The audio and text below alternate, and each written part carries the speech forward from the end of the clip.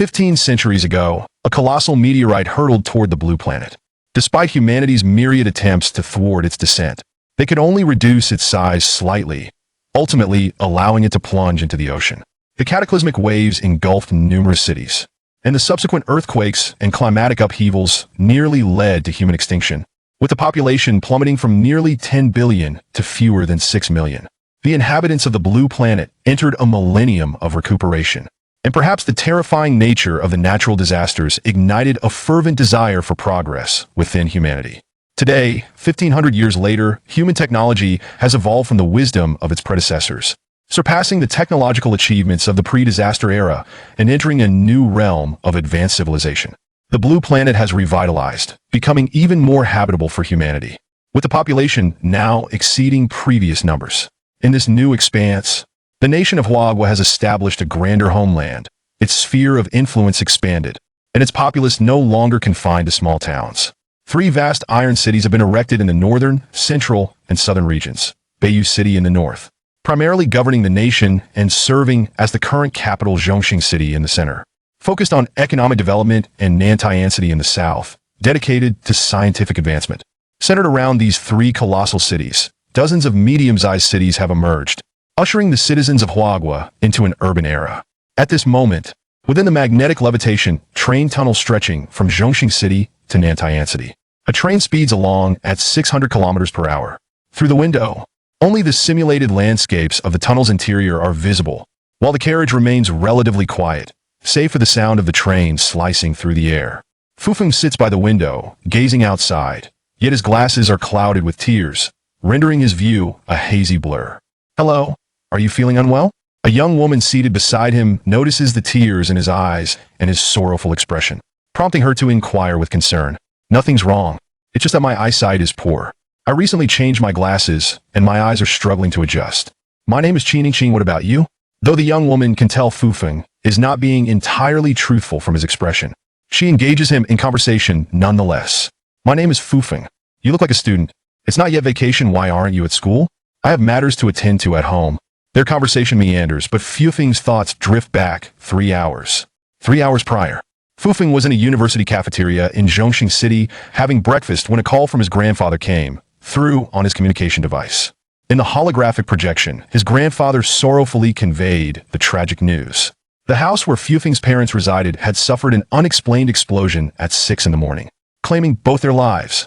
He urged Fufeng to return home immediately. Fufeng's grandfather lives alone in an old house, thus escaping the disaster, while Fufeng's sister was fortunate enough to be away, participating in a selection process for a newly established department within the National Space Forces. His grandfather decided not to inform her of the tragedy for the time being, as Fufeng grappled with the overwhelming grief and confusion of losing his parents. An unfamiliar voice rang through his phone, devoid of any personal projection, warning him that the circumstances surrounding his parents' deaths were suspicious and advising him to remain on campus for his safety. After contemplating for an hour, driven by a desire to uncover the truth behind his parents' untimely demise, Fufeng resolved to return to the city where they had lived, regardless of the dangers that might await him. "I graduated from university just a year ago." "What year are you in?" "I'm in my 3rd year, set to graduate next year, studying the maintenance of various space equipment." As their conversation continued, the magnetic levitation train came to a halt, having reached a mid-city stop to let passengers on and off. When Fufeng expected the train to resume its journey, he noticed that it remained stationary, and 3 individuals clad in black suits and sunglasses entered the carriage. The trio scrutinized the seat numbers and the occupants, and upon reaching Fufeng's seat, one of them inquired, "Are you Fufeng?" Fufeng remained silent, uncertain of their intentions. "No need to deny, you must accompany us for a moment," one of them insisted, as they reached to take him away. Just as they were about to forcibly remove him, Qing rose, her demeanor unwavering. "Who are you? What authority do you have to take him?" All eyes in the carriage turned toward the 3 individuals, confused as to why the train had halted to allow them entry. Fufeng glanced at Qing. His own preoccupations had kept him oblivious to her presence until now. He now recognized her striking beauty, rivaling that of any celebrity, with her tall stature, oval face, and cascading hair, all complemented by a fashionable professional ensemble that exuded an alluring charm. "We are from the Space Security Bureau. He is connected to a significant security incident and needs to cooperate with our investigation. Here are our credentials." One of the men produced a document from his pocket, and handed it to Qin Yingqing.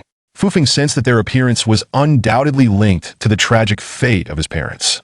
Recalling the warning from the unknown caller, he concluded that these individuals were not ordinary agents, especially given their ability to halt the train for their purposes. "Miss Qin, there's no need to worry, I will go with them." "Thank you," he said to her, then turned to the three men. "I will accompany you, please do not make things difficult for her." Standing, he slung his backpack over his shoulder. Qin Yingqing stepped aside to let him pass, then pulled a business card from her bag and handed it to him. "Fu Feng, if you need anything, you can reach out to me. This is my card." Fu Feng accepted the card and tucked it into his pocket, then was escorted out of the carriage by the three men under the gaze of all the other passengers.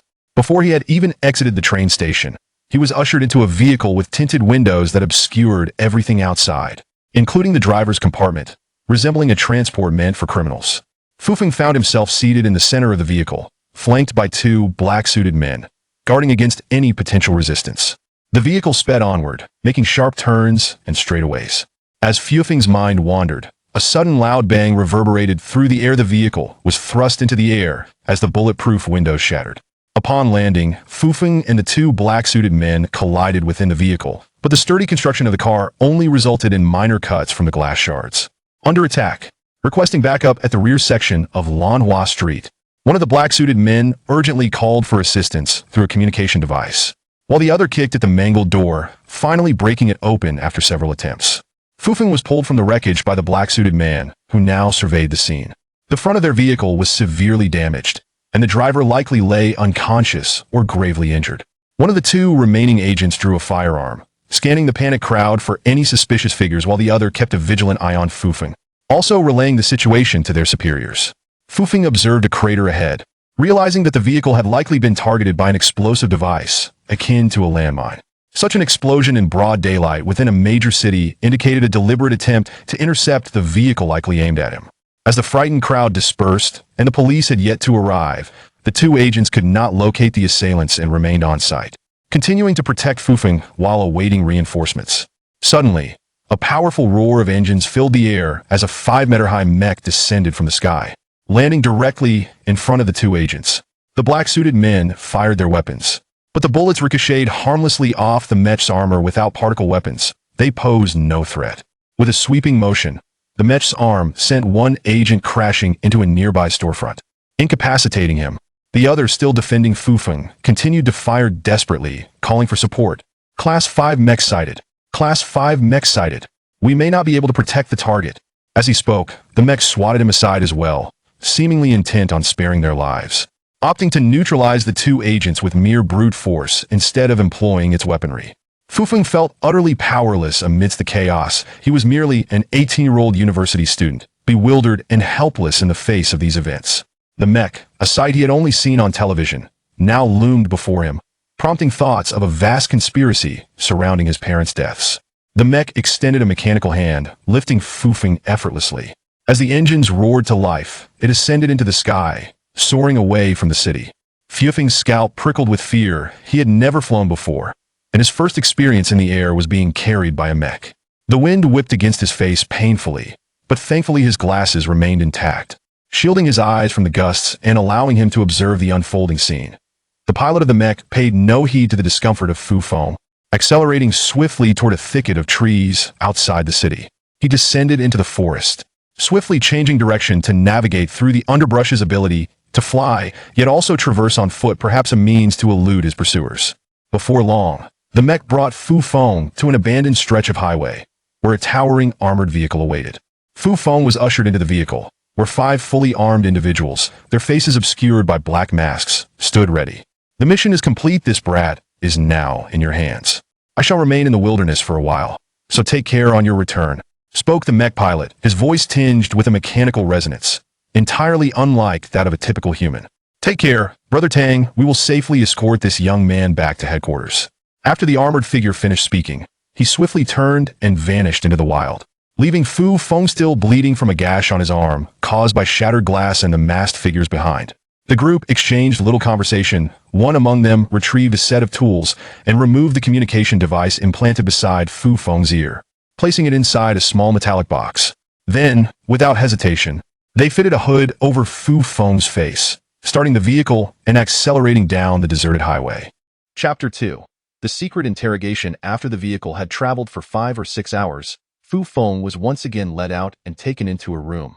When the hood was removed from his head, he found himself in an enclosed chamber, accompanied by 3 masked individuals, one dressed in formal attire, another in combat gear, and the last clad in a dress, presumably a woman. Fu Feng sat in the chair that had been assigned to him.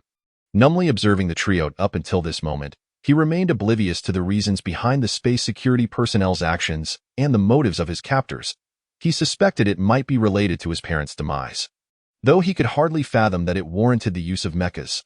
"Let us begin," the man in formal attire instructed, revealing himself to be a middle-aged individual. The one in combat gear pressed several adhesive patches from the instruments in front of Fu Feng onto his forehead, signaling to the middle-aged man that they were ready. "Are you Fu Feng, the son of Fu Wenrong?" "Yes, but why have you taken me?"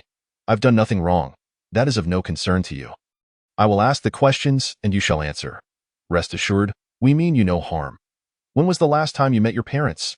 "I have been at school for the past 4 months and have not seen my parents. I haven't seen my father in over a year. I only know he is on a mission in outer space." "Has your father contacted you since returning from the space base?" "No, I have no idea when he returned." "Has he sent you anything?" "No, I have not received any correspondence from my parents in the last 6 months. Have your parents ever contacted you by phone or online?" "No, I've been quite busy with my studies this semester, and they understand that, so there has been no communication." The middle-aged man glanced at the individual in combat gear, who checked the LCD screen before reporting, "Everything is normal. There are no fluctuations. Proceed with your method," the middle-aged man instructed the woman beside him. The woman approached Fu Feng, producing a necklace and instructing him to focus on it as she waved it before his eyes. Fu Feng's eyelids grew heavy as he fixated on the swaying pendant, eventually closing his eyes and surrendering to a state of deep hypnosis. "What is your name?" a voice echoed in the void of his consciousness, compelling him to respond. "Fu Feng, in the past 3 months. Have your parents given you anything?" "No." "Has your father ever provided you with any written or verbal information?" "No." The lie detector showed no issues, and the deep hypnosis yielded no significant revelations. This boy likely knew nothing of value. Once he awakens, return his communications device, tend to his injuries, and release him.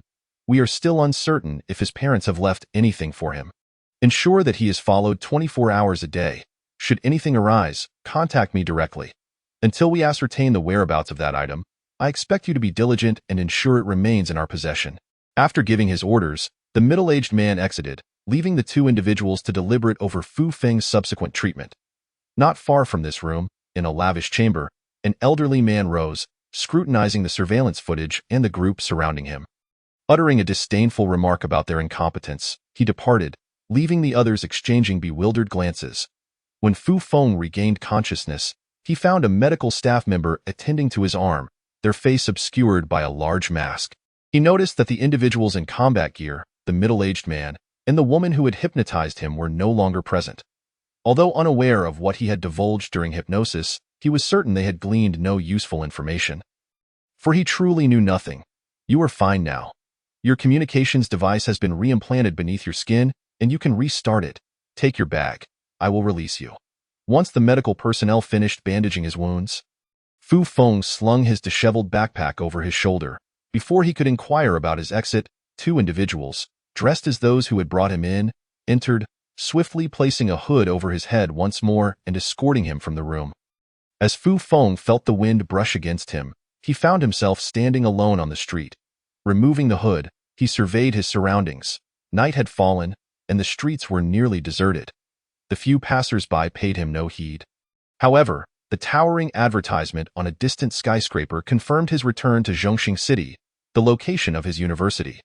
The gleaming emblem of Xinjiang Group at the pinnacle of the building seemed to mock him with its flickering light. Fu Feng located a bench by the street, retrieved his handheld computer, and accessed the communication company's page. Entering the reboot password for the device implanted behind his ear, he soon heard a beep indicating the restoration of functionality. This device could only be implanted after one turned 16, utilizing the body's bioenergy without the need for charging. When paired with specially designed glasses or contact lenses, it could project images within the lenses.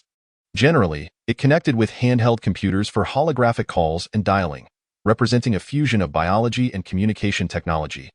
Fu Feng dialed his grandfather, recounting the day's events and advising him to remain vigilant, also asking him to alert his sister, Fu Yin, to exercise caution. After a prolonged silence, his grandfather sighed before responding, "You need not return tomorrow. Your parents perished in the explosion, leaving nothing behind. I will handle the subsequent matters. It is safer for you to stay on campus. As for the future, we will see how it unfolds." Fu Feng agreed to remain at the university for his safety, and they ended the call. His grandfather, a retired factory worker specializing in engine components, was nearing 70 and found himself powerless to resolve such a crisis, merely left to observe its progression. From his grandfather's tone, Fu Feng inferred that these individuals might have already visited him. His sister, participating in a selection at her academy, likely remained unaware of their parents' fate. After the conversation, Fu Feng sat on the bench, watching the occasional vehicles pass by, feeling lost and uncertain of what awaited him the following day. From the moment he learned of his parents' tragic fate to the appearance of the space security personnel, followed by his abduction and subsequent interrogation in Zhongxing City, everything felt surreal. He yearned to uncover what his father had brought back from outer space that warranted such relentless pursuit of his family after his parents' demise. Yet, they had never confided in him, and he was oblivious to any contact his father might have made upon returning. Wounded and weary, Fu Feng returned to his dormitory at the university. His roommate, Yang Xinyu, looked at him in astonishment and asked, "Fu Feng, I thought you had family matters to attend to? Why are you back? You look as though you've been robbed. Did you not leave Zhongxing City?" "I was intercepted on the way and brought back to Zhongxing City. This matter does not concern you, and I cannot disclose any details. Please refrain from inquiring further." "Seriously? Someone really robbed you, and then brought you back to Zhongxing City? This seems rather odd. Today at noon, someone came to our dormitory to search, and it might be connected to you." "Someone searched the dormitory?" Fu Feng furrowed his brow, intrigued. "Yes, it was baffling. We are just ordinary students and have had no dealings with anything classified. Earlier today, a person claiming to be a teacher forced me out of the dormitory while searching for something, perhaps your belongings. Check to see if anything is missing." Fu Feng glanced around and noticed signs of disturbance on his bed and in his belongings. "It's nothing. That if they want to search, let them. I have no secrets. They cannot take anything of value from me." Fu Feng replied to Yang Xinyu. "Just be cautious. Although this matter does not involve you, it could inadvertently affect you. Who dares to touch me? I'll have my father unleash the Zhongxing City Guard mechas. Those are Class 5 combat units. They de-wipe them out. Besides, our school trains future space mechanics. It's a national priority. You know the worth of a space mechanic? It ranks just below that of a spaceship pilot. No one would dare to act recklessly. Understood? Your father is formidable. However, this situation does not concern you. I'm still trying to comprehend the specifics. Let us wait until I have a clearer understanding of what has transpired." Fu Feng recognized that Yang Xinyu's father was the commander of the Zhongxing City Guards, wielding considerable authority. Should he request assistance from Yang Xinyu, he would undoubtedly appeal to his father on Fu Feng's behalf. However, given the unclear circumstances and the potential gravity of the situation, he wished to shield his closest friend from any danger. Should this matter adversely affect his father, he would refrain from disclosing the specifics, merely informing him of its existence and advising him to remain vigilant regarding his personal safety. Fu Feng believed that no one would dare to harm Yang Xinyu. Tired from the day's events, Fu Feng decided to rest without changing his clothes. Yang Xinyu, wanting to inquire further, glanced at Fu Feng's blood-stained attire and weary countenance, but chose to hold back his questions. Merely sighing at Fu Feng's silence regarding his parents and the inexplicable circumstances of the day. Chapter 3. The space base. The following day, Fu Feng awoke and donned a fresh set of clothes. Placing a business card belonging to Qin Yingqing, which he had retrieved from the pocket of his old garments, into his backpack, he held a favorable impression of this high-achieving, attractive girl of his age, who had consistently alleviated his sorrows through their conversations and had even come to his aid when he was taken away on the train. At that moment, Yang Xinyu entered the room and remarked, "Fu Feng, a beautiful woman is looking for you. She's just outside." He raised his eyebrows mischievously, as if he had suddenly discovered Fu Feng's romantic prospects. Stepping outside, Fu Feng encountered a simply dressed woman with very short hair. Appearing to be in her 20s, standing at the doorway, he welcomed her into the small living area of his dormitory.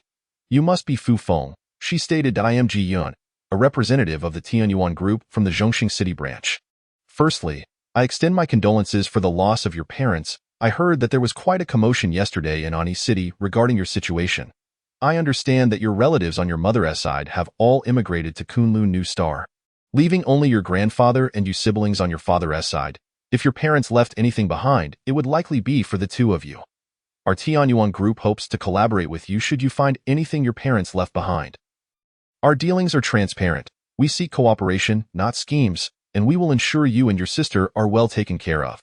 Miss G, Fu Feng replied, I am unaware of what you are searching for. But I can assure you that my parents left nothing for my sister and me. I request that you cease your repeated inquiries into my family. Please leave immediately. This is a school, not my home, and I ask that you do not disturb us again. Fu Feng understood that her visit was likely not for benevolent reasons, and indeed, her questions ignited his anger, prompting him to issue an eviction command. The young woman, however, remained unfazed, rising to leave the dormitory while advising, if you encounter difficulties beyond your ability to manage, it would be wise to seek our assistance. Once Ji Yun departed, Yang Xinyu entered. Observing Fu Feng's angry demeanor and expressing his concerns. What happened? Did that woman upset you? It's nothing, merely a matter of mood, Fu Feng replied, retrieving his handheld computer to search for news related to the explosion in his city. To his dismay, he found no reports of any incident. Further investigation into the events of the previous day in Ani City yielded similarly blank results. He pondered who possessed such influence to obscure even the occurrence of mech abductions. Opening his email, he discovered an unread message from his girlfriend, a letter that, upon reading, left him in disbelief. It was a breakup letter. Liang Jing had attempted to contact him throughout the day before resorting to sending her father's ultimatum via email. Her father, a senior executive at the Tianyuan Group, had learned of Fu Feng's situation and insisted that she end their relationship due to the peril he was embroiled in. The closing line, "Take care," confirmed to Fu Feng that the woman he had shared over 2 years with had chosen to sever their bond. Having already endured the loss of his parents, the abduction, and now the disheartening news of his girlfriend's departure, Fu Feng finally succumbed to the weight of his tribulations, his vision darkening as he collapsed backwards. Losing consciousness, Yang Xinyu, engrossed in his reading nearby, rushed to catch him, preventing his head from hitting the ground. Calling out to Fu Feng with no response, he promptly dialed the school's emergency number for medical assistance. When Fu Feng regained consciousness, he found himself in a hospital room, greeted by 2 uniformed individuals adorned with the insignia of the Space Forces. Upon noticing his awareness, they introduced themselves as members of the unit to which Fu Feng's father had belonged. Stating they had several questions to pose. Please proceed. I will answer any inquiries to the best of my ability, Fu Feng said as he sat upright, having merely fainted from emotional exhaustion, bolstered by his generally robust health after a few hours of rest. First and foremost, we extend our sincerest condolences regarding your parents' tragic fate. Your father was an exemplary soldier, and there are individuals seeking something significant related to him. He detonated a small high-energy explosive, sacrificing himself alongside those pursuing him. An investigation is ongoing, and you will be informed of the details in due time. We are here primarily to solicit your consent. Given your circumstances, the higher-ups wish for you to join the newly established Xuanjin unit of the Space Forces. The specifics will be revealed upon your acceptance, which is also the most prudent measure for your safety. Your sister will be joining the unit as well, and there is no need for concern regarding your grandfather. Arrangements will be made. Fu Feng had never heard of the Xuanjin unit, yet he hesitated to abandon his education, despite having completed most of his coursework, leaving only practical training. His aspirations lay in engaging with various technologies in space, and relinquishing that dream felt unsatisfactory. However, given his current predicament, joining the Xuanjin unit might indeed be his best course of action. He was acutely aware that those who had abducted him would not cease their pursuit of the information they sought. With his girlfriend gone, he found himself desiring a change of environment. Very well, I am willing to join, Fu Feng ultimately resolved after some contemplation, choosing to depart from the university and embark on a new chapter of his life. Excellent. It appears you have recovered well. There is still some time before nightfall. Please gather your belongings and bid farewell to your friends. We will proceed to the capital. We will handle matters with the university. With that, the two exited the room. Fu Feng, descending from the hospital bed, did not inquire about any fees and returned to his dormitory. Finding Yang Xinyu absent, he called for him to return. When Yang Xinyu arrived, breathless from haste, Fu Feng had already packed his belongings into a suitcase and a backpack, the entirety of his possessions. Why are you back in the dormitory instead of resting in the hospital? And what's this luggage for? Are you going somewhere? Yang Xinyu asked, puzzled by Fu Feng's apparent preparations for departure. Fu Feng waved his hand to silence further questions, stating, I am leaving the school and will not be returning. Is it the Space Forces who are taking you away? Are you joining them? Yang Xinyu inquired, his curiosity piqued. Something along those lines. Those specifics are not for discussion. Just know this, and if others inquire, tell them I'm taking a leave of absence. That's all. Yang Xinyu refrained from pressing further, recognizing that graduation was approaching and their paths would soon diverge. He accompanied Fu Feng to the plaza in front of the dormitory, where a black vehicle awaited. Until we meet again in space. Fu Feng bid farewell to Yang Xinyu. Until we meet in space. Yang Xinyu echoed, feeling a pang of reluctance as Fu Feng entered the vehicle. Their bond had been akin to that of brothers over the past 3 years, and parting was a bittersweet affair. Upon arriving at a vast space base on the outskirts of the capital, Fu Feng was awestruck by the sight before him. Countless enormous spacecraft lined the tarmac, numbering in the hundreds, each several hundred meters in length, resembling slumbering beasts awaiting their pilots to unleash them into the cosmos. Numerous smaller space shuttles soared through the air, while various types of mechas traversed the ground, lending an air of bustling activity to the base. Fu Feng was aware that within Huagua, there were 5 major space bases, 3 of which were state-owned: the Bayou City Space Base near Bayou City, also known as the Great Wall Space Base, the Yellow River Space Base near Moshing in the northwest, and the Yangtze River Space Base along the southern coast. The remaining 2 were operated by the Tianyuan Group and the Yunjing Group, both substantial facilities responsible for transporting personnel and cargo to outer space, with corresponding spaceports located in various directions beyond the atmosphere. The spacecraft stationed at the Blue Star Space Base appeared diminutive compared to those meant for deep space exploration, which, as Fu Feng had heard from his father, could measure kilometers in length, with even the smallest vessels nearing a kilometer. Although the average person often learns about and sees space stations and spacecraft through books or television, standing in front of these tangible marvels of technology often evokes a sense of insignificance. At this moment, Fu Feng feels that trivial matters, such as a breakup with a girlfriend, pale in comparison to the grandeur before him.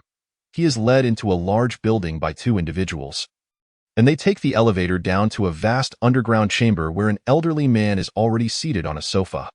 Clad in casual attire without any insignia, his hair is somewhat grizzled, suggesting he is in his 50s, and his countenance exudes an air of authority typical of someone in a position of power. The 2 individuals who accompanied Fu Feng exit, leaving him alone with the elder. Aware of the man's significant status, Fu Feng chooses a seat 5 or 6 meters away, feeling uneasy and refraining from initiating conversation, patiently awaiting the elder's words. You are the son of Fu Wanrong. Your father has encountered an unfortunate incident, and we bear some responsibility for it. We failed to foresee the gravity of the situation when we granted him leave, allowing others to exploit the opportunity. At this juncture, the door to the room swings open, and 2 more individuals enter, prompting the elder to cease speaking. We will need to extract your communication devices and trackers. Please bear with us. The notion of possessing a tracker sends a shiver down Fu Feng's spine, but recalling his harrowing experience of being abducted and interrogated, he understands that his release was intentional. Those who had taken him likely hoped he would uncover something upon regaining his freedom, only to be recaptured in pursuit of the items his father had left behind. Before long, aside from the communication devices, a minuscule object, no larger than a sesame seed, is extracted from his spinal area. The individual responsible for the extraction explains that this device not only possesses tracking capabilities but also listening functions and the potential to detonate specific bodily parts. The realization that he had been carrying a miniature bomb fills Fu Feng with trepidation. Had he not been brought into the Space Force, his very life would have been at the mercy of others. Chapter 4. The Genesis of Martial Arts. Once the room is again just the elder and Fu Feng. The elder speaks. You need not fear these devices. They are merely rudimentary tactics. They would not dare to brazenly detonate the son of a Space Force soldier. These are simply methods of surveillance and intimidation. Now that you have witnessed the specifics of the base, what thoughts occupy your mind? Aside from astonishment, I have little else to contemplate, Fu Feng replies candidly. Humanity has thrived on this planet for a considerable duration. Yet the advancement of technological prowess is relatively recent. When humankind faced daunting challenges in technological breakthroughs over 3 centuries ago, two remarkable scientists emerged in our nation, Qin Tianyuan and Zhao Yi. Qin Tianyuan resolved the issue of controlled nuclear fusion, liberating energy from being a constraint on the development of Blue Star, particularly with the ability to manipulate the scale of controlled nuclear fusion and energy output.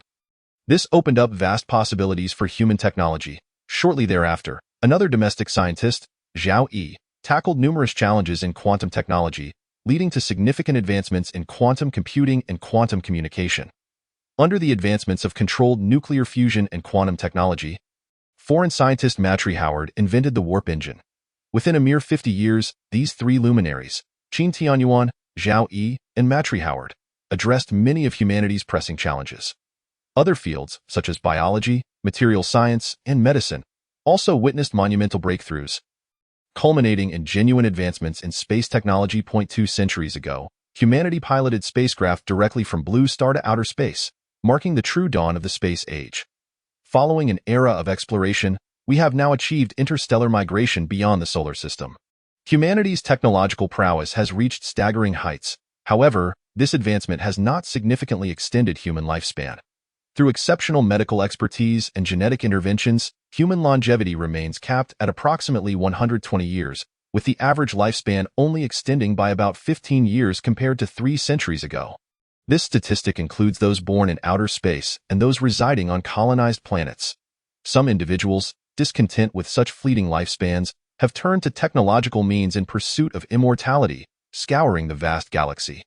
30 years ago, the Yunjing Group's fleet in outer space discovered a page of scripture made from a special material on a distant planet. By deciphering it, alongside ancient texts, they uncovered a cultivation method suitable for human beings. During this period, all spacecraft in outer space began searching for this cultivation method, and significant powers both domestically and abroad have found corresponding techniques, with some having studied and practiced for over 20 years. Marking the inception of martial arts. Martial arts? Fu Feng muses, unfamiliar with the concept. Could it be akin to the martial prowess of ancient masters? Your father's recent affair is indeed related to martial arts. They discovered a cave once inhabited by humans on a planet named Linghua, unearthing numerous scriptures. These have been claimed by the state, but a certain egg-shaped stone was deemed inconsequential and classified as an unimportant item, which your father subsequently took as a personal possession. Recently, one of the individuals who returned from the expedition with your father sold the details of the adventure to the Yunjing Group. A senior ancient studies researcher within Yunjing recognized the egg-shaped stone from the images, realizing it resembled the egg of a formidable beast from ancient times, the legendary phoenix's egg. Consequently, the Yunjing Group dispatched personnel to seize it from your father. It appears he was unwilling to relinquish it, leading to the ensuing events. The Yunjing Group did not anticipate your parents' resolute stance, resulting in the immediate detonation of a small high-energy bomb, taking the lives of all who were sent to retrieve it. Subsequently, you were taken by the Space Security Bureau in Enyi City. In truth, I orchestrated that, fearing for your safety. Little did I know they would deploy 5 classes of mechas to abduct you. Fortunately, they found nothing on you and released you. Fu Feng was already aware of the preceding history. The current Tianyuan Group is established by the descendants of Qin Tianyuan, while the Yunjing Group is founded by the heirs of Zhao Yi. The state is grateful for their ancestors' monumental contributions to humanity and thus provides support. However, after 2 centuries of development, these entities have evolved into colossal commercial powerhouses, second only to the state, engaging in myriad sectors, with the exception of national security and stability, which remain untouchable. Nevertheless, the actions of the Yunjing Group against his parents, culminating in their deaths, have etched a deep-seated desire for vengeance within Fu Feng. He vows to repay this grievance in due course. Fu Feng is uncertain why the elder has divulged so much information, but he now understands the circumstances surrounding his parents' demise and has grasped the concept of martial arts, likely the very discipline he will be studying in the Xianjin division. Thus, the purpose of my discourse is to familiarize you with the background of martial arts. Dedicate yourself to mastering it. We will gradually address the matters concerning your parents. Your sister has also participated in the martial arts selection and will join you in your studies. For the time being, consider the Xianjin division your home. Your father was once my finest soldier. The best we can do for him is to facilitate your and your sister's rapid growth. I hope you will not disappoint me. Upon exiting the room, Fu Feng is escorted through several thick doors and checkpoints before boarding what appears to be a maglev vehicle, traversing a tunnel to another base below. As he is led to the surface. He observes a tranquil environment, with only 6 or 7 moderately tall buildings surrounding a spacious square, devoid of many people. This is the martial arts training base, not far from the space base. Starting tomorrow, the seeds selected from across the nation will gather here to study martial arts. I will take you to your accommodation. You may rest here today, and feel free to communicate with the administrative staff if you require assistance. The soldier guiding Fu Feng explains. Furrowing his brow, Fu Feng inquires, "Where's the cafeteria? I haven't eaten in over a day. You should have mentioned it sooner. Why endure hunger? Come, let me take you to eat something first. Then to your lodging." The soldier leads Fu Feng to a large cafeteria, where he enjoys a sumptuous lunch before guiding him into a dormitory building. They enter a room resembling a university dormitory, a 2-person suite with a spacious common area, though the sleeping quarters are separate. Your suitcase and backpack will be delivered tomorrow. You can collect them then. Well, I must return to the space base. I wish you success in your martial arts studies. Brother, may I ask about the identity of the person who received me at the base? Don't you know? He is Vice Commander Chi of our space base. General Chi Huayuan. Your father served under him, which is why he agreed to meet with you. Fu Feng is unfamiliar with General Chi. His father has spent years executing missions in space and rarely mentions work when home. Over the years, Fu Feng has only learned that his father served in the Space Force, while his mother worked as a government employee in the administrative department of Nantian City.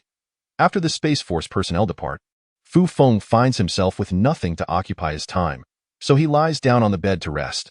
Reflecting on the events of the past few days causes a throbbing headache, and he soon drifts off to sleep, still clad in his clothes. As Fu Feng awakened once more, it was already deep into the night. He flicked on the light, choosing not to succumb to sleep again, but rather to contemplate his future. With his sister soon to arrive, his only concern was the safety of their grandfather. Yet, he found solace in General Chi's assurances that they would safeguard him. Since he could not become a space mechanic, he resolved to diligently practice martial arts, despite his uncertainty regarding its true nature. Given that it was something pursued by both the state and major corporations, it must surely be of the highest caliber. The demise of his parents lay at the hands of Yunjing Group, a colossal entity that made revenge seem an arduous task. Nonetheless, he felt an unwavering determination to avenge this grievance. As dawn began to break, Fu Feng made his way to the dining hall for breakfast before proceeding to the square to await his luggage. That moment, many individuals clad in casual attire appeared in the square. Likely instructors and staff from the martial arts training base, also waiting for the incoming students. Approaching 10 o'clock, military vehicles rolled into the square, disembarking a throng of youthful boys and girls, each dragging their suitcases and adorned with bright smiles. Among them were a few youths of a similar age to Fu Feng, though they comprised only a third of the group. He even caught sight of several children, merely 11 or 12 years old. But the majority seemed to be around 15 or 16. Please form an orderly line. Gentlemen on the left, ladies on the right. A figure holding a megaphone announced to the boisterous crowd. Instantly, the throng fell silent, as individuals weaved through the crowd, steadily gathering in the designated order. Within a minute, everyone assembled, awaiting the next set of instructions. Now we shall allocate dormitories and classes. Upon being assigned to a class, please follow your designated instructor, who will guide you to your accommodation. Martial Arts Class 1. Yijia, Shuqiyang. Li Yinglong. Fu Feng stood at the entrance of a building, observing the scene unfold before him. As names were called and individuals stepped forward, he deduced that the class divisions were likely based on age, aimed at minimizing potential troubles, with each class comprising 20 students. When his sister's name, Fu Yin, was announced, he spotted her with her newly cropped hair, brimming with excitement. Though she was just over 15, she had already grown to over 1.7 meters tall, her delicate features and large eyes marking her as a striking beauty. The thought that she had lost their parents at such a young age, robbed of familial bliss, caused a pang of anguish in Fu Feng's heart. He shut his eyes tightly, unable to bear the sight of her innocent figure. "Let me protect you from now on, as an elder brother should," Fu Feng silently vowed. Chapter 5. A father's gift. Once all the students had been escorted away by their respective instructors, Fu Feng took stock of the situation. There were precisely 50 classes, totaling 1,000 students. Adding himself made it 1,001. The instructor with the megaphone called out again, "Who is Fu Feng? Please come to collect your luggage." Fu Feng dashed towards the vehicle, retrieving his backpack and suitcase as directed. Upon returning to his assigned quarters, he discovered that someone was already there. The newcomer was of a similar height, slightly over 1.8 meters, with a sturdier build and a rather handsome face. Hello, I am Gu Qingyuan. Greetings, I am Fu Feng. From this point onward, we shall be comrades in the pursuit of martial arts. Let us introduce ourselves in detail. I am a fourth-year student at Beiyou University, recommended by my parents to participate in this selection. Initially, I approached it with a mere sense of trial, yet I was fortunate enough to be chosen. My parents are both military personnel, and you?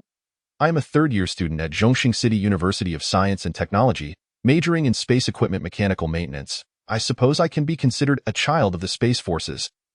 But due to some family issues, I was sent here without participating in the selection process. I am 19 this year. How about you? I am 18. Very well. I shall henceforth call you by your name or Feng Di. And you may refer to me as either my name or Gu Gu. After a brief exchange and mutual acquaintance, they began to unpack their belongings. Attention all students, please gather in the grand conference room at precisely 7 o'clock after dinner. Failure to attend will result in the forfeiture of your martial arts enrollment and expulsion from this institution. As they arranged their items, an embedded speaker in the living room relayed the announcement. Such strict measures for missing attendance, remarked Gu Qingyuan from the adjacent room. Fu Feng quickly tidied his luggage and approached the living room, inquiring of Gu Qingyuan, Brother Gu, which class are we in? Are you unaware? Oh, you entered directly. Your name was absent from the list in the squared. We are in martial arts class 3. Likely because those in the first two classes are slightly older than us. I wonder what this martial arts training entails. I suspect it is not the same as the martial arts and skills prevalent in society. Fu Feng had gleaned some insights from General Qi. Understanding that this martial arts training differed significantly from what was commonly known in society, it cannot be mere martial arts or skills. Although I am not entirely certain, consider this. You were selected to come here solely for that purpose? Indeed. But since even the adults in our families recommended it, it must hold considerable value. Regardless, we are here now, and we shall learn what it entails in due course. With ample time remaining and lunchtime approaching, Fu Feng decided to wait for Gu Qingyuan to finish organizing before heading to the dining hall, planning to eat before seeking out his sister. After consulting with the staff, he located his sister's room in the girls' dormitory. He stood at the door, collecting his emotions and striving to mask any signs of sorrow. After 3 knocks, the door swung open to reveal a round-faced girl, who regarded Fu Feng with curiosity. I am looking for Fu Yin. Does she reside here? Yin Yin, there's a handsome guy looking for you. Hurry out. The round-faced girl called out loudly, attracting the attention of several other girls from nearby rooms, who peeked out, bewildered by the sudden male presence so shortly after their arrival. Who is looking for me? Fu Yin emerged from her room, her eyes widening in disbelief as she spotted Fu Feng. After a moment of astonishment, she finally spoke. Gu? It is I, Fu Feng replied, observing her incredulous expression. Is it really you? How wonderful. With that, Fu Yin rushed forward, embracing Fu Feng tightly. Calm down. Be mindful of your surroundings. This is not home, Fu Feng gently reminded his overly excited sister, while the round-faced girl looked on, bewildered by the affectionate reunion. Fu Yin released Fu Feng but continued to hold his hands tightly, eagerly inquiring about how he had arrived there as well. I, being the exceptional talent that I am, was naturally recruited directly, without the need to participate in the selection process like the rest of you. Upon entering Fu Yan's room and after being introduced to the round-faced girl, who identified herself as Xiezi Xuan, she promptly excused herself to avoid interrupting the sibling reunion. That cannot be. When Dad sent me to the selection, he never mentioned you. If you were specially recruited, he would have certainly informed me. Fu Yin remained skeptical of Fu Feng's claims. That is because I was only recommended by the school a few days ago. And even Dad is unaware. Enough of that. Now that we are here, let us focus on studying martial arts. Do not dwell on other thoughts. We must remain determined to achieve results or not return home. Absolutely, I have heard that everyone recruited this time has some background. If we, as siblings, do not attain good results, it would be a disgrace to our parents. Do not worry, brother. Perhaps I may prove to be even more formidable than you. Fu Yin declared confidently to Fu Feng. Then let us see who excels more in the future. Oh, by the way, before I came to participate in the selection, Dad gave me something to take good care of. Though I am uncertain of its nature, Fu Yin said, producing a small paper box from her suitcase and handing it to Fu Feng. Upon opening the box, Fu Feng discovered an object the size of a fist. Appearing gray and unremarkable, resembling an ordinary stone. Aside from its egg-like shape, there was nothing particularly striking about it. Could this possibly be something our father brought back from another planet? Why would he give it to my sister? Fu Feng pondered, feeling a twinge of fear for his sister's safety, considering that she had come directly here after the selection process. Had she ventured out alone, those individuals would undoubtedly have taken advantage of her vulnerability. I do not know what this is, but since father entrusted it to you, it must hold some significance. Please safeguard it well. It may prove useful in the future. Also, do not disclose to anyone that you possess it. Fu Feng advised his sister, refraining from elaborating further. He feared that if she learned of anyone seeking this object, and that their parents had perished because of it, she might be compelled to dispose of it immediately. No, brother, I do not want this stone. Since I have had it, I have been plagued by nightmares each night. It is better for you to keep it. Fu Yin expressed her aversion to the stone, recounting how ever since her father had given it to her, she had been tormented by nightmares, whether being pursued by monsters or falling from great heights. Leaving her terrified, Fu Feng regarded the egg-shaped stone with intrigue. How could this stone cause nightmares for my sister? Yet, he contemplated that it would be prudent to keep it with him, to mitigate any potential misfortune that could arise from its presence in her possession. Thus, he acquiesced to his sister's plea to safeguard this relic left by their father. Feng Fu engaged in a brief conversation with his younger sister, advising her to refrain from contacting their family for the time being, to calm her mind and diligently pursue her martial arts training. He suggested that she should reconnect with their parents and grandfather only after achieving some proficiency, assuring her that she could seek him out should she encounter difficulties. His sister, Fu Yin, nodded in agreement, her spirits lifted. After all, amidst the throngs of people, the bond between the two siblings was indeed a rarity.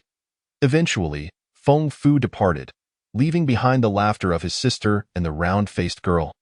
Xie Xuan. Upon returning to his dormitory, Feng Fu found Gu Qingyuan absent. Likely having gone to socialize, he retreated to his room, closing the door behind him. From his backpack, he retrieved the stone egg, pondering where to place it. Surrendering it was out of the question. It had cost him his parents, and he could never hand it over to the space base. Feng Fu examined the stone egg once more, but still found nothing remarkable about it. The most commonplace places often provide the greatest security, he mused, deciding to place the cardboard box on the desk beside his bed. He then extracted some frequently used books and a pen holder from his suitcase, arranging them atop the desk in a manner that appeared cluttered yet organized, making the box resemble an ordinary gift container, thus less conspicuous. At that moment, Gu Qingyuan returned, noticing that Feng Fu's door remained closed. Assuming his friend had not yet returned, he muttered to himself, "Has Feng Fu really found friends so quickly? It hasn't even been a day. I've been visiting dorms for half the day and still haven't found like-minded individuals. I need to check a few more places." With that, he exited again. That evening, after all had dined, the staff guided everyone to a venue larger than a basketball court. Inside, there were no seats, only numerous cushions, compelling everyone to select one to sit upon. Once seated, every cushion was occupied, perfectly matching the number of trainees present. Shortly thereafter, a group of individuals clad in pale gray garments ascended a platform at the front. Their attire, reminiscent of ancient clothing, exuded an air of antiquity. Thankfully, no one was absent. All 1,001 individuals were present. A middle-aged man, with a serious demeanor, approached the microphone to address the audience. Flanked by 10 others who similarly wore stern expressions as they regarded the trainees. "I am the head of this martial arts base, namely Guofeng, though you may also refer to me as Minister Li. Except for one among you, all have undergone rigorous selection to gain entry into this base." Feng Fu understood that the one who had not participated in the selection process was himself. Yet he paid it little mind. After all, the only person here who knew him was his sister. Even if he were afforded special treatment, it was likely due to the influence of Deputy Commander Chi from the space base. Any objections could be directed towards him. Chapter 6. The reality of martial arts. You all harbor numerous questions, and tonight, I shall endeavor to address them. What is martial arts? Why was this martial arts base established in this interstellar age? Is it necessary to develop pursuits beyond technology? In your understanding, humanity boasts colossal spacecraft, powerful manned and unmanned mechas, agile aerospace fighters, particle cannons, and laser defense weaponry. We have even developed energy shields, with deep space posing no threats. If you think this way, you are gravely mistaken. Over the past 2 centuries, in our exploration of deep space, we have lost over a third of our existing space capabilities. Such a cost has only been incurred while exploring a mere fraction of the Milky Way, rendering these efforts insignificant in the grand scheme of the galaxy. During our explorations, human physical limitations have become a significant factor constraining our range of exploration, chiefly insufficient lifespan and inadequate physical strength. Despite over a century of attempts to unlock human potential, various methods have proven ineffective, as if constrained by the very fabric of existence. This situation changed 30 years ago when a space exploration team from Yunjing Group discovered a page of scripture on a dying planet once home to life. After study, it was revealed to be a method for cultivating the human body. Compared to ancient text from Blue Star, the cultivation techniques were viable. Other space bases, upon learning of this, dispatched numerous spacecraft in search of similar texts. And after many years and considerable sacrifice, several comparable scriptures were unearthed. Our nation, over 20 years ago, acquired 2 texts and selected nearly 10,000 soldiers for training, resulting in over 500 successful cultivators. However, merely possessing the cultivation method is insufficient. One also requires rare resources, such as the famed 1,000-year ginseng and 10,000-year turtle blood.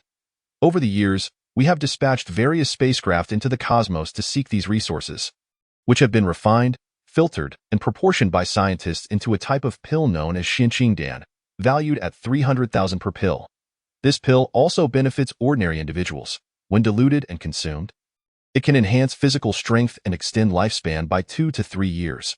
However, for non-cultivators, these benefits are limited and do not provide perpetual enhancement. In your future training, you will each receive a Xinqingdan pill monthly, a testament to the state's substantial investment in your development, with the expectation that you will reciprocate in kind. The path of martial cultivation diverges significantly from the martial arts performances seen on the streets. It is categorized into 3 realms: true pulse realm, mysterious bone realm, and divine spirit realm. The specific delineations will be explained to you by your instructors later. Through years of study, it has been determined that the optimal age for cultivation is between 10 and 20, with 14 to 16 being ideal, which is why many younger individuals are present among the trainees. You should be aware that upon reaching the true pulse realm, one can unleash a force exceeding 1 ton with a single punch.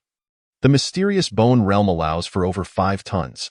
The divine spirit realm is beyond measurement, capable of shattering 6 categories of mechas with a mere fist. This is just the power of one's fist. When combined with weaponry and martial techniques, the destructive capability increases dramatically. Attaining the divine spirit realm can rejuvenate individuals of middle age, effectively prolonging their lifespan. Moreover, it enables one to fly nearly 100 meters through the air and survive unprotected in space for over 10 minutes. Whereas an ordinary person would struggle to last even a minute. At present, only one individual has successfully reached the divine spirit realm: Zhao Qingyun from Yunjing Group. The specific abilities of the divine spirit realm remain largely unknown. Only when someone here also breaks through to that level will we ascertain the full extent of its powers.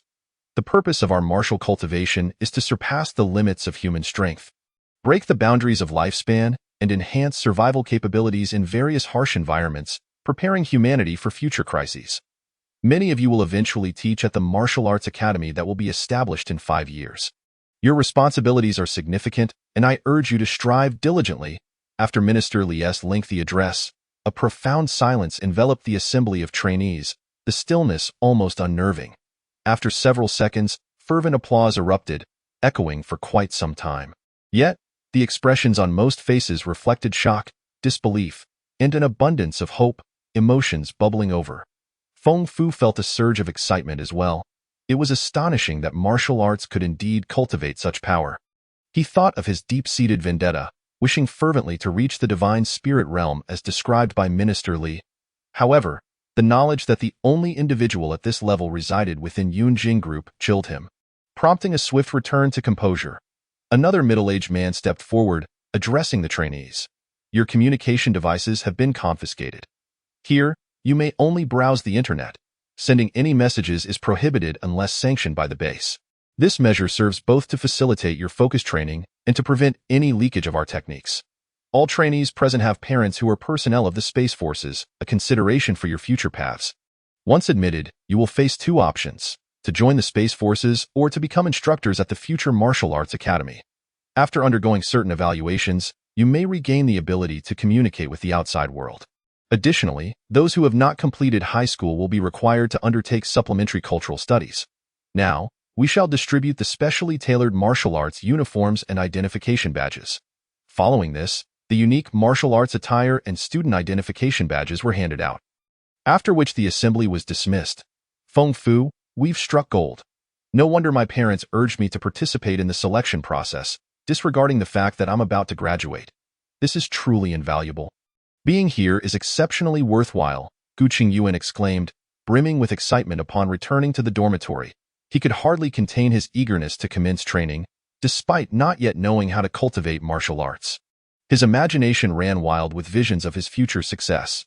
The mere fact of receiving the Xinqing Dan pill, worth 300,000, was already a tremendous boon, and it would be provided monthly. However, one must achieve results. Otherwise, if progress remains stagnant, they might be expelled and sent directly to the Space Forces. Thus, diligence is essential. Feng Fu did not intend to discourage him. After all, receiving such a valuable pill without succeeding in cultivation would be a source of embarrassment. Indeed, all strength must be earned through effort. From tomorrow, we officially begin. Let us give it our all, Feng Fu smiled, reflecting that if relentless effort could lead to success and attain the divine spirit realm for the sake of vengeance, he would not hesitate to risk his life. That night, with a newfound purpose, Feng Fu set aside his concerns for his sister, sleeping soundly. Upon awakening, he realized that the stone egg had not disturbed him. Nor had he been plagued by nightmares, which could very well have been mere coincidence regarding his sister, Fu Yan. After completing his morning routine, he donned the newly issued martial arts uniform, affixed the identification badge around his neck, shouldered his backpack, and cast one last silent glance at the gift box containing the stone egg before stepping out of his room. As Feng Fu and Gu Qingyuan concluded their breakfast, they made their way to the imposing No. 6 building of the base. Ascending to the 8th floor via the elevator, they pushed open the door to the classroom of Martial Arts Class 3, where numerous students had already gathered. Each student was seated on a mat, with only 2 remaining unoccupied. Apologies, everyone, for our tardiness. We nearly missed the start, Gu Qingyuan said, glancing at his watch and noting that there were still 3 minutes until the designated time. Despite this, he continued to offer apologies to the other early arrivals before he and Feng Fu took their places on the last 2 mats. No need for apologies. We still have 2 minutes to spare. However, for future group classes, I recommend arriving earlier to avoid inconveniencing others, a fellow student admonished Feng Fu and Gu Qingyuan in a lecturing tone. They turned to see a young man of similar age, with long hair and otherwise unremarkable features. What's the matter? Are you worried that missing these 2 or 3 minutes will hinder your progress in mastering the divine arts? Gu Qingyuan retorted, leaving the young man momentarily speechless, realizing that it was not yet time for class and that his admonishments lacked merit. The others stifled their laughter, amused by Gu Qingyuan's ability to silence the man with a single remark. Now that everyone is present, let us commence with self-introductions. I am your guiding instructor, Han Quan. You may refer to me as Teacher Han or Instructor Han. I am 42 years old and have been practicing for over 10 years. Currently, I have achieved the completion of the true Meridian realm. From now on, I will guide your cultivation. In ancient terms, I am your master. Who would like to begin the introductions? I'll go first. My name is Chang Yu. 19 years old, previously a third-year student at Nanning University. Both my parents serve in the Space Forces. My name is Zhan Minghua, 17 years old, formerly a first-year student at Zhongxing Polytechnic University. My father is in the Space Forces, and my mother works in government. Feng Fu scrutinized this fellow student. It was unlikely they had crossed paths at their vast university, given that Chang Yu was in his 3rd year while Zhan Minghua was just starting out. I am Chen Feiling, 18 years old, previously a 3rd-year student at Wudu University. My parents are also in the Space Forces. I am Sun Xianxing, 19 years old, a student at Beiyou Institute of Technology. My mother is in the Space Forces, and my father is the Deputy Minister of the Ministry of People's Livelihood. Feng Fu and Gu Qingyuan exchanged glances, unimpressed by this self-important individual who seemed to flaunt his father's high-ranking position. However, they dismissed him without a second thought. The students continued their introductions, and when it was Feng Fu's turn, he briefly mentioned himself without revealing anything about his parents. Jiu Qingyuan, when speaking of his own parents, simply stated that they were in the Space Forces. adding with a wry smile that he would refrain from mentioning their official titles to avoid startling anyone in the classroom. Everyone understood that his remark was directed at Sun Xianqing. Yet they remained skeptical of Gu Qingyuan's claim, while Sun Xianqing's face flushed with embarrassment. With that, all 21 students had introduced themselves, comprising 15 males and 6 females, the eldest being 19 and the youngest 17. All selected from the ranks of university students. This was the entirety of Martial Arts Class 3. Very well, now that we are acquainted, I hope you will support one another in the days to come. Exchanging knowledge to enhance your martial arts prowess. To practice martial arts, one must open the meridians. Although there is currently no so-called spiritual energy available for the body to absorb energy naturally from the environment. Once the meridians and collaterals are opened, you can operate the meridians with your techniques, using the Xianying elixir to provide energy. The human body can then achieve its cultivation objectives. Thus, the first step in cultivation is to open the meridians. How can we accomplish this? First, you must meditate, using your consciousness to sense the acupoints. Once you can perceive all the key acupoints, you may inform us, your guiding instructors, through our guidance and the assistance of relevant instruments. You can continuously open the meridians associated with your techniques.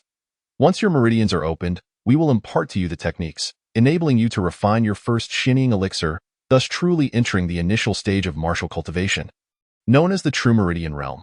This realm is divided into 4 stages: initial, intermediate, advanced, and completion. I currently reside in the completion stage of the True Meridian Realm, and further progress will lead me into the Shuanggu Realm. Now, I will distribute the meridian charts and sensing methods, one for each of you. Remember, sensing the acupoints should not be rushed. Some may require only 3 days, while others might take 2 to 3 months. The speed of your sensing does not reflect your future cultivation speed or level. Just calm your mind and sense at your own pace. There are 20 rooms available, one for each person, each with an area of 40 square meters. Once chosen, it will be your training space for the coming years. As for you, Feng Fu, please follow me. I will arrange a separate room for you. As Teacher Han distributed the materials, Feng Fu and the others noticed numerous doors in various directions within the classroom. These led to the training rooms. In the future, you can find me by following the signs in the corridor. All of our guiding instructors will be in one room, akin to this one. You can reach me via video phone when needed. After concluding his remarks, Teacher Han led Feng Fu out of the classroom to a door of another classroom. He opened it and said, "Since you were specifically arranged here by Commander Qi, the training rooms over there are insufficient. This classroom currently has no teaching obligations, so you may use it for now. While it may feel a bit solitary, the quiet environment will facilitate your focus on cultivation. I hope you will work diligently in the future. You can access this room with your identification card, and no one will disturb you." "Thank you, Teacher Han." Feng Fu expressed his gratitude with a sincere voice. Selecting one of the spacious classrooms, Feng Fu entered and found it furnished with a mat and some basic living amenities such as a water dispenser, sanitation facilities, and bathing equipment. Sitting on the mat, he began to memorize the acupoints and sensing methods presented in the materials. An hour later, he had committed all the knowledge to memory and was slowly internalizing it, continuously repeating it in his mind while synchronizing it with his body. That night, at 10 o'clock, Feng Fu, exhausted and having sensed no acupoints, made his way downstairs to the cafeteria. To his surprise, it was still open. And upon entering, he found several students dining, indicating that the cafeteria operated around the clock to accommodate the students. Of course, meals here were complimentary. Returning to the dormitory, he found Gu Qingyuan already there. "I thought you would spend the whole night in the training room. How did it go? Did you manage to sense anything?" "Not a thing. I'm truly worn out. Sitting there all day has left my body fatigued and my mind even more so." "That's understandable. I felt similarly. My brain felt muddled. So I decided to eat and return to the dormitory. When I left, there were still 15 people persevering in the training room. It seems more people are eager to master the divine arts than I had anticipated. However, that self-righteous Sun Xianqing vanished quickly. I can't stand him. How dare he lecture us?" Seeing the disdain in Gu Qingyuan's expression towards Sun Xianqing, Feng Fu chuckled and replied, "Let it go. He's just a petty individual. We will have to coexist with him for a long time. It's best to remain united and prioritize our cultivation. It's not worth jeopardizing our progress over trivial matters. Indeed, as long as he doesn't provoke us, I'll regard him as nothing more than a fly." The two discussed their insights into sensing the acupoints before retreating to their respective routines. Lying in bed, Feng Fu gazed at the gift box on the table. Deep in thought, he reflected on his extended time in the training room, feeling a sense of unease about the stone EGG. As for the phoenix egg, he scoffed at the notion. If it were truly a phoenix egg, he would have swallowed it whole. After 5 days of carrying the gift box containing the stone egg back and forth, Gu Qingyuan mysteriously informed Feng Fu that 17-year-old girl, Qi Yao, has completed sensing all her acupoints today. I've heard she will be opening her meridians tomorrow. Do you think younger individuals truly find it easier to cultivate? Feng Fu recalled Qi Yao, who stood at about 1.78 meters, with short hair and a slender build, exuding an air of competence and vigor that surpassed many men. Age certainly confers an advantage. Otherwise, the base wouldn't recruit so many young men and women. However, the key lies in one's mindset. The younger one is, the purer their thoughts tend to be. Unlike us, who have experienced many societal events, our minds are no longer as innocent as they once were. Now we must seek better methods to address this issue. You make a valid point. A scattered mind makes it difficult to concentrate, and my thoughts are cluttered with various distractions, which has hindered my ability to truly calm myself. I suppose I need to find a way to achieve genuine tranquility. I'll give it a try tomorrow. Upon hearing Feng Fu's words, Gu Qingyuan appeared to have a breakthrough, promptly shutting the door and retreating to his room to seek his own methods, leaving Feng Fu in the living room to ponder. Could it be that the multitude of experiences he had encountered recently prevented him from finding true calmness within? Fu Feng contemplated for a moment and decided to rest well, intending to ponder this issue on the morrow. By the 10th day, 7 more classmates had commenced their pulse opening, and the remaining individuals began to feel a tinge of impatience. Although Teacher Han reassured them not to rush, he was acutely aware of the students' progress, which inevitably kindled a sense of anxiety within each of them. On the 13th day, Fu Feng encountered a jubilant Gu Qingyuan in the dormitory, who too was set to open his pulse. By the 15th day, most of the individuals Fu Feng observed in the cafeteria or elsewhere wore bright smiles, save for a handful who remained furrowed in concern, with Fu Feng being one among them. That day, Fu Feng entered a classroom that was empty save for himself, opened his designated cultivation chamber, and began to earnestly reflect on the entirety of his life. He recalled a time when he was relatively cheerful and prone to laughter, yet since the demise of his parents, compounded by the crisis surrounding the stone egg and the breakup with his girlfriend of 2 years, his mental state had indeed faltered. Reminiscing about these events left him feeling somewhat helpless. Adjusting his mindset in such a short span proved to be quite challenging. As his thoughts remained tumultuous, quietly, he pondered the path ahead, considering how to achieve his aspirations. Unbeknownst to him, his mind gradually drifted toward the future, leading him to a profound stillness. Seizing the opportunity, he delved his consciousness deep, continually sensing the familiar acupoints he had meticulously marked in his heart, eventually managing to attune to the first acupoint. On the 19th day, Fu Feng completed the sensing of all marked acupoints, reaching the stage of meridian unblocking. He was escorted by Teacher Han into a room filled with various instruments, where, under Han's guidance, he sat cross-legged before a machine.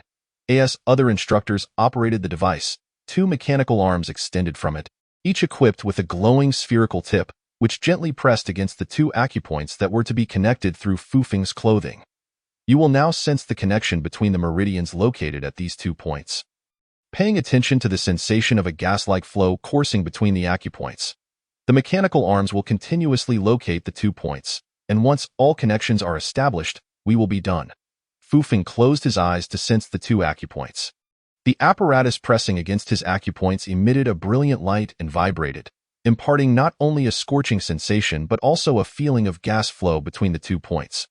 Subsequently, one mechanical arm disengaged to find another connected acupoint, establishing a link between this new acupoint and the one that remained still. After completing this sensing process, Fu Feng proceeded to the next acupoint.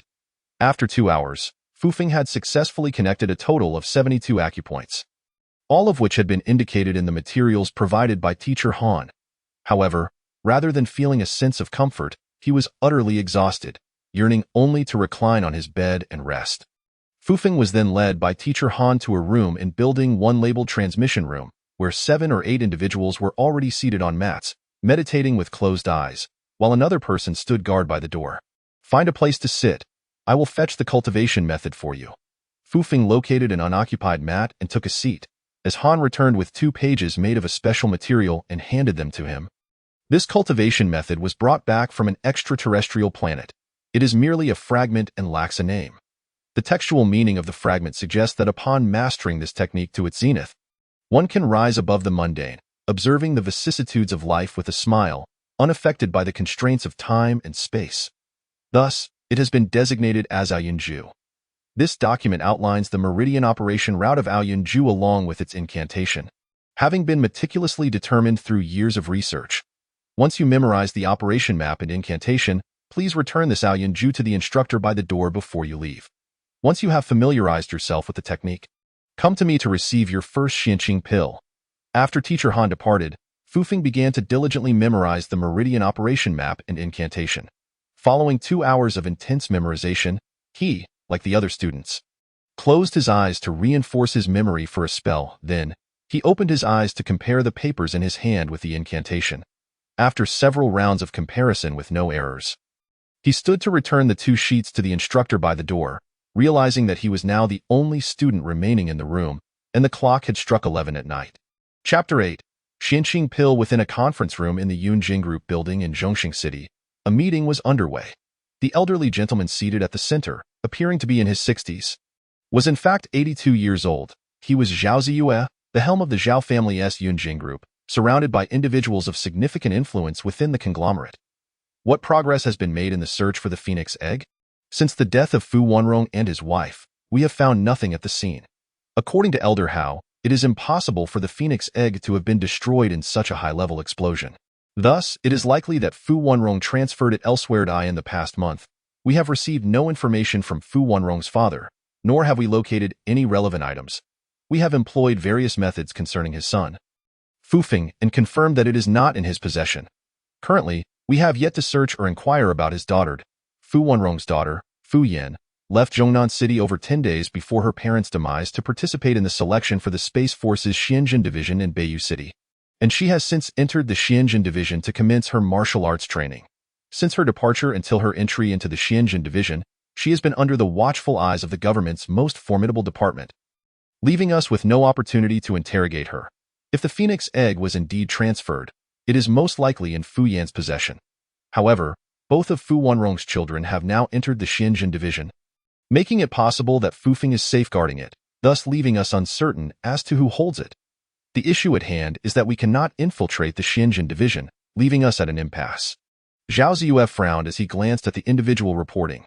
The latter immediately broke into a cold sweat, lowering his head to avoid Zhao Ziyue's gaze. I do not care what methods you employ, but you must obtain the Phoenix Egg within 3 months. Are you not aware of how crucial that Phoenix Egg is to Qingyun? Only by absorbing the essence within the Phoenix Egg can he transcend to the divine spirit realm, entering a new dimension. At that point, he will no longer fear the bombardments of high-energy particle cannons and nuclear weapons, allowing us to implement our future plans. I have heard that 2 individuals from the Space Force are also on the verge of advancing to the divine spirit realm. If both succeed, our only remaining advantage will vanish. Furthermore, individuals from Tianyuan Group are also nearing the divine spirit realm. If we cannot maintain our edge, our future endeavors will not be as smooth as they are now. Additionally, what level are the martial arts prodigies we are cultivating here? Itai, please enlighten us. Father, the young generation we have trained consists of 350 individuals, all at the mid-level of the True Meridian Realm and above. 130 have reached the late stage of the True Meridian Realm, and they are currently executing tasks within the group. Furthermore, 12 have achieved the completion of the True Meridian Realm and are striving to break into the Xianbone Realm. Very well. Inform Edao at the outer spaceport to intensify the fleet search for rare treasures. Accelerate the cultivation of the martial talents we have nurtured within the group, ensuring they become our formidable assets. Additionally, Yin must expedite efforts to develop a medicine comparable to the Space Force's Xianqing pill. These pills may also be distributed judiciously to those who have rendered service to the group. Yes, Father. I will instruct the research department to hasten their studies, aiming for results within a year, replied a bespectacled middle-aged man to Zhao Ziyue. It turns out that Zhao Ziyue has 3 sons. The eldest, Zhao Yidao, manages outer space affairs. The second, Zhao Yitai, oversees various internal company matters, and the youngest, Zhao Yitian, leads the research department.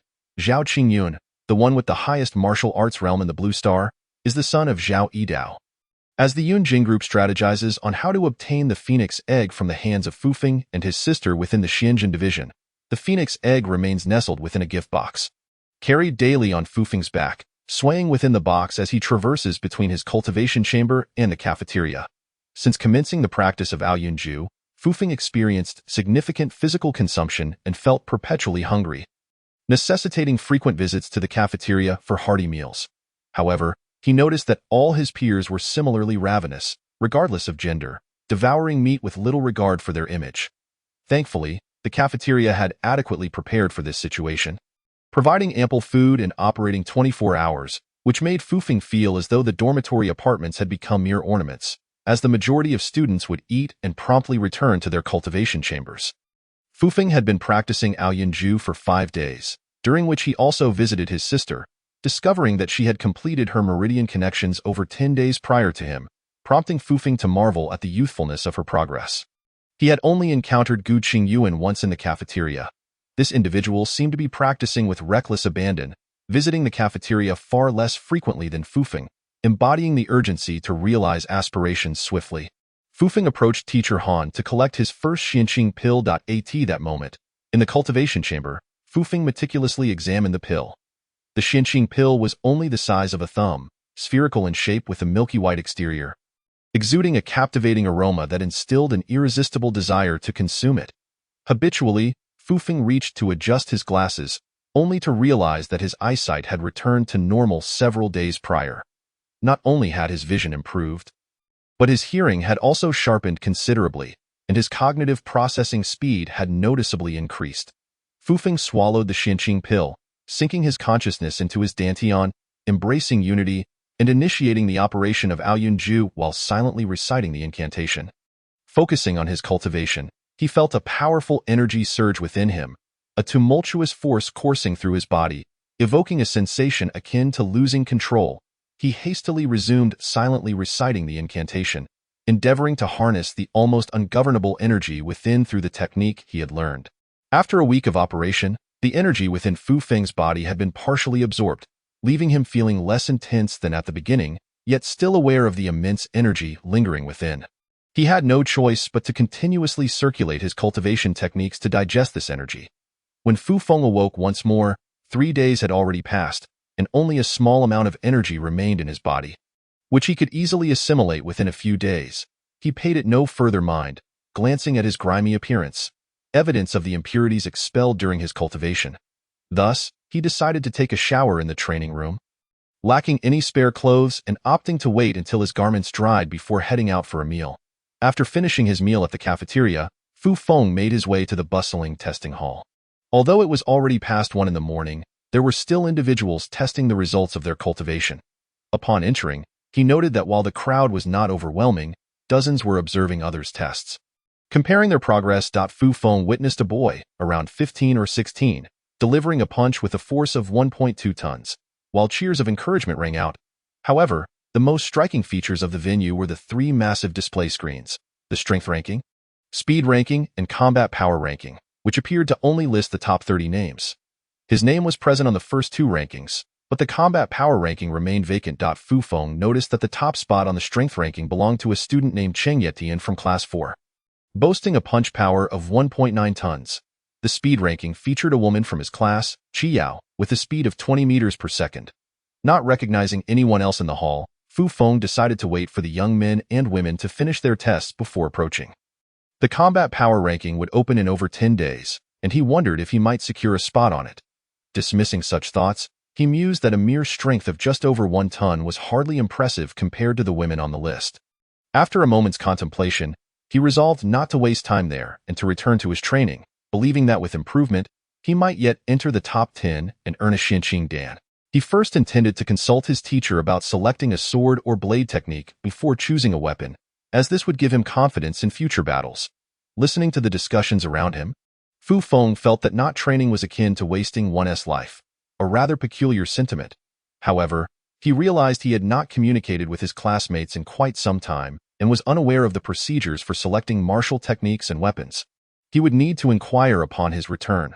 When the testing area was momentarily devoid of spectators, Fu Feng approached the equipment and delivered a powerful punch. With a resounding clang, the device registered a force of 178 tons. Satisfied, he marveled at possessing such strength, a feat he could hardly have imagined achieving in such a short time. Enough power to fell a cow with a single blow. Next, he moved to the speed testing apparatus. A treadmill-like device where one simply had to step on and run. Fu Feng mounted it and began to sprint with all his might. When the machine signaled the end of his run, he glanced at the display, 19.2 meters per second. Not bad at all, nearly double the maximum speed of an average human, and he had even been carrying his backpack while running. There was also a test for agility. But Fu Feng chose not to participate, opting instead to return to his dormitory, which he had not visited for a long time. As he departed, unbeknownst to him, a figure in student attire had been watching him intently and followed closely behind as he exited the testing hall.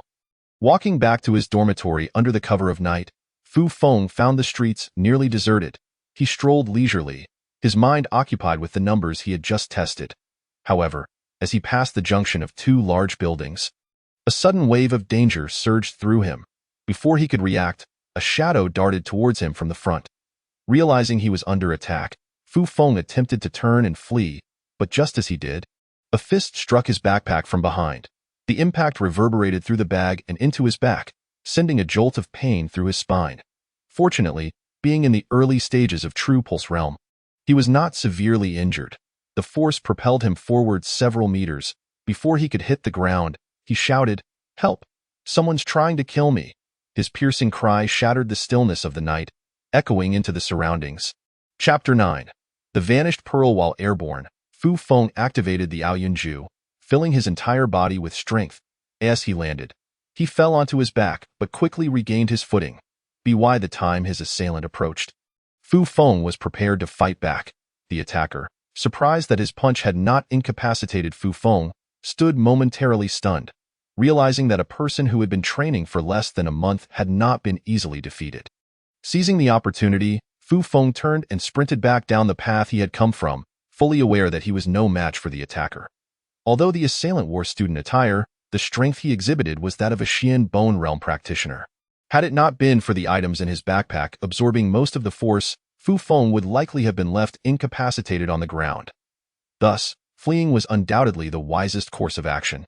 The pursuer, eager to continue the chase, found it too late as Fu Feng ran into the presence of two instructors, both clad in teacher's garb. Feeling relieved, Fu Feng came to a halt before them. "What happened?"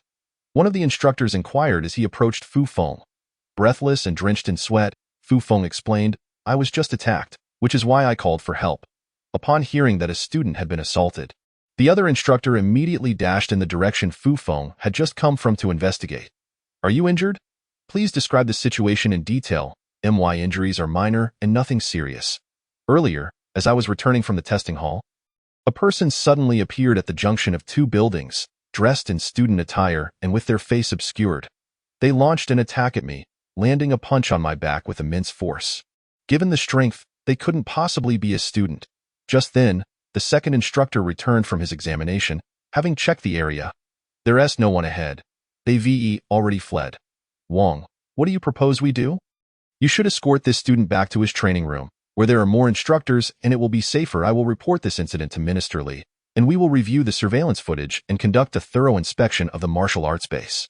Until we uncover the truth, the students here will be unable to train in peace. Additionally, ensure that other instructors remain vigilant regarding the safety of the students, but keep this matter discreet to avoid inciting panic among them." Fu Feng was escorted back to his training room. After the instructors left, he removed his clothing to inspect his back, which bore only slight redness and swelling. No serious injury. It was indeed miraculous that such force had not caused him severe harm. He recalled feeling that something in his backpack had shielded him from the brunt of the attack.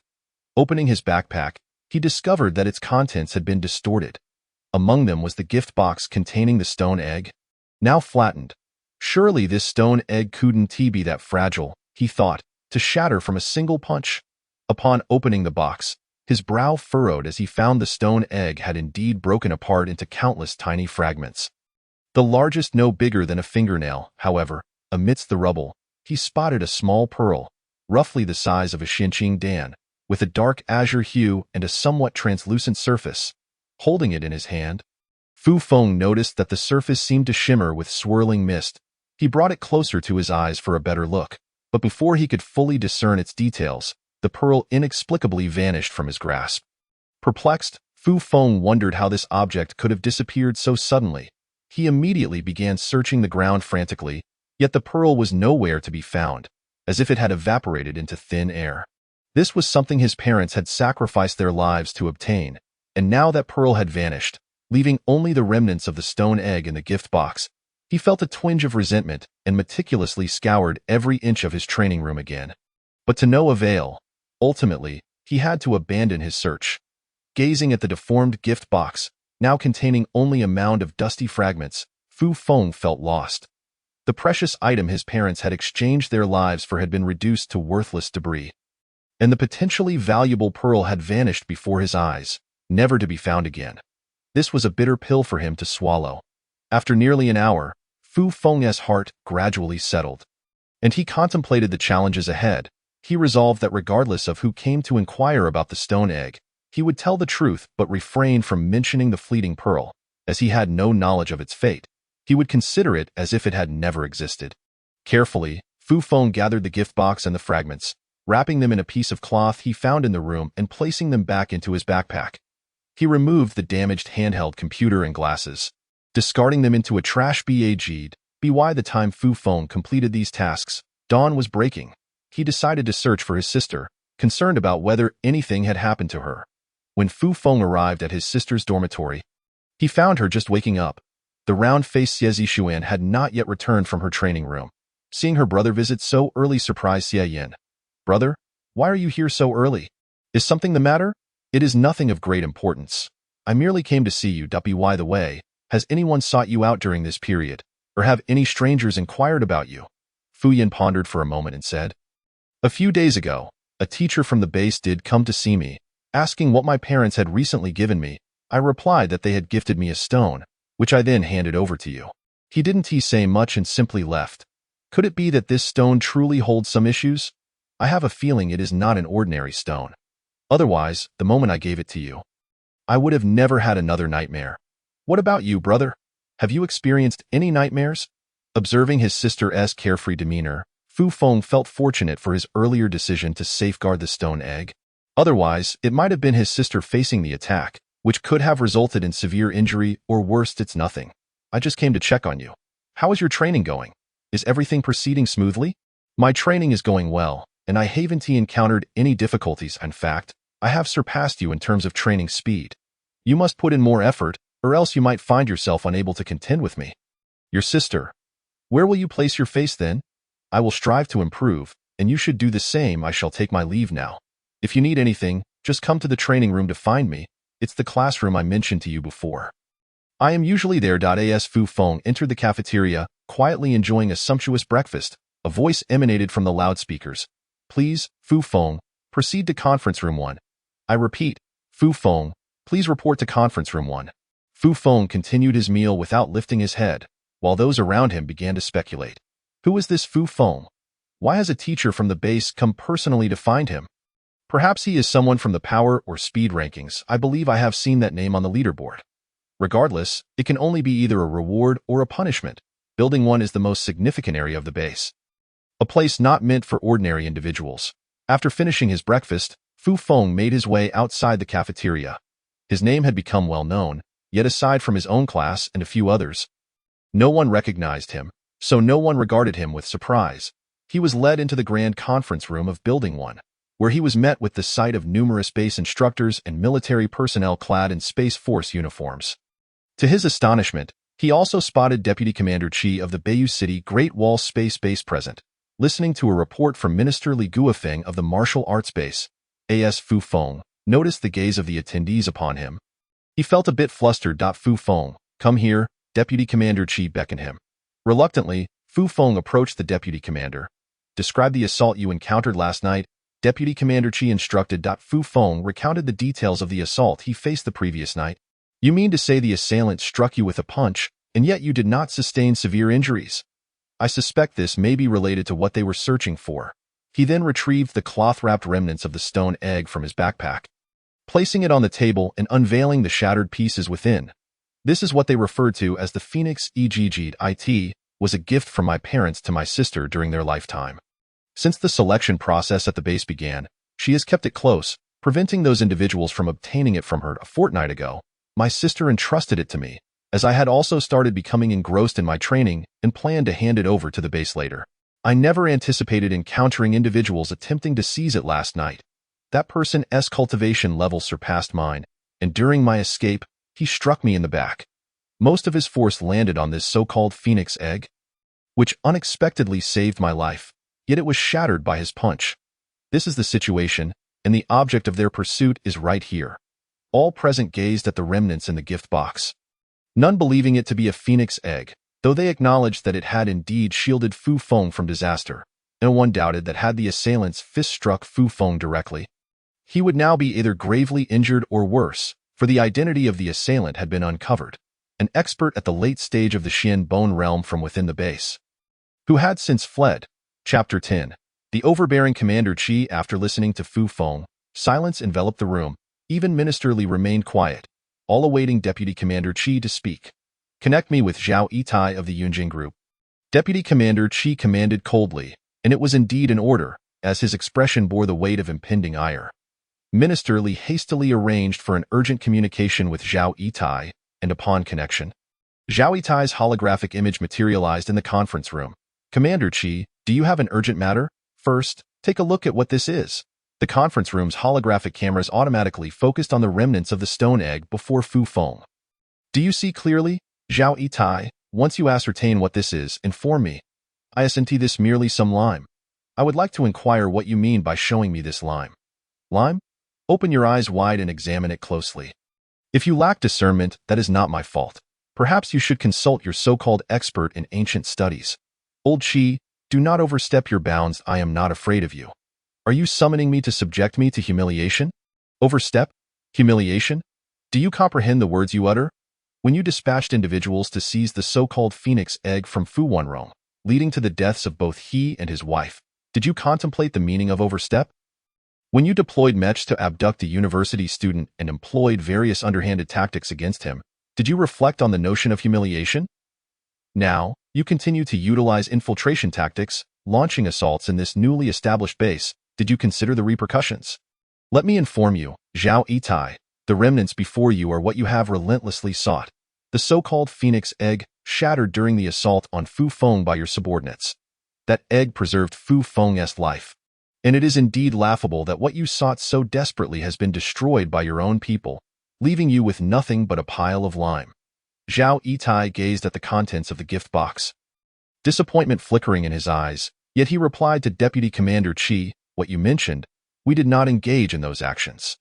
Your accusations are unfounded, and I shall report your baseless allegations to the authorities. There is no need for you to feign innocence. We are well aware of your father's so-called plans. As for the incident involving Fu Wanrong's family, we lack concrete evidence, for all the individuals you dispatched are deceased.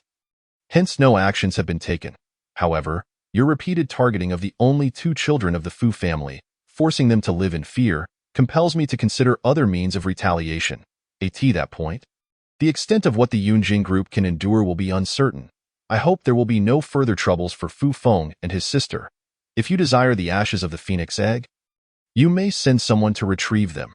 Remember, under this sky and in outer space, the Zhao family does not yet hold dominion, even if Zhao Qingyun were to transcend to another realm. With that, Deputy Commander Qi cut off the communication without granting Zhao Yitai an opportunity to respond. The conference room fell into a profound silence, all present rendered speechless by Deputy Commander Qi's commanding presence. At that moment, Fu Feng felt a surge of excitement within him, a warmth blossoming in his heart. From Deputy Commander Qi's words, he gleaned much insight, including the reason why the state had not avenged his parents, because the adversaries had employed cunning methods that left no direct evidence, making it difficult for them to act. He also sensed that the space forces had utilized numerous measures to protect him and his sister, a sentiment he could still feel. Fu Feng, do you have any thoughts regarding these so-called ashes of the Phoenix egg? Commander Qi inquired. Commander Qi, I hold no interest in these. Let the military handle it. My only desire is for my sister and me to be safe. Very well, I shall have them taken away shortly. Ensuring Zhao's family relinquishes their hopes of utilizing this phoenix egg to break through to another realm. They are merely indulging in dreams. Minister Li, please provide an update on the investigation into last night's attack. Certainly, Commander Qi, the assailant who attacked Fu Feng last night, was a teaching instructor at the base named Zhangjun High, one of the first batch of practitioners. He had exhibited no prior abnormalities. This may be his inaugural execution of a task for the Zhao family. He has reached the late stage of the Xian Bone realm. Had it not been for the stone aiding Fu Feng in absorbing most of the force, the consequences would have been dire. Here is his holographic image. In the center of the conference room, the holographic projection of Zhangjun High, the assailant from last night, materialized. Fu Feng beheld a middle-aged man in his 40s. Of modest height, approximately 1.70 meters, with a gaunt face. The emergence of such individuals within your base serves as a warning to us all. Certain individuals harbor ulterior motives and have embedded many like him among us. I suspect that the Zhao family is not the only one employing such tactics. Other families likely have similar means. Thus, it is imperative for everyone to remain vigilant. Your base must conduct a thorough investigation to prevent the occurrence of nurturing talent for others only to be bitten back in return. Although it is challenging to eradicate entirely, efforts should be made to mitigate its occurrence. Now, everyone, return to your posts. I shall take my leave. Fu Feng, do endeavor to improve. Fu Feng nodded in acknowledgement, signifying his response. Within the conference room of the Yunjing Group building, a number of senior executives have once again gathered. The group leader, Zhao Ziyue, is guiding them as they view the recorded video call between Zhao Yitai and Qi Huaiyuan from the Baiyuqing space base. Upon completion of the viewing, Zhao Ziyue glanced at each person present and directed a question towards an elder in the group. Professor Shi, do you believe those shattered fragments might be remnants of the phoenix egg? The clarity of the call allowed for a careful examination, revealing indeed that the fragments were those of the phoenix egg, and had it not been for the phoenix egg, Fu Wenrong's son would not be standing there unscathed. The phoenix egg, having existed for eons, had exhausted its scant remaining energy in resisting that powerful strike, and the divine essence was evidently lost from those shards, rendering them devoid of any practical value. The elder in question is a scholar from Yunjing Company's Ancient Studies Department. Let us not be disheartened. Our initial undertaking was merely an experiment. Since it has proven futile, we must seek resources for our breakthrough beyond the confines of space. There is no longer a need to monitor or interrogate the descendants of the Fu family. Our plans remain unchanged, but it is evident from Qi Huaiyuan's words that the nation has made some discoveries. Henceforth, we must conduct our affairs with discretion, ensuring no incriminating evidence falls into the hands of others. We are still perceived as insignificant insects in their eyes, vulnerable to turmoil. Only when Qingyun carves out an extraordinary path will we possess the means to resist. For now, let us study the celestial bodies where various rare materials have been discovered by space bases worldwide over the past century, and prioritize locating several planets to dispatch vessels in search of cultivation resources. Zhao Ziyue continued to organize the group's tasks, with all present listening in silence, refraining from voicing any dissent. The martial arts base had been operational for over a month since the arrival of the trainees. And tomorrow marked the official commencement of the combat power rankings. Jiyu Qingyuan and Fu Feng, who had not seen each other for quite some time, returned to their dormitory apartment simultaneously. Fu Feng, how are your strength and speed progressing? Gu Qingyuan inquired, appearing somewhat leaner yet significantly more muscular in his base attire, which could not conceal his robust physique. Fu Feng was aware that he had only participated in the testing once, and it was likely that neither his strength nor speed ranked among the top listings any longer. Indeed, I have only been tested once, although I was within the top 10 at that time. Many others, including those who had tested previously, have been consistently retesting, so my standings might be far beyond the hundreds now. You may not be aware, as you do not train in our classroom. Those individuals are fervently dedicated to their training, often preferring to utilize their meal times for practice. However, with only one Xinqing pill available per month, it is insufficient no matter how hard one trains. The progress is still too slow. I am on the verge of breaking into the mid-phase, but my internal energy is lacking.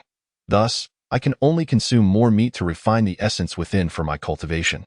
Personal combat power is ultimately the true measure of our cultivation achievements. How do you perceive your own combat power at present? Fu Feng noted that Gu Qingyuan had indeed begun practicing combat techniques while he had yet to start. I have selected a set of boxing techniques and have yet to choose any weapon. This boxing style is quite effective, and I have nearly mastered it. Tomorrow, I shall showcase my skills, and I hope you will observe my performance closely. I have not yet chosen any combat technique or weapon, and I do not plan to participate in the competition tomorrow. However, I will certainly watch your match. Perhaps tomorrow we will witness the emergence of genuine martial talent. And I hope you will be among them. That is certainly the case, Gu Qingyuan replied confidently. The two conversed until midnight before finally retiring to be eaten. As Fu Feng lay upon the now familiar yet strangely distant bed. He felt a profound sense of relaxation wash over him.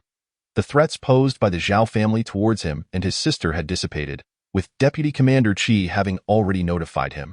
The shattered stone egg had also been delivered to Yunjing Group by Deputy Commander Qi whether to inform his sister about their parents had become Fu Feng's most challenging dilemma. Let her enjoy a period of happiness for now, he decided. Chapter 11. The combat power rankings commence as Fu Feng and Gu Qingyuan entered the testing hall. The atmosphere was already electric, with nearly 1,000 individuals present, creating a lively scene. The testing equipment had been moved aside to make way for a large platform constructed in the center, serving as the arena for the competition. Today marked the official launch of the martial arts base's combat power rankings, with the top 10 on the list receiving corresponding rewards of Xinqing pills if they remained on the list for a month. The base minister personally presided over the event, taking to the platform to deliver an inspiring speech. Our martial arts practice is not merely for physical enhancement, but to overpower adversaries through sheer strength. On many colonized planets, formidable unknown creatures exist, and in our explorations of space, we will encounter various crises. Even in outer space, our nation competes with others for resources, and domestically, we contend with intricate power and interest struggles. To speak further, do you believe we alone possess advanced technology in this starry expanse? One day, we may face conflicts with even more powerful extraterrestrial civilizations. The fusion of formidable personal strength with technology will be our most vital means of resisting diverse crises in the future. A greenhouse will not nurture martial geniuses. To ignite your fighting spirit and continually elevate your individual combat power, the base has established the combat power rankings to encourage your diligent training. From this day forth, once the top 30 are established, anyone may challenge those on the list and vie for their ranking. Additionally, the base does not prohibit personal grievances or duels, provided no fatalities occur. Those who cause death will be expelled and face further penalties. Private duels are allowed. The students erupted into spirited discussions, and Fu Feng exchanged a surprised glance with Gu Qingyuan. This base is intriguing. I must find a few individuals I dislike to test my skills on. That brat Sun Xianren seems to be a suitable candidate, Gu Qingyuan remarked, fixating on their classmate Sun Xiancheng. You hold grudges quite heavily? But be cautious not to end up on the receiving end of a beating, Fu Feng chuckled in response to Gu Qingyuan. That is highly unlikely. Just wait and see, Gu Qingyuan replied confidently.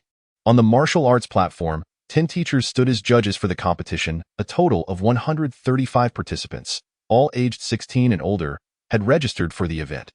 The rules stipulated that participants would face off in pairs, with the victor remaining while the loser was eliminated, progressing through rounds until the top 10 were determined. Furthermore, there were no restrictions during the combat. All participants were free to employ their abilities to defeat their opponents. With only one stipulation, no fatalities were permitted.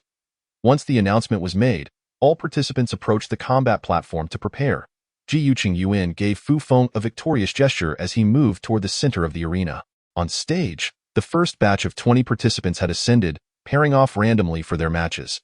Each participant announced their names, and once the instructors called for the commencement, the first 10 matches officially began. Fu Feng observed as some competitors wielded weapons while others fought unarmed.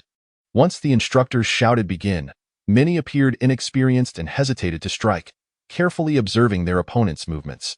Finally, one pair engaged, with one armed with a knife and the other wielding an iron rod. They moved towards each other, one attacking while the other defended, and their weapons clashed, producing a sharp sound that reverberated throughout the venue, causing both to step back. After gauging their opponent's strength, they began to grapple. The sound of clashing weapons drew the attention of all combatants on stage, and soon every pair began to exchange blows. The arena was filled with the sounds of weapon impacts, the shouts of competitors, and the roars of the audience, creating an atmosphere akin to boiling water. Fu Feng's attention was drawn to a pair of combatants, both tall and imposing. One wielded a sharp sword while the other fought barehanded. Each time the sword wielder lunged, the unarmed fighter deftly evaded the attack and countered with swift strikes, forcing the swordsman to maintain distance. After several exchanges, the unarmed fighter seized an opportunity as the swordsman lunged, delivering a powerful palm strike to the shoulder of the sword wielder, crippling his ability to raise his weapon and causing him to concede defeat. With the conclusion of the first match of the first round, the victors remained on stage while another group of 20 ascended to commence their own battles. With the initial matches concluded, the subsequent contests unfolded with greater ease. As soon as the instructors called for the start, participants eagerly launched their assaults. Blood was shed on occasion, igniting fervor among the audience, who erupted into cheers and shouts. Upon seeing Gu Qingyuan step onto the stage for the fifth match of the first round, Fu Feng noted that Gu Qingyuan wasted no time, delivering a powerful punch to his opponent's face without allowing any opportunity for retaliation. The opponent, clearly smaller in stature, hastily raised his weapon to defend but was forced back against the edge of the platform by Gu Qingyuan's relentless assault, ultimately conceding defeat. As the first round concluded, only 68 participants remained on stage, one of whom had advanced automatically to the second round. This was the first time for everyone to engage in such a competition, the varying levels of martial arts training aside. The lack of experience rendered them incapable of showcasing their full potential. Each battle unfolded in a rather rudimentary manner, devoid of sophisticated techniques, resembling mere brawls rather than displays of cultivated prowess, only marginally superior to an ordinary street fight. With the instructors' voices heralding the commencement of the second round, the matches officially began, featuring 20 participants battling in pairs simultaneously. Drawing from the experience of the initial round, this round proved to be significantly more captivating, as each individual began to leverage their strengths against their opponents. The demonstration of power and the application of martial skills were evidently enhanced compared to the previous round, leading to several participants sustaining severe injuries, necessitating their transport to the infirmary by the teachers. Under the aegis of advanced medical technology, they would soon recover without the worry of enduring any lasting effects. After 4 rounds of combat, 10 individuals remained on stage, one of whom had advanced to the top 10 due to a bye in the previous round, while another was a substitute following an earlier defeat. Only 8 had genuinely triumphed in their prior matches. Fu Feng was pleasantly surprised to discover that 3 members from his class had secured positions within the top 10. Aside from Gu Qingyuan, Qi Yao and Chang Yu had both defeated their opponents to reach this esteemed rank. The next stage involved the ranking competition for the top 10, where Fu Feng turned his attention towards Qi Yao's match. He was astonished by her explosive power, but even more so by her remarkable speed. Her adversaries found themselves unable to land a single blow, while she adeptly maneuvered around them, striking with precision using her sword, inflicting injuries that led to their defeat. As the competition concluded, the final rankings were revealed. Unsurprisingly, the top position was claimed by Chang Yetian from Class 4, who had previously held the title for strength, followed by Wang Si from Class 1 in second place, and Qi Yao in third. Gu Qingyuan secured the 5th spot, while his classmate Chang Yu placed 7th, with the last 2 ranks occupied by the bye and substitute participants from the last round. The competition officially wrapped up, and it was announced that such contests would henceforth occur annually, with mandatory participation from all students, fostering an environment of exchange and competition, and rewards for the top 30. This marked your inaugural foray into combat tournaments. Despite some shortcomings and the absence of many students, the anticipated objectives were achieved. I hope you identify your weaknesses and intensify your training to enhance your martial prowess. Those who ranked among the top 30 must accept challenges from other students, facing 2 challenges each month. While challengers are permitted only 1 opportunity to contest the ranked individuals, a victorious challenger will take their place, while the defeated will drop 1 rank, and the last individual on the list will be removed entirely. The inaugural strength ranking competition at the martial arts base concluded amidst the excitement of the students, who promptly returned to their rigorous training. Following this competition, Fu Feng realized the necessity of refining his martial skills. The combat prowess displayed by the students on stage instilled a sense of urgency within him. Given that the base permitted martial combat, he understood that lacking sufficient strength could jeopardize not only his ability to protect his sister but potentially his own safety as well, a scenario he wished to avoid at all costs. Fu Feng sought out teacher Han and subsequently acquired a set of boxing techniques from the transmission room in Building 1, embarking on his journey of martial arts cultivation. The techniques available in the transmission room were derived from ancient texts and honed through experience. designed not as profound methods but rather to maximize the physical strength through martial arts, aimed at incapacitating opponents. Fu Feng deduced several key points for achieving victory in combat from his observations during the previous competition: absolute strength, rapid speed, formidable weaponry, and adaptable tactics. Mastering these elements through diligent training would enable him to triumph over peers of similar standing, particularly emphasizing the need for rigorous practice to enhance his strength and speed, alongside the necessity of effective techniques. After a few days of diligently practicing martial arts, Teacher Han summoned him to collect the second Xianqing Dan once again. The entire Class 3 convened in the classroom. Teacher Han remarked on their class's commendable performance in the strength ranking competition, with 3 students entering the top 10, each receiving an additional Xianqing Dan as a reward. Should they maintain their rankings for a month, they would be eligible for further rewards, with 3 for the top 3, 2 for ranks 4 to 7, and 1 for ranks 8 to 10. The classmates of Fu Feng listened enviously to Teacher Han's words, casting admiring glances at the 3 students who had made it to the top 10. Fu Cheng wore a proud expression, while Sun Xianqing appeared disgruntled beside him, and Qi Yao maintained an air of calm. As though her position in the top 10 was a foregone conclusion, Fu Feng was taken aback by the significance of the Xianqing Dan, yet he found solace in the opportunity to challenge those within the top 10 to earn one.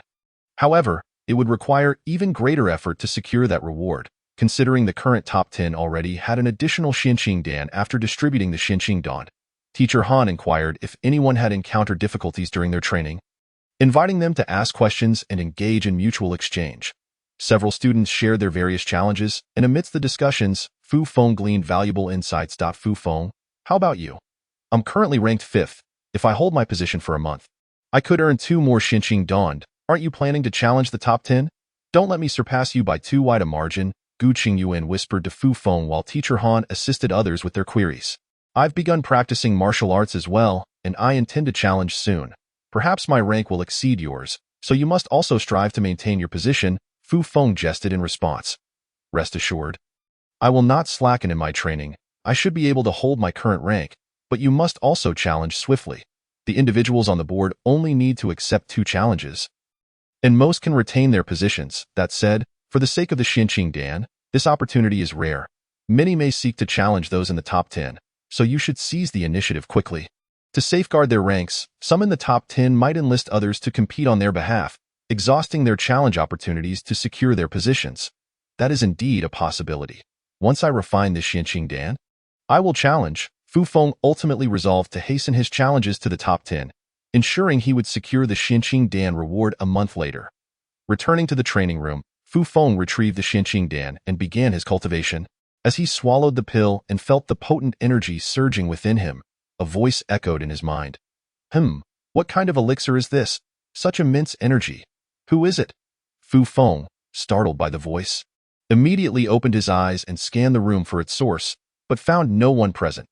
He dismissed the thought of refining the Xianqing Dan for the moment, stood up, and opened the training room door to check the classroom, only to find it empty.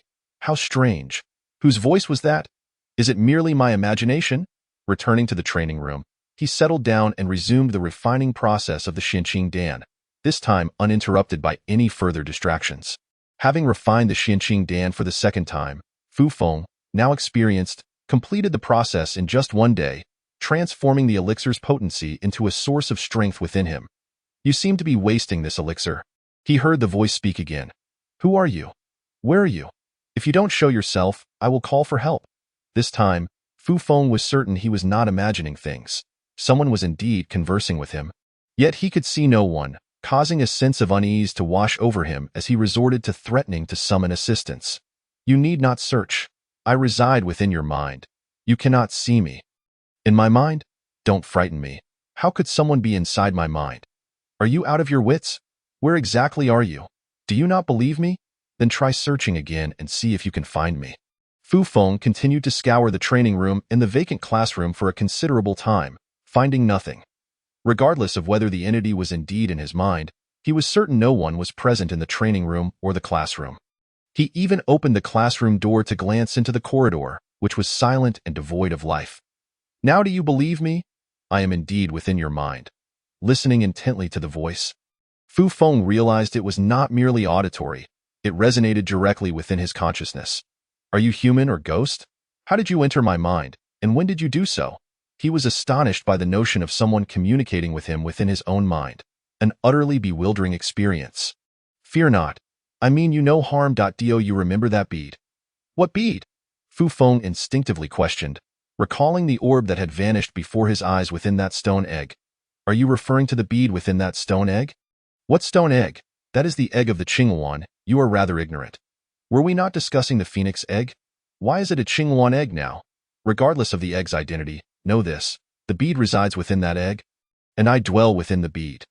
Had I not activated the remaining power within the Qinghuan egg to protect you that day, you would have perished. You owe me a life, young one. It was indeed you, my esteemed predecessor, who saved me that day. But how have you come to reside within my mind? I am but a remnant of a soul, sealed within this soul-determining pearl for countless millennia, unable to escape its confines. Were it not for the sustaining power from the Qinghuan egg, I would have long since dissipated into nothingness.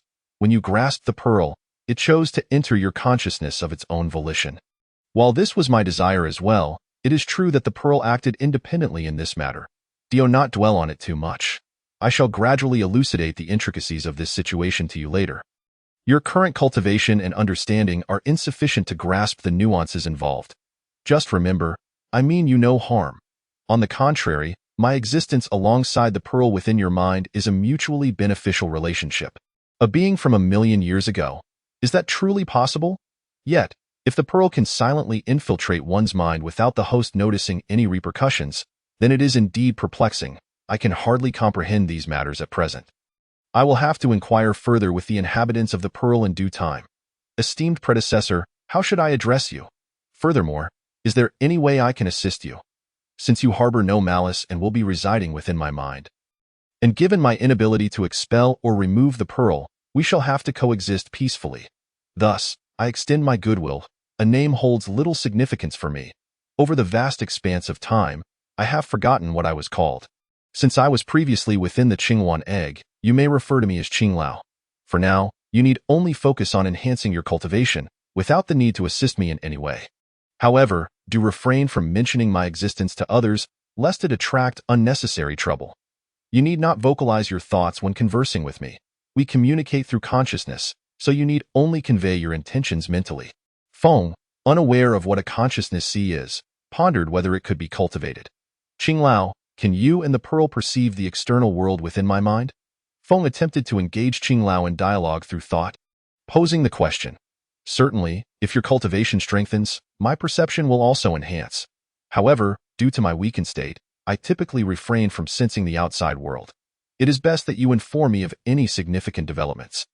Were you able to perceive the external world while within the Qinghuan egg?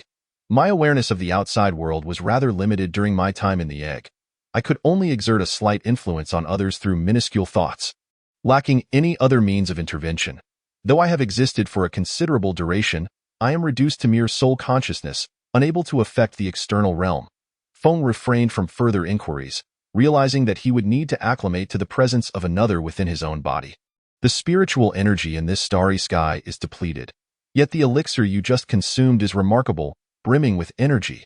If you wish to enhance your cultivation in the future, you must strive to acquire more. Qinglao informed Feng.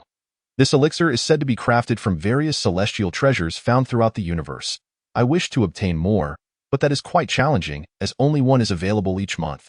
To secure more, one must challenge others to attain it. Having observed your cultivation method during this period, I perceive it as rather rudimentary. Moreover, your modifications have skewed it towards physical training, stripping it of its inherent essence. Not only does this hinder the cultivation of divine consciousness, but it will also complicate the learning of relevant spells and abilities in the future. Though it is feasible to cultivate without spiritual energy in this era, the drawbacks are evident in the long run. I shall amend your technique, restoring it to its original form, and impart to you a genuine martial art. You need not continue practicing the counterfeit technique you have learned. After several hours, Qinglao imparted the revised Aoyan formula to Feng, followed by a genuine martial technique named Wanyanquan. Once the instruction concluded, he said to Feng, I cannot sustain prolonged exertion. I must rest for a while. You may practice on your own. With that, he fell silent. Chapter 13.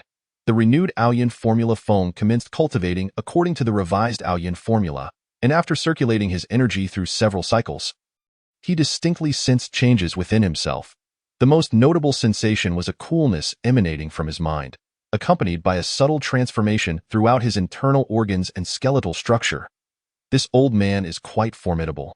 Simply by modifying the energy pathways and incantations of the Aoyan formula, the experience felt akin to embarking on a new cultivation journey, resulting in a qualitative transformation.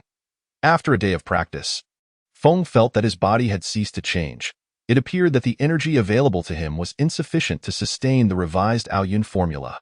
This realization emphasized the significance of the Xianqing Dan. He needed to compete for this limited resource to advance his cultivation. Feng then began to study the Wantianquan that Qinglao had imparted to him. This technique comprises only 5 moves: Fist of the Revered, Fist of Mountains and Rivers, Fist of the Void, Fist of the Galaxy, and Fist of Heaven. The names of these moves sound impressive, but their efficacy remains to be seen. However, Qinglao indicated that, with his current cultivation, he could only practice the first move, which, once mastered, could defeat an opponent with a single strike. Feng followed the prescribed energy pathways of the technique and began to practice the Wantianquan. Initially, he felt little sensation as he struck, but gradually he became aware of the burgeoning power infused within his punches. 3 days later, Feng unleashed a punch that shattered the wall separating the training room from the classroom. This wall was constructed from a special alloy, presumably designed to withstand the demands of martial training. Feng gazed at the hole large enough for a person to pass through and raised his right hand to inspect it. This technique truly lives up to its name. As he executed the first move of Wantianquan, his fist emanated a faint aura, allowing him to break through the wall with a single blow.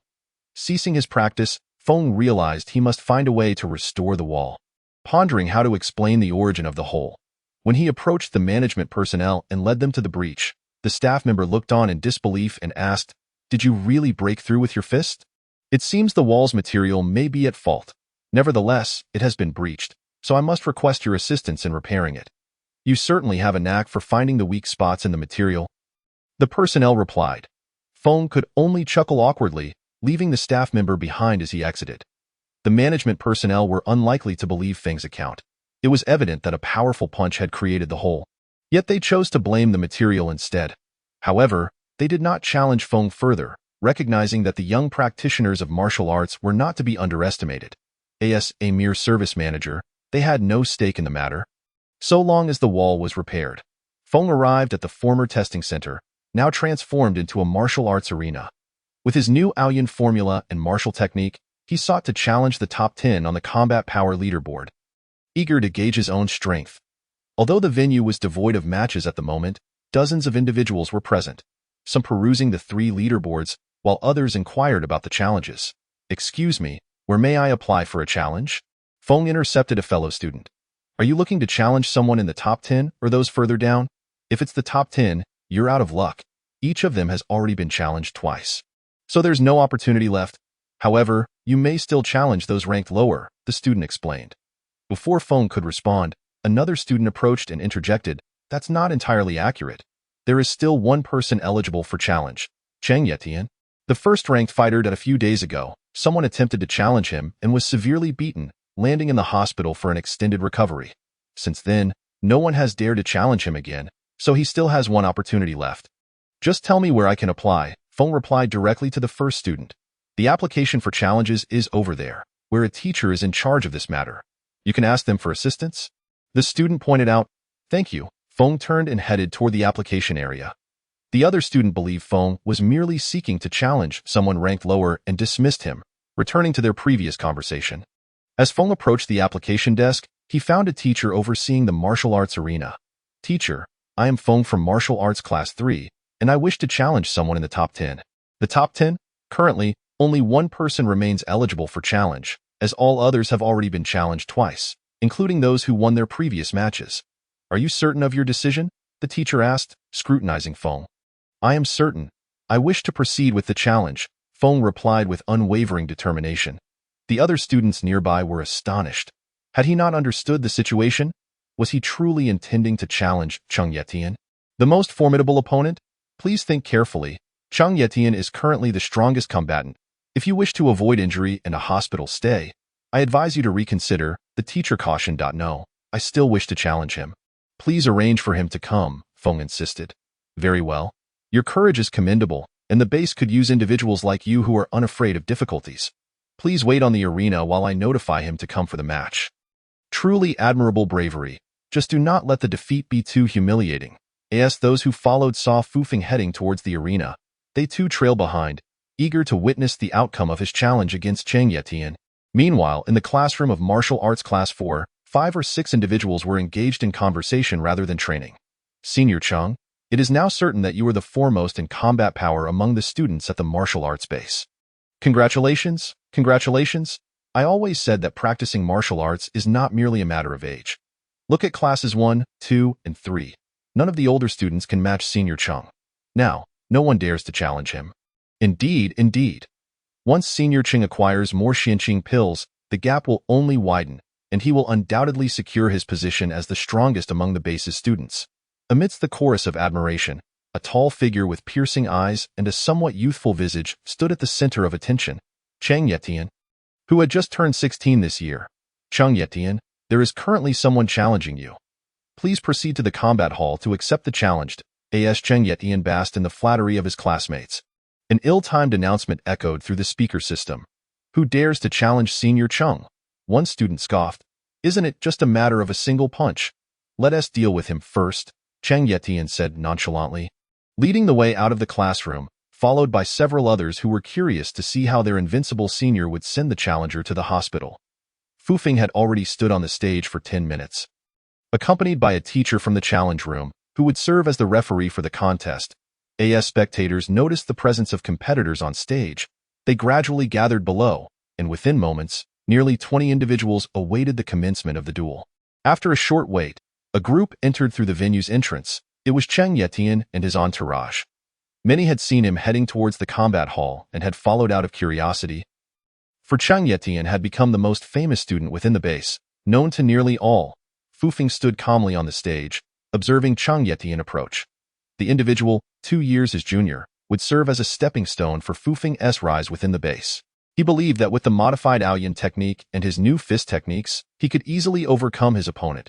However, he also understood the importance of not winning too easily, lest it reveal the uniqueness of his training methods.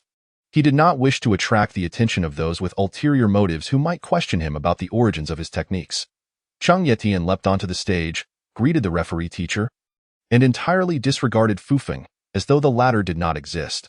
Although Fufeng had seen Cheng Yetian during the grand competition, he now perceived the boy as arrogant. Aside from the teacher, Cheng Yetian seemed indifferent to all others, while his supporters below fervently shouted his name in encouragement. Chapter 14. Ascending to the top of the combat power rankings, the teacher directed both competitors to stand facing each other. Fufeng smiled at Cheng Yetian, who finally looked back at him, albeit with a dismissive glare. The referee explained the rules of the match, then waved to commence the contest. Martial Arts Class 3, Fufeng. Martial Arts Class 4. Cheng Yetian, I'll forego my weapon since you aren't using one either, but I advise you to concede. Otherwise, you will incur severe injuries. I will not hold back during this match, Cheng Yetian declared, his tone dripping with disdain. Neither was in a rush to engage, but Cheng Yetian continued to belittle Fufeng. I suggest you keep that worthless knife of yours. Otherwise, you might regret not using it and claim it doesn't count. Wanting a rematch and wasting my time. Enough bravado. I don't need a knife to defeat you. Come, let me teach you a lesson, old brother, Fufeng retorted. The duel commenced, with Cheng Yetian launching attacks while Fufeng skillfully evaded. The more aggressively Cheng Yetian attacked, the quicker Fufeng dodged, making it impossible for Cheng Yetian to land even a glancing blow. Dodging all you can do? Cheng Yetian said, growing increasingly frustrated. The audience began to jeer, evidently displeased with Fufeng's evasive tactics. I thought being at the top of the rankings meant you were formidable. Yet you can't even touch me. You've disappointed me, Fufeng taunted, his voice laced with sarcasm. Cheng Yetian, incensed by Fufeng's words, felt the weight of his previous victories crumbling. This was the most humiliating match he had ever faced. Not only could he not harm Fufeng, but he was also being verbally undermined. Retreating, he seized a long alloy knife that lay at the side of the stage. Didn't you say you wouldn't use a weapon? If you intended to use one, why boast beforehand? Fu Feng mocked, with the knife in hand. A feral gleam appeared in Cheng Yetian's eyes. He dashed forward, leaping 2 to 3 meters into the air, gripping the alloy knife with both hands and aiming it at Fu Feng. As the crowd gasped at the sight of Cheng Yetian's blade descending upon Fu Feng, an overwhelming wave of anticipation filled the venue. Fu Feng, however, was unperturbed. He sprang forward, leaping higher than Cheng Yetian, and met the descending knife with his own fist, executing the punch of the respected. The collision of Cheng Yetian's knife against Fu Feng's fist reverberated through the arena. The audience braced themselves for the anticipated grim scene of Fu Feng being grievously injured. But instead, Cheng Yetian's knife was sent flying from his grasp, and he was forced back several steps by the sheer force of Fu Feng's strike. Silence enveloped the spectators, their expressions frozen in disbelief as they gazed at the two combatants. They could hardly fathom that the invincible Cheng Yetian had just been momentarily stunned by a single punch from Fu Feng. What kind of technique is that?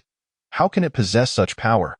Cheng Yetian stammered, his face flushed with rage and embarrassment, struggling to contain the tumultuous energy surging within him. Train on your own. Do not inquire of me. I am under no obligation to explain. Fu Feng replied, denying Cheng Yetian any opportunity for recovery as he swiftly lunged forward again, delivering another punch of the respected. Seeing Fu Feng charging at him, Cheng Yetian understood that he could not withstand the force of Fu Feng's punch and instead raised his fists to meet it. Once more, a resounding impact echoed through the arena. Under the gaze of all, Cheng Yetian was launched from the stage by Fu Feng's blow. Despair washed over Cheng Yetian as he felt himself soaring through the air, destined to crash far from the stage. His hands were broken, and recovery would take months. Fu Feng's punch had irrevocably shattered his pride, marking this battle as an unforgettable moment in his life. He's too powerful. We down here wouldn't stand a chance against him, someone lamented. What is his name? Which class is he from? I never heard of him during the last grand competition, another voiced, bewildered, as the match concluded. With Cheng Yetian gravely injured and unable to continue, murmurs erupted among the spectators, discussing Fu Feng's remarkable prowess. The students of martial arts class 4 felt as though they had plunged into an icy abyss. Their once invincible idol had been defeated, and the support they had clung to appeared futile. Only when someone reminded them to rush Cheng Yetian to the hospital did they snap back to reality. Hastily carrying the unconscious Cheng Yetian away, I hereby announce that in this match, Fu Feng from Martial Arts Class 3 is the victor, ranking first in combat power. All may challenge him, but only twice. And all others on the rankings shall shift down 1 position. Standing calmly on the stage, Fu Feng realized he would soon become a prominent figure within the martial arts space. However, this was of little consequence to him. What mattered was that next month he would receive 3 Xianqing pills as a reward, providing valuable resources to advance his training in the new Aoyan technique. He believed his cultivation would accelerate significantly. News of Fu Feng's victory over Cheng Yetian spread throughout the base, and recordings of the battle became essential viewing for all students. Even the instructors began to analyze the match, assessing Fu Feng's punch as potentially reaching the late stage of the true pulse realm, while he was still merely in the early stage. This led many to recognize Fu Feng's extraordinary talent in martial arts. Only Fu Feng himself understood the source of his power. It was the result of the revised Aoyan technique and the integration with the punch of the respected that allowed him to manifest such combat prowess. After watching the video, the students of the base acknowledged Fu Feng's strength, and none dared challenge his position at the top, granting him a rare moment of leisure. Fu Feng, you've deceived us splendidly, and no wonder you didn't participate in the initial rankings. You were waiting for everyone else to determine their standings before challenging the top contender to make your name known as the foremost student of the base. Truly, that is impressive, Gu Qingyuan remarked enviously as he gazed at Fu Feng. Attaining the top position had been his aspiration, only to see it seized by this previously obscure individual. Without the remarks you made, I indeed began my martial arts training only after the grand competition and had no deliberate plan to usurp others' positions. Please do not portray me as sinister. How could that be possible? You have only trained in martial arts for a few days, yet you managed to send that little monster, Cheng Yetian, to the hospital. Do not claim to be a genius in cultivation, for I would find that hard to believe. It is indeed a testament to innate talent. Ever since I started practicing boxing techniques, I discovered that I am quite suited to this genre of martial arts.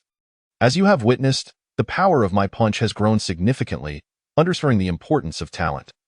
Fufeng sensed that Gu Qingyuan harbored doubts regarding the sudden surge in his strength, yet Fufeng refrained from disclosing the truth, attributing it all to talent. After all, talent is intangible and imperceptible, leaving little room for skepticism. Others can only blame themselves for their lack of Is talent truly that significant? Is it not? The two engaged in a playful exchange, sharing a knowing glance before bursting into laughter. You have shifted everyone on the combat power rankings back by one position, and my 2 Xinqing pills nearly dwindled to 1. Fortunately, my final ranking remains in 6th place, allowing me to obtain 2. Qiao and Changyu from our class each missed out on 1. You are the silent achiever who astonishes when you finally speak. Now, when we are not training, our class is abuzz with discussions about you, and everyone is eager for you to share your experiences with us. You should inform them that I possess no experience, only talent and diligent effort. If one wishes to enhance their cultivation, they must strive independently. Jiu Qingyuan smirked but felt powerless against Fufeng's constant emphasis on talent. After all, talent is innate, and who wouldn't desire it? Chapter 15.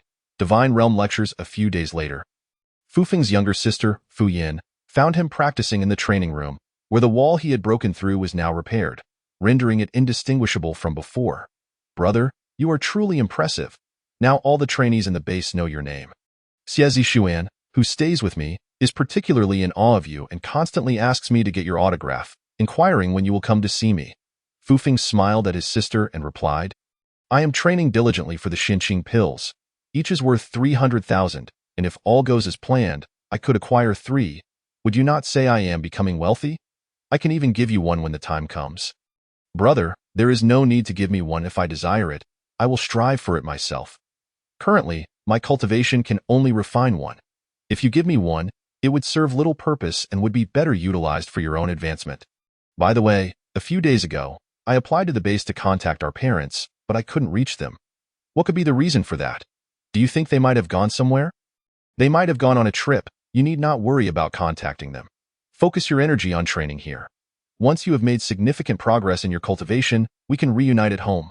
To evade his sister's inquiries, Fufeng had to concoct an excuse.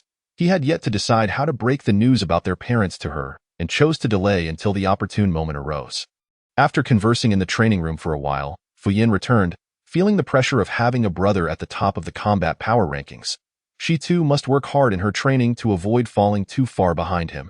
After some time, the base was abuzz with a significant announcement. Someone from the Space Force had broken through to the Divine Realm, becoming the second martial artist to achieve this feat. This individual would be coming to the base in a few days to deliver a lecture, sharing his years of cultivation experience. While training in the practice room, Fufeng heard this news over the intercom and pondered the true capabilities of the Divine Realm. According to Minister Li, one could shatter a Class 6 mech with a single punch. Class 6 mechs are the most powerful armored machines developed by humanity to date, standing 8 meters tall. Fueled by high-efficiency nuclear fusion energy, capable of being piloted both remotely and by a driver, equipped with particle weapons and cold arms. When their protective light shield is activated, they can withstand attacks from particle laser weapons. And they can fly directly from the land of Blue Star into space, exhibiting formidable survival and combat capabilities. If even Class 6 mechs cannot withstand the might of the Divine Realm, that certainly seems exaggerated. However, Fufeng trusted that Minister Li would not speak without certainty.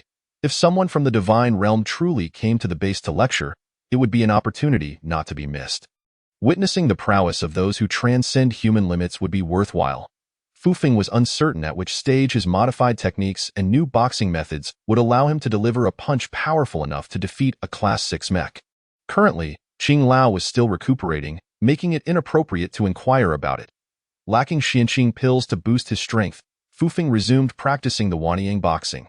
However, he dared not strike the wall again, fearing he might inadvertently create another hole due to his uncontrolled strength. Finally, the individual from the Space Force who had broken through to the Divine Realm arrived, though his arrival came over a month after the announcement. During this time, Fufeng successfully acquired 4 Xinqing pills, which he had been gradually refining within his body, elevating his cultivation to the late stage of the true Meridian Realm. Fufeng was uncertain whether the techniques he was practicing were still considered martial arts. As he had developed the divine consciousness described by Qing Lao, within his mind, there existed a sea of consciousness the size of a small pond. which continued to expand with his practice. The once invisible pearl now floated atop this sea, and within Fufeng's awareness, he felt he could see it. By extending his divine consciousness with closed eyes, he could perceive everything within a 20-meter radius with remarkable clarity. It was akin to sight, albeit devoid of vibrant colors, yet he could discern objects with utmost precision. Furthermore, his hearing, vision, and even physical strength had all significantly improved.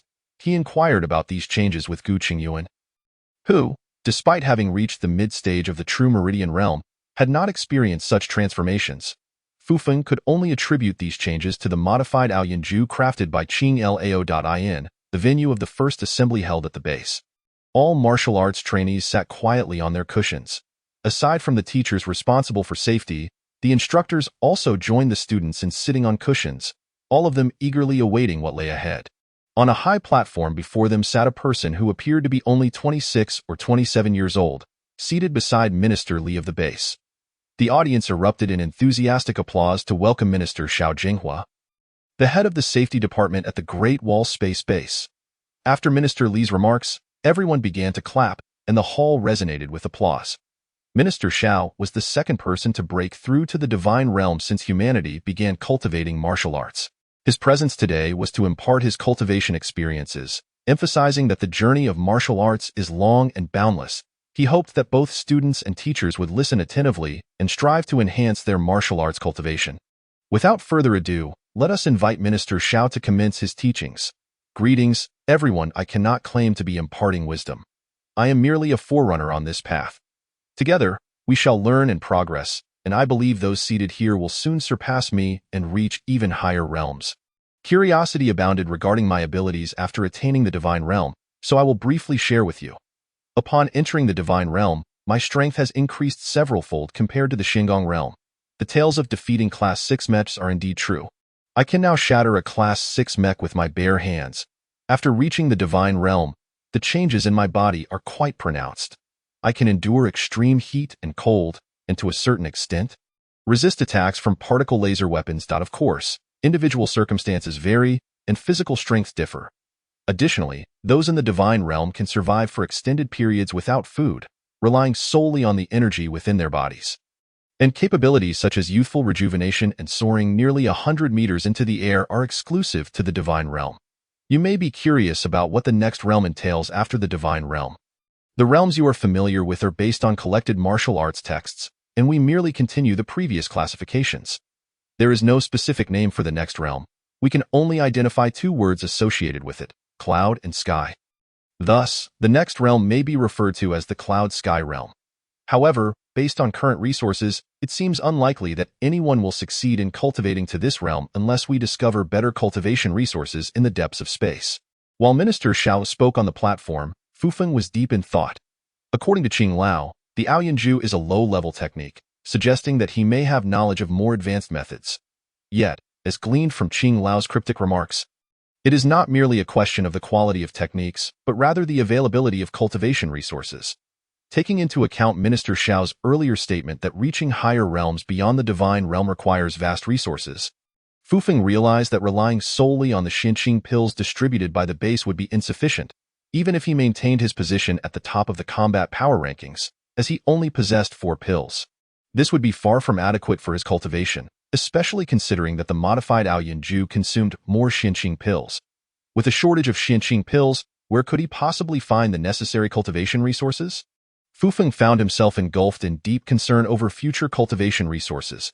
Aside from what he could obtain from the base, he could not conceive of any alternative methods.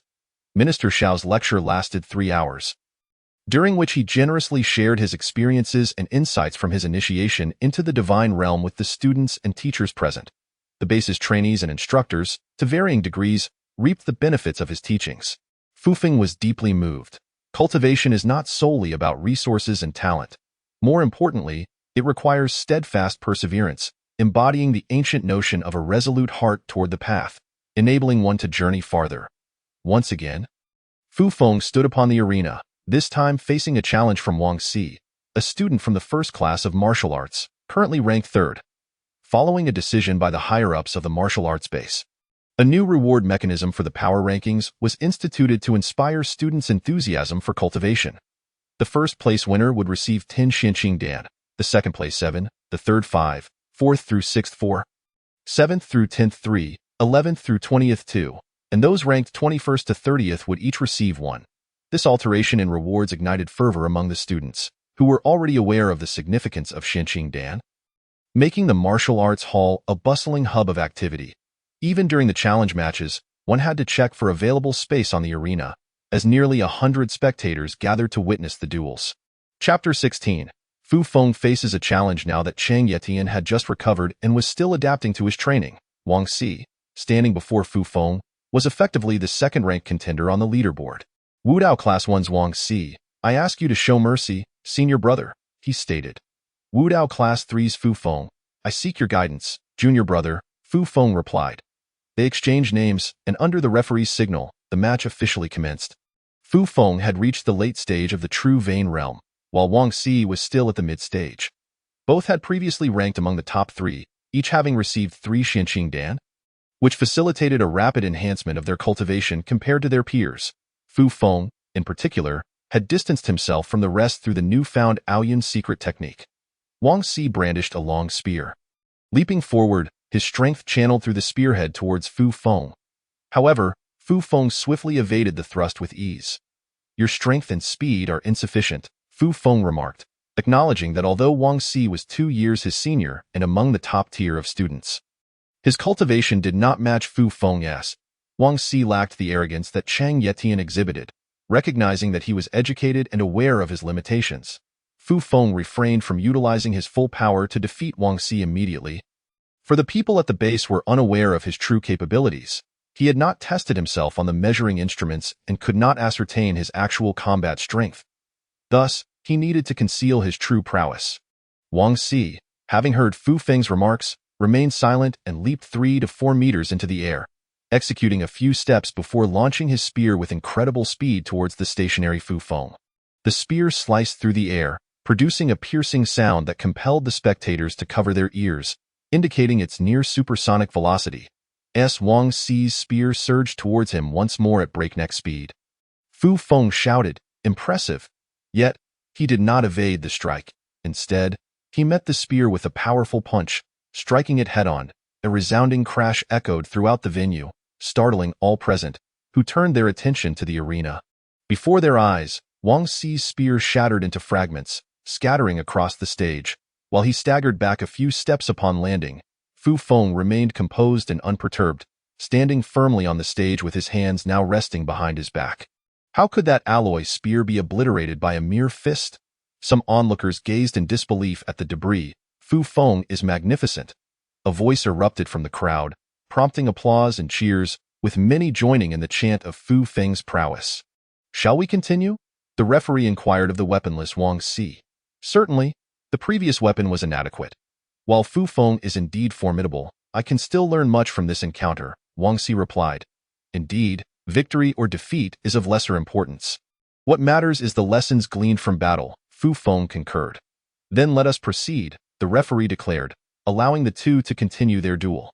Without his weapon, Wang Si did not charge directly at Fu Feng but instead positioned himself at a short distance before swiftly maneuvering.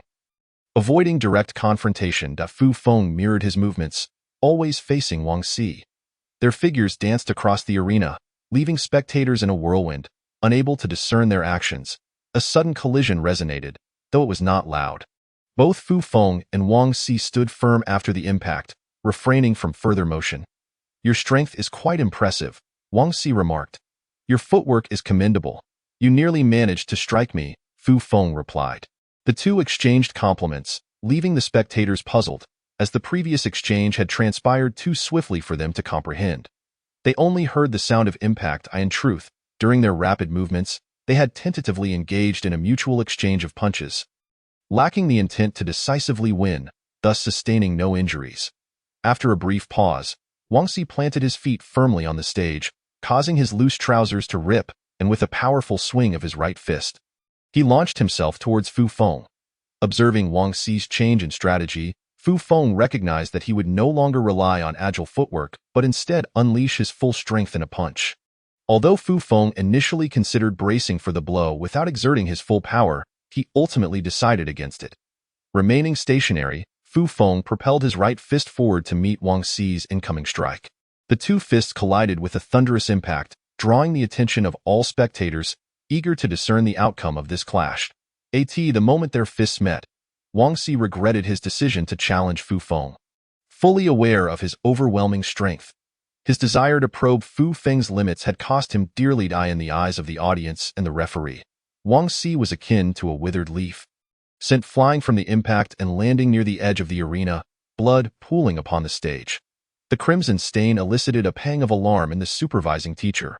Wang Xi lay unconscious, his right arm broken. Without a month or two of recuperation, he would be unable to train. The onlookers were left in disarray, shaken by the brutal nature of the duel and momentarily forgetting to cheer. Such was the harsh reality of martial arts combat. Fu Feng had not violated any rules, and Wang Xi's injuries were merely a result of inadequate strength. In the arena, one must come prepared for injury. Failure to do so is a personal choice, and once on the stage, only the victor prevails. Soon, Wang Xi was taken to the hospital for treatment, while the referee declared Fu Feng the victor. Maintaining his position at the top of the power rankings, Fu Feng believed that following this challenge, no one would dare to confront him again, as his strength had been unmistakably demonstrated in both challenge matches. With the top contenders having fallen before him, both suffering severe injuries, anyone who still dared to challenge him would be deserving of their fate, viewed as foolish for not recognizing the peril. 3 days after Fu Feng's match with Wang Xi, in the classroom of Wudao Class 3, Teacher Han guided 20 students, excluding Fu Feng, as they watched a recording of the duel between Fu Feng and Wang Xi. The entire match was projected holographically in the center of the classroom, captivating all students as they focused intently on every detail. When Wang Xi was struck by Fu Feng's punch, gasps echoed throughout the room, including from Gu Qingyuan and Qi Yao. After half an hour of replaying, pausing, and slowing down the footage, Teacher Han posed a question to the attendees. What insights have you gained from the match between Fu Feng and Wang Xi? Their strength is formidable, particularly Fu Feng. He truly deserves his rank at the top of the power leaderboard, came one response. And what else? It seems both of their cultivation levels have surpassed the mid-stage. The punch they exchanged would likely be lethal to anyone among us, another student noted. Their power is immense, and their speed is extraordinary. Their combat experience appears far superior to that of the average individual, someone added. Prompted by Teacher Han, discussions erupted among the students, dissecting the match's details and speculating on the implications. Teacher, could their strength be attributed to the Xianqing Dan? After all, they both received 3 additional doses. One student inquired. Indeed, the Xianqing Dan can significantly enhance cultivation. Regardless, it remains an essential resource for training. They have undoubtedly surpassed their peers due to the benefits of the Xianqing Dan, and once Chang Yetian recovers, he too will likely outpace most others. The importance of Xianqing Dan has led the base leadership to revise the reward system for the power rankings, allowing more students to acquire additional doses. Intensifying the competition and nurturing stronger talents, Teacher Han explained. This moment, Gu Qingyuan remained transfixed by the holographic image of Fu Feng, astonished by his extraordinary display of combat prowess, still grappling with the implications. Teacher, is Fu Feng's talent for cultivation exceptionally high? Another student queried that Fu Feng did not arrive through selection, so his innate talent remains unknown. While he may possess some level of talent, it is not the sole reason for his rise. I believe it is primarily due to his diligence. Combined with the Xianqing Dan he has acquired, such results are entirely reasonable. Chapter 17. Fu Feng's True Combat Strength. Teacher, I too wish to train alone in a separate classroom. It appears that Fu Feng's strength stems from his solitary cultivation, a student expressed. All eyes were suddenly fixated on the individual who had made the request, and that person was Gu Qingyuan. What does it mean? Do you believe that our shared practice in the same classroom has influenced your cultivation? You reside in the same dormitory as Fu Feng. Why have you not engaged with him to exchange insights on cultivation and enhance your own abilities? And instead, are now resorting to dubious methods? The gazes of all the classmates were unfriendly as they directed their accusations toward Gu Qingyuan. Sun Xianxing, a classmate of Gu Qingyuan, also sought to seize this opportunity to humiliate the frequently antagonistic Gu Qingyuan. But upon realizing he was no match for him, and given the current prohibition against personal grievances being settled through combat, he dismissed the thought. I have indeed discussed matters with Fu Feng. But he merely claimed to possess talent, and I gleaned no useful experiences from him. I observed that he spends his days practicing alone in a classroom without engaging with anyone. I simply wish to experiment with the solitary environment in which he trains. Seeing himself becoming a target of universal disdain, Gu Qingyuan hastily defended himself. It is impossible for one person to monopolize a classroom. Fu Feng is merely an exception. If there were additional training rooms available, I believe he would also prefer to practice here. Although you are currently in the same classroom, the training rooms are separate and will not disturb one another. These considerations were taken into account during the initial construction. To enhance one's cultivation, the most crucial elements are resources, effort, and a resolute heart, spoke Teacher Han to all the students. Returning to the matter of the competition, I discerned from Fu Feng's confrontations that he has not fully unleashed his true potential. If he were to fight with all his might, Wang Si would be crushed upon his appearance. Teacher Han addressed the entire class once more. Has he not exerted himself to the fullest? Just how formidable is Fu Feng? Some were astonished by Teacher Han's words, while others remained skeptical. In truth, I have closely observed Fu Feng. If he were to fully manifest his cultivation and engage in battle at his peak, I believe he would be my equal. Upon Teacher Han's proclamation, a profound silence enveloped the students, with no one daring to respond. Is it conceivable that one could possess the combat power of a perfected true vein stage? Among all the martial artists in the base, excluding Fu Feng, the highest recognized realm and strength belongs to Wang Si, who currently stands at the mid-stage of the true vein realm and possesses formidable power. Although Fu Feng has triumphed over Wang Si, the combat power described by Teacher Han refers to that of a perfected true vein stage, which constitutes a leap of 2 minor realms. No one would believe it. I understand your disbelief, but it is of little consequence. All you need to know is that Fu Feng has long surpassed you in martial arts, and his reign at the top will endure for an extended period. Prepare yourselves mentally to be overshadowed by him, and strive to follow in his footsteps, ensuring that you do not fall too far behind. Very well, you may now deliberate and analyze the competition between the two of them at your leisure. I shall take my leave, concluded Teacher Han, disregarding the students who remained lost in thought regarding his words as he exited the classroom. A month has swiftly passed, during which Gu Qingyuan visited Fu Feng intermittently. Seeking guidance on his cultivation challenges, Fu Feng could only point out his shortcomings based on his own experiences. To his surprise, under Fu Feng's tutelage, Gu Qingyuan rapidly advanced his cultivation, reaching the mid-stage of the true vein realm, and was on the verge of breaking into the late stage. His ranking successfully ascended to 4th place, just behind Xia. On this day, Fu Feng received 11 Xianqing pills from Teacher Han. Upon returning to the training room, he intended to utilize the pills when a voice echoed in his mind. Little brat, quite impressive, acquiring so many pills at once. Startled by the unexpected voice in his mind, Fu Feng recalled the presence residing within him and steadied himself. Elder Qing, you have awakened? The last time I assisted you in revising your techniques and imparting my fist techniques indeed consumed a significant amount of my energy. So I took the opportunity to rest and recuperate. I am much better now. And you have also progressed well. Having cultivated your sea of consciousness, I must thank you. The revised Aoyan formula is extraordinary. My cultivation technique is now entirely different from that of others. Indeed, you are now practicing an immortal cultivation method, while they are merely dabbling in superficial techniques. Now, continue your training, unless there is something of great importance. Do not disturb me. I am engaged in the calculation of some significant matters and require tranquility. Immortal cultivation? How does that differ from martial training?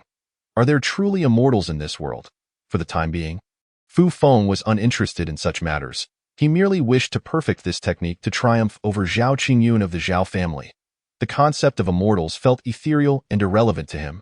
Yet, Elder Qing had survived from such a distant era and was capable of modifying techniques. Surely that qualifies him as an immortal. Perhaps he could inquire about Elder Qing's era in the future. Fu Feng was curious about how a technique like Aoyan formula could exist in this starry expanse and why it had now fallen silent. Sitting cross-legged on the mat, he resolved to refine 2 Xianqing pills in the shortest time possible and subsequently request permission from the base leadership to return home. Fu Feng dedicated himself to the complete refinement of the 2 Xianqing pills, successfully absorbing them within 3 days. He tidied the entire training room, slung his backpack over his shoulder, and exited the solitary classroom. In truth, his backpack contained little of substance. His handheld computer, glasses, and other small items had all been damaged during the previous attack and discarded as trash. Even the backpack was partially torn, yet he had no new one to replace it with, as such items were unavailable here. Fortunately, his bank card, identification, and the business card Qing had given him on the magnetic levitation train remained intact. Within the martial arts base, he paid little mind to matters beyond martial arts. But upon venturing outside, he would need to replenish his essential items. On the second floor of the same building, as Fu Feng traversed the corridor, those he encountered gazed at him with admiration and greeted him softly. He understood this was the influence of his reputation as the top contender in combat power that Fu Feng located his sister Fu Yan's training room, and outside the classroom, he used a dedicated communication device to contact her. His sister Fu Yan leaped for joy. "Brother, you finally came to find me. You're at the top of the rankings. I was afraid it would reflect poorly on you, so I didn't dare to reach out." Fu Feng entered her training room, which mirrored his own layout but was imbued with a feminine charm and adorned with a few plush toys beloved by girls. "You mustn't overexert yourself. Your health is paramount, and you should also find joy in your endeavors," Fu Feng said, noticing his sister's slight pallor, feeling a pang of concern. "Brother, do not underestimate me. Although I have yet to challenge anyone in the top 30, my strength and speed have significantly improved. No one dares to bully me, though of course, I cannot compare to you, the number one in the base. Let's set that aside for now. Show me your technique, and I will guide you," Fu Feng instructed. Fu Yan pouted but complied, demonstrating her technique as Fu Feng pointed out her flaws and areas for improvement. The siblings busied themselves in the training room, one practicing while the other advised. Fu Feng had contemplated passing on his current technique to his sister, but decided against it. He felt he was not yet strong enough. To hastily share the revised Alien formula with her might attract unwanted attention from those with ill intentions, potentially causing her unnecessary trouble. He resolved to wait until the opportune moment arose to share it with her, considering her young age would mitigate any potential impact at that time. Once Fu Yan concluded her training, Fu Feng ceased his guidance. "Brother, occupying the top position is no coincidence. The issues and solutions you pointed out had never occurred to me. After implementing your methods, I can feel my meridians flowing more smoothly in a short time. These are merely experiences. The key lies in resources and perseverance. By the way, I received 11 Xianxing pills this time, and I won't be able to use them all, so I'll save you 2. Brother, just give me 1. You should prioritize your own training. I will receive plenty each month." "You need not refuse," Fu Feng replied, retrieving 2 Xianxing pills from a box in his backpack and handing them to her. "Brother, I shan't be polite then. With these 2 Xianxing pills, my strength will greatly increase." "Thank you, brother. No need for thanks. It is only natural, being your brother. However, keep this confidential. Do not let anyone know that you received Xianxing pills from me. It is better to be cautious. Should anyone learn of it, they may employ underhanded tactics." "Understood. I won't even mention it to the best Yang Zixuan. Additionally, I intend to be away for a while. Before I come looking for you, you need not search for me, as you won't be able to find me. You can go out." Fu Yan asked incredulously. "I have a task." Fu Feng fabricated a reason. Fu Yan understood that her brother, now a notable figure in the base, having a task was not unusual, so she refrained from questioning further. Chapter 18. Accompanying Qi Yao as Fu Feng exited his sister's space, he returned to the dormitory apartment he had not visited in quite some time, confident that Gu Qingyuan would not be there. During this interval, with Fu Feng's assistance, Gu Qingyuan was in a phase of rapid advancement. Having recently received Xianxing pills and was currently engrossed in intense training within the training room, neglecting food and drink. Gazing at the lifeless dormitory, Fu Feng let out a sigh, uncertain whether it was a lament for Gu Qingyuan's tenacity or a reflection of his own dismal fate.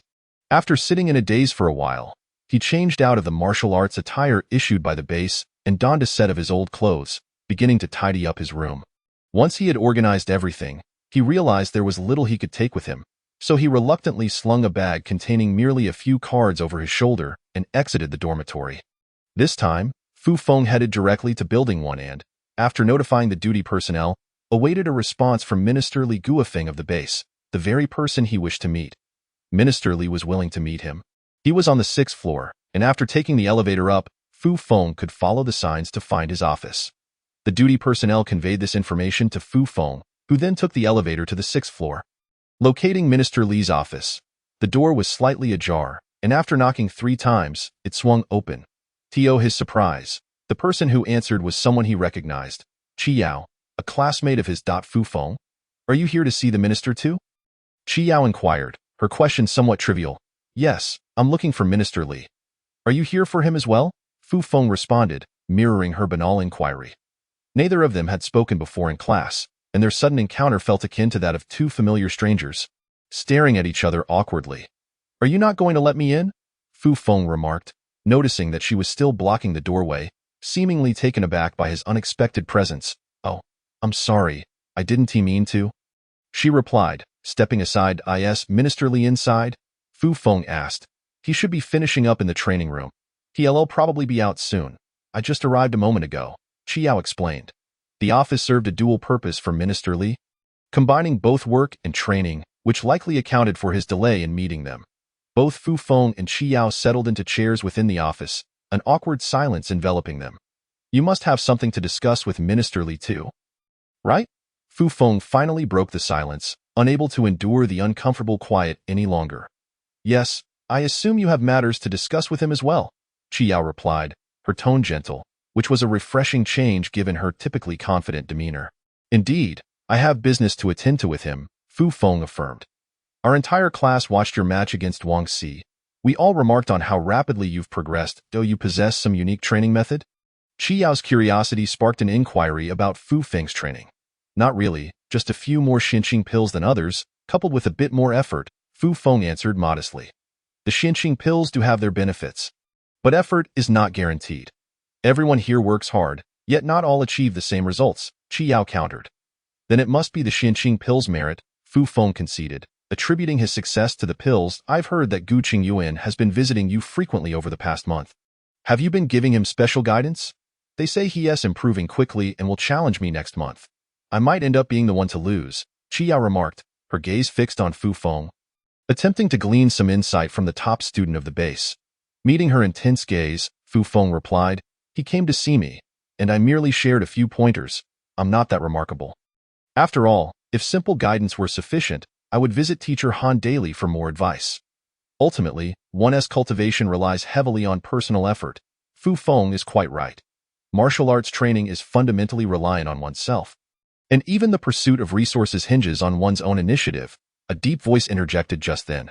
Recognizing the voice, both Fu Feng and Chi Yao stood to greet Minister Li as he emerged from the training room.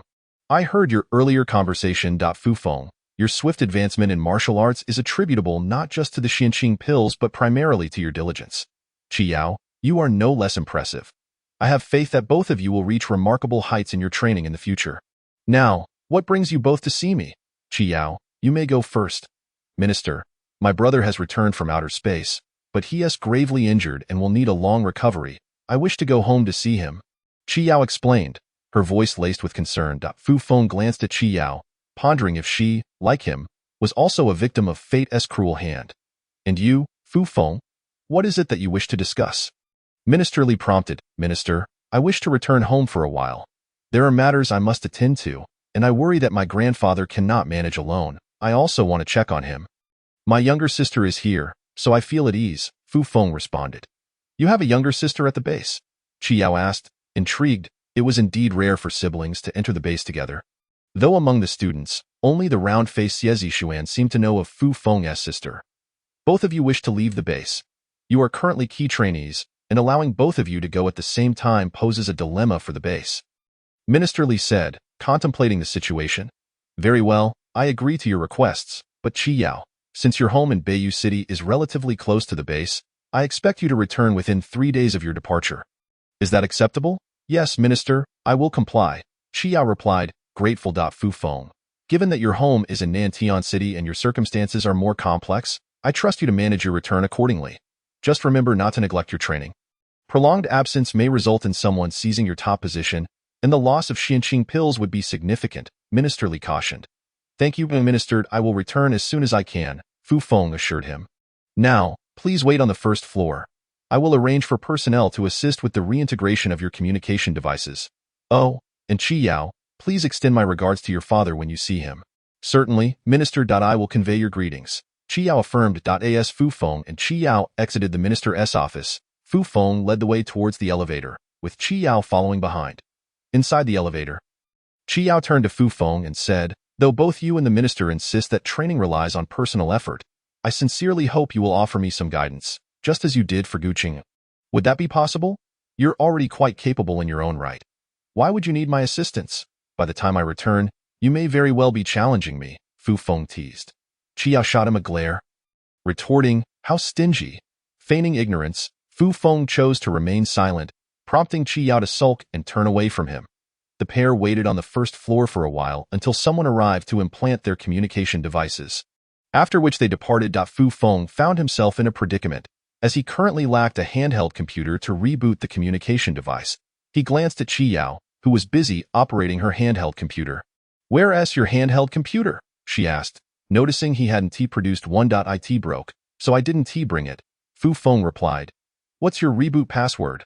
Fu Feng fell silent, reluctant to divulge his reboot password, preferring to borrow her computer instead. "If you don't share, I won't help you," Qiao declared, leaving him no choice but to reveal the password. With her cunning plan succeeding, Qiao chuckled inwardly, thinking, "You wouldn't guide me in my training, so now I'll just learn your communication password." Before long, a large armored vehicle arrived, and both Fu Feng and Qiao boarded, squeezing into the last row, which was already occupied by several other personnel.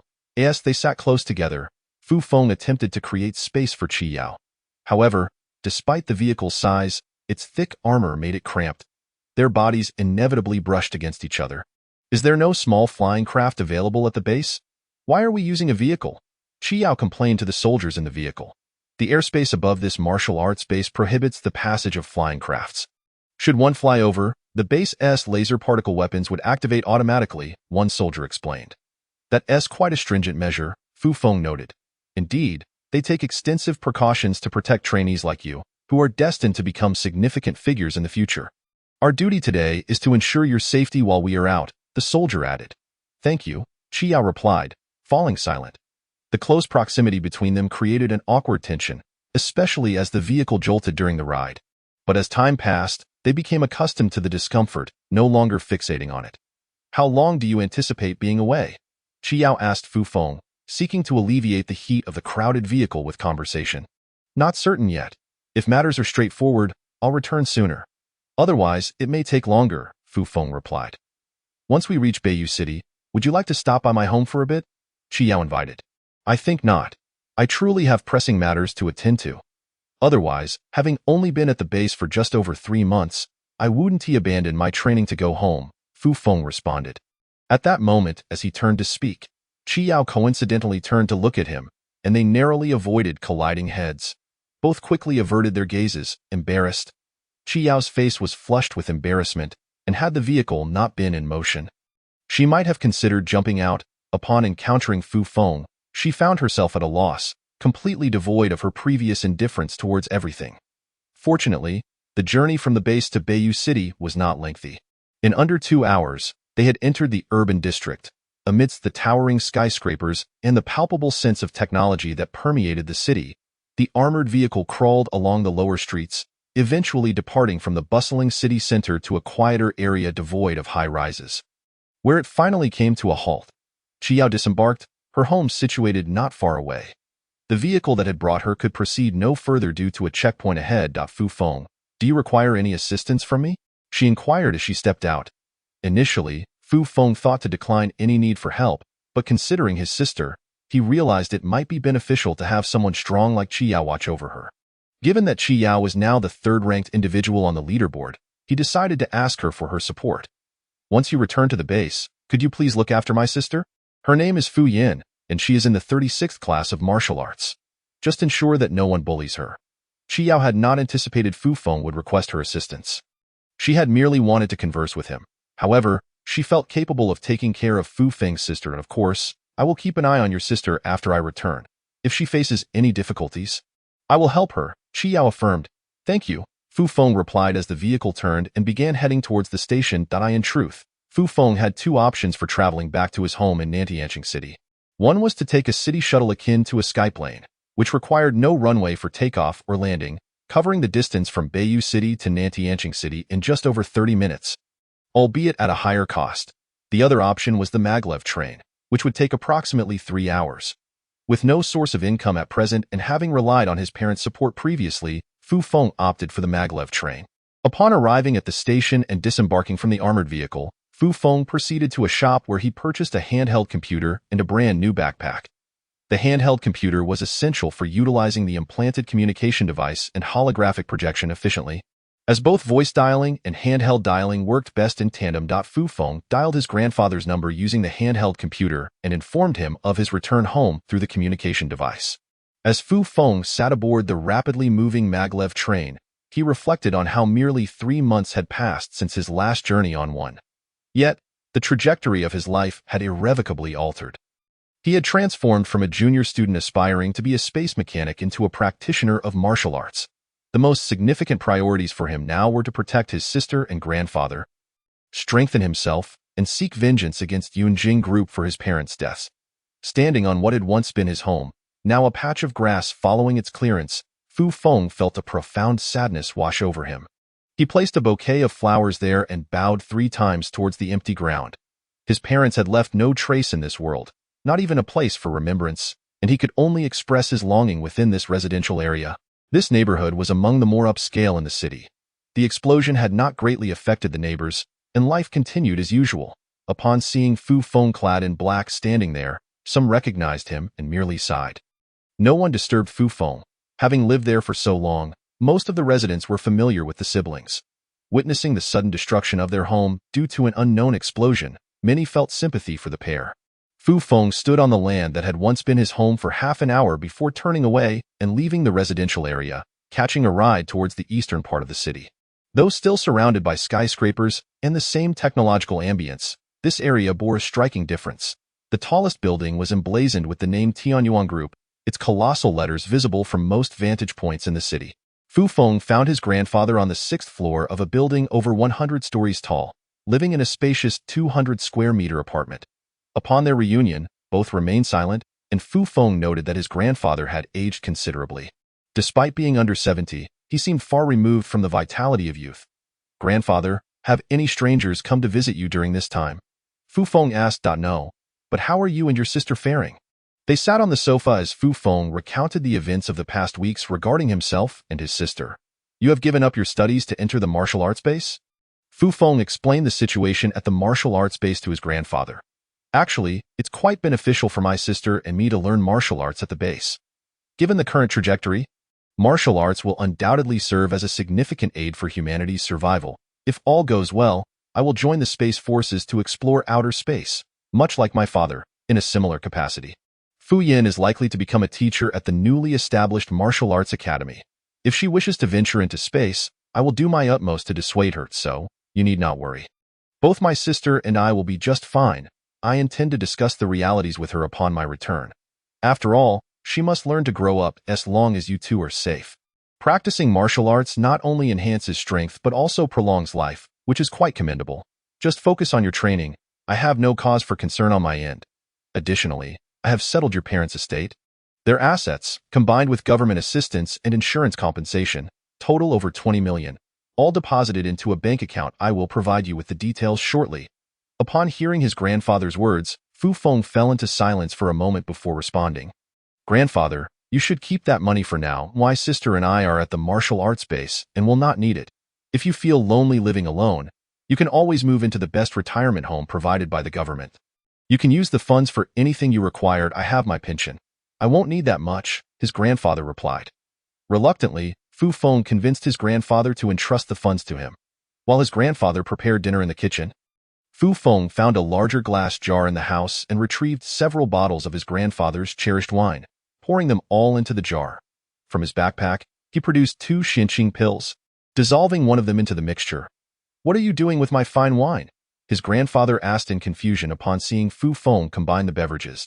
Fu Feng carefully stored the jar containing the dissolved pill and explained, "From now on, you should drink a cup of this wine daily. But do not overindulge. It has been diluted with a special potion provided by the base for our training. This potion, when taken regularly, strengthens the body and extends life. It is extremely valuable, costing over 300,000, and is not readily available. Please do not discuss this medicinal wine with anyone, or you may attract unwanted attention. Once you finish this jar, I have another pill reserved for you. Just refill the jar and add the pill as needed." Fu Feng handed the other Xinqing pill to his grandfather, who examined it with great care yet could discern nothing remarkable. Such an expensive pill, meant for your training, and you give it to me? What will you do? I have more. Just enjoy it slowly. Be cautious and start with a small amount. It contains powerful energy that your body may struggle to handle at first. Once you adjust, you can gradually increase the dosage. His grandfather hid the pill and began serving the meal, and the two of them started to eat in silence. Memories of the five of them dining together in lively conversation flooded their minds, evoking profound sorrow, though neither expressed it outwardly. Fu Feng savored the dish his grandfather had prepared, one he had once relished, but it now tasted devoid of flavor, leaving him with a sense of unease. After finishing their meal, Fu Feng poured a cup of the freshly diluted wine for his grandfather, watching closely to ensure he suffered no ill effects. After consuming a cup, his grandfather felt the effects of the potion coursing through him and closed his eyes to rest and digest the medicinal properties. After more than an hour, he appeared significantly improved, displaying no adverse symptoms, which reassured Fu Feng. Chapter 20. A reunion with Qin Yingqing. Fu Feng stood on the street, observing the throngs of people and the bustling traffic, raising his gaze to the skyscrapers adorned with flickering neon lights. Occasionally, a rainbow-like beam of light zipped across the sky, emanating from the airborne vehicles that traversed the buildings, a favorite amongst the affluent and talented of the city, representing the pinnacle of urban transportation. Although Fu Feng had intended to spend quality time with his grandfather, he realized that their shared presence only served to remind them of the past, deepening their melancholy. Thus, he stepped outside. His childhood companion had yet to arrive to pick him up, leaving him to wait by the roadside. The roar of an engine drew near, and a futuristic-looking small car pulled up to the curb. The vehicle, lacking a compact nuclear fusion power source, produced a rather loud noise. Fu Feng, over here. A tall, handsome young man emerged from the car, waving at Fu Feng, who approached, embracing him and greeting. Ke Yuan, it's been ages. Indeed. I thought you would return sooner. I waited so long to see you. Recently, I visited your grandfather, and he seemed well, Ke Yuan remarked. Thank you. They both climbed into the car, which began its journey towards the city center. Where do you want to go for fun? Ke Yuan inquired. Anywhere you like. Just take me to your favorite spots, Fu Feng replied. Fu Feng was not particularly familiar with the nightlife in the city, so he decided to let Ke Yuan make the choice. Ke Yuan's father owned a technology company specializing in organic plant cultivation, with a dedicated base for producing and nurturing pollution-free vegetables. Their family was well off, and Ke Yuan had long since abandoned his studies to assist in the family business, making him quite knowledgeable about the various facets of urban nightlife. Let us head to the Yuanyan Xingdi bar. It has a pleasant atmosphere and a hint of cosmic living, making it a popular spot for the youth, Ke Yuan suggested to Fu Feng. Sure, as long as we're drinking and chatting, it doesn't matter where we go. Fu Feng replied nonchalantly, merely seeking to clear his mind. Should we invite a few old friends to liven things up? Ke Yuan inquired. No need. Just the two of us will suffice. The others are busy studying at the university. It would be unnecessary to disturb them. The pair drove to a dazzling skyscraper and took the elevator straight to the 99th floor, where a sizable bar awaited them. Yuantian Xingdi Bar, featuring both quiet and lively sections. Fu Feng and Ke Yuan opted for a more tranquil area, ordered drinks, and began conversing amidst the soothing melodies of a piano. Fu Feng, your parents' past troubles are behind you. There's no need to dwell on them. You studying abroad, and I will frequently visit your grandfather, keeping you informed of any developments. However, your sister has been out of sight for quite some time. Your grandfather mentioned she went to some base. Is she doing well? Ke Yuan asked. My sister is fine for now. I haven't told her about our parents yet. I'll wait a bit longer. After I leave, please do visit my grandfather more often.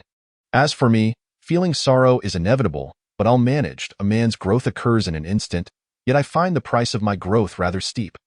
Let us not dwell on that. You'll graduate next year. Right? Are you heading to the space base afterward? Ke Yuan probed. I'm no longer attending university in Zhongxing City. I'm training in martial arts at a Space Force base, so I don't know when I'll actually get to space. Fu Feng explained. What? You're not going to university anymore? What martial arts are you training in? Ke Yuan exclaimed, astonished by Fu Feng's revelation. It's not as you imagine. This base is part of the National Space Force. You wouldn't understand martial arts now, but you will in time. By the way, my sister is also there. She was selected to join, Fu Feng clarified. Ke Yuan regarded Fu Feng with a mix of skepticism and understanding. recognizing that the base must be quite significant, causing him to refrain from further inquiries. Actually, my next major goal is to immigrate to an extraterrestrial planet. A few years ago, it was relatively easy to immigrate due to population needs. But now it's more challenging. I hope to immigrate to a planet with favorable conditions before I turn 25, Qiyuan expressed, sharing his aspirations with Fufeng. He knew Fufeng was captivated by space. But given that Fufeng was already affiliated with the Space Force, his journey into space seemed inevitable, while he, Qiyuan, needed family support to realize his dreams. Then let us strive while we're young. The universe is vast, and surely there's a planet waiting for you to step upon, Fufeng encouraged, supporting Qiyuan's ambition, recognizing that living on another planet was indeed an enticing prospect. Hey, there's a beautiful girl who keeps glancing at you, Qiyuan remarked, glancing sideways at Fufeng. It's fine. I don't know anyone here, so it doesn't matter if someone looks my way. I have nothing to lose, Fufeng replied. Qiyuan, aware that all the women Fufeng knew in this city were also familiar to him, concluded that if he didn't recognize her, she likely mistook him for someone else. Looks like she's coming over, Qiyuan teased, nudging Fufeng. Fufeng turned to see who it was, and under the dim lighting, the girl appeared somewhat familiar, yet he could not place her. Fufeng? Is that really you? The strikingly beautiful girl called out, halting before him, causing Fufeng to freeze.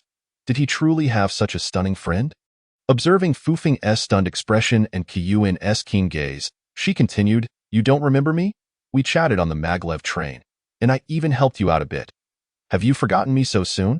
Fufeng recalled the incident from 3 months prior during his trip home on the maglev train. It was indeed Qin Yingqing. "Miss Qin, is it you? I'm terribly sorry. I almost forgot," he stammered as he quickly stood to greet her. Qiyuan, noticing the beauty greeting Fufeng, also rose quickly. "Are you all right since that day? I was hoping to hear from you once you returned to the city. I'm fine. Something's happened after that day. So I only got back yesterday," she replied. "Oh, by the way, this is my friend Qiyuan. Hello, I'm Qiyuan. Nice to meet you. I'm Qin Yingqing, and I met Fufeng on the train." Fufeng, captivated by the gorgeous Qin Yingqing, awkwardly suggested, "Would you like to join us here?" "Sure. I'll call my friend over as well," she agreed, much to Fufeng's surprise, as he initially thought such a lovely girl would decline to join them for drinks. Fufeng and Qiyuan watched as Qin Yingqing walked back to her table, her long dress and flowing hair accentuating her graceful figure, exuding an ethereal aura. They exchanged glances, with Qiyuan appearing thrilled while Fufeng felt a sense of resignation. Having recently been rejected by his ex-girlfriend, coupled with various upheavals, he was not keen on involving himself with any woman at the moment. He simply wished to focus on perfecting his martial arts. After conversing with her friend for a while, it seemed that her friend was reluctant to join Fufeng and Qiyuan. However, after some persuasion from Qin Yingqing, they both made their way over, carrying their bags. Before Fufeng could act, Qiyuan had already arranged the seats for them. Qin Yingqing, alongside her companion, approached Fufeng and Qiyuan. Although her friend was not as stunning as she was still quite a beauty. The two women walked gracefully toward Fufeng and Qiyuan, causing the men around them, who had been stealing glances, to feel a pang of jealousy, wishing for Fufeng and Qiyuan to be intoxicated quickly. Qin Yingqing settled beside Fufeng, while her friend took a seat next to Qiyuan. The four of them reintroduced themselves. "Fufeng, where are your glasses? Did your short-sightedness get cured? I only recognized you now because you weren't wearing them," Qin Yingqing observed, gazing at Fufeng's face, causing him to blush. He could only claim that he had been cured and would no longer wear them. "Miss Qin is quite observant. I'm his childhood friend. I didn't even notice he wasn't wearing glasses until now. So I'll drink his penance," Qiyuan declared, raising his glass and downing it. Fufeng inquired about their choice of drinks and summoned the waiter. The girl named Zhang Nishan, noticing Qin Yingqing preparing to drink again, cautioned, "Yingqing, you shouldn't drink too much. Your father will scold you when you get home. It's fine. I can handle my drink. I just want to feel a little tipsy. Besides, given how much I chatted with Fufeng on the train, I owe him a drink, don't you think, Fufeng?" Fufeng, unable to meet her gaze, merely nodded in agreement, keeping his head down. When the new drinks arrived, Qiyuan poured a glass for each of the two beautiful women and then raised a toast to Zhang Nishan, stating, "Since Miss Qin wants to toast Fufeng, I shall toast you as well." Fufeng also lifted his glass, addressing Qin Yingqing, "Thank you. Your expressions that day genuinely startled me, so I kept chatting with you to distract you from your feelings. I didn't expect you to be taken away midway. That shocked me as well." Everything turned out all right afterward, right? It wasn't a big deal.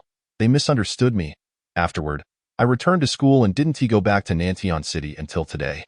I didn't expect to run into you right after coming back. Then we truly have a connection. Let us drink to that. Chapter 21.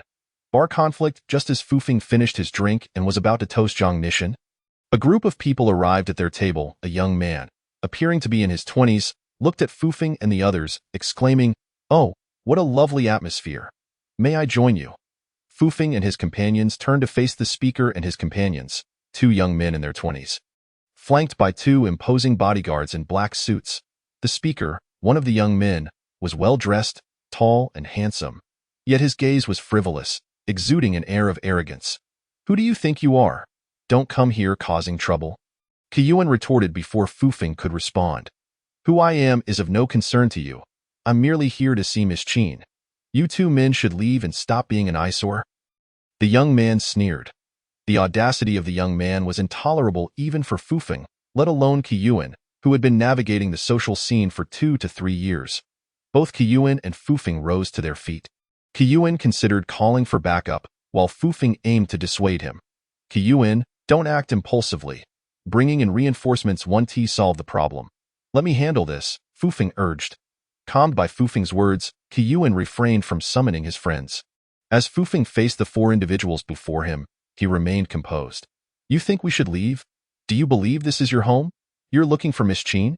Miss Qin, are you acquainted with these ruffians? Boss, there are troublemakers in your bar. Shouldn't you come and handle this promptly?"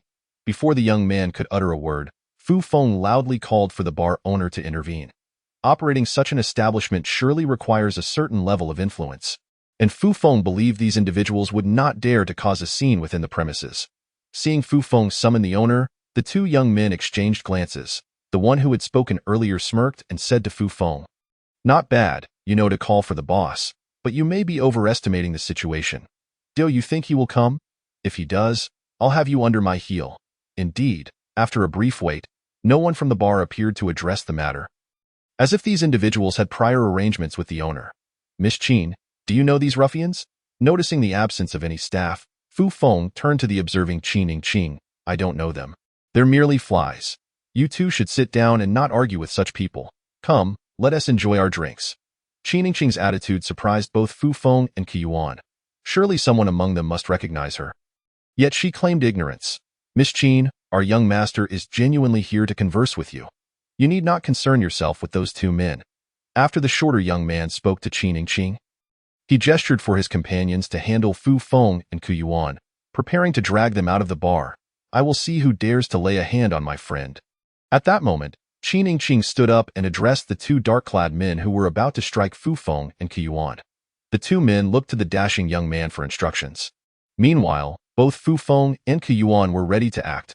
However, Fufeng discerned that the 4 individuals were all trained in martial arts and recognized the danger. Thus, he positioned himself in front of Qiyuan and advised him not to engage, assuring him that he would handle everything. "You may disregard them. As long as Miss Qin comes with me to another side for a drink and to converse, I have no interest in these irrelevant parties." The young man's smug demeanor provoked an impulse in Fufeng to strike him, and it was infuriating that he was using Qiyuan to coerce Qing into drinking with him. "I suggest you return to your mother and drink with her. Perhaps if you get drunk, she will comfort you. Miss Qin will enjoy her drink with us and will not join you." Qiyuan, unable to tolerate the young man any longer, hurled a venomous remark at him. "You seek death." At this, the young man erupted in fury, launching a punch at Fufeng and Qiyuan before the 2 dark-clad men could act. At that moment, even Qing was caught off guard. By the time she rushed over to intercept the punch, it was too late. The punch connected with Fufeng, who had shielded Qiyuan, and Qing regretted not protecting Fufeng and Qiyuan adequately. A sharp sound echoed, followed by a scream, but it was not Fufeng who cried out. It was the young man who had attacked him. Fufeng had remained still, absorbing the punch with his body, leaving him unharmed while the assailant's hand broke upon impact, now howling in pain. All eyes turned to Fufeng, disbelief etched on their faces, particularly among those trained in martial arts, who knew that the young man's punch bore the strength of a late-stage true pulse realm practitioner, potent enough to kill a normal person. "Are you unscathed?" Qing inquired, gazing at Fufeng, who appeared completely at ease. "I'm fine. It merely scratched an itch, Fu Feng replied nonchalantly. You have trained in martial arts? Qin Qing, aware that an ordinary person could not withstand such a blow, was certain Fu Feng had trained, yet she still asked to quell her curiosity a little. Kill him. I want his life. The injured young man commanded the two dark-clad men, who handed him over to a shorter young man, and both glared at Fu Feng. Ready to strike. Fu Feng braced himself for combat. At that moment, Qin Qing signaled to three others clad in black, who promptly moved to stand before the two men preparing to attack, creating a standoff. Fu Feng and Yuan then realized that the two young women had bodyguards for protection, rendering their intervention unnecessary. Qin Qing, you are formidable. Let us go. I need to get to the hospital, the injured young man declared, realizing he could not gain the upper hand and fearing that all four of them might end up injured. With that, the three fled the bar. Everyone present now understood that both parties were not to be trifled with, and no one dared to look in Fu Feng's direction. All heads bowed over their drinks. Under Qin Qing's command, the three black-clad men departed to another table, following the recent incident, apart from the indifferent Zhang Nishan. Fu Feng, Yuan, and Qin Qing found their thoughts swirling. They all resumed their seats, yet none spoke. Fu Feng was astonished to discover that Qin Qing was also a practitioner of martial arts. Her speed when she rushed to block the young man's attack was characteristic of a martial artist, and her background was undoubtedly impressive, accompanied by at least three individuals at the Xiangu realm. Qin Qing, in turn, was astonished to learn that Fu Feng had also trained in martial arts in the mere 3 months since they last met, and she wondered how he had progressed so swiftly, leaving her quite astonished. Meanwhile, Yuan finally grasped the essence of martial arts as he witnessed Fu Feng withstand a punch that carried a fierce wind, remaining unscathed while the opponent broke his own bone. Had that punch connected with him, he would surely have collapsed, possibly lifeless. Moreover, he never anticipated that the beautiful Qin Qing was also a scion of wealth. What's wrong? Why the silence? Zhang Nishan broke the stillness, directly admonishing Qin Qing. Your status is unique. While you may not mind, it can still bring harm to others. Do you not see? Had Fu Feng not trained in martial arts, he would be lying on the floor now, dead. This is not her fault. Those people were inherently unruly. A lesson was well-deserved. Fu Feng defended Qin Qing, believing she bore no blame. What do you know? The one who just broke his hand is not of simple origin. He belongs to the Zhao family of Yunjing Group and is one of the most outstanding young men of the 4th generation, named Zhao Senator. Now do you understand why the bar owner did not intervene? Zhang Nishan explained to Fu Feng and Yuan the identities of the earlier individuals. He is indeed a member of the Zhao family. What a waste, Fu Feng thought, regretting not having struck Zhao Sen down then and there. Planning to retreat to the base, though he knew he would have another opportunity, Zhao Sen's status was not substantial enough for revenge. All right, Nishan, that's enough. Zhao Sen traveled a great distance to Nantian City merely to pursue me. I find him insufferable and avoided him, which is why I ended up here. It seems the bar owner did not emerge because he likely informed Zhao San himself, leading them here. That owner has quite the audacity to operate such a business in Nantian City. I will ensure he pays for this, Fu Feng, do not worry. I will send someone to warn Zhao San. If he dares to harm you too, I will ensure he does not leave Nantian City. Chapter 22. Street racing. Fu Feng and Yuan listened silently to Qin Qing's words, exchanging curious glances, both pondering a singular question. This girl is so domineering and bears the surname Qin. Could she possibly be from that family? No need to speculate. She is exactly as you think. She is the young lady of the Qin family from Tianyuan Group, Zhang Nishan revealed, understanding their thoughts. To reintroduce myself, I am indeed of the Qin family. I apologize for not informing you two earlier, Qin Qing stated, addressing Fu Feng and Yuan, who looked at her in astonishment. It is an honor to meet you. Before Fu Feng could respond, Yuan spoke first, prompting Fu Feng to echo the sentiment. Fu Feng, when we met on the train, you seemed not to have trained in martial arts. How have you become so formidable in just over 3 months? Qin Qing queried, puzzled. The day after we met on the train, I joined the newly established Xianjin division of the Space Force and began my martial arts training there. Fu Feng succinctly explained his situation to Qin Qing, omitting further details. Just then, the bar owner, who had remained hidden during the earlier conflict, approached, repeatedly apologizing to Qin Qing, explaining that he had been absent from the bar and had only rushed over upon learning of her presence. From tomorrow, your bar shall cease operations.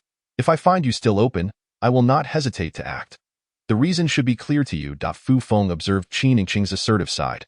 She had no need for the bar owner's excuses, knowing that Zhao San was aware of her whereabouts. The fact that the owner had stayed hidden when prompted to emerge only solidified the belief that he was complicit. The four present would not be swayed by his claims. After the ruckus caused by Zhao Sun, Fu Feng and his companions lost interest in staying to drink, rising to leave. The bar owner stood frozen in shock, having aimed to curry favor with Zhao San, only to find his establishment now out of operation. His next step would be to cling to Zhao San, yet because of his warning, Zhao San had been injured and was now in the hospital. When he faced Zhao San the following day, he could only imagine the wrath awaiting him. A true case of losing the chicken and the rice. The four individuals departed from the bar. It was only then that Fu Feng realized that Qin Yingqing and Zhang Nishan, accompanied by her bodyguard, were heading for the elevator to the rooftop. They had arrived via an aerial vehicle. Qin Yingqing beckoned Fu Feng, who was unsure of her intentions, and approached her. Please provide me with your contact number. Is my business card still with you? If not, I can issue you a new one. Qin Yingqing requested Fu Feng's contact details, to which he complied, assuring her that her card was still in his possession. Should you require anything during your stay in Nantian City, feel free to reach out to me directly. Also, do take care. Zhao Sin is a vengeful individual, and I fear he may send someone to deal with you before I have a chance to warn him. Please ensure your safety, as well as that of your friends. Qin Yingqing cautioned Fu Feng, who promised to heed her advice. The eldest daughter of the Qin family and her entourage ascended in the elevator to the rooftop, while Fu Feng and Qi Yuan descended. You seem to have made quite an impression on the eldest daughter of the Qin family. How did you two come to know each other? You should cherish the opportunity to bond. As they sat in the car, Qi Yuan inquired eagerly. Fu Feng recounted the events aboard the maglev train, omitting the details of his abduction. You were intending to return last time, but were intercepted by the Space Force and taken to the martial arts base. No wonder I didn't see you return. However, it seems that Qin Yingqing, despite being unfamiliar with you, showed genuine concern on the train, indicating a kind heart. Yet, in the bar, she certainly exuded an aura of regal authority. Everyone has their own environment and way of dealing with matters. We common folk can hardly fathom their lifestyle, let alone understand it. Perhaps we may not cross paths with her again. Although Fu Feng held a favorable impression of Qin Yingqing, he recognized that as the heiress of TNYUN Group, their lives were worlds apart. There was no real opportunity for their lives to intersect. The occurrences on the train and that evening were mere coincidences, and he felt no need to dwell on future interactions. As the pair drove through the dimly lit streets of Nantian City, Qi Yuan suddenly remarked, Fu Feng, do you see a vehicle trailing us? Glancing in the rearview mirror, he confirmed Fu Feng's suspicion. Fu Feng turned to look and indeed spotted a car following closely, its headlights glaring menacingly. There's a car behind us. Don't drive toward my grandfather's place. Let us meander through the streets and see if we can shake them off, he advised Qi Yuan. It's likely that Zhao's lackey from the bar sent them. They seem intent on making a lethal move against us. These individuals have no regard for the law, believing themselves to be untouchable. Let us see if they can keep up with us. With that, Qi Yuan accelerated, the vehicle roaring down the street, the pursuing car matching their speed.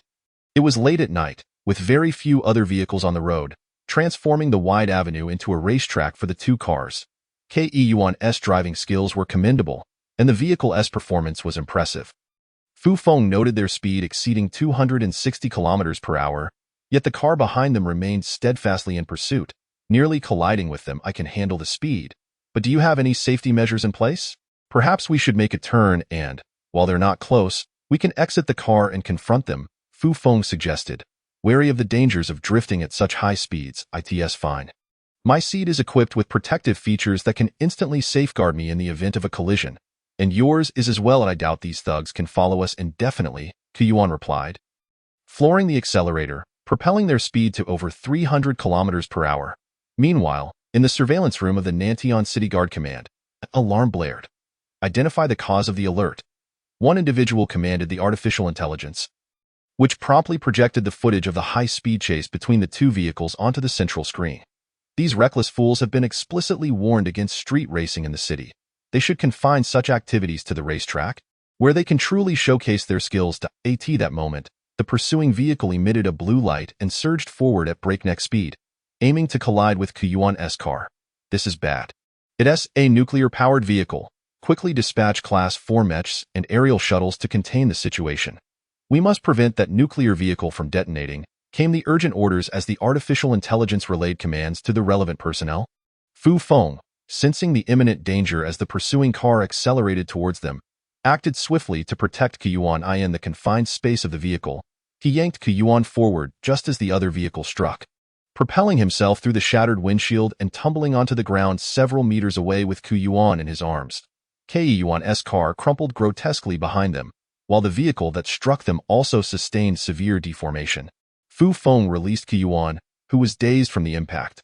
His head was bleeding from the shattered glass, and he bore numerous cuts, but fortunately, his life was not in jeopardy. Fu Feng, possessing formidable physical resilience, remained unscathed. He turned to observe the wreckage of the pursuing vehicle and noticed two armored figures emerging, evidently having planned the high-speed collision. The armor they wore was classified as Class 2 mech, designed for personal combat, offering exceptional protection. Seeing that the assailants were unharmed, Fu Feng sprinted towards them, delivering a powerful blow from his wielding the heavens technique, which shattered the armor of one assailant, leaving him incapacitated on the ground. The second assailant, witnessing his comrade fall, attempted to flee, but Fu Feng quickly closed the distance and struck him in the back, shattering his combat armor as well. However, this individual did not collapse and continued to flee. Just as Fu Feng prepared to pursue and deliver another blow, a voice echoed from above. "Everyone, remain still. You are surrounded. Raise your hands and submit to inspection. Those who do not comply will be shot." Fu Feng ceased his pursuit as the fleeing figure halted. Overhead, several aerial shuttles and 5 Class 4 mechs hovered, designed for urban defense, each approximately 3 meters tall. Equipped to fire particle cannons, numerous individuals clad in Class 2 combat armor emerged from the street corners, laser weapons in hand, encircling Fu Feng and his companions. In truth, the first 3 classes of mechs were not offensive in nature. Class 1 was lightweight personal protective gear for everyday use, Class 2 was military combat armor, and Class 3 was designed for space operations. Only Classes 4, V, and 6 were true combat mechs. The appearance of multiple Class 4 and Class 2 mechs indicated that the situation had garnered the attention of the city's defenders. Fu Feng understood that he was no match for the Class 4 mechs. However, as a victim in this scenario, he believed he would be fine, so he remained still, though he did not raise his hands. Kuyuan, disregarding his injuries, covered in blood, approached Fu Feng. Despite the overhead warnings, he moved, perhaps because his bloodied appearance rendered him less of a target. "Fu Feng, what just happened? Why did you pull me from the car? Didn't I say the seat had protective features?" Kuyuan, still bewildered by Fu Feng's actions, questioned him. "Just look at your car," Fu Feng replied. Kuyuan, preoccupied with watching Fu Feng chase after the armored assailants, had not observed the state of his vehicle until now. The sight revealed that his pride and joy had been utterly mangled, the once high-quality materials now twisted beyond recognition. "Wow. The force of that collision was tremendous. Thank goodness you pulled me out. Otherwise, I would have been crushed as well," Kuyuan said, shaken but relieved. He too had seen the state of the car that had struck them, realizing that without armor, the occupants would likely have sustained injuries. The aerial shuttles above illuminated their searchlights, casting beams upon Fu Feng and Kuyuan, while the other 2 individuals were similarly illuminated. Surrounded by the armed personnel, a few approached the wreckage of the car that had collided with Kuyuan's vehicle, beginning to dismantle it in the Nantian City Guard Command's surveillance room. The individual who had issued the earlier orders gasped upon witnessing Fu Feng incapacitate one individual and injure another. Both clad in Class 2 mechs. Incredible, such strength. Could these individuals be the legendary martial arts practitioners? Alert the field personnel. These are highly dangerous individuals. Bring all 4 individuals back to the base. Ensure that 4 personnel monitor them, and have the aerial mechs escort their vehicle during transit. Fu Feng observed an authoritative figure in uniform approach. Without inquiring about the specifics of the incident, he ordered the group to be taken back to the base, specifically pointing out Fu Feng, likely having seen his display of strength through the monitoring footage, thus remaining cautious and vigilant. Fu Feng and Kuyuan were each escorted onto separate armored vehicles. Fu Feng observed that an unconscious individual was also lifted onto another vehicle. As Kuyuan was being taken aboard, he incessantly shouted that both he and Fu Feng were victims and questioned why they were being taken away. Upon entering the South Sky City Defense Base, Fu Feng was ushered into an interrogation room. Could you explain why you were engaged in a reckless chase in the vehicle? One of the four individuals clad in battle armor inquired. Are you certain you reviewed the surveillance footage? How could you come to the conclusion that this was a mere chase? This was murder. The vehicle trailing us relentlessly sought an opportunity to collide with us. Fufeng retorted scornfully, who in their right mind would deliberately crash into another vehicle, resulting in mutual destruction? Mind your tone. We will investigate this matter thoroughly. Others are being interrogated as well. If your account aligns with the facts, we will release you. Now, kindly provide your details, your name, residence, and status. My name is Fufeng. I reside at apartment 608, building 12, district 38. Currently, I am a student. Fufeng also relayed his grandfather's address to the interrogators. As for the incident, after we exited the far sky bar, we noticed a vehicle tailing us in an attempt to evade the pursuer. We accelerated. Yet we were unprepared for their intent to end our lives by colliding with us at high speed. You have seen the aftermath. We remain unaware of their identities. You may conduct your own investigation. After recording this information, the interrogator refrained from further questioning and exited to report the findings, returning shortly as if awaiting higher orders. As dawn approached, silence enveloped the interrogation room. Fufeng remained seated, unperturbed, while the military personnel exhibited no signs of movement. At that moment, Fufeng's communication device rang. Fufeng, where are you? To Fufeng's surprise, it was Qin Yingqing on the line. Is she still awake? Why is she calling at this hour? He pondered. What is it? Fufeng inquired. I heard that several mechs and armored vehicles appeared in the city a few hours ago, and a significant force from the South Sky City Defense Base has been deployed to apprehend individuals. This situation doesn't involve you, does it?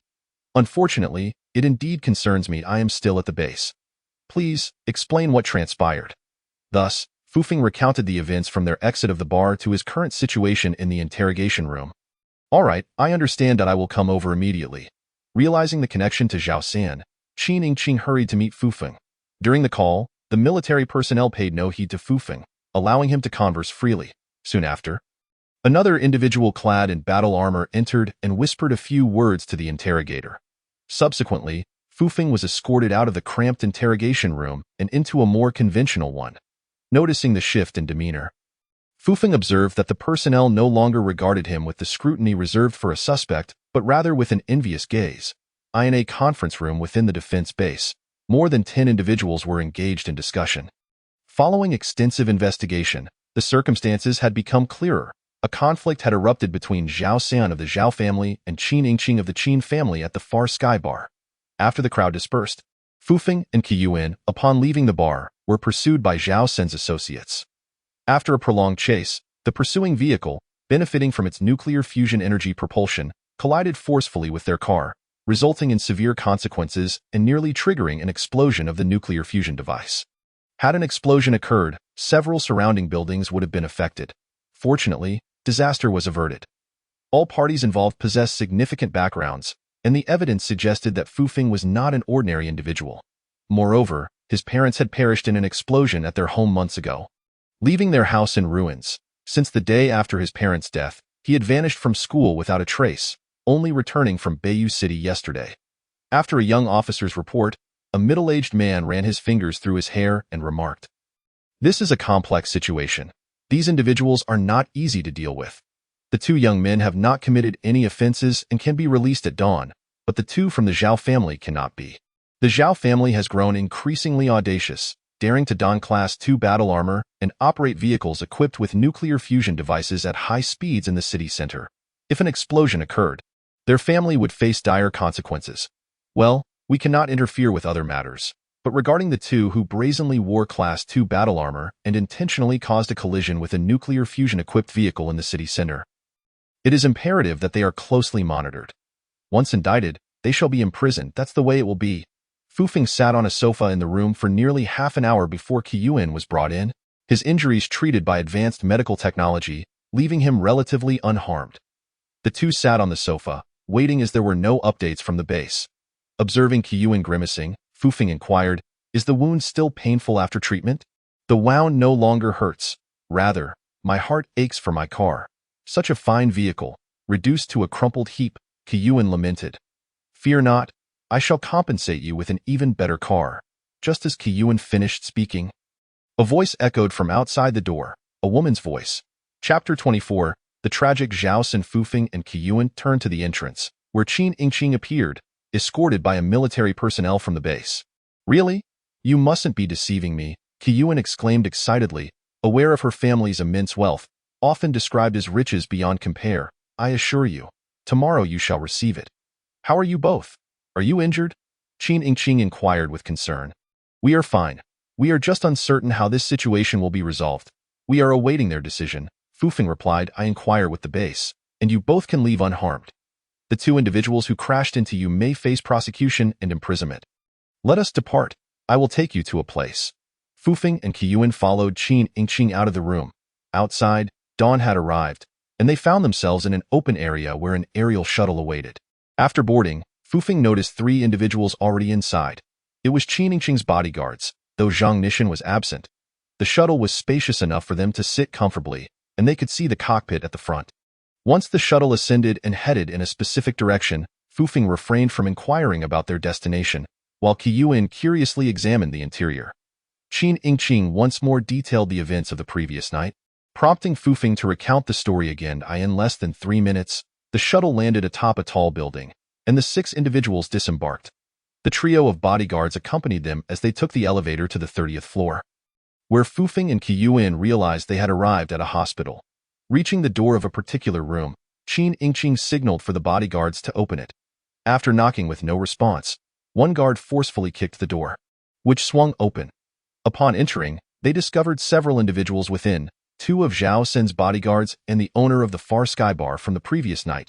The figure occupied a hospital bed, none other than Zhao Sin himself, whose right arm was still immobilized in a brace due to the injury inflicted by Fufeng. Seeing the imposing presence of Qin Yingqing, Fufeng and Qiyuan sensed Zhao Sin's trepidation, yet he mustered the courage to confront her. Qin Yingqing, what is your intention in barging in here? He demanded. What do I intend? It seems you have not learned your lesson from last night. You dare to send people to target them? I believe you are courting death, Qin Yingqing retorted, gesturing toward Fufeng and Qiyuan. I did nothing last night. Do not falsely accuse me, Zhao San defended himself. Fufeng, upon seeing Zhao San, yearned to exact revenge but refrained. Considering the consequences for his sister, grandfather, and friends, he recognized the ease with which he could eliminate Zhao San. Yet the potential repercussions for those he cared about restrained him from acting on his impulse. Leaving him silent, today, I demand that you leave South Sky City and leave behind a token of remembrance. Lu Shu, break one of his legs. As soon as Qin Yingqing finished her statement, one of her bodyguards advanced toward Zhao San, while the others positioned themselves to intercept his bodyguards. Realizing the seriousness of the situation, Zhao San shouted, You dare? Are you not afraid of repercussions from the Zhao family? Do you wish for war between our families? If war is what you desire, then so be it. As long as the Zhao family dares to act, the Qin family will not cower. You may have come to South Sky City to test my resolve, but you dare to parade around sending individuals clad in battle armor and vehicles equipped with nuclear fusion devices to commit murder, disregarding the law? Who do you think you are? Truly audacious. Zhao Sen's bodyguards attempted to assist him but were swiftly incapacitated by Qin Yingqing's guards, leaving the bar owner trembling in fear, unable to move. Lu Shu approached Zhao San, who attempted to resist but was subdued by the guards. With despair in his eyes, he could do nothing but watch as Lu Shu's fist connected with his left leg's shin bone, a resounding crack echoing in the room alongside Zhao Sen's anguished cries. Qin Yingqing, you venomous woman, I swear I will make you wish for life to be unbearable and death to elude you. Zhao Sun cried out in agony while cursing Qin Yingqing. The bar owner nearby had genuinely grasped the extent of this young girl's capabilities. He had initially intended to rely on the Zhao family and defy Qin Yingqing's warning to keep his bar open, but it was now evidently impossible. Perhaps he would need to flee the city altogether. You need not swear. Employ whatever means you wish. I assure you, after today, I do not wish to hear of your presence in Nantian City. Otherwise, your suffering will only intensify. From the moment they entered the room until now, Fufeng and Qiyuan had not uttered a single word. Fufeng remained composed, while Qiyuan was inwardly horrified by the scene before him. Witnessing Qin Yingqing's formidable tactics left him hesitant even to claim his own vehicle. As Fufeng and the others returned to the aerial shuttle, Qin Yingqing addressed Fufeng and Qiyuan, saying, Do you find yourself a bit fearful witnessing my actions? Not at all, for me. I shall never show mercy to those who harm me or my friends. My tenderness is reserved solely for those I love and cherish. For those who unjustly inflict pain upon those around me.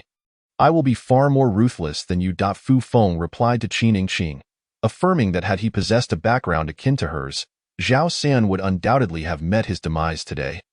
Given the irreconcilable enmity between him and the Zhao family of Yunjing Group, I believe your words.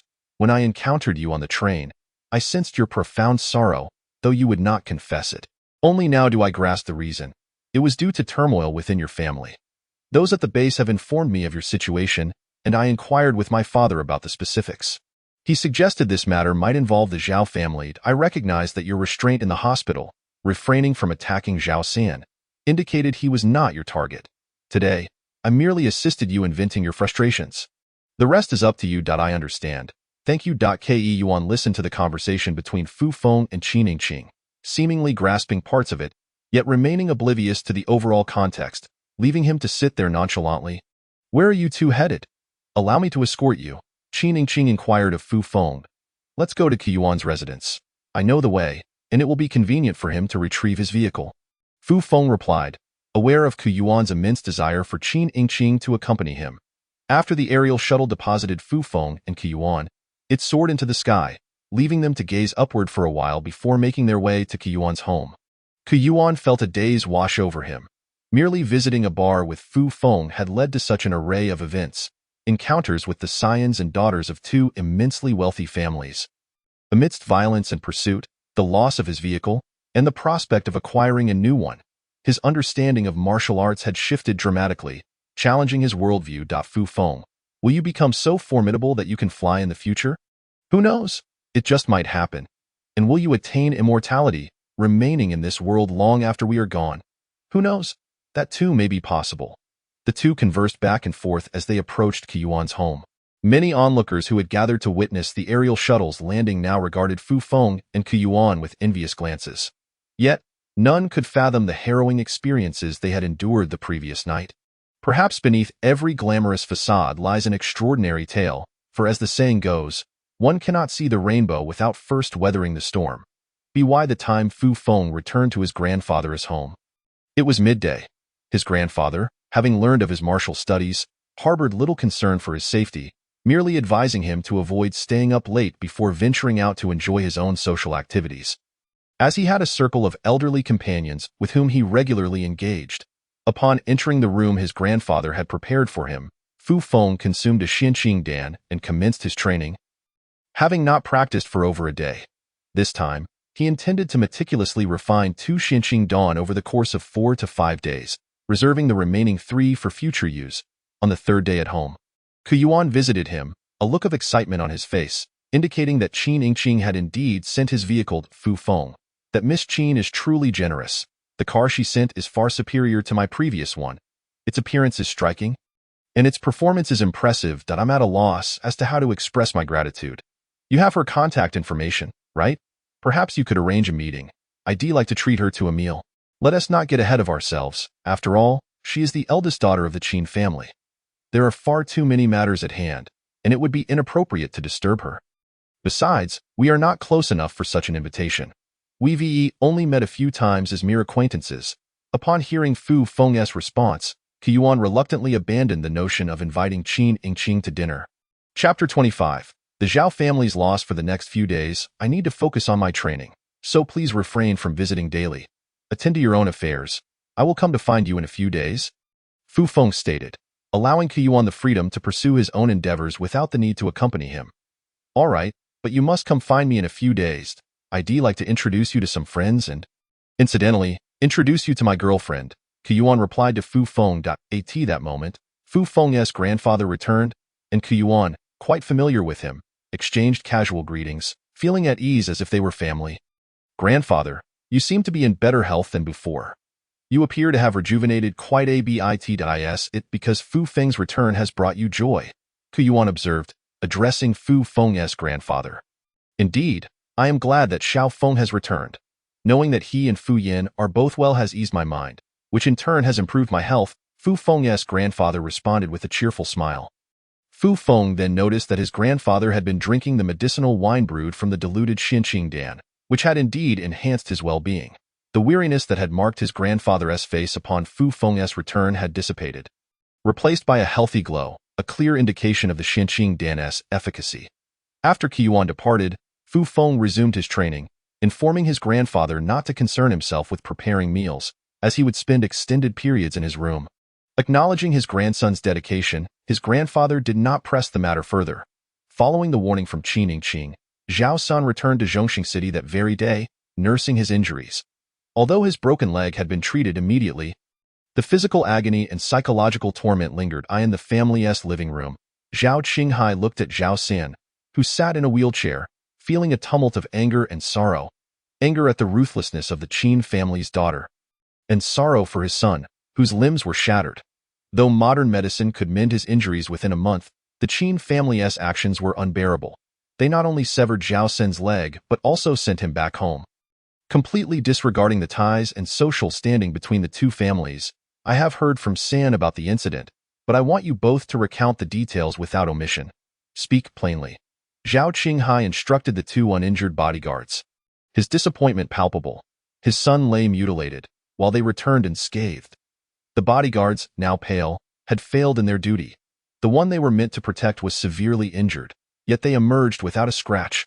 However, they had been powerless in the Qin's territory, where the family had merely restrained them, leaving them to witness Zhao San's injuries without the ability to intervene.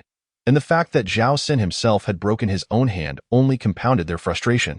The two bodyguards took turns explaining the events in detail. So, what you're saying is that your target was those two young men drinking with the Qin girl, and in the end, it turned into this debacle, with San breaking his own hand due to recoil?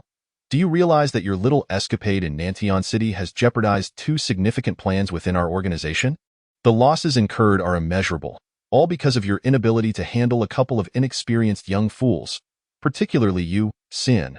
As the leader of this mission, your impulsiveness has led to this disaster.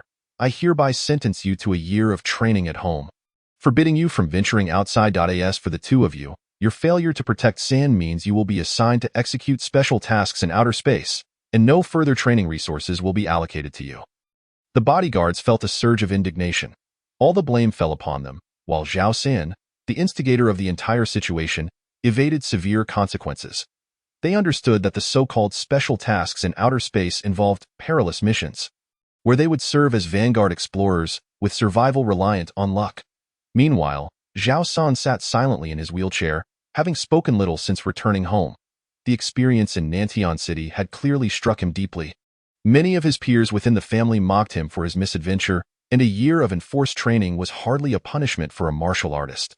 It provided him an opportunity to avoid their ridicule. After exiting his home, Zhao Qinghai made his way to the Yunjing Group building and entered a room that served as his father Zhao Yitai's office. He proceeded to relay the details of Zhao San's encounter with the Qin family's young lady, Qiningqing, during their trip to Nantian City. To act impulsively and end up injuring oneself, while deploying vehicles equipped with nuclear fusion devices in such a pivotal city, and allowing our personnel to don second-class battle armor within those vehicles. This is the pinnacle of excellence you have fostered within the Zhao family? Relevant authorities have repeatedly emphasized that vehicles incapable of traversing the ground should not feature nuclear fusion devices. In light of this incident, one was apprehended in the act, and now our collaborative deep space quantum entanglement research project with the state has been annulled. You are aware that the Zhao family originated from quantum research, a legacy of our ancestors, yet we now lag behind the nation's advancements. Collaboration with them was a strategic objective for our conglomerate, a vital step to reclaiming our position at the forefront of quantum technology, and now that opportunity has vanished. Previously, due to the Phoenix Egg incident, the authorities expressed considerable dissatisfaction with us. They merely refrained from taking action against the conglomerate at that time due to the absence of direct evidence. However, this recent turn of events has granted them an excuse to terminate certain collaborations. More critically, future cooperation with the state will be fraught with challenges. Currently, nations and consortiums around the globe are investing heavily in the research of artificial wormholes. We had hoped to collaborate with the National Research Facility, but that is no longer feasible. Originally, Zhao San was to meet with Qiningqing and Nantian City for a constructive discussion, potentially leading to an engagement with the Qin family, which would have facilitated our acquisition of the latest controllable nuclear fusion devices from Tianyuan Group. Now, that avenue has closed, and obtaining such technology will require exorbitant costs in the future. How am I to explain this to the old man? Your grandfather? Moreover, Fu Feng was previously advised not to interfere. Yet he has reappeared in proximity to the young lady of the Qin family Diane just over 3 months at the martial arts base. He has managed to withstand Sinur's formidable strikes and even break Sen's hand. This situation is rather extraordinary. This entire affair is intricately linked to Fu Feng, although Sen acted of his own volition. We must remain vigilant around him. He is aware of the circumstances surrounding his parents' demise. Although the Zhao family does not fear his vengeance, it would be prudent to eliminate him before he fully matures. You ought to keep a close watch on him. Now that matters have escalated to this point, refrain from participating in any internal meetings of the conglomerate for the next 6 months. Find a plausible excuse regarding your health to request leave from the old man. I will assist you and San in fending off any exclusion from other Zhao family members. Upon hearing Zhao Yitai's words, Zhao Qinghai exited the room with a heavy heart, yet his thoughts lingered on Fu Feng. The root cause of these events lay with Fu Feng. Had he not been present with Qin Yingqing at that time, his son would not have lost control and initiated an attack, thus preventing the subsequent fallout. Consequently, Zhao Qinghai harbored a profound resentment towards Fu Feng.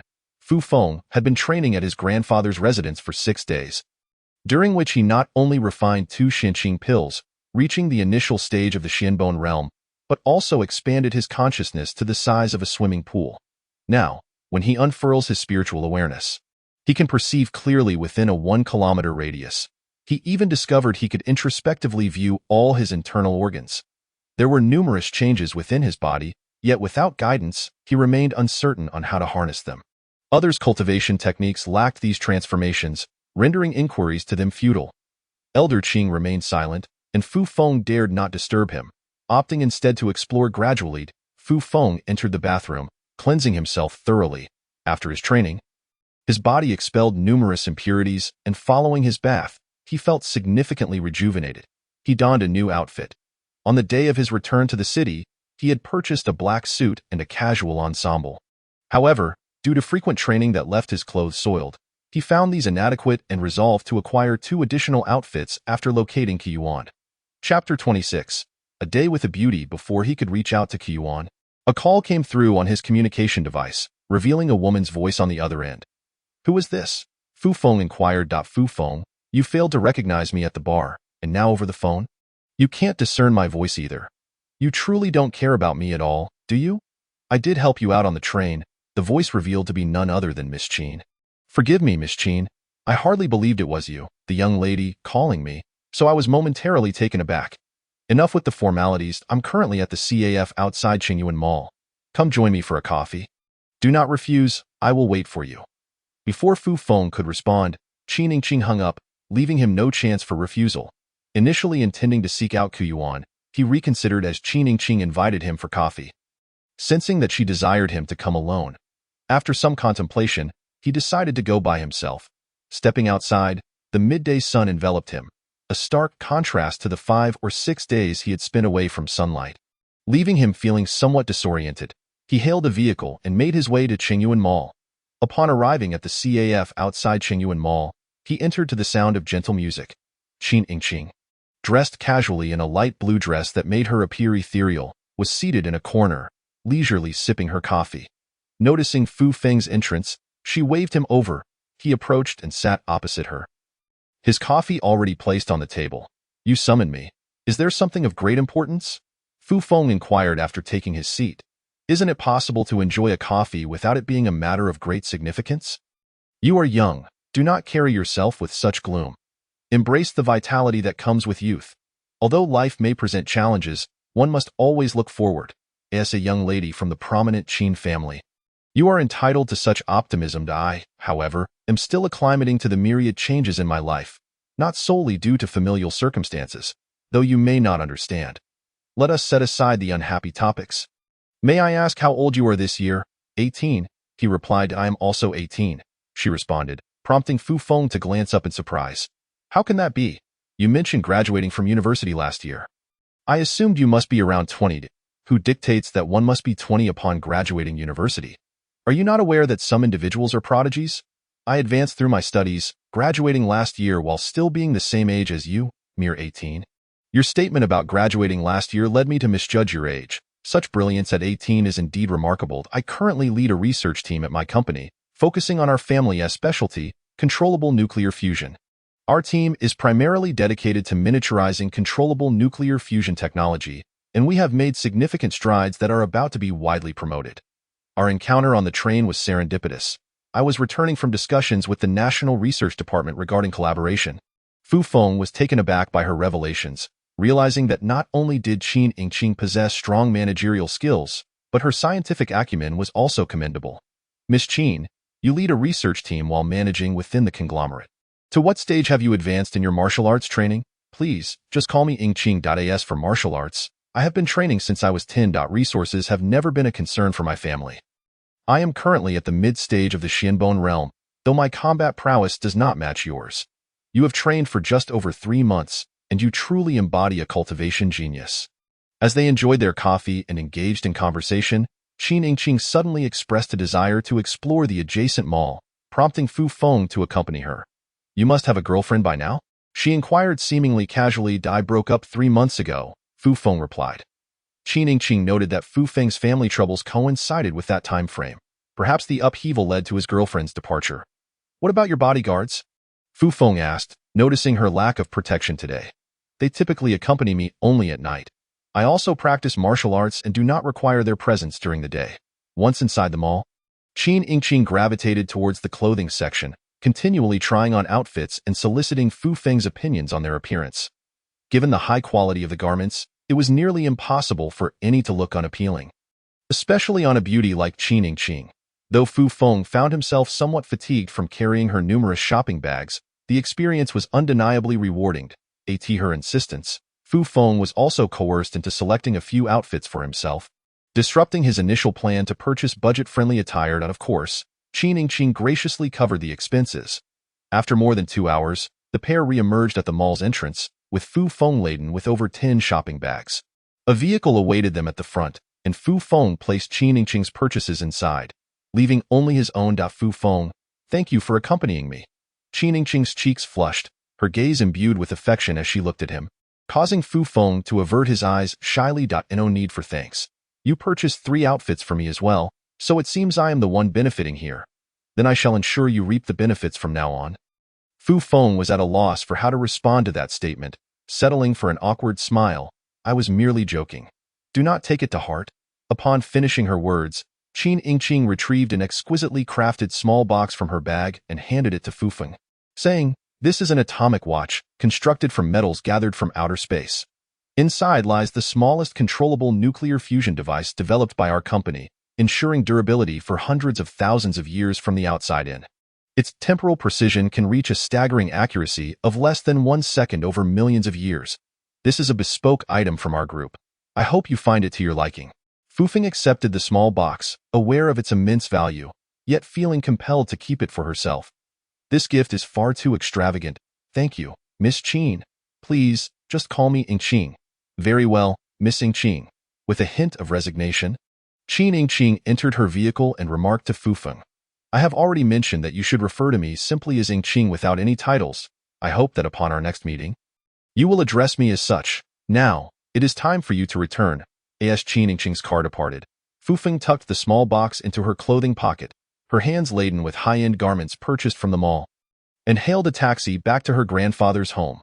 Once home, Fu Feng unveiled the watch that Qin Yingqing had gifted her. It was an exquisitely crafted piece, with materials for both the watch body and strap that Fu Feng had never encountered before. The entire watch gleamed in a silvery gray hue. Lightweight and equipped with numerous functions, Fu Feng did not delve deeply into these features, as she had no prior watch and simply donned it on her left wrist. Content that it served its primary purpose of telling time. Has your consciousness expanded so greatly? How are you, Elder Qing? Are you well? Fu Feng inquired upon hearing Elder Qing's voice resonate within her mind. I am well enough.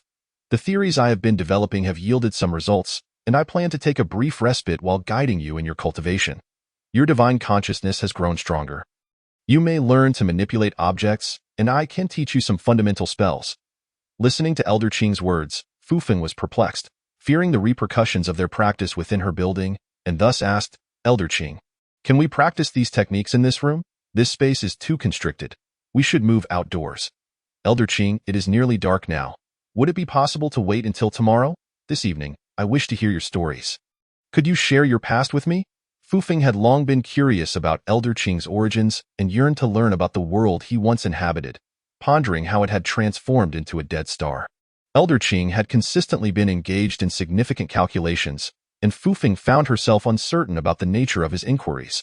Since he now had the time, she seized the opportunity to question him and alleviate her own uncertainties. If you desire to hear about my past and experiences, I am willing to share, for I do not know when I will fade into this pearl. Sharing all that I know is a worthy choice. Elder Qing, how is it that you comprehend my language? Fufeng had always been puzzled as to how Elder Qing, not a blue star, could understand her thoughts. It is quite simple. I grasp the essence of your thoughts not through your spoken words, but via a form of consciousness exchange. I cannot comprehend the words of those outside, yet within your mind, the meanings you express resonate with my consciousness. Now that you have developed your divine consciousness, should you encounter another who possesses it, you may communicate through this awareness without the need for speech, even with sentient beings. After hearing Elder Qing's explanation, Fufeng realized that without being in her mind, communication would have been impossible. However, with the cultivation of divine consciousness, exchanges could occur even in his absence. Chapter 27. The origins of Elder Qing. That night unfolded with a slow exchange of questions and answers between Fufeng and Elder Qing, during which she gleaned the essence of his past. Eons ago, perhaps millions or even billions of years in the past, the entire galaxy was suffused with a substance known as spiritual energy. Countless beings from various life planets harnessed this energy to cultivate, a practice commonly referred to as immortal cultivation. Those who reached elevated realms could traverse the skies, wielding power to obscure the heavens, obliterate stars with a single punch, cleave through galaxies with a single sword stroke, and traverse numerous planets in a single step, creating countless indelible legends throughout the starry expanse. Yet, at an unknown juncture, the spiritual energy within the galaxy began to dwindle, its disappearance shrouded in mystery. By a few 100,000 years ago, the galaxy had been entirely drained of this vital energy.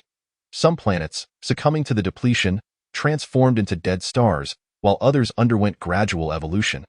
Albeit devoid of spiritual energy, they became habitable for humans and began to develop technology to confront various crises. The evolution of the galaxy spanned billions of years, with the demise of some planets coinciding with the birth of others. Despite the emergence of new worlds, the absence of spiritual energy rendered the galaxy devoid of a paradise for immortal cultivators.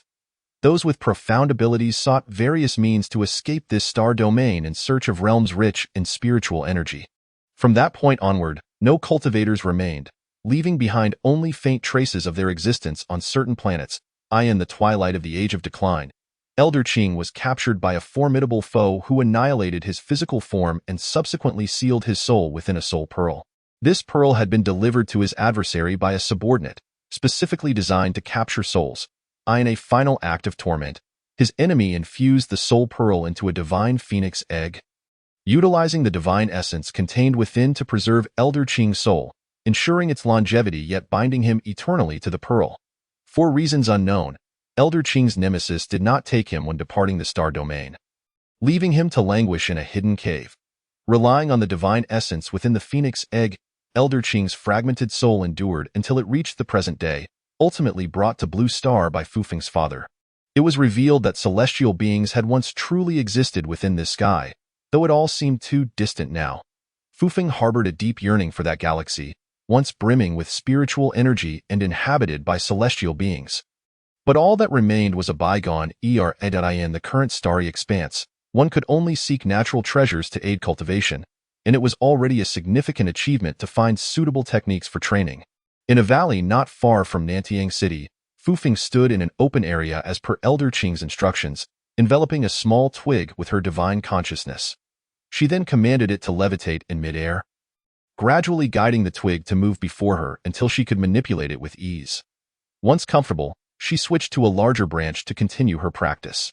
After 3 hours, Fufeng successfully controlled larger objects to float and move at will, while smaller items became effortless to maneuver, able to soar and shift in any direction. What a pity it is that this starry expanse lacks magical artifacts. Had there been a crafted sword? You could have flown upon it. I can fly on a sword now? Fufeng questioned incredulously. Your cultivated divine consciousness allows for sword flight, but regrettably, magical swords have become scarce, rendering it merely a fanciful thought. Even if I taught you the crafting techniques, you would struggle to find the materials needed, so do not dwell on sword flight. Fufeng felt a momentary wave of disappointment, yet quickly reconciled with the fact that her ability to manipulate objects from afar was already commendable. Seated in the clearing, Elder Qing informed her that he would seek suitable spells within his remaining consciousness, instructing her to wait. The valley where Fufeng found herself was lush and verdant, with fresh air permeating the environment. Blue Star now relied on clean energy, with much of its manufacturing being synthetic, avoiding the overexploitation of planets. Some production even took place in outer space, resulting in an unpolluted planet with a favorable environment. Fufeng, subconsciously controlling a leaf as it fluttered around her, pondered where she might procure materials for crafting magical artifacts. Perhaps within the warehouses of the Space Force, there were unknown materials collected from outer space. However, she lacked the opportunity to explore those places. Should she beseech Qin Yingqing for access to her family's warehouse? That seemed implausible. Nevertheless, she could request Elder Qing to teach her the crafting methods, which might prove useful in the future. All right, I have found a suitable technique for you, the Soul Attack spell. Once you master this spell, combined with your current practice of the Wantian Fist, your combat prowess could easily surpass those of higher cultivation levels. After an hour, Elder Qing finally spoke to Fufeng about the spell. Upon hearing its name, she was uncertain about how to execute an attack on an unseen and intangible soul. A soul attack utilizes your divine consciousness to assault the opponent's mind. With your divine consciousness and theirs absent, this form of attack will be particularly effective. You merely need to compress your outwardly extending divine consciousness as much as possible, concentrating all its power into a needle-like form, then direct it toward the opponent's head. This attack can penetrate various metallic defenses, striking directly at the soul and rendering them defenseless. Fufeng began to follow Elder Qing's guidance, focusing all her divine consciousness before her and controlling its compression until it converged into a shape resembling a chopstick, though it did not yet reach the size of the needle Elder Qing had mentioned. Fufeng had already spent 2 hours on this endeavor. Besides the time consumed, her head throbbed painfully from the exertion, as utilizing divine consciousness was quite taxing. Thus, she paused to allow her mind to rest before continuing. By 6 in the evening, Fufeng had finally managed to shape her divine consciousness into that of a needle, capable of projecting it to strike leaves several meters away. Although this divine needle lacked physicality, it could still cause the leaves to fall instantaneously. That will suffice. You may continue to practice within your consciousness, striving to reach a level where you can launch attacks at will. I shall now impart to you the methods of harnessing the vital energy within your being to safeguard your corporeal form, enabling your consciousness to discern the cultivation levels of others, as well as to extract memories through soul-searching techniques. On that particular evening, Fufeng did not return to the city but chose instead to sit quietly in the small valley, diligently practicing the astounding techniques taught by the Elder Qing. As the sun rose in the east, Fufeng had mastered these methods, allowing him to unleash the soul-piercing technique at will. With this newfound spell, his arsenal of combat skills had expanded significantly. Elder Qing, why is it that others cannot cultivate their consciousness, while I, through your revised Aoyan technique, have succeeded? Fufeng inquired as the sunlight bathed him. The Elder Qing had previously mentioned that the Aoyan technique in his era was merely a rudimentary practice. Thus, it seemed improbable for him to attain consciousness so swiftly. You have posed a pertinent question? The elder replied, as I have previously indicated, the techniques you practice appear to be from a lesser sect in my time. The materials documenting these methods are of commendable quality, albeit somewhat incomplete. Yet they have been preserved adequately. The mistake lies in the emphasis placed by your contemporaries on enhancing physical strength during the technique's evolution, while the essence of cultivation has been largely neglected. I have observed that many other acquired techniques exhibit a similar tendency. Without an appropriate approach to cultivation, it would be impossible to succeed in this realm devoid of spiritual energy. However, the revised techniques can utilize the vital energy within the body for cultivation without reliance on spiritual energy. With the availability of Xianqing Dan, cultivation has become even more attainable, indicating the success of the techniques derived from this evolution. Furthermore, under constrained resources, such an approach is advantageous for widespread dissemination, empowering more individuals and bestowing them with abilities that transcend the ordinary. This greatly enhances the survival and defensive capabilities of your world. The original cultivation techniques you practice can only lead to the awakening of consciousness upon reaching the divine realm. Given the modifications, achieving consciousness becomes exceedingly challenging. The technique you now practice retains its name, yet its level has significantly advanced, especially concerning consciousness. Provided you have sufficient resources for cultivation, not only can you cultivate consciousness from the outset, but your realm will also elevate at an accelerated pace, resulting in a stronger consciousness. This is the crux of my modifications, for consciousness is the fundamental necessity in cultivation, and the application of most spells relies upon it. How could your practice be devoid of it? You can now utilize your consciousness to bring another to the brink of death. Do you grasp its potency now?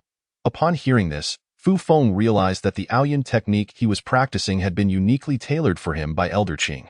Overflowing with gratitude, he expressed, "Thank you, Elder Qing. I find myself in a position to offer you little in return, yet you have provided me with so much. Your allowing me and Juzi to exist within your mind is the greatest assistance you could offer. I hope you continue to strive forward. The future is uncertain for all, and your task is simply to advance." "Very well, I must now attend to my own matters. Do not call upon me unless necessary." Chapter 28. The Battle of Man and Machine. Elder Qing fell silent once more, while Fu Feng remained seated cross-legged in the small valley, his eyes closed in meditation. After 3 hours of tranquil practice, Fu Feng suddenly sensed a faint disturbance from a distance. Employing his consciousness, he scanned the vicinity and discovered 3 mechs rapidly approaching, less than a kilometer away. Realizing that this could only signify an adversarial intent, likely from the Zhao family, he noted that among the 3 mechs, one was of the 6th class while the other 2 belonged to the 5th class. All 3 mechs had disassembled their energy weapons, retaining only cold weaponry, indicating their intention to capture him alive using their powerful frames. As the 3 mechs flew low and swiftly towards him, Fu Feng took action, sprinting through the forest in the direction away from the city. Since the mechs had dismantled their thermal weapons, he resolved to turn the tables and make them pay dearly for their approach. As Fu Feng began his flight into the woods, the operator of the 6th class mech detected him using a thermal detection device. With Fu Feng rapidly retreating further from the city, the operator immediately notified the others. "He may have spotted us and is fleeing ahead. I will intercept him from the front. You two encircle him from here." Utilizing maximum propulsion, I have previously set up interference devices on the perimeter, ensuring that no signals or sounds can penetrate in or out. With that, the 6th class mech sped towards Fu Feng's fleeing direction, while the 2 5th class mechs accelerated to follow. While running, Fu Feng observed their movements with his consciousness, noting the 6th class mech rushing towards him at an increasing speed, soon overtaking him. The 2 mechs behind were also closing in rapidly. Suddenly, Fu Feng pivoted and dashed towards one of the approaching 5th class mechs, his speed surpassing theirs. The operators in the mechs, seeing him veering towards them instead of fleeing forward, also flew lower in an attempt to tackle and capture him directly. As Fu Feng continued to close the distance with one of the mechs, the mech, benefiting from its aerial advantage, could attack him at will, while Fu Feng found himself unable to retaliate, rendering the operators fearless as they charged towards him. When the mech he had deliberately approached hovered 10 meters above him, it halted and dove down, extending its mechanical arm to strike Fu Feng. In response, Fu Feng unleashed the Wan Tian fist, leaping up to collide with the descending mechanical arm.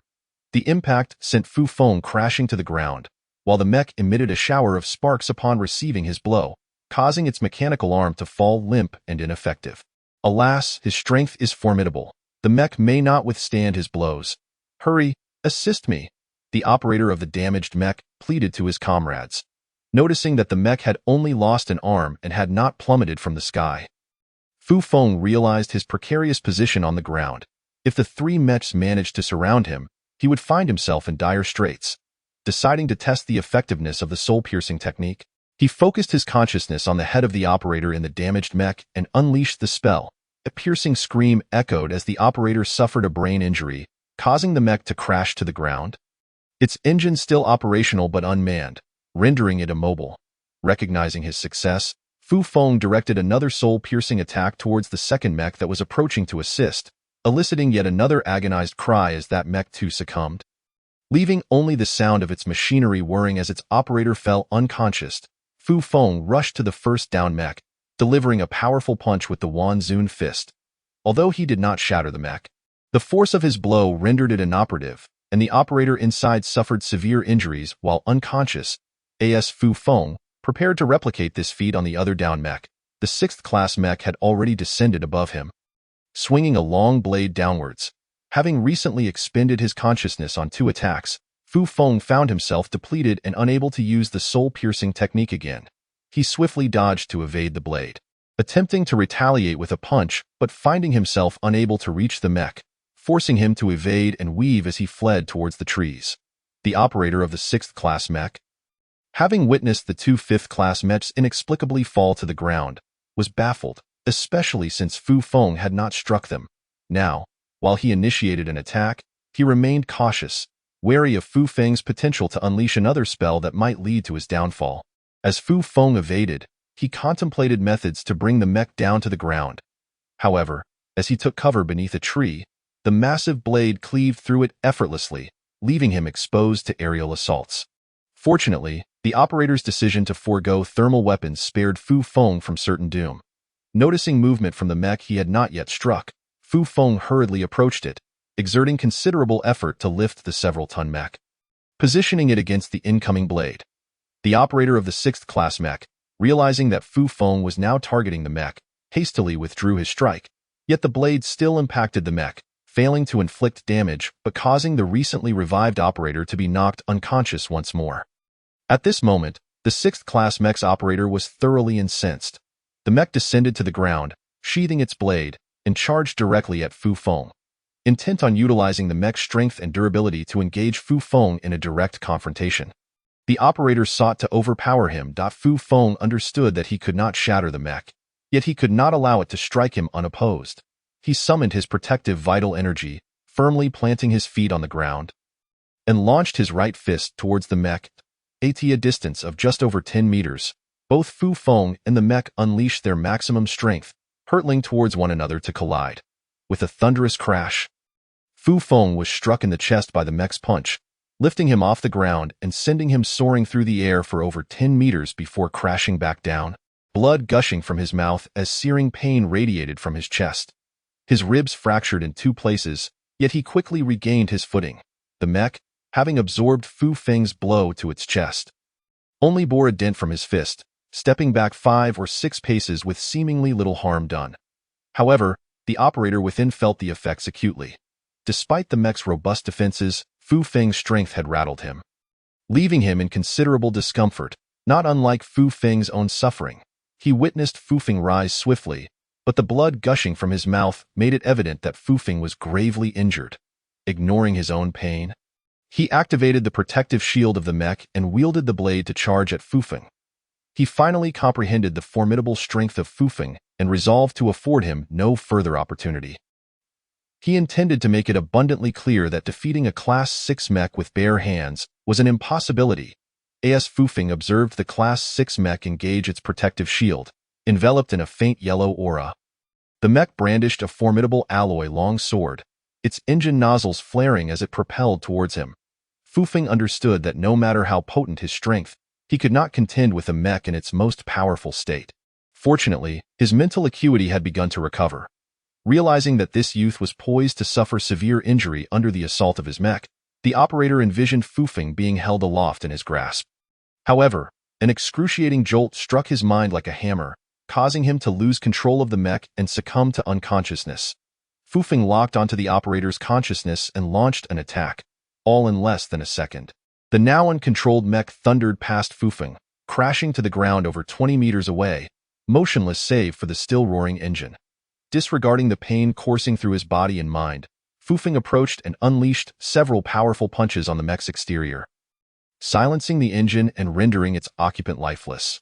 After a brief respite on the ground, he allowed his mental faculties to regain some semblance of strength before extending his consciousness to survey his surroundings.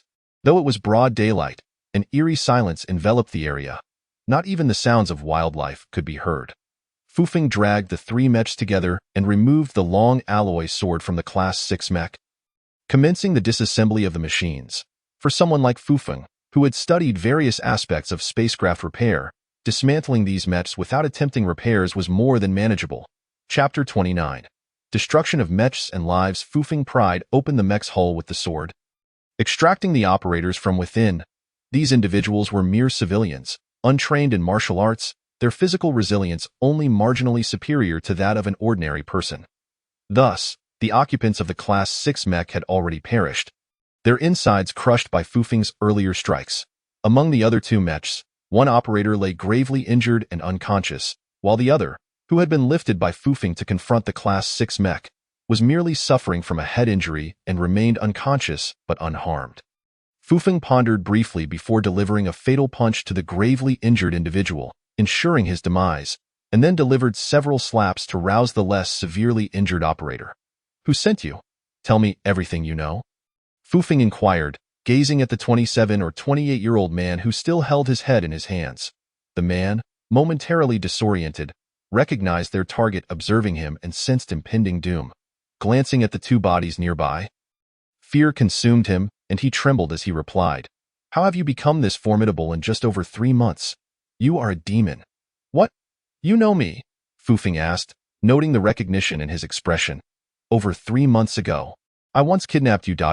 So it was you. How fortuitous. Speak. Reveal all that you know." "We are from the Yunjing Group, typically stationed at the Yunjing Group space base. This morning, we received orders to capture you alive here in Nantian City. They showed us your holographic image. I recognized you and thought you were not particularly strong, so I volunteered for this mission. However, fearing unforeseen circumstances, the base dispatched a formidable team to avoid detection in Nantian City. We used a larger city shuttle to arrive secretly, landing not far from here. I never anticipated your capabilities. You are an entirely different person from what I knew. We are completely finished. You know why they want to capture me? I heard it is because you exhibited extraordinary martial talent, and someone from the Zhao family wishes to study how you cultivate so rapidly. Beyond that, I know nothing. I hope you can spare my life." As he spoke, he bowed his head repeatedly, pleading for mercy. After a moment of silence, Fufeng suddenly struck the man in the chest, killing him instantly. Rising to his feet, Fufeng regarded the 3 mechs and contemplated for a moment before destroying all storage systems within, particularly shattering the chips while sparing the controllable nuclear fusion device from destruction. Having completed this task, he forcefully drove the long sword into the ground and swiftly departed, taking care to circumvent the area and approach Nantian City from another direction. Shortly after Fufeng's departure, within a command room at the Nantian City Defense Base, someone reported to the leadership that a jamming device had been detected operating not far from the city. Its purpose unknown. The base promptly dispatched aircraft to investigate, uncovering the dismembered mechs and 3 corpses in the forest, a sight so horrific that those who arrived gasped in shock, immediately relaying the situation back to the base, followed by a swarm of aircraft and mechs rushing to the scene. Outside the city, Fufeng adjusted his attire. The wound on his chest was gradually healing.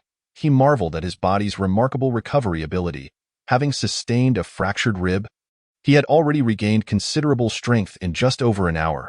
Upon introspection, he discovered that the cracks in his bones had healed completely, rendering a hospital visit unnecessary, as he would mend in due time. Returning to his grandfather's home, Fufeng took a shower, changed into fresh clothes, and sat on the sofa to contemplate various matters, primarily concerning his grandfather's safety and how the Zhao family had discerned his movements. Finally, he pondered why they had suddenly sought to capture him for research purposes. After much deliberation, he formed some conjectures but could not ascertain their veracity. Nonetheless, ensuring his grandfather's safety was his immediate concern.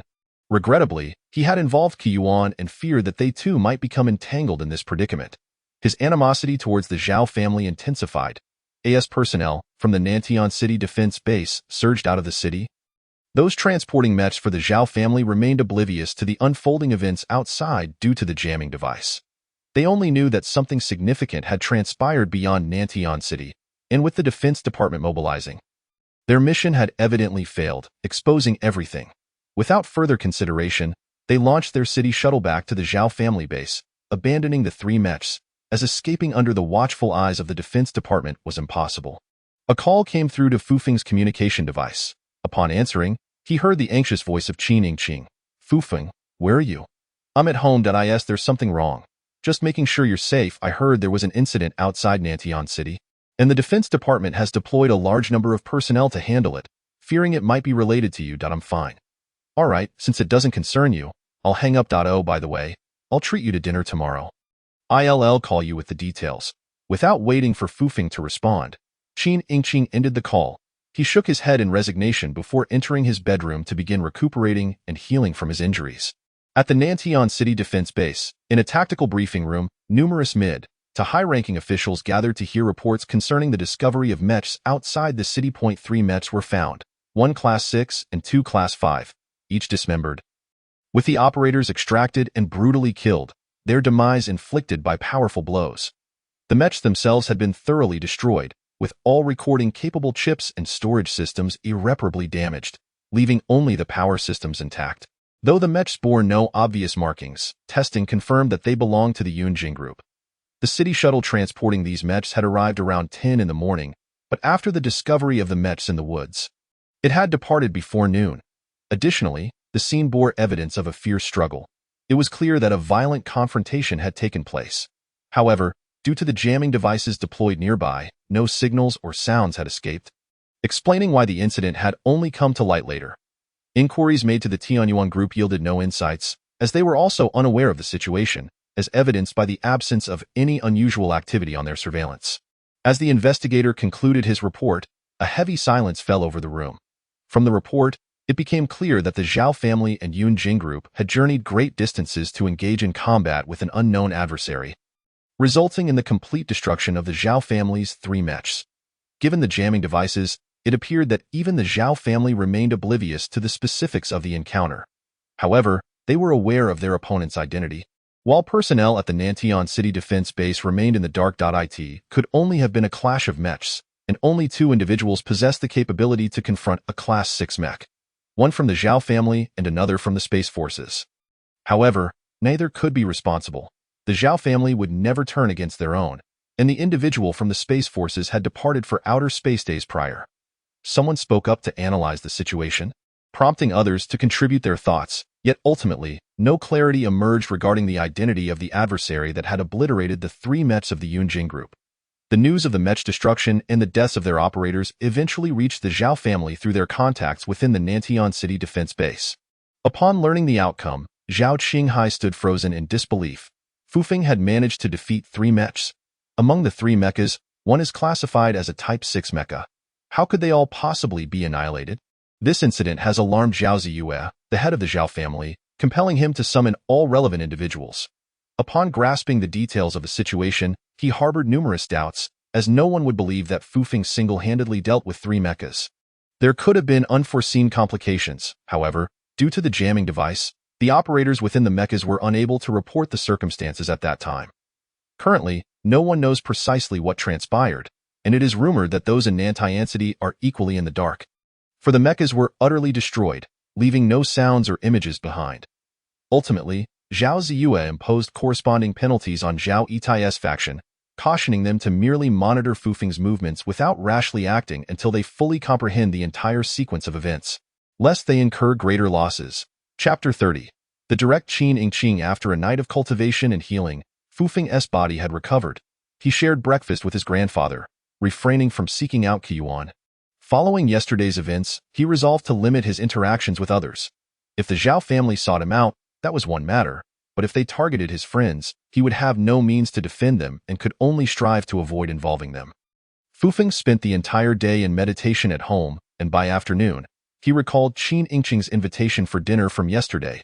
He wondered when she would summon him, and he inadvertently found himself pondering this invitation, questioning whether he might be missing her, a thought he promptly dismissed. At last, Fufeng received a call from Qin Yingqing.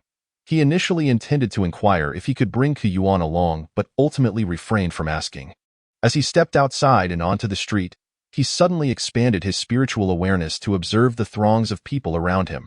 Within his perception, he discerned an individual in a room of a nearby building watching him, likely one of Zhao's spies.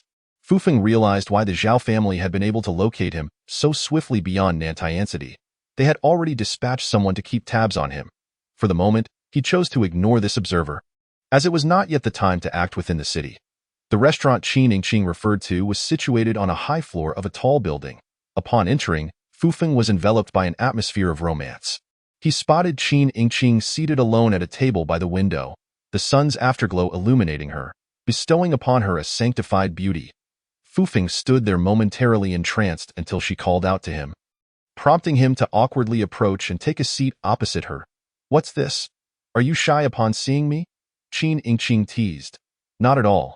I was merely captivated by the exquisite view of you from my angle." Fufeng replied honestly, "Is that so? Am I beautiful? Or is the view beautiful?" "Certainly, both are beautiful." Fufeng conceded the undeniable fact of her beauty, for without her presence, that captivating scene would not exist. "Well, I know I am beautiful. But in my eyes, you are not lacking either. You are far superior to those talented scions of the Qin family." Qin Yingqing smiled at Fufeng while glancing at the watch on his left wrist. Fufeng found himself at a loss for words in response to this compliment. As a commoner, how could he compare to the young masters of the Qin family? This restaurant is remarkable. Many of the ingredients are sourced from outer space via freight ships. I've ordered several dishes, and if they don't suit your palate, you may certainly request alternatives. Not to worry. If you find them palatable, I will have no issues. Fufeng had never tasted such exquisite extraterrestrial delicacies before, and he considered it a fine opportunity to indulge. When the dishes arrived, Fufeng sampled the various meats transported from alien worlds, and he found the textures delightful and the flavors exquisite, thanks to the chef's artistry. Yet, he remained curious about what the original forms of these meats resembled. "Yesterday, a significant incident occurred beyond Nantiancity, which is why I called to confirm your safety," Qin Yingqing informed Fufeng. Fufeng felt grateful that Qin Yingqing had considered his well-being, even though he was, in fact, at the heart of the incident. "Thank you for your concern. I was at home yesterday and remained oblivious to the happenings outside." Fufeng chose not to acknowledge his involvement in the events of the previous day, as even the Zhao family had not witnessed his direct actions and would not believe he was responsible, if it had not been for the timely importation of the soul-piercing technique from Elder Qing. He would undoubtedly have fallen prey to the Zhao family's sudden onslaught once more. Fortunately, he ultimately leveraged his spiritual advantage to destroy the 3 mechas. "I heard from my father that the Zhao family, for reasons unknown, dispatched 3 mechas, one being a Type 6, to engage in conflict over 30 kilometers outside the city. Following a fierce battle, all 3 mechas were destroyed, and their operators perished in the fray.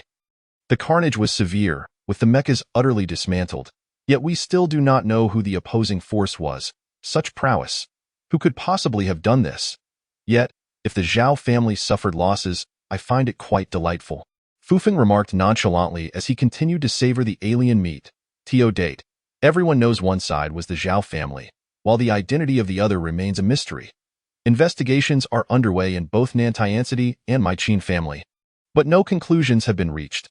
Then it appears to be an unsolved case. One wonders what the Zhao family intended by sending mechas here. Fufeng genuinely wished to understand the Zhao family's motives for deploying 3 mechas to apprehend him. Now that their sought-after Phoenix egg was lost, what could their intent be? Did they merely wish to capture him for research? He found himself perplexed. He speculated whether his rapid advancements in martial prowess had led the Zhao family to suspect he possessed other valuable attributes, prompting them to wish to interrogate him. If so, they indeed had discerning eyes, for he did possess something immeasurable, Elder Qing, but he would never allow them to succeed. Enough of this talk. Tonight, I shall take you to a ball. What do you say? Is it permissible to decline? Absolutely not. I insist that you attend. Qin Yingqing leaned slightly forward, her gaze fixed intently on Fufeng, asserting her will. "I knew there would be no such thing as a free lunch. After indulging in this extravagant extraterrestrial feast and being captivated by your beauty, I cannot decline." Alas! Upon hearing his acquiescence, Qin Yingqing straightened, smiling radiantly at Fufeng. "Do not sigh. At worst, during the dance, I shall allow you to hold my waist a little longer." Fufeng nearly choked on his food at her words, coughing incessantly until Qin Yingqing swiftly offered him a glass of water. He took a few sips to regain his composure. "Just holding your waist. Why the excitement? If you perform well, I might even allow you a kiss." "My lady, please refrain from such talk. I can hardly bear it." Fufeng quickly pleaded for mercy. "What do you have to fear? You've already been in a relationship, while I have yet to find someone I admire. I remain indifferent. You should be even less concerned. Qin Yingqing remarked, observing Fu Feng's flustered demeanor. You suggest I accompany you to the ball? Yet I have no attire suitable for such an event. I think I shall decline. I have prepared your outfit long ago. Worry not, it will fit you perfectly. I memorized your measurements during our outing at the mall. You need only change upon arrival. You had this all planned out. Of course, I believe you would not refuse me, as I have faith in you. Fu Feng mused whether her confidence lay in him or in her own allure. Nevertheless, he found himself capitulating to her assertiveness, for he had never encountered a woman so caring, beautiful, domineering, and charming, not to mention exceptionally talented. When do you return to your base? Qin Yingqing inquired. In a few days. I still have some matters to settle, Fu Feng replied. What matters? Do you require my assistance? First, I must ask you, which residential areas in Nantian City are considered relatively safe? You know, those with formidable defenses. Given Qin Yingqing's inquiry, Fu Feng decided to seek her advice. If such places existed, he planned to relocate his grandfather there. Why? Do you intend to arrange for someone to stay? Is there a threat to your family? Primarily, after I depart. My grandfather will be the only one left in this city. Due to certain matters, the Zhao family has persistently pursued him. I, for one, am unconcerned. However, I cannot bear the thought of my grandfather being harmed. So I wish to find a secure place for him. Is the Zhao family intent on wiping out your entire family? Even now, they trouble you. Wait, could yesterday's incident be connected to you? What absurdity. Do you think I possess the strength to combat 3 mechas? Fu Feng was taken aback by Qin Yingqing's sudden leap to conclusions. She truly had a vivid imagination, though he trusted it was merely a fleeting thought. Indeed, how could you possibly overcome the combined assault of 2 Type 5 mechas and 1 Type 6? I was merely overthinking. Should you possess such capability, I would marry you without hesitation. Do not be absurd. I lack such capabilities, and you, a wealthy heiress, are beyond my reach. Humph, you turned down an opportunity? I might marry if I so choose. I advise you to hasten your cultivation to the divine realm. And then you may come to marry me. Qin Yingqing glared at Fu Feng, who hesitated to refuse her, leaving him bewildered by such a forthright woman. Little did she know that Fu Feng was the one who had vanquished the 3 mechas. If she were to discover this, one could only imagine her reaction. Now, regarding the question I posed earlier, you have yet to answer. Fu Feng quickly shifted the topic. You are seeking a particular residential community? Yet within the entirety of Nantianqing, there exists only the Nantianqing defense base and the area occupied by the Qin family. Perhaps, you might consider having your grandfather reside within our Qin family territory. I could certainly arrange that. Chapter 31. Dancing with her. Fu Feng remained silent. Neither location was to his preference. The defense base was inaccessible, and contemplating the Qin family, he doubted his grandfather would agree to relocate. Moreover, what grounds were there for suggesting his grandfather move into the Qin residence? Based solely on the limited rapport he shared with Qin Yingqing. Despite her kindness toward him, it was an entirely different matter to have his grandfather dwell in her family's domain. The intricate relationships involved would undoubtedly subject both parties to censure from other members of the Qin family, and his grandfather would find little joy in such an arrangement. Thus, he resolved to reconsider his options and, to be candid, he had not yet sought his grandfather's opinion on the matter or ascertained whether he would be amenable to moving from his current abode. Therefore, there was no need for your assistance in this regard. Ultimately, Fu Feng declined Qin Yingqing's offer of help. I understand that having your grandfather come to the Qin residence may evoke opposition from certain family members, but that does not concern me. If your intent is truly to ensure your grandfather's safety, allow me to manage everything. However, Qin Yingqing remained insistent on Fu Feng escorting his grandfather to the Qin family estate. Let us postpone this discussion until I have consulted with my grandfather. My words alone hold little weight. By the way, the time is drawing near. Where is the ball you mentioned being held? Oh, I nearly forgot about that. Come, just follow me. Qin Yingqing led Fu Feng out of the restaurant, and no one approached her for payment. Fu Feng had no choice but to follow her. The pair took the elevator to the rooftop, where a hovercraft awaited them, which then whisked them directly to their destination. They were headed to the Qin family's territory, where the ball was to be hosted that very evening. Many members of the Qin family were present, along with other notable guests they had invited. Though the younger generation was in abundance as well. Inside the hovercraft, Qin Yingqing began to describe the ball to Fu Feng, who remained indifferent, merely accompanying her to dance, which he anticipated would pose no issue. Upon landing on a grassy area, Qin Yingqing guided Fu Feng into a building that stood 3 or 4 stories tall. After ascending to the 3rd floor, under Qin Yingqing's direction, someone promptly arrived to escort Fu Feng into a room. While she entered the adjacent one, once inside, Fu Feng discovered a complete outfit prepared for him. Including shoes, he reluctantly removed his own clothes, placing them in a bag, and donned the attire laid out for him. Observing himself in the mirror, he felt a touch of unfamiliarity at how dapper he appeared, before stepping outside to wait for Qin Yingqing. After a wait of over 20 minutes, Qin Yingqing emerged from her room, and Fu Feng turned to see her adorned in a delicate light blue princess gown that trailed the floor. The gown accentuated her slender waist, while her flawless complexion appeared even more radiant. Her hair was elegantly styled, revealing her charming neck, and the innocent beauty of her face contrasted sharply with her usual demeanor. "Do you think I'm beautiful?" Qin Yingqing playfully inquired, observing Fu Feng's captivated expression. "Quite so," Fu Feng replied, rising to his feet, offering only those 2 words in response to her question. As they moved toward the grand hall on the 2nd floor, Qin Yingqing tightly grasped Fu Feng's hand, ensuring he could not escape her grasp. With no choice but to acquiesce, Fu Feng held her hand, concerned for her comfort in her high-heeled shoes, as they made their way to the elevator together. "Do you know why I like you?" she asked, squeezing his hand with a firm grip. "Do you like me?" Fu Feng countered, unsure how to respond. "When I saw your sorrowful expression on the train, I felt an urge to bring you happiness. Then, when I fortuitously encountered you again at the bar, witnessing you stand up to the Zhao family, my admiration for you only deepened." Fu Feng pondered how his expression of sadness could endear him to a girl, leaving him uncertain of what had transpired to evoke such a protective instinct in Qin Yingqing. As the elevator doors opened, the vibrant atmosphere and music enveloped them, revealing a grand hall filled with couples dancing gracefully. Qin Yingqing pulled Fu Feng into the dance floor, her hands resting on him as they began to sway. Reluctantly, Fu Feng followed her lead, wrapping his arms around her waist. The other couples dancing nearby cast curious glances in their direction. With whispers exchanged among them, Fu Feng chose to ignore the scrutiny, focusing on dancing well with Qin Yingqing. "You're quite adept. Did you often dance with your ex-girlfriend in school?"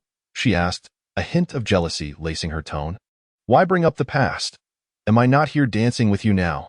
Besides, if I were to stumble, wouldn't you just call me foolish?" "All right, it was merely a passing comment. Just hold me tighter. Am I prickly?" Fu Feng complied, tightening his embrace as he drew her closer. After a song, he found himself perspiring, not from the exertion of dancing, but rather due to the multitude of eyes upon them, most of which seemed fixated on him. As if Qin Yingqing's beauty had rendered her accustomed to such attention, while he, the unexpected stranger, became the center of focus. Once the dance concluded, Qin Yingqing and Fu Feng settled at an unoccupied table adorned with an array of exotic fruits, some of which Fu Feng had never encountered before, likely imported from distant lands. "Yingqing, is this your friend?" A young man approached them as they took their seats. "This is Fu Feng, my friend. Today he is my dance partner." Qin Yingqing introduced him, omitting the young man's name. After a brief exchange, the young man departed, but soon, others came by to greet Qin Yingqing, each introduction brief as they moved on without lingering at the table. During this time, Fu Feng quietly sampled the unfamiliar fruits, returning the curious glances directed at him. A tall, charismatic young man approached, smiling as he took a seat beside Qin Yingqing without a word. He scrutinized Fu Feng, leaving him feeling somewhat bewildered. "Brother, you needn't stare at him so. This is Fu Feng, my designated dance partner for the evening. What do you think? Not too shabby, right?" It turned out to be Qin Yingqing's brother, and Fu Feng found himself subjected to his scrutiny without surprise, considering his sister had brought him along. "Hello, I am Qin Huaqing, Yingqing's brother." "Hello, I am Fu Feng. Yingqing brought me here, and this is my first time attending such a ball." They exchanged introductions, while Qin Yingqing observed them with a gentle smile. "Our parents are over there. Why not greet them? You could also introduce Fu Feng to them," Qin Huaqing suggested to his sister. "No, I'll take Fu Feng over myself. He's a bit timid, and I'm afraid he might bolt," Qin Yingqing replied, casting a playful glance at Fu Feng. Listening to their conversation, Fu Feng felt a surge of anxiety at the prospect of being introduced to her parents, a thought that nearly compelled him to flee. Thankfully, Qin Yingqing understood his apprehension and refrained from taking him over. After a brief exchange between the siblings, Qin Huaqing departed, and once again, the music began to play, prompting Qin Yingqing to draw Fu Feng back to the dance floor. As Fu Feng wrapped his arms around Qin Yingqing once more, moving to the rhythm of the music, he felt a sense of relaxation wash over him. Embracing her slender waist, he inhaled the intoxicating scent that wafted from her, a surreal feeling of enchantment enveloping him. "It seems you have a good relationship with your brother," Fu Feng remarked. "Of course. My parents had only us two. He is 4 years older than I, and during my childhood, he often led the way in our play. As we matured, we became confidants, so our bond is naturally strong. I noticed he seems to think well of you. Tonight, I am your dance partner, and I have observed many young men casting envious glances your way. It appears you have quite the following. Indeed, I am young, not unattractive, and come from a good family. It would be strange if I were not pursued. However, my heart is set solely on you. Later, I plan to introduce you to my parents, if you don't mind." Upon hearing this, Fu Feng nearly released his hold on her, hastily exclaiming, No, we're merely friends. I cannot meet your parents. Please don't scare me. Why are you so nervous? I was only jesting. But isn't it true that relationships often blossom from friendships? I am confident that you will become my boyfriend." With that, Qin Yingqing tightened her grip around his neck, almost drawing his face to hers. "No, this is the dance floor. There are many eyes upon us. Do restrain yourself." Only upon hearing Fu Feng's plea did Qin Yingqing loosen her hold. After another song concluded, Fu Feng, startled by her playful antics while dancing, returned to the table, drenched in sweat, while Qin Yingqing appeared utterly unfazed, even slightly triumphant. Chapter 32. Love Without Reason. Upon returning to the table, another individual approached, taking a seat and engaging Qin Yingqing in conversation. His name was Lu Hong, affiliated with the South Yangtze Space Base, and he was also the best friend of her brother from university. He had previously sought to court her but was turned down, though she deemed him a decent fellow, albeit not her ideal match. Qin Yingqing's introduction left Fu Feng somewhat surprised, realizing that Lu Hong had once pursued her. Lu Hong offered an awkward smile and addressed Fu Feng. "That is all in the past. With someone as beautiful as Yingqing, who wouldn't wish to pursue her? I am merely one of those who was rejected. I hope you treat her well." After Lu Hong finished speaking, he left without waiting for Fu Feng to respond. Fu Feng was at a loss for words. After all, he was not Qin Yingqing's boyfriend, so what was the point of Lu Hong's remarks? However, given his current presence beside Qin Yingqing, most people likely assumed he was her partner. Just as Lu Hong departed, another couple approached, and when Fu Feng recognized the girl beside the man, his heart ached painfully. It was his ex-girlfriend, inexplicably here when she should still be at school. "Yingqing, this is my girlfriend Liang Jing, introduced to me by her father, who holds a senior position in the group. Liang Jing is currently studying at Zhongxing City University and has returned specifically to meet me. And this gentleman is..." Qin Yingqing greeted Liang Jing and glanced at Fu Feng, who was focused on his fruit. "This is my friend, Fu Feng." Fu Feng could only muster a polite hello while lowering his head to continue eating. Avoiding eye contact with Liang Jing, who maintained a composed demeanor but also refrained from looking at him. The two former lovers met under such circumstances, exchanging only a fleeting glance before reverting to the exterior of strangers, as if the love they once shared had turned into disdain. After Qin Yingqing's cousin and Liang Jing departed, she turned to Fu Feng and inquired, "Do you two know each other?" "Yes." "Your ex-girlfriend?" "Yes." "Why did you break up?" "How would I know? She preferred wealth over humility, I suppose." Meanwhile, Liang Jing was asking, "Your cousin is quite beautiful. Why did you bring me to meet her?" "That's the Tianyuan group. The beloved granddaughter of our current leader, Qin Runxian. Though I call her cousin, we are not directly related, so it's essential to maintain a good relationship with her." "Do you not know the person beside her?" "I don't. I heard he is Yingqing's dance partner for the evening, making his debut among us. Do you know him?" "No. I'm just curious how he managed to associate with the young lady of the Qin family." "I am not sure, but judging by their demeanor, they seem quite close. He could very well be my cousin's boyfriend." Upon hearing this, Liang Jing fell silent, grappling with a multitude of feelings. The man she had dismissed had now seemingly ascended to a position of significance with the daughter of the Tianyuan group. It was disconcerting to think that what she had discarded was now cherished by another, making her feel as if her judgment was flawed. "Feeling uneasy after seeing your ex?" Qin Yingqing asked, observing Fu Feng's discomfort a bit. I didn't expect to run into her here. But that's all in the past, so it's of little consequence. All right, you've already danced with me a couple of times, and you seem uncomfortable here. Let me arrange for someone to take you home. Will you be all right without me as your dance partner? Of course, I have plans to visit my parents soon. And since you want to be accompanying me, it's best to send you back first to As Fu Feng and Qin Yingqing exited the lively hall. They headed for the elevator to the first floor. Inside, Qin Yingqing leaned close to Fu Feng, causing him to feel somewhat uneasy. Just as he contemplated speaking, she unexpectedly pressed her lips against his, kissing him. Her hands tightly embraced his waist, rendering him unable to pull away. And Fu Feng found himself surrendering to her kiss. I've given you my first kiss. How does that feel? Have you forgotten about that girl?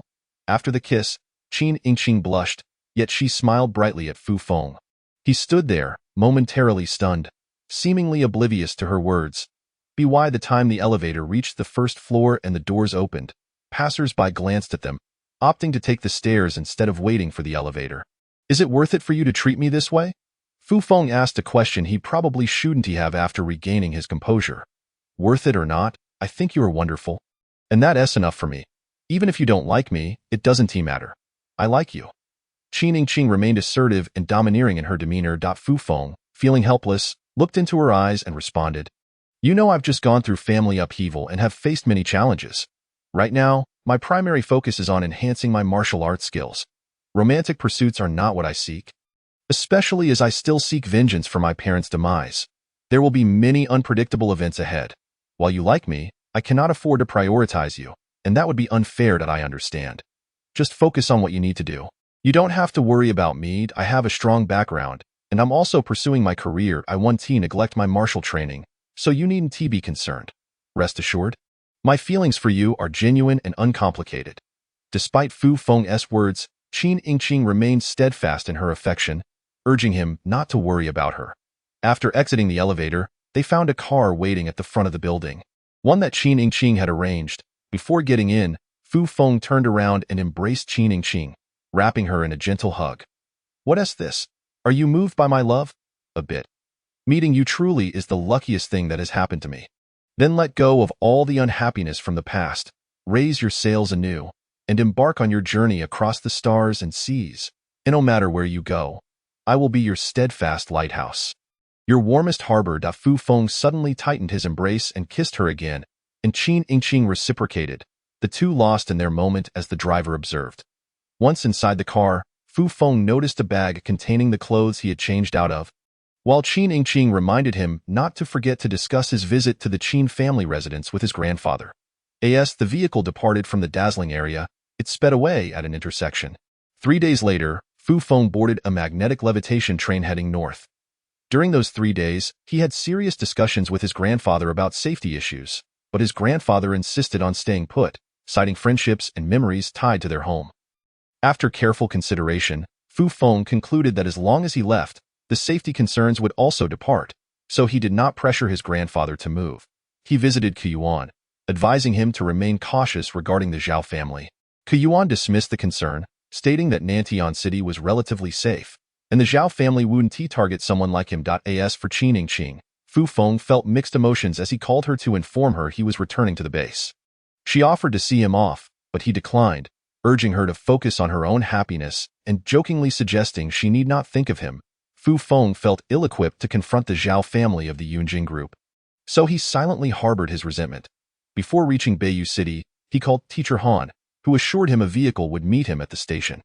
After disembarking the train, Fu Feng, carrying a backpack and a new suitcase filled with clothes Qin Yingqing had bought for him, approached the armored vehicle distinctive to the base, boarding it as it set off toward their destination. The North U City Great Wall Space Base, a multifunctional conference room, was in session. Deliberating whether some martial arts academy students should be sent into space for missions, I believe allowing a certain proportion of students to participate is feasible. Some of the martial arts academy members have already reached the mid-stage of the True Pulse realm. Their physical conditions surpass those of military personnel and space forces. We have invested considerable resources in their training, and sending them on missions would address the shortage of martial artists while providing them with invaluable experience, laying the groundwork for their growth in all aspects. From the initial batch of over 500 who successfully practiced martial arts 2 decades ago, not including academy students, we now have just over 1,000. Among the successful ones, many have left the Space Forces. This small number is insufficient to distribute among deep space vessels, so cultivating talent remains paramount. The slow promotion of martial arts is primarily due to two issues: the qualifications for practice and resource availability. These two challenges remain unresolved. In the future, we must establish martial arts academies, and this batch of academy students will serve as seed members. I believe it would be best to wait until they reach the Xiangu realm before sending some into space. The two differing opinions sparked intense discussions, with many individuals expressing their views. However, the final decision rested with the three leaders seated at the head of the table: a space base commander and two deputy commanders, one of whom was Deputy Commander Chi Huayuan. After considering everyone's opinions, the three leaders huddled together to discuss further, ultimately resulting in Deputy Commander Chi making the announcement. Having listened to everyone's views and considering the practicalities, the space base has decided to allow a portion of students to undertake missions in space. Candidates must be above the mid-stage of the True Pulse realm. A selection of 50 individuals will be chosen, all at least 18 years of age. The specific candidates will be the responsibility of Li Guofeng from the Martial Arts Academy, and once selected, the space base will oversee their pre-space training, including adaptability training, space knowledge education, and mecha combat training. Minister Li, please finalize the list within 10 days and assemble the personnel for transport to the space base in 15 days. Also, my granddaughter must be included in the selection. During this discussion, Li Guofeng was initially opposed to allowing the trainees at the base to embark on space missions at such an early stage. This group of trainees had only been at the base for a little over 3 months. Not yet 4, and although they were progressing rapidly, with many reaching the mid-stage of the True Pulse realm, significantly surpassing the strength of those in the military, they were mostly still children. It was indeed premature for them to engage in space missions. However, the higher-ups had already confirmed their participation in the task, leaving him with no choice but to comply. Most of you believe it is unwise to send these trainees into space at such an early juncture. But that reflects a misunderstanding of certain matters pertaining to outer space. At this moment, Commander Zhang of the space base addressed everyone present. Although we, the Blue Star humans, have developed numerous colonizable planets, only 3 can support large-scale immigration. Most of the other planets are designated for mineral extraction and scientific research and cannot accommodate mass migration. Among the 3 colonizable planets, the first is entirely inhabited by Blue Star humans and was the first one discovered to be suitable for colonization. The second belongs to the Caucasian race, and we do not contest their claim. The third is ours, and only our nation is permitted to access it. Currently, its coordinates and communications are not open, and any unauthorized attempts to approach will be met with force. The reason for this joint mission by the 3 major space bases is due to recent developments on this planet, which is of immense future importance to us.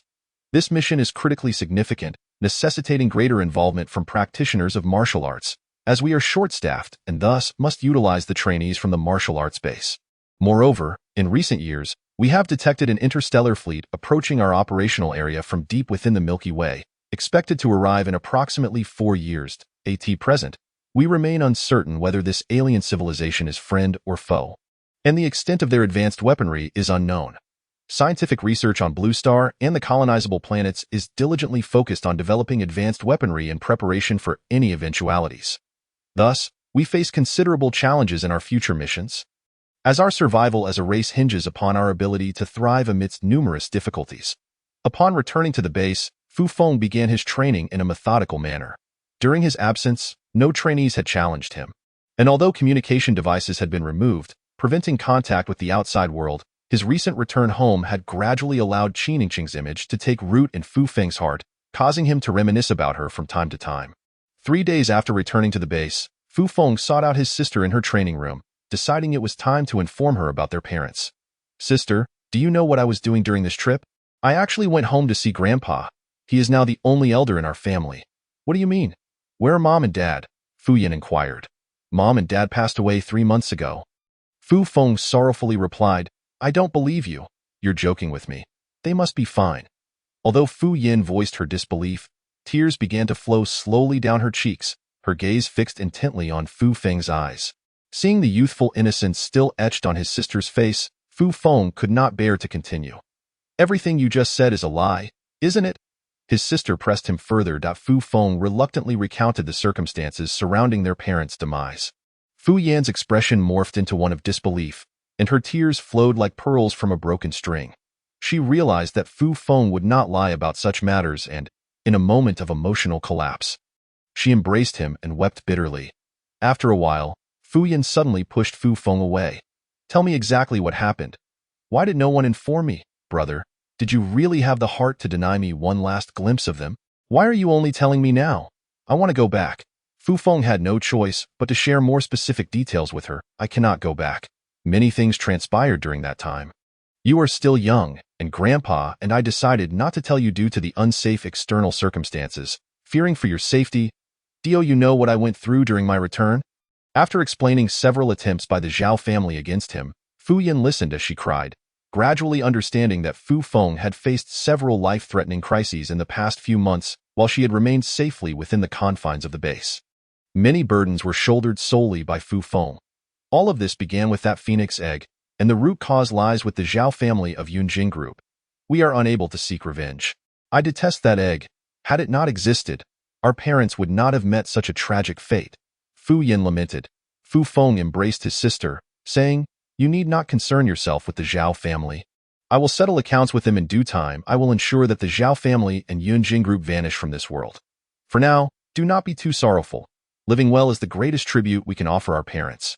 Though he urged his sister not to grieve, Fu Feng understood that her heart was nearly shattered. He allowed her to cry in his embrace and shared the fate of the phoenix egg with her. Yet he refrained from disclosing the matter of the soul-stabilizing pearl. This was a secret that, if even slightly suspected by others, could provoke great upheaval. Had the Zhao family known that the soul-stabilizing pearl contained a living fossil like Qing Lao, who had existed for millions of years, Fu Feng believed they would have been willing to go to war against the nation or even commit catastrophic acts, as the value of Qing Lao's knowledge of cultivation and his familiarity with the cosmos was beyond estimation. "You must focus on your training and refrain from thoughts of revenge. I will handle that. Trust me, you need not worry about Grandpa. I will ensure someone looks after him. Your current task is to train diligently within the base."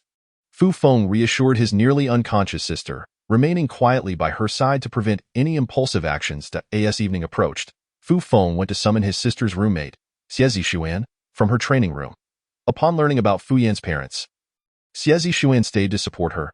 "Actually, your parents may not necessarily be dead," suddenly interjected Qing Lao in Fu Feng's mind. "What do you mean? Qing Lao, are you suggesting my parents are still alive?" Fu Feng exclaimed, his heart racing with excitement as he quickly inquired. "When your father acquired the phoenix egg in that cave, I exerted a certain influence on his mind. Although I could not communicate directly, I could still impact his thoughts. Otherwise, he would not have brought the phoenix egg back from that planet. Your father had never practiced the martial arts you speak of, which provided no assistance to me, and I could not help him in return. Therefore, I used my soul energy to influence his mind, making him aware of the dangers of possessing the egg. He could only pass it to someone who practiced martial arts. Which is how it ended up with your sister, the little girl who has been crying. To prevent a young girl from bearing such a burden, I caused her to have nightmares while she slept, hoping she would relinquish the egg. Until it was handed to you, the egg shattered, and the pearl chose you of its own accord. If your father were wise enough to recognize that someone lived within the egg and that this person could be dangerous, he should have prepared accordingly. Sending it to your sister might have been one of his countermeasures, but the specifics remain unknown. Thus, I say your parents may still be alive, though it is merely a possibility. Contingent upon your father's wisdom. Chapter 34. An alternate possibility regarding their parents' deaths. In truth, upon hearing of his parents' tragic demise, Fu Feng had questioned their decision to perish in an explosion for a stone egg of unknown value. Neglecting the elderly father above and the two children below, it seemed illogical. They could have simply handed over the egg. Moreover, the scene showed no trace of any bodily remains. Understanding the entire event, especially in light of Qing Lao's comments, led Fu Feng to formulate new speculations regarding his parents' deaths. Upon learning that someone lived within the stone egg, his father likely realized that this was no ordinary individual, but someone beyond imagination. Gaining this person's approval would mean acquiring unknown knowledge, an extraordinary opportunity in the realm of humanity. Knowing he had never practiced martial arts, he understood he could not win the egg's approval but could allow his children a chance to try.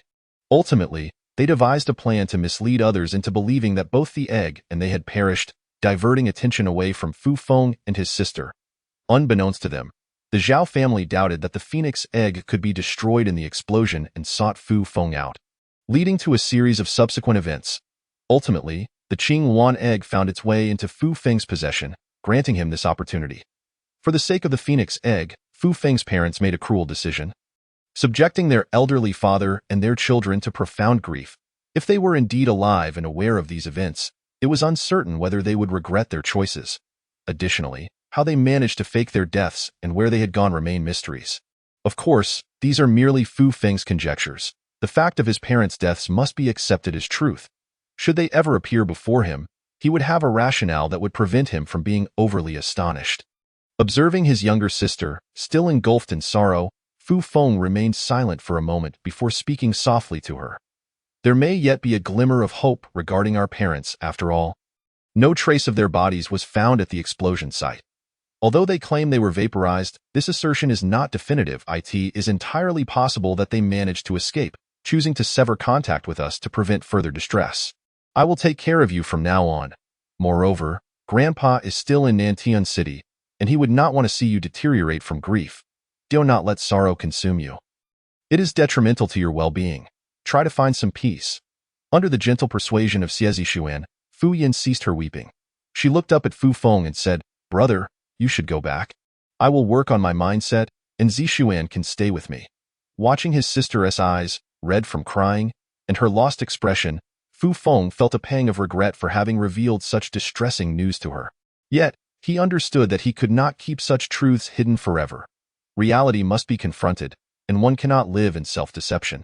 After giving Xie Zishuan a few instructions, he resolutely stepped outside.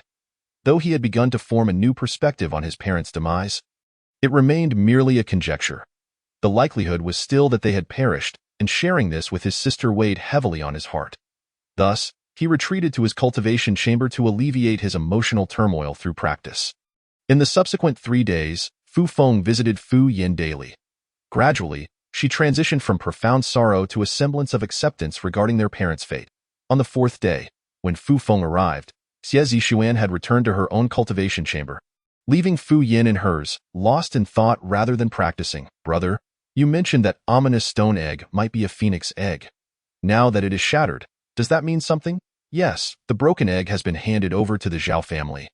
"Then I can rest easy. It was a cursed egg, leading to our parents' demise and haunting me with nightmares, not to mention the ordeals you faced. If it were still in your possession, I would fear for your safety. I truly cannot bear to lose you again." Fu Yin attributed all misfortune to that egg, unaware that the pearl within it had long since melded with Fu Feng's mind, making it impossible to retrieve. "That day, you spoke of a possible turn of events regarding our parents' deaths. Do you still believe there is a chance they may be alive?" Recalling Fu Feng's last words from that day, she now pressed him for answers. "Because the explosion left no remnants of our parents, no flesh or blood. I'm inclined to speculate that there may be aspects we are unaware of. Yet, at this moment, we can only entertain such thoughts as mere fantasies, imagining they are alive somewhere beyond our knowledge." Fu Feng refrained from divulging all that Qing Lao had hinted at, fearing unforeseen complications. He knew that revealing too much could lead to dire consequences, perhaps even risking his own safety. By the way, brother, a girl named Qi Yao came by recently, claiming you sent her. She mentioned that if I encounter difficulties, I could reach out to her. I noticed she ranks 3rd on the combat strength list. Did you indeed send her? Yes, I spoke with her, but I did not expect her to visit you. She is merely a classmate. It is good that you are acquainted. Should you face any issues, you can consult her. How is your cultivation progressing? Show me how you operate your techniques. Having neglected her practice for several days, Fu Yin began to demonstrate her technique under Fu Feng's guidance. She had already refined the 2 Xianqing pills he provided. Now on the cusp of breaking through to the mid-stage of the true vein realm, Fu Feng diligently offered his assistance. "Brother, you need not visit daily. I am improving significantly. I will take care of my own cultivation and ensure that neither you nor Grandpa worry about me." Fu Feng recognized that while she did not vocalize her hatred toward the Zhao family, she undoubtedly harbored resentment and a desire for vengeance for their parents' deaths. After some contemplation, he presented Fu Yin with another Xianqing pill, which she initially refused, but he insisted on giving it to her. He still had 2 remaining for himself, which would suffice. Upon returning to his cultivation chamber, Fu Feng found Qi Yao waiting outside. As he approached, she greeted him. "You're back. Why didn't you inform anyone from our class? I only learned of your return when someone spotted you. I've only been back a few days. My sister has been going through some issues, so I've been preoccupied with her. I just visited your sister. Is everything all right? Did someone trouble her? I thought I had told her to come to me if she needed help. It is not as you think." After discussing some family matters with her, her mood soured, which is why I've been with her for the past few days. She is doing better now. Didn't you want me to guide your cultivation? We can do so now. Should we stay here or go to your place? But with just the 2 of us, aren't you concerned about what others might say? Training is training. We have not engaged in anything inappropriate. I am not worried, and what about you? Shall we head to my chamber? You can inform the others that I requested your assistance. It is not your concern, and no need for that, if you're unconcerned. Why should I fear being at a disadvantage? Let us proceed to your chamber. Once inside Fu Feng's cultivation room, Qi Yao began to methodically practice the Aoyuan technique. After a full cycle, Fu Feng pointed out her shortcomings. Although he could have utilized his spiritual sense to probe her technique, doing so would lay her secrets bare before him, which he chose to avoid. Instead, he based his guidance on her external performance. After 2 hours, Qi Yao left with satisfaction, having identified the gaps in her practice with Fu Feng's help.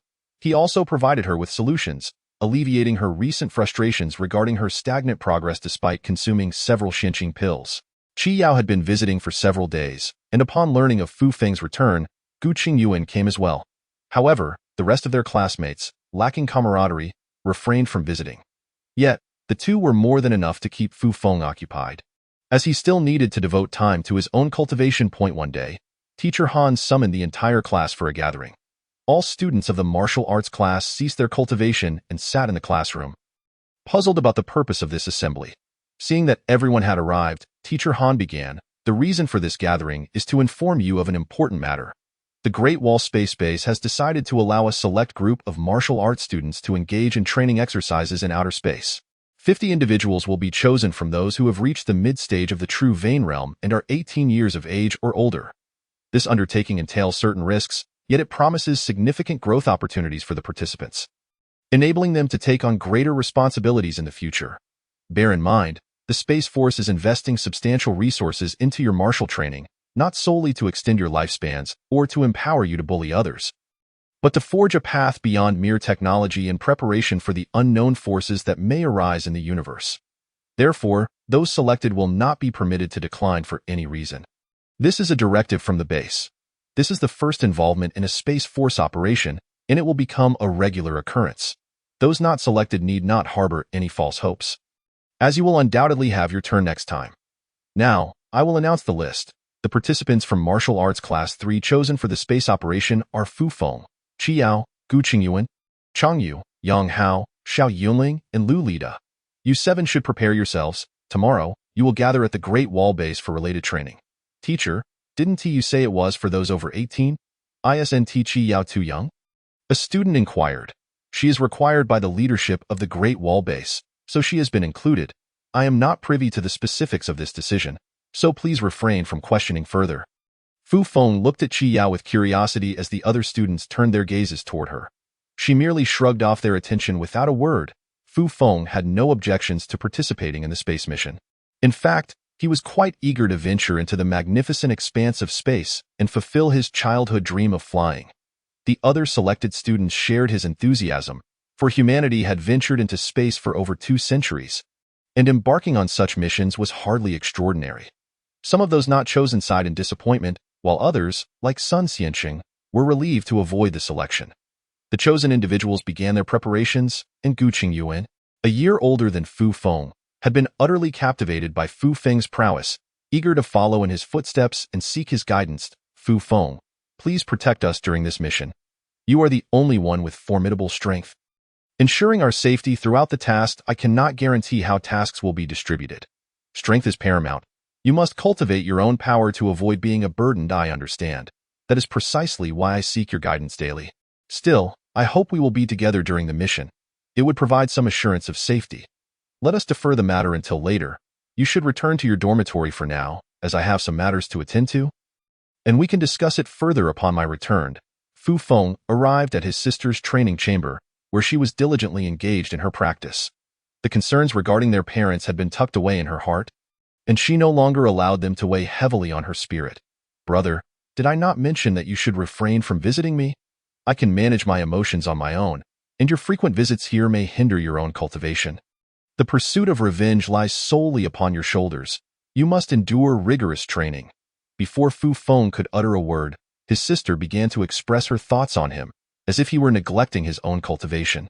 In truth, Fu Feng's current level of mastery was on par with that of his teacher, rendering him indifferent to a few days of training. This is a farewell of sorts.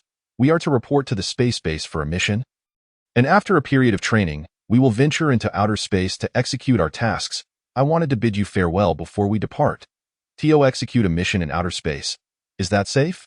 Fu Yin inquired with concern upon hearing that her brother was headed into space. There is no need for alarm. Safety is our utmost priority. Moreover, Father frequently undertook missions in space, and we continued to live our lives without excessive worry for his safety. Fu Feng replied, unintentionally invoking memories of their father, which rendered them both silent in an instant. Enough of such thoughts. Focus on your training while I am away. Should any issues arise, consult our teacher. And for minor matters, discuss them with Xie Zixuan. I will return once my mission is complete. Fu Feng then bestowed upon his sister the remaining 2 Xinqing pills, which she initially refused, but he insisted on giving them to her. His sister clung to him, reluctant to let go, her tears streaming down her cheeks and soaking his clothing. At the lowest level of the base, Fu Feng once again boarded the maglev train that traversed from the martial arts base to the space base. However, this time, there were more passengers, 50 trainees along with their instructor, necessitating 5 trains. Jiu Qingyuan and the others were astonished to learn of the magnetic levitation tunnel beneath the base, while only Qi Yao sat beside Fu Feng, observing everything with a calm demeanor. How is your brother faring? Fu Feng, noticing Qi Yao beside him, inquired about her brother, given that her previous visit had been to see him after his return from space. He is doing well, his condition has stabilized, and with a month or 2 of recuperation, he will recover fully. Thank you for your concern. After their formal introduction in Director Li's office, Qi Yao felt no trace of unfamiliarity with Fu Feng. Standing beside him as they journeyed to the space base, that is good to hear. Let us hope our upcoming mission in space proceeds smoothly, Fu Feng commented. That may not necessarily be the case. Events do not always unfold according to our desires, Qi Yao retorted coldly, surprising Fu Feng, who had expected her to echo his sentiments about a successful mission. Jiu Qingyuan, who had been silent until now, interjected, Qi Yao, you shouldn't curse our mission's success simply because the leadership at the space base specifically requested your presence. Ignorance, was Qi Yao's curt response, leaving Gu Qingyuan too exasperated to continue the conversation. Well then, since we are set to depart, let us diligently acquire knowledge and skills at the space base, which will enable us to tackle any challenges we may encounter. Ultimately, let fate dictate the rest.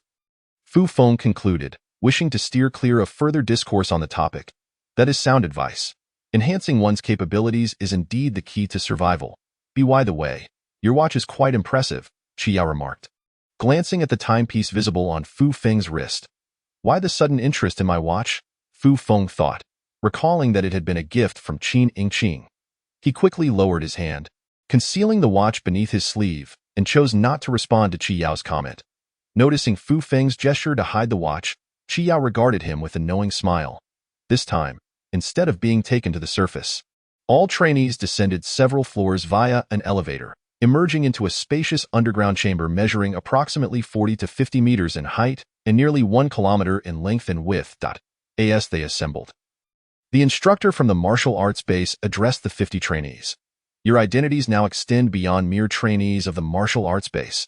You are also members of the Great Wall Space Base. From this moment on, personnel from the space base will be responsible for your training. I expect you to take this opportunity seriously and strive to become qualified members of the Space Forces. After handing over the list of trainees to the personnel from the space base, the instructor departed. Fu Feng surveyed the other trainees. Aside from his own group, he did not recognize any of them. And neither Chang Yetian nor Wang Si had arrived, likely due to their injuries. The other trainees, noticing Fu Feng's scrutiny, nodded in acknowledgement. After all, everyone recognized him as the top-ranked martial artist in the entire base. Who would dare show anything less than respect to the individual who had bested both the first and second-ranked fighters? At that moment, several individuals clad in Space Force uniforms approached and formed a line before the trainees. The person who had collected the list began calling out names, and upon completion, stated, "You are all practitioners of martial arts. There are not many of us at the Great Wall Space Base. And aside from your instructors, there are only about 300 practitioners, fewer than 100 of whom are qualified to participate in missions. Therefore, your roles in these missions are of paramount importance. During your training, I urge you to master various skills and knowledge that will be crucial in future combat. Ensure your training remains uninterrupted. The space base will provide each of you with 20 Xianqing pills, in addition to what you would typically receive from your martial arts base.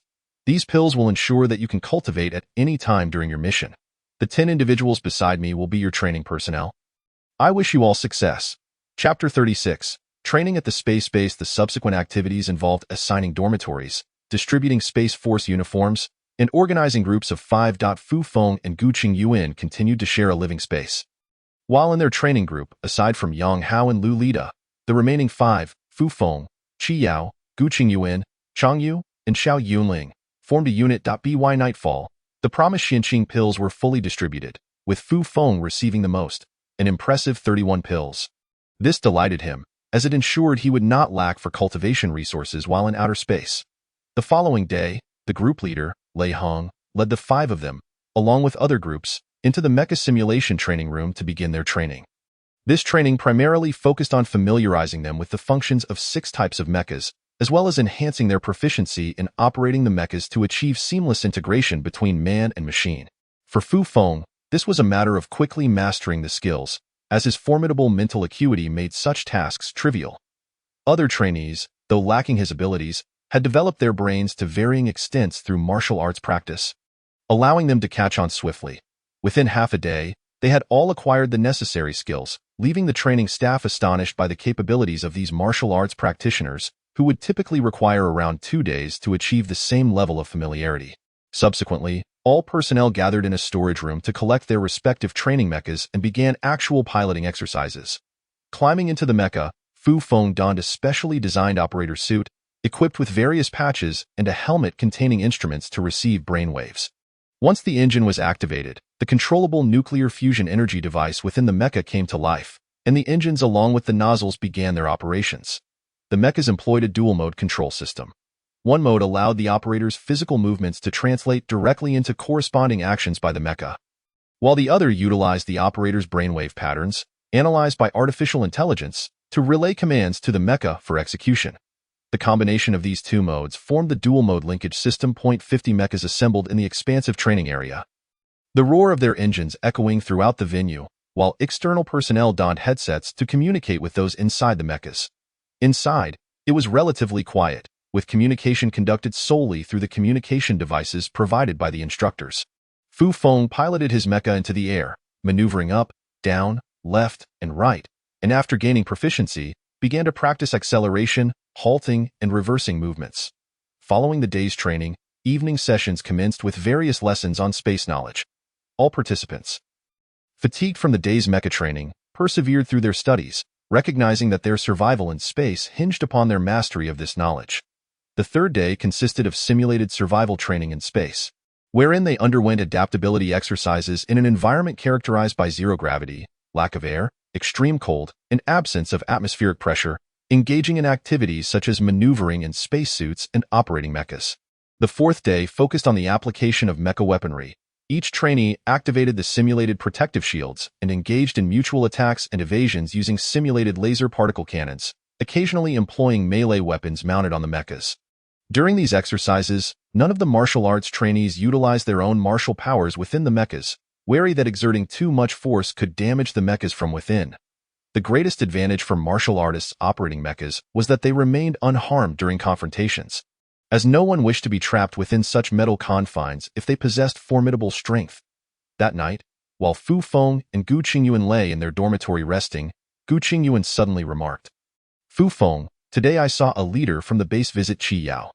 Given that the vice commander of this base also shares the surname Qi, it seems rather uncommon.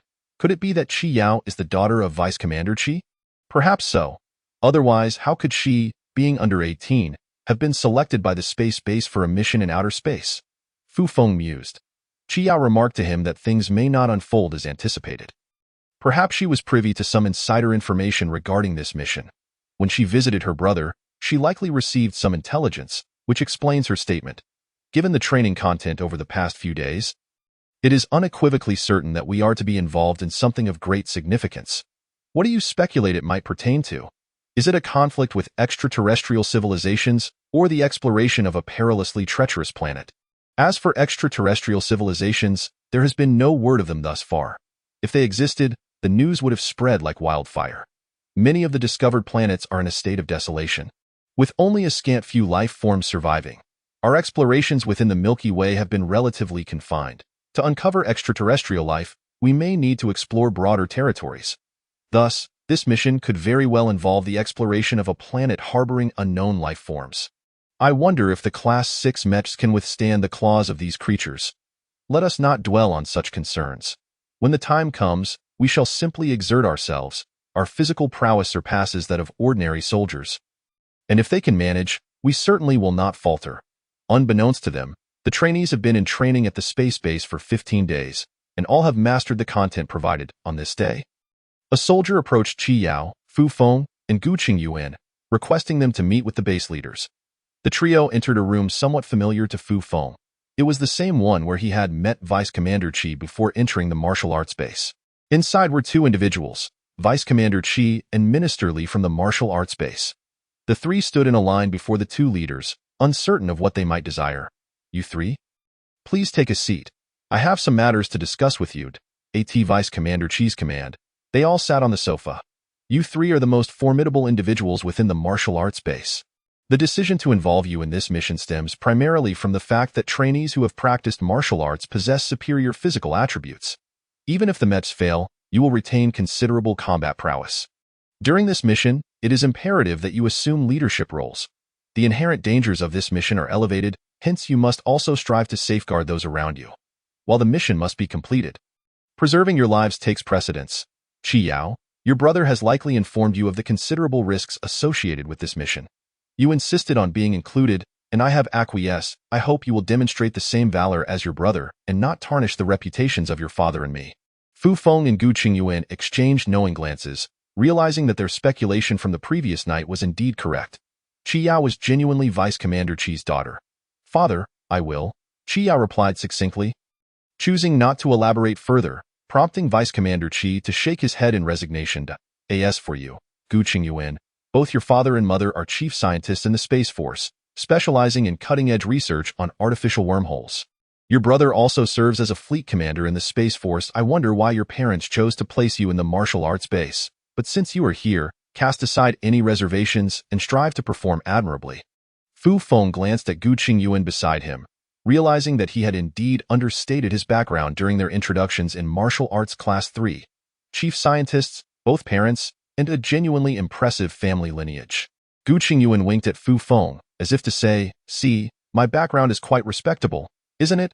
Fu Feng continued, as for matters concerning your grandfather, we will formally address our concerns with the Zhao family. Should they continue to interfere, we will take the necessary measures to apprehend individuals directly from Yunjing Group. Recently, the Zhao family's actions in Nantian City have been reported to us. While we are unsure of any connection to your family, their activities have led the state to suspend several collaborative projects with Yunjing Group. I trust they will temper their actions. Regarding your sister, I have instructed Minister Li to monitor her. Her safety is assured. At this moment, Gu Qingyuan and Qi Yao both turned to Fu Feng, uncertain of the grievances between his family and the Zhao family that warranted intervention from the Space Force. The reason I mention all this is due to your exceptional cultivation talents at the martial arts base. Your complex backgrounds further necessitate that you three assume leadership roles during this mission while ensuring the safety of others. That is all I have to say. Minister Li, if you have any instructions, please proceed. After Vice Commander Qi finished speaking, he gestured for Minister Li Guofeng to address them. You three are treasures of the martial arts base. The future establishment of the Martial Arts Academy will rely on your reputations. I hope you all return to the base safely, especially you, Fu Feng. Your current cultivation level may surpass that of some instructors, and in the field, you will represent the entire martial arts base. Perform well. We shall discuss other matters upon your return. The three were ushered back to their training area after receiving words of reassurance and encouragement. Meanwhile, among the trainees, whispers of the impending departure in 2 days spread, creating an atmosphere of tension. Some were excited, others anxious, and many filled with anticipation. During training, the trainees seemed somewhat distracted, as they had become quite familiar with the training content. The military personnel overseeing the training did not reprimand the inattentive trainees. After all, these martial arts-based trainees had mastered what would take other soldiers 3 months to learn in just 15 days. Far exceeding their expectations, they had not anticipated that practicing martial arts would lead to such comprehensive physical enhancement. Chapter 37. Into the cosmos. When all the trainees donned the Space Force uniforms and reimplanted the specialized communication devices, they eagerly contacted their loved ones to inform them of their impending missions in space. Fu Feng also reached out to his grandfather through the communication device, and glancing at his watch, he decided to call Qin Yingqing. "Are you going to execute a mission beyond the solar system?" Qin Yingqing expressed surprise that Fu Feng and the others were venturing so far, recalling that he had only been at the base for just over 4 months. "This time, we are primarily assisting the personnel of the Space Force. There are fewer practitioners of martial arts on their side, so our role may be mainly supportive, with minimal danger," Fu Feng reassured her. "Regardless, I feel it is unwise to send you into deep space after such a short training period. However, since you are going, please prioritize your safety. I will wait for your return to meet with you." After concluding their conversation, Fu Feng hurriedly packed his belongings, leaving behind all non-essential items on the spacecraft. He placed the Xianqingdan and his handheld computer into a bag provided by the base, while other clothes and personal items were returned to their original bags, which would be sent back to the martial arts base for retrieval upon their return. Fu Feng glanced at the watch Qin Yingqing had gifted him. Choosing not to remove it and wearing it normally, as the assembly call echoed, Fu Feng lifted his bag and made his way to the gathering point, while Gu Qingyuan hesitated over what to bring, ultimately tossing a few items into his bag before following suit. Once everyone had assembled, they boarded the elevator to the ground. Upon reaching the surface and stepping out of the building, they were awestruck by the majestic sight of the space base. In the sunlight, the Great Wall Space Base resembled a colossal fortress of steel, and the spacecraft docked at the landing pads appeared as monstrous beasts, waiting for someone to pilot them into the boundless cosmos. Although it was Fu Feng's second close encounter with the space base, he was nonetheless captivated by these beast-like spacecraft, his heart racing with exhilaration. "Follow me, everyone. Do not linger. Once you enter space and arrive at the spaceport beyond the solar system, that is when you will truly witness grandeur. However, compared to the vastness of the universe, these are but mere specks of dust," admonished a member of the Space Force to the trainees who had halted to admire the base. The group reluctantly averted their eyes and followed his lead toward another large building. This was the security check building prior to boarding the spacecraft. All trainees moved orderly towards the security inspection equipment, and after passing through, they settled in the front hall to await further instructions. When it was Fu Feng's turn, both his body and personal items passed without issue, with no alarms triggered by the security devices. However, he was directed into a separate room, prompting puzzled looks from Gu Qingyuan and Qi Yao behind him, who were unaware of the situation. Fu Feng, uncertain of the reason, entered the room, eager to uncover the issue at hand. "Please remove your watch so we can examine it," one of the security personnel instructed Fu Feng. Reluctantly, he took off the watch Qin Yingqing had given him and handed it over. The security personnel inspected the watch meticulously, but upon finding nothing amiss, they called for additional personnel to conduct a re-inspection. "There's something wrong with the watch that Qin Yingqing gifted you." "That seems improbable." Shortly thereafter, 2 middle-aged men entered the room. They scrutinized the watch's exterior for a while before employing various instruments to analyze it. One of them remarked, "The exterior material of this watch is an exceedingly rare synthesis of starlight gold and other unidentified substances. The testing equipment cannot penetrate the outer layer, but within lies an exceedingly minute energy source, detectable by our devices. Such a diminutive energy apparatus is currently unavailable on the market. Moreover, this watch possesses deep space positioning capabilities, containing extensive celestial charts, and boasts a remarkably high precision for deep space navigation, even projecting images externally. This watch also features a specific two-way communication function, suggesting it should be part of a pair. It even has detection capabilities, allowing it to probe various signals and analyze them." Fu Feng observed as the 2 men manipulated his watch, a holographic display interface emerging on the watch face.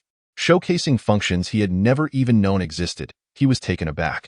The watch gifted by Qin Yingqing possessed such a plethora of features, when he had initially assumed it merely indicated the time and was made of superior materials.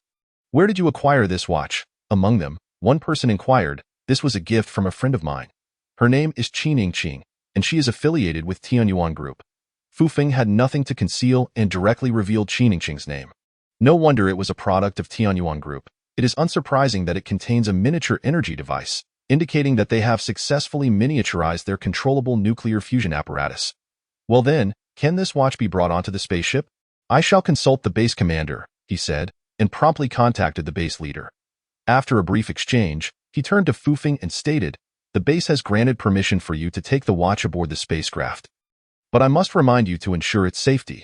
No damage to the ship must occur, as the watch contains a significant energy source and an explosion would be perilous." Fufeng assured him that there would be no safety issues with the watch, retrieved it, and put it back on before exiting the security checkpoint. At that moment, all the other trainees had cleared security, leaving him alone outside. Fufeng entered the main hall and noticed that it was not only filled with trainees, but also crowded with soldiers from the space forces, all seated in silence, contributing to a tranquil atmosphere. Upon seeing Fufeng enter, Gu Qingyuan stood up from his seat and approached him, asking, "What happened? Did you bring contraband?" "No, it's merely a misunderstanding. They mistook my watch for a weapon." "Which watch?" Gu Qingyuan inquired, and upon spotting the watch on Fufeng's left wrist, he continued, "That's quite a handsome watch. Where did you purchase it?" "I must get one upon my return." Fufeng replied, "This watch was a gift. You cannot buy it, so do not bother." Upon hearing that it was a gift, Gu Qingyuan abandoned his desire to acquire one, and the two took their seats, awaiting further instructions. "Fufeng, how many of these space troops do you think there are?" Fufeng glanced around at the multitude of seated individuals, unable to ascertain their number, and replied, "I cannot say for certain, but it cannot be fewer than 30,000. We just inquired with the team leader. And these space soldiers not only include our 40,000 plus, but also significant forces from the other two space bases. This is quite an operation. I fear there may be considerable casualties in this mission." "Do not speak such gloomy words. It would be unwise for others to overhear," Fufeng said, exasperatedly silencing Gu Qingyuan's pessimism. "Regardless, we are significantly stronger than these space soldiers, so we should be fine." Just then, an announcement echoed through the speakers. "Attention, we are now arranging the boarding sequence. Space Troop Unit 1562, board spacecraft number 1005. The group was escorted by the commander to their designated passage, with Fufeng and his companions being assigned last. Among 50 trainees mixed with soldiers, to spacecraft number 1025.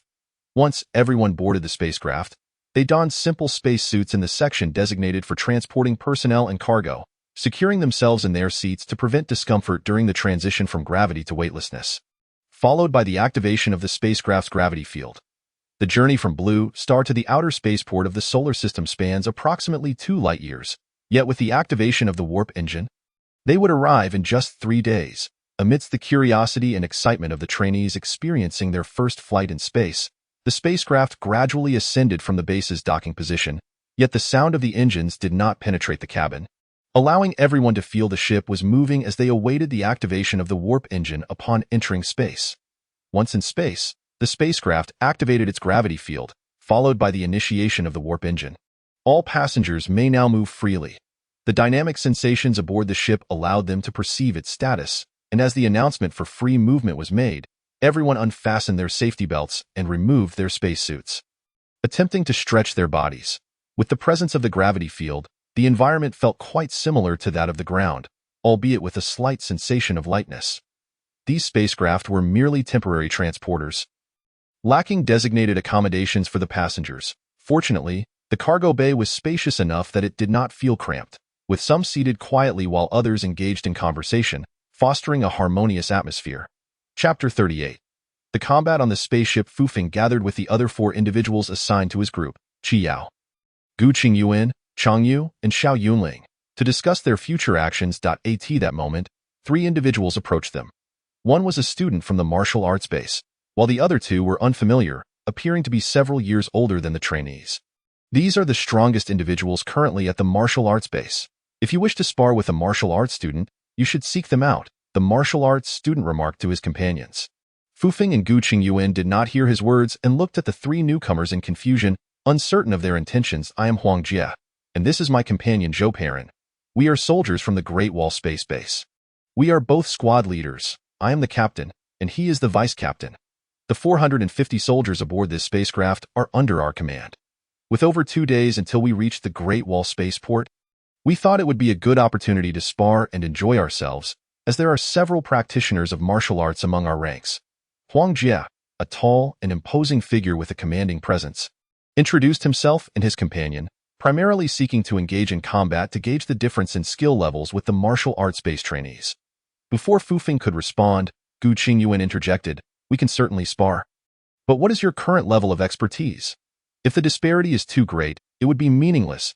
Gu Qingyuan expressed his enthusiasm for the sparring session, eager to learn from the opponents. I am at the initial stage of the Xian Bone realm, while Zhou Perrin has reached the perfected True Vein realm. By the way, you may call him Farron. He has a good temperament and won't take offense. After revealing their levels, Huang Jie humorously mentioned Zhou Perrin's nickname. Likely due to habit. Your levels are quite high. Qi Yao and I are at the late stage of the True Vein realm. What about you, Fu Feng? Gu Qingyuan turned to Fu Feng with curiosity. I am also at the late stage. We can treat this as a performance or friendly sparring, Fu Feng replied. Since they were already present, he saw no harm in treating it as entertainment, knowing it was not a life-or-death struggle. With the decision made, Huang Jie quickly cleared a space, and both sides took their seats on the spaceship's deck, eagerly anticipating the start of the sparring matches. For safety reasons aboard the spacecraft, participants were prohibited from using weapons or striking the ship itself, emphasizing the importance of safety, and the sparring would be conducted with controlled strikes. Huang Jie, as the highest-ranking individual present, commenced the proceedings. The first to spar from the martial arts base was Gu Qingyuan, facing off against a younger opponent. After mutual introductions, they began to probe each other's defenses. At that moment, someone approached Fu Feng, requesting his presence in another section of the spacecraft. Reluctantly, Fu Feng followed, uncertain of why he was being singled out. As he walked through the spacecraft's corridor, he observed the various equipment inside, reflecting on how these devices had once been his subjects of repair and research, yet now he had no need for them. Fu Feng entered a small room, approximately 10 square meters in size, where a person in a Space Force officer's uniform greeted him and gestured for him to take a seat. You are Fu Feng? Correct?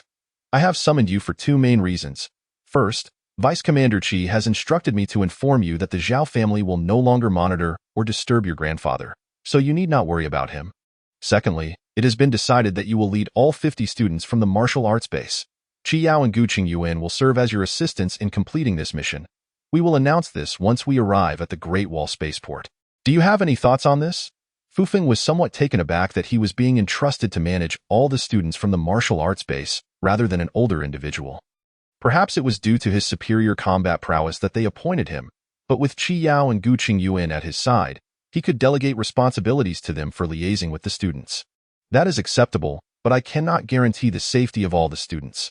I can only promise to ensure the task is completed while striving to safeguard everyone's well-being, Fu Feng responded to the officer. That is satisfactory. You need not shoulder all the burdens and dangers alone. A relaxed approach is the best method. Now, the specifics of your tasks will be arranged once we reach the spaceport. You may return now. Fu Feng returned to the cargo section, where the sparring continued. He inquired about the matches from a fellow student, who, upon recognizing Fu Feng, provided an update. While you were away, there were 3 matches. In the first, Gu Qingyuan faced that, and due to the disparity in their levels, Gu Qingyuan lost. In the second match, Qi Yao faced an opponent of equal level and emerged victorious due to her speed and strength. In the third match, one of our students from the mid-stage of the True Vein realm faced an opponent from the late stage, and we conceded defeat. We are now in the 4th match. It was evident that the soldiers, having trained longer, possessed superior individual strength, particularly when compared to the trainees who had only been training for 4 months. Thus, barring any unforeseen circumstances, the soldiers were likely to prevail in the ongoing matches. Gu Qingyuan observed that Fu Feng had returned and hurried over to him. Fu Feng, where have you just been? He inquired. That waste truly is not a waste. He has inflicted considerable suffering upon me. Why don't you go and teach him a lesson? Gu Qingyuan continued to speak, hoping Fu Feng would also engage in a match. In truth, the students at the martial arts base were equally eager to see Fu Feng demonstrate his current martial prowess. They were curious to ascertain whether Fu Feng, reputed to be the best at the martial arts base, could withstand the attacks of a high-level opponent from the military. Fu Feng contemplated the potential necessity of leading these students in the future, realizing that it would be prudent to appropriately showcase his abilities. Hence, he resolved to enter the arena, albeit with the condition that his opponent should not be someone of the true Meridian realm like that waste, but rather Huang Jie. The host, as his adversary, lest he come across as overly domineering, Fu Feng acquiesced to Gu Qingyuan's request, affirming that he would participate in the next match. As the previous contest concluded, it was indeed the students who faced defeat. Just as Huang Jie was preparing to announce the next round, Gu Qingyuan approached him and whispered a few words. Huang Jie immediately turned to glance at Fu Feng, who had also made his way to the center of the arena. The martial arts base's representative was none other than the top-ranking Fu Feng, while the military's representative remained Zhou Perrin. Let us await the outcome of this encounter. The students at the base erupted with excitement, applause ringing out, and even Qi Yao rose to her feet, eager to witness Fu Feng's performance. The military side, being more numerous, overshadowed the students with their fervor. Just as Zhou Perrin was about to step forward, Fu Feng gestured for him to halt. Before Zhou Perrin could comprehend the meaning of this gesture, Fu Feng signaled Huang Jie, indicating he should enter the arena. Huang Jie, initially skeptical, pointed to himself upon realizing Fu Feng was indeed beckoning him as the opponent. Are you certain you wish to compete against me? While you are the best in the base, I am currently at the initial stage of the Xian Bone realm.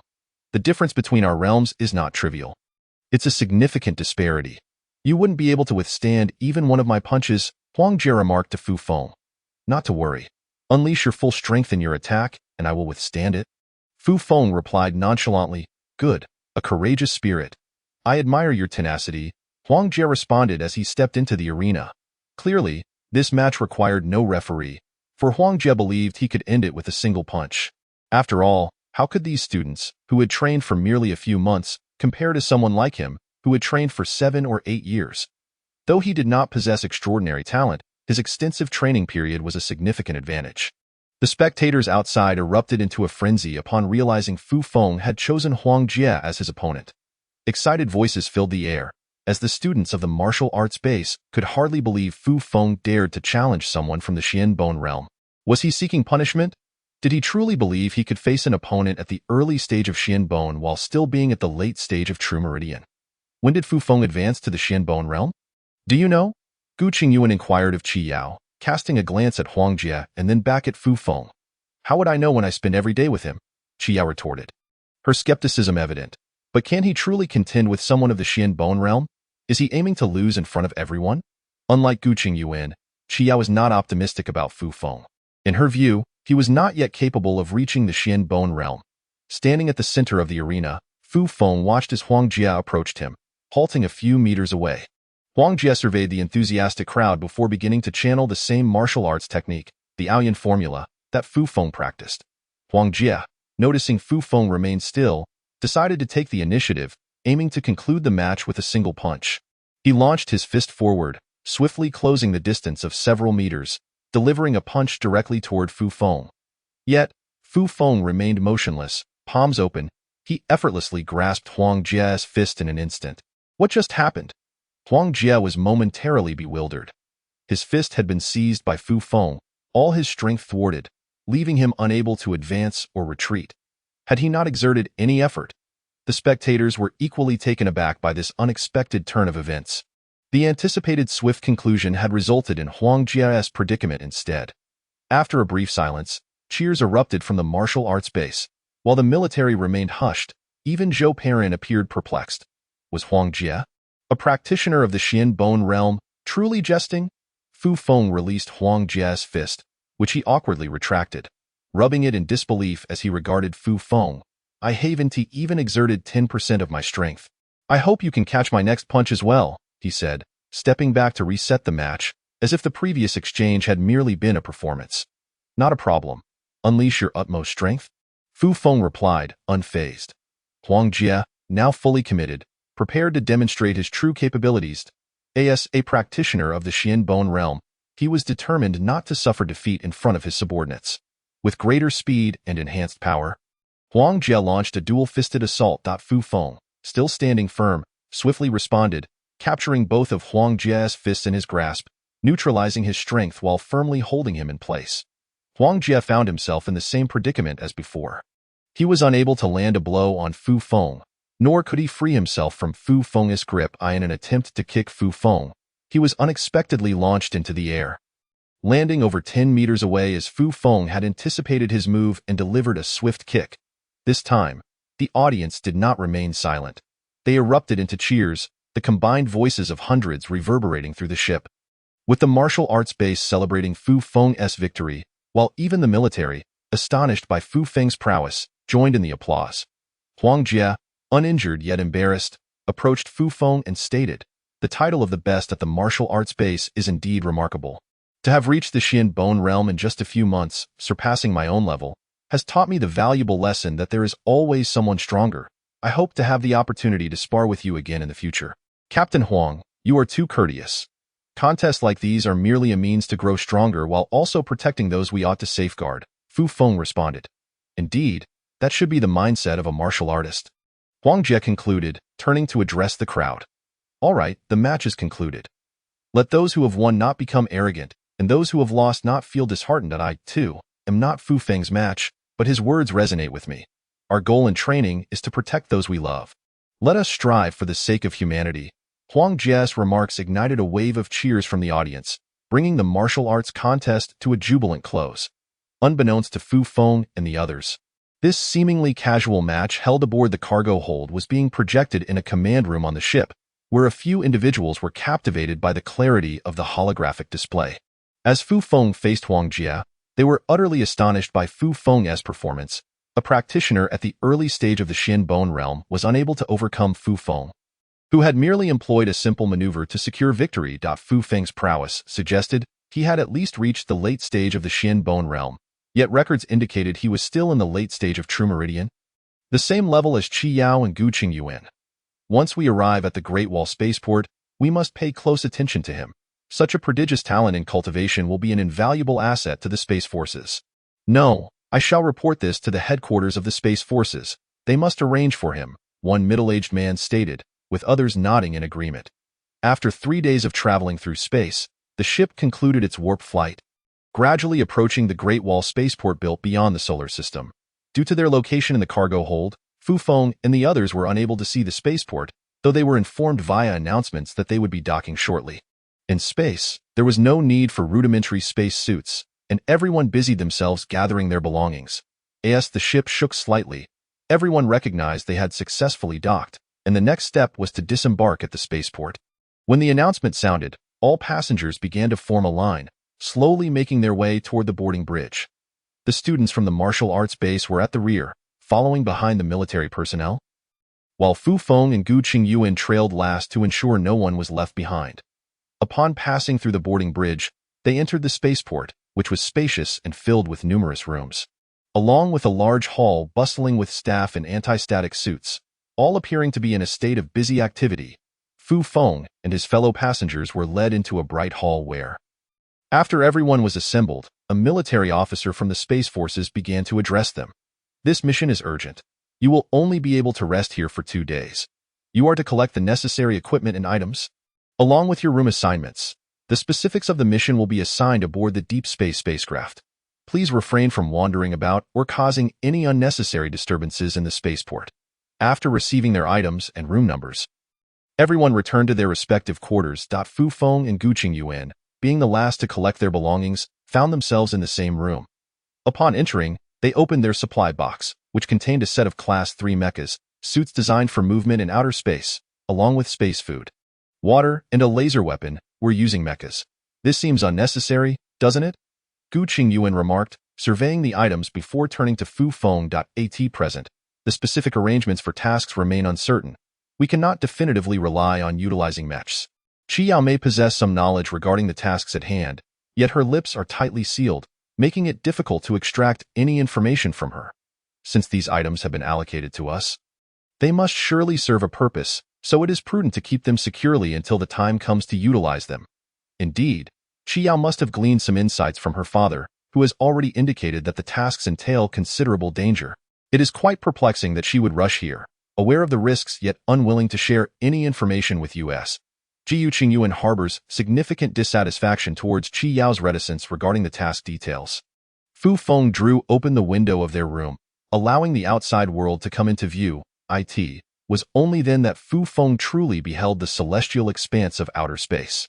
Throughout their journey from Blue Star, he had yet to witness the resplendent and dazzling starry sky. All he had experienced was self-entertainment aboard the spacecraft. At this moment, Fu Feng's gaze fell upon a vast semicircle, the visible portion of the spaceport. They had all seen depictions of the complete spaceport in books or on television, characterized by its disc-shaped structure, hollow in the center, with numerous appendages extending outward to accommodate spacecraft docking.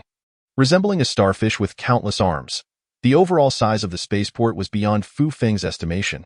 It was simply immense, capable of docking hundreds of spacecraft and deep space vessels. It served as a base for humanity's exploration of the Milky Way and also as a transit station for human colonization. With several such spaceports established by humanity, Jiu Qingyuan joined Fu Feng in admiring the view of the spaceport, its lights illuminating the area brilliantly, rendering the distant stars' glow almost negligible. Humanity appeared remarkably insignificant, yet simultaneously magnificent within the cosmos.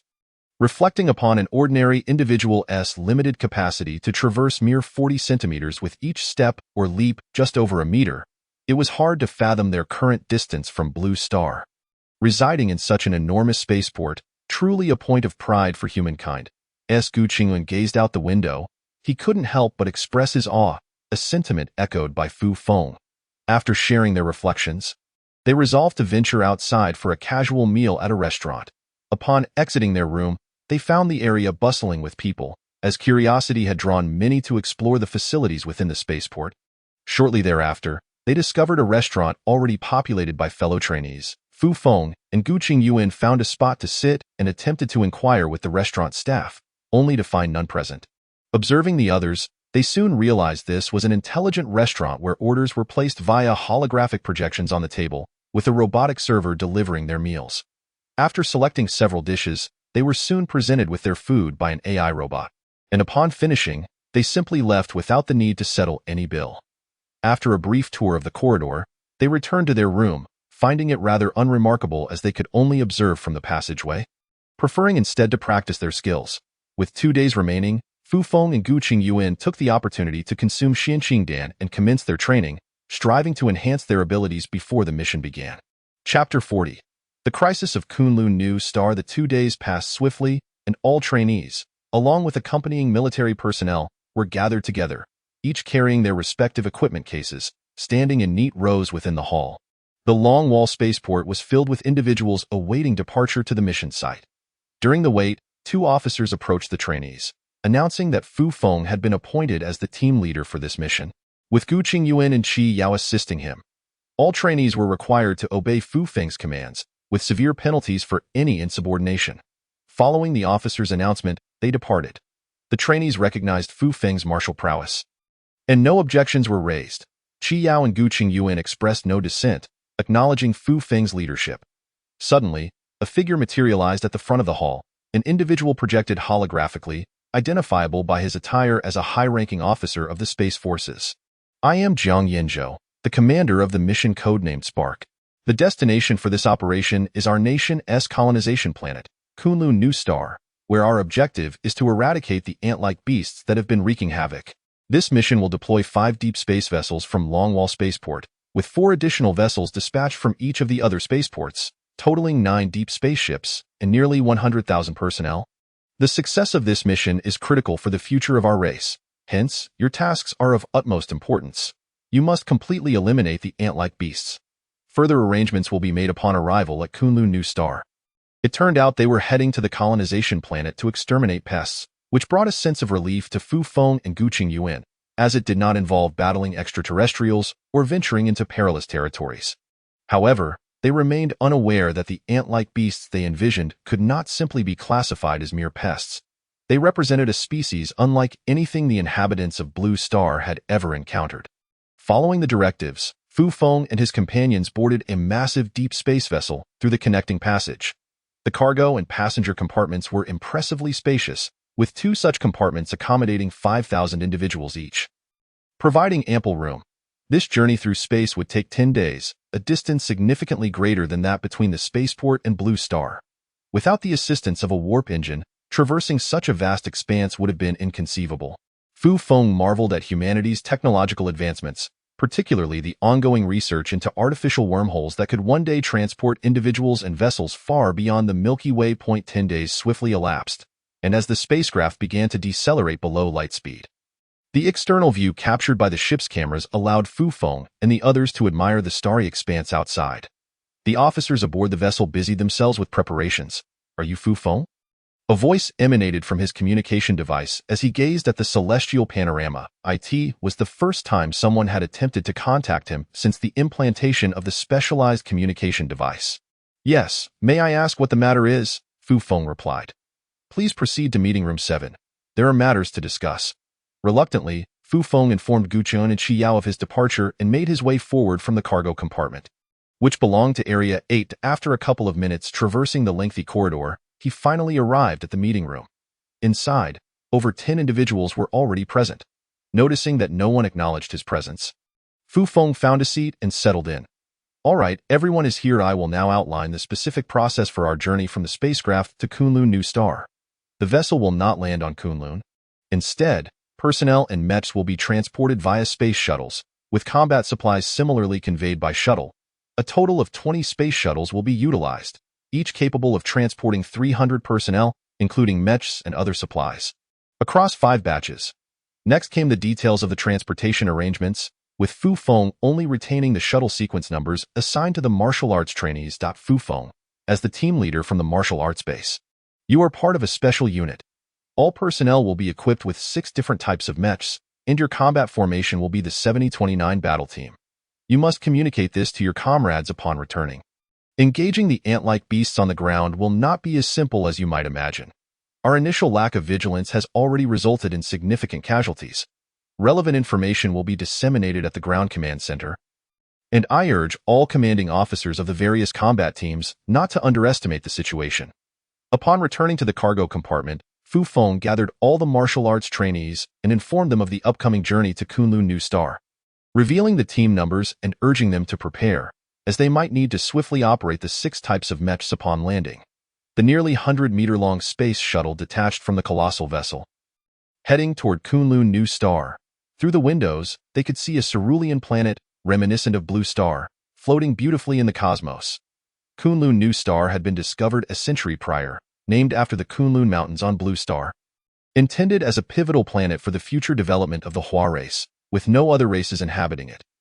Kunlun New Star orbited a star and had a companion planet, making it nearly identical to Blue Star, though significantly larger, with a 1-to-1 ratio of water to land, and its atmospheric conditions were superior, making it highly suitable for large-scale human habitation. This planet, pivotal for the Hua race's ascension in the universe, was now under threat from an unknown species, indicating that fierce battles for its control were imminent. Spacecraft traversed the atmosphere, descending toward a large military base on Kunlun New Star, not far from which lay a vast city. Its skyline adorned with countless towering buildings, rivaling the prosperity of cities on Blue Star. Coupled with the deep space vessels from other spaceports, the entire transportation process from the spacecraft to the Kunlun New Star military base took 3 full days to complete. All personnel assembled according to their respective unit information and were assigned to camps, with the assistance of advanced artificial intelligence ensuring everything proceeded in an orderly fashion. Throughout these 3 days, Fu Feng gained a profound appreciation for the advancements of human technology. However, as he surveyed the surroundings, he could not help but recall the legendary figures described by Qing Lao, those capable of obscuring the heavens with a mere hand or extinguishing stars with a single punch. If such a being were to arrive in the current era, could Kunlun New Star, let alone Blue Star, withstand their might? The answer perhaps lay in the negative, i.e. what appeared to be an infinite military base. Fu Feng and his companions began to set up their camp, with all personnel assigned to shared accommodations, and with the aid of artificial intelligence, communication devices were calibrated among the occupants, ensuring everything was prepared. Awaiting further instructions from above, on the 4th day at the Kunlun New Star military base, all combat personnel were in position. The base began to assemble each team as a holographic projection displayed the specific details of their adversary. The ant-like beasts, including the reasons for the conflict, scenes from previous battlefields, the attack routes and methods of the ant-like beasts, and the defensive strategies employed by the Huaju side it was revealed that when this planet was first explored, extensive surveys and analyses of its flora and fauna determined that there were no major threats, with only a few large animals that posed no danger. However, more than a year ago, a sizable reptilian creature resembling an ant appeared sporadically in the northern desert. This creature, measuring 3 to 4 meters in length, lacked antennae and instead sported elongated scythe-like forelimbs for attack. This ant-like species was dubbed the ant-like beast. Initially, only tens of thousands were discovered, which did not raise significant concern. Yet, 6 months ago, the population of these ant-like beasts surged dramatically, reaching an incalculable number, spreading from the desert to the entire planet, devouring all flora and fauna in their path. Humanity was compelled to abandon cities with weaker defenses, congregating instead in Kunlun City adjacent to the military base. The current range of the ant-like beasts now encompassed 1/10 of the planet, and if effective measures were not taken, the entire planet would succumb to the dominion of the ant-like beasts, leading to drastic changes that would render it uninhabitable for humans. In response to the ant-like beasts, the personnel of Kunlun New Star deployed numerous aerial vehicles, mechs, and ground soldiers to engage in battle. However, the sheer numbers made extermination impossible. Even the deployment of nuclear weapons proved futile, as the ant-like beasts absorbed the released energy, resulting in mutations and the emergence of many wing variants, leaving the inhabitants of Kunlun Star defenseless. For the people of Kunlun New Star, the notion of defense had become obsolete. Apart from the military base, everyone huddled within the expansive protective dome of Kunlun City, awaiting rescue from those on Blue Star. At that moment, the projection presented the grotesque forms of the ant-like beasts, categorized into 5 levels. Level 1 was the presumed mother organism, never before encountered. Level 2 comprised the flying variants. Level 3 consisted of the gigantic ant-like beasts. Level 4 featured those with red scythe-like appendages, and Level 5 represented the standard ant-like beasts. Their common traits included rapid crawling speed, hard exoskeletons, and sharp scythe-like appendages capable of effortlessly tearing through metal. Conventional weaponry proved ineffective against them. They were impervious to extreme heat and cold, boasting extraordinary survival capabilities. Presently, the nearest ant-like beasts were a mere 300 kilometers from the military base. Chapter 41. The first battle with the ant-like beasts with all necessary information conveyed. Under the coordination of the command center, all personnel began to collect their weapons. At the base's command center, various data were centralized through artificial intelligence, which relayed pertinent information to the command center. While images transmitted from space were projected in the center, the Supreme Commander, Jiang Yanzhou, along with the previous base commander, deliberated over the initial offensive strategy. Fu Feng led the martial arts academy trainees to retrieve their weaponry. Acquiring a tall, fully equipped level 6 armor, which contained a set of lightweight armor distinct from what they utilized during training. Within the mech's compartment, there was also space for their personal belongings. Fu Feng climbed into the mech, stowed his belongings, shed his outer garments, and donned the lightweight armor inside. Upon activating the mech, Fu Feng felt an instantaneous fusion with it, as if he were the mech and the mech was him. This specialized armor for controlling the mech achieved an unprecedented level of intuitive command, and there were no physical connections between the suit and the mech. All transmissions were supported by the latest quantum technology. The other trainees also recognized the advantages of this armor, and after sealing the mech's hatch, they allowed their mechs to move. The assigned combat teams donned level 4, 5, and 6 mechs, all converging in a vast open area, standing in impressive formation. Within the military base, nearly 150,000 personnel from the Space Forces and the original base staff were present, with only a small fraction gathered on the field. The voice of the command center's commander echoed through the communication devices. All teams? Take note. This is merely a probing attack. Do not extend the front line too far or too deep. Adhere to commands and engage in battle according to directives. All team leaders are responsible for the specifics of frontline operations, and the command center will provide real-time updates on battlefield conditions. The forefront consisted of level 6 mechs, while the rear was occupied by level 4 mechs, with ground personnel remaining uninvolved. Now, the designated target locations were dispatched to each team. Depart. Fu Feng and his team set their destination over 400 kilometers to the southeast. After communicating the objective to all team members, the mechs ascended into the air, heading towards the target. During the flight, Fu Feng refrained from utilizing the mech's radar or detection equipment, instead scanning the surroundings with his mental perception. He discovered that, including his own, there were a total of 300 level 6 mechs, 500 level 5 mechs, and 4,000 level 4 mechs, a formidable contingent. Upon arriving at their destination, the vast plain before them was mostly barren, stripped bare by the ant-like beasts, with large clusters of these creatures voraciously consuming the remaining flora and fauna. Upon hearing the sound of the mech engines, the countless ant-like beasts began to gather, rhythmically raising and lowering their forelimbs as if in defiance. There was no need to shout fire. The various mechs hovering above the ant-like beasts commenced a relentless barrage with their laser particle cannons, resulting in a gruesome spectacle as the ant-like beasts were obliterated under the onslaught. Fu Feng also unleashed thermal weaponry against the ant-like beasts below, vigilant for the potential appearance of flying level 2 variants. In no time, the ant-like beasts in this area were entirely eradicated, with no level 2 or 3 variants presenting any resistance. The entire contingent advanced 100 kilometers further, where level 3 or 4 ant-like beasts might be present. Caution was advised regarding the possible emergence of level 2 variants. The command center relayed orders, and everyone began to fly forward, reaching the new target location for another wave of attacks. Observing the horrific scene below, some began to question whether these insects warranted assistance from Blue Star. Surely, the Kunlun Star forces could handle them alone. Attention, directly ahead, there are flying level 2 ant-like beasts.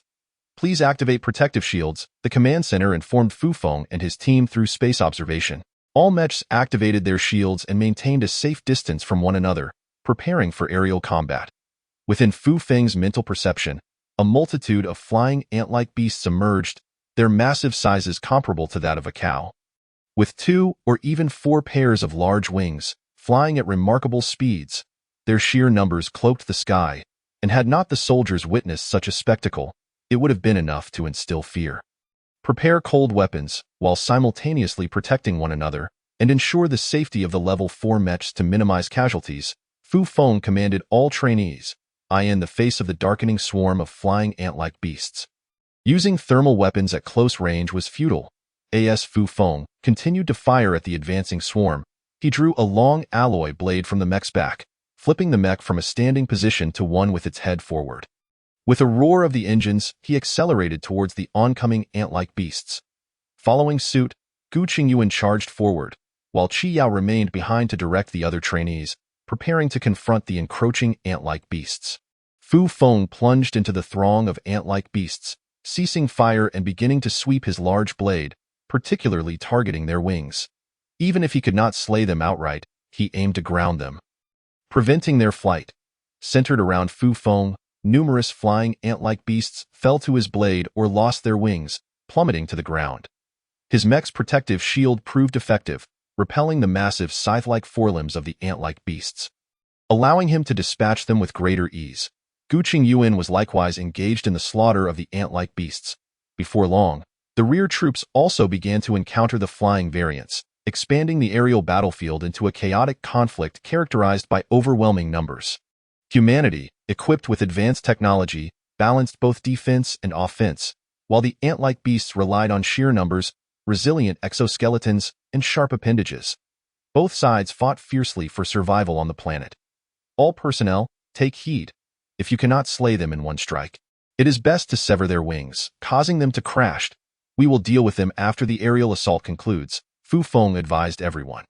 After 2 hours of intense combat, the advantages of the martial arts academy trainees became increasingly apparent.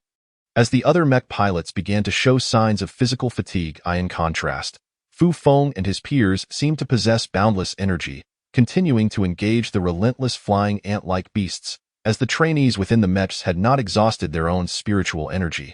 Maintaining their physical condition was as effortless as eating. Following Fu Feng's suggestion, aside from the martial arts academy trainees, the other mech pilots focused their attacks on the wings of the ant-like beasts, alleviating their burdens somewhat. However, Fu Feng noted that several level 4 mechs had fallen, with their occupants' fates uncertain. He immediately dispatched some trainees to protect those who were physically drained and instructed Gu Qingyuan and Qi Yao to join him, forming a triangular formation to focus on severing the wings of the ant-like beasts.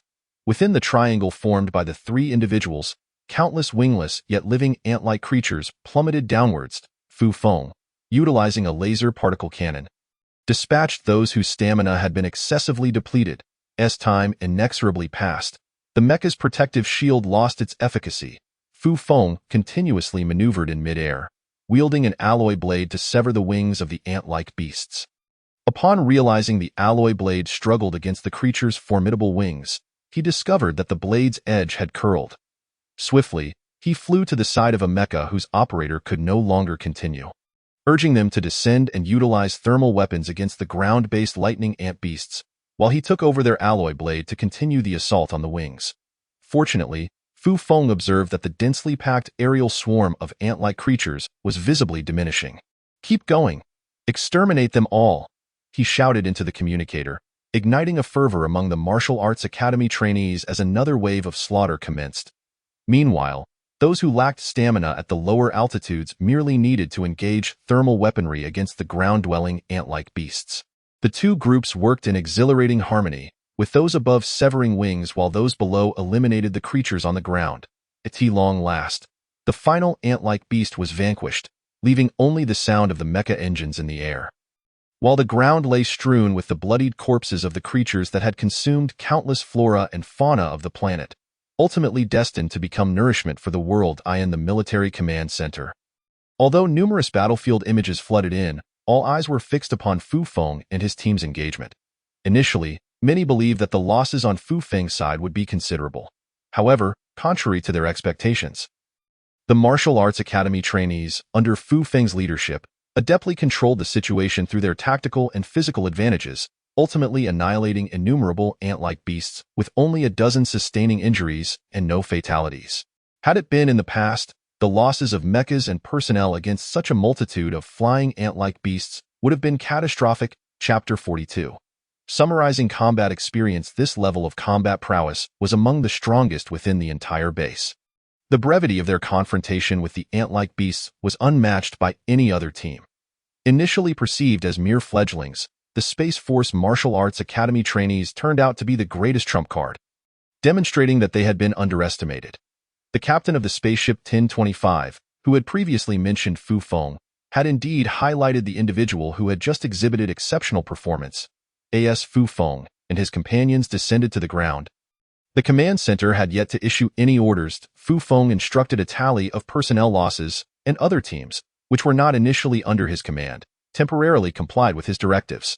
The report indicated 12 injuries among personnel, 50 destroyed Class 4 mechas, 37 irreparable Class 5 mechas, and 23 Class 6 mechas that were damaged but reparable, with no fatalities recorded. The precise number of ant-like beasts exterminated would need to be assessed by aerial surveillance AI. The number of ant-like beasts eliminated was inconsequential, as the planet was overrun with them. The few they had slain were insignificant. At that moment, the base transmitted a command to return. Fu Feng directed that the injured personnel and damaged mechas be transported back, ordering everyone to return to the base. Upon their safe arrival, Fu Feng positioned the mechas and, after contemplation, procured a bucket of paint, inscribing the characters Feng ing prominently on both the front and rear of his mecha for easier identification by his comrades in future battles. Gu Qingyuan and other trainees took note and followed suit, adorning their mechas with their preferred nicknames. Gu Qingyuan chose Qing Feng. With Fu Feng's Feng Ying and Gu Qingyuan's Qing Feng, the two might very well become the legendary duo of double wins. A thought that delighted them.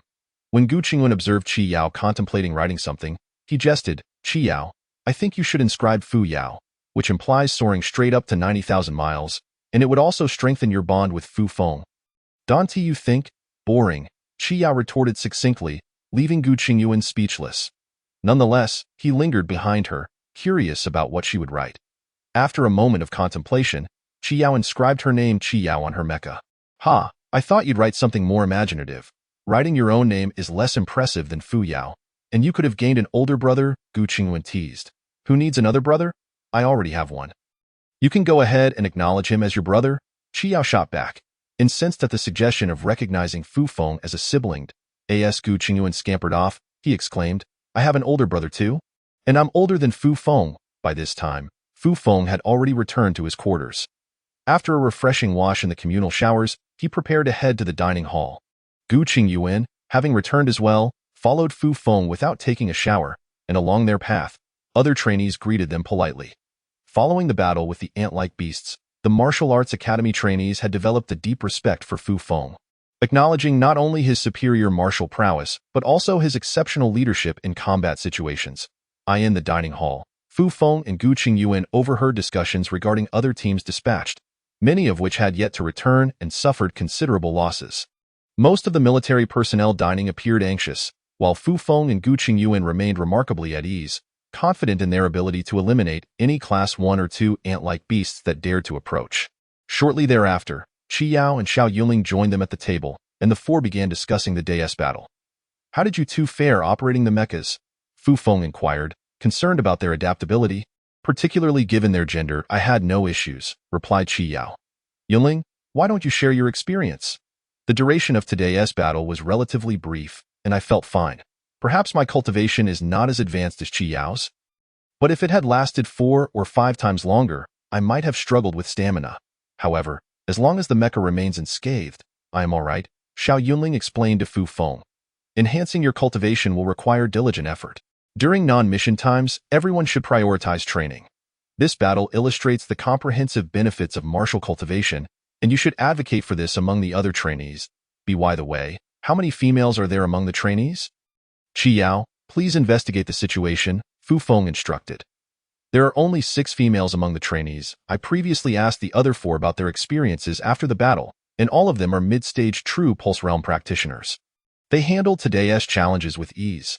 Any potential danger would only arise from mecha damage, but as long as assistance arrives promptly, they shouldn't sustain injuries. They are also capable of combat without mechas." Qi Yao responded, "Upon our return, we should analyze today's combat experiences and strategize. Let us discuss this with the trainees first, and then summarize later. I wonder if there will be missions tomorrow. If not, we'll do it then." Fu Feng promptly sent a communication to all trainees regarding the discussion on combat tactics, deciding to summarize and research the findings the following day. While Fu Feng and his companions dined, the base continued dispatching personnel, indicating that some teams had encountered difficulties. Since no orders had been issued from above, Fu Feng and his team merely rested at the base. The next day, with no mission scheduled, Fu Feng gathered key personnel to begin summarizing experiences and strategizing against the ant-like beasts. Alongside Fu Feng, Gu Qingyuan, and Qi Yao, a total of 13 individuals convened in their dormitory for discussions. "The current crux lies not with us. All trainees operate Class 6 mechas. As long as the mechas remain intact, we can sustain prolonged combat. The challenge is that Class 4 and 5 mechas are still in reserve, and we must consider their involvement. We cannot solely enhance our own combat capabilities," one individual stated. "Indeed, addressing the ant-like beasts necessitates a substantial number of combat personnel. It is impractical to allow the martial arts academy trainees to act independently. Coordinated efforts from all units are essential to effectively eliminate these monstrous creatures," another added. Moreover, the tactics employed by Fu Feng today were specifically tailored to counter aerial ant-like beasts. "I believe we should propose this to higher authorities. The battlefield for us is primarily in the air. The ground-based ant-like beasts can be managed by ground combat personnel," a participant suggested. Regarding the 3-person tactic, when Fu Feng, Gu Qingyuan, and Qi Yao positioned themselves in a triangular formation to sever the wings of the ant-like beasts, they could either encircle the creature in the center or back away while attacking outward. "I believe this tactic should be disseminated among the trainees," another remarked. "Utilizing thermal weapons for long-range engagement and cold weapons for close combat seems effective. Minimizing the risk of friendly fire," several others concurred, sharing their insights and proposing numerous strategies for future encounters with the ant-like beasts.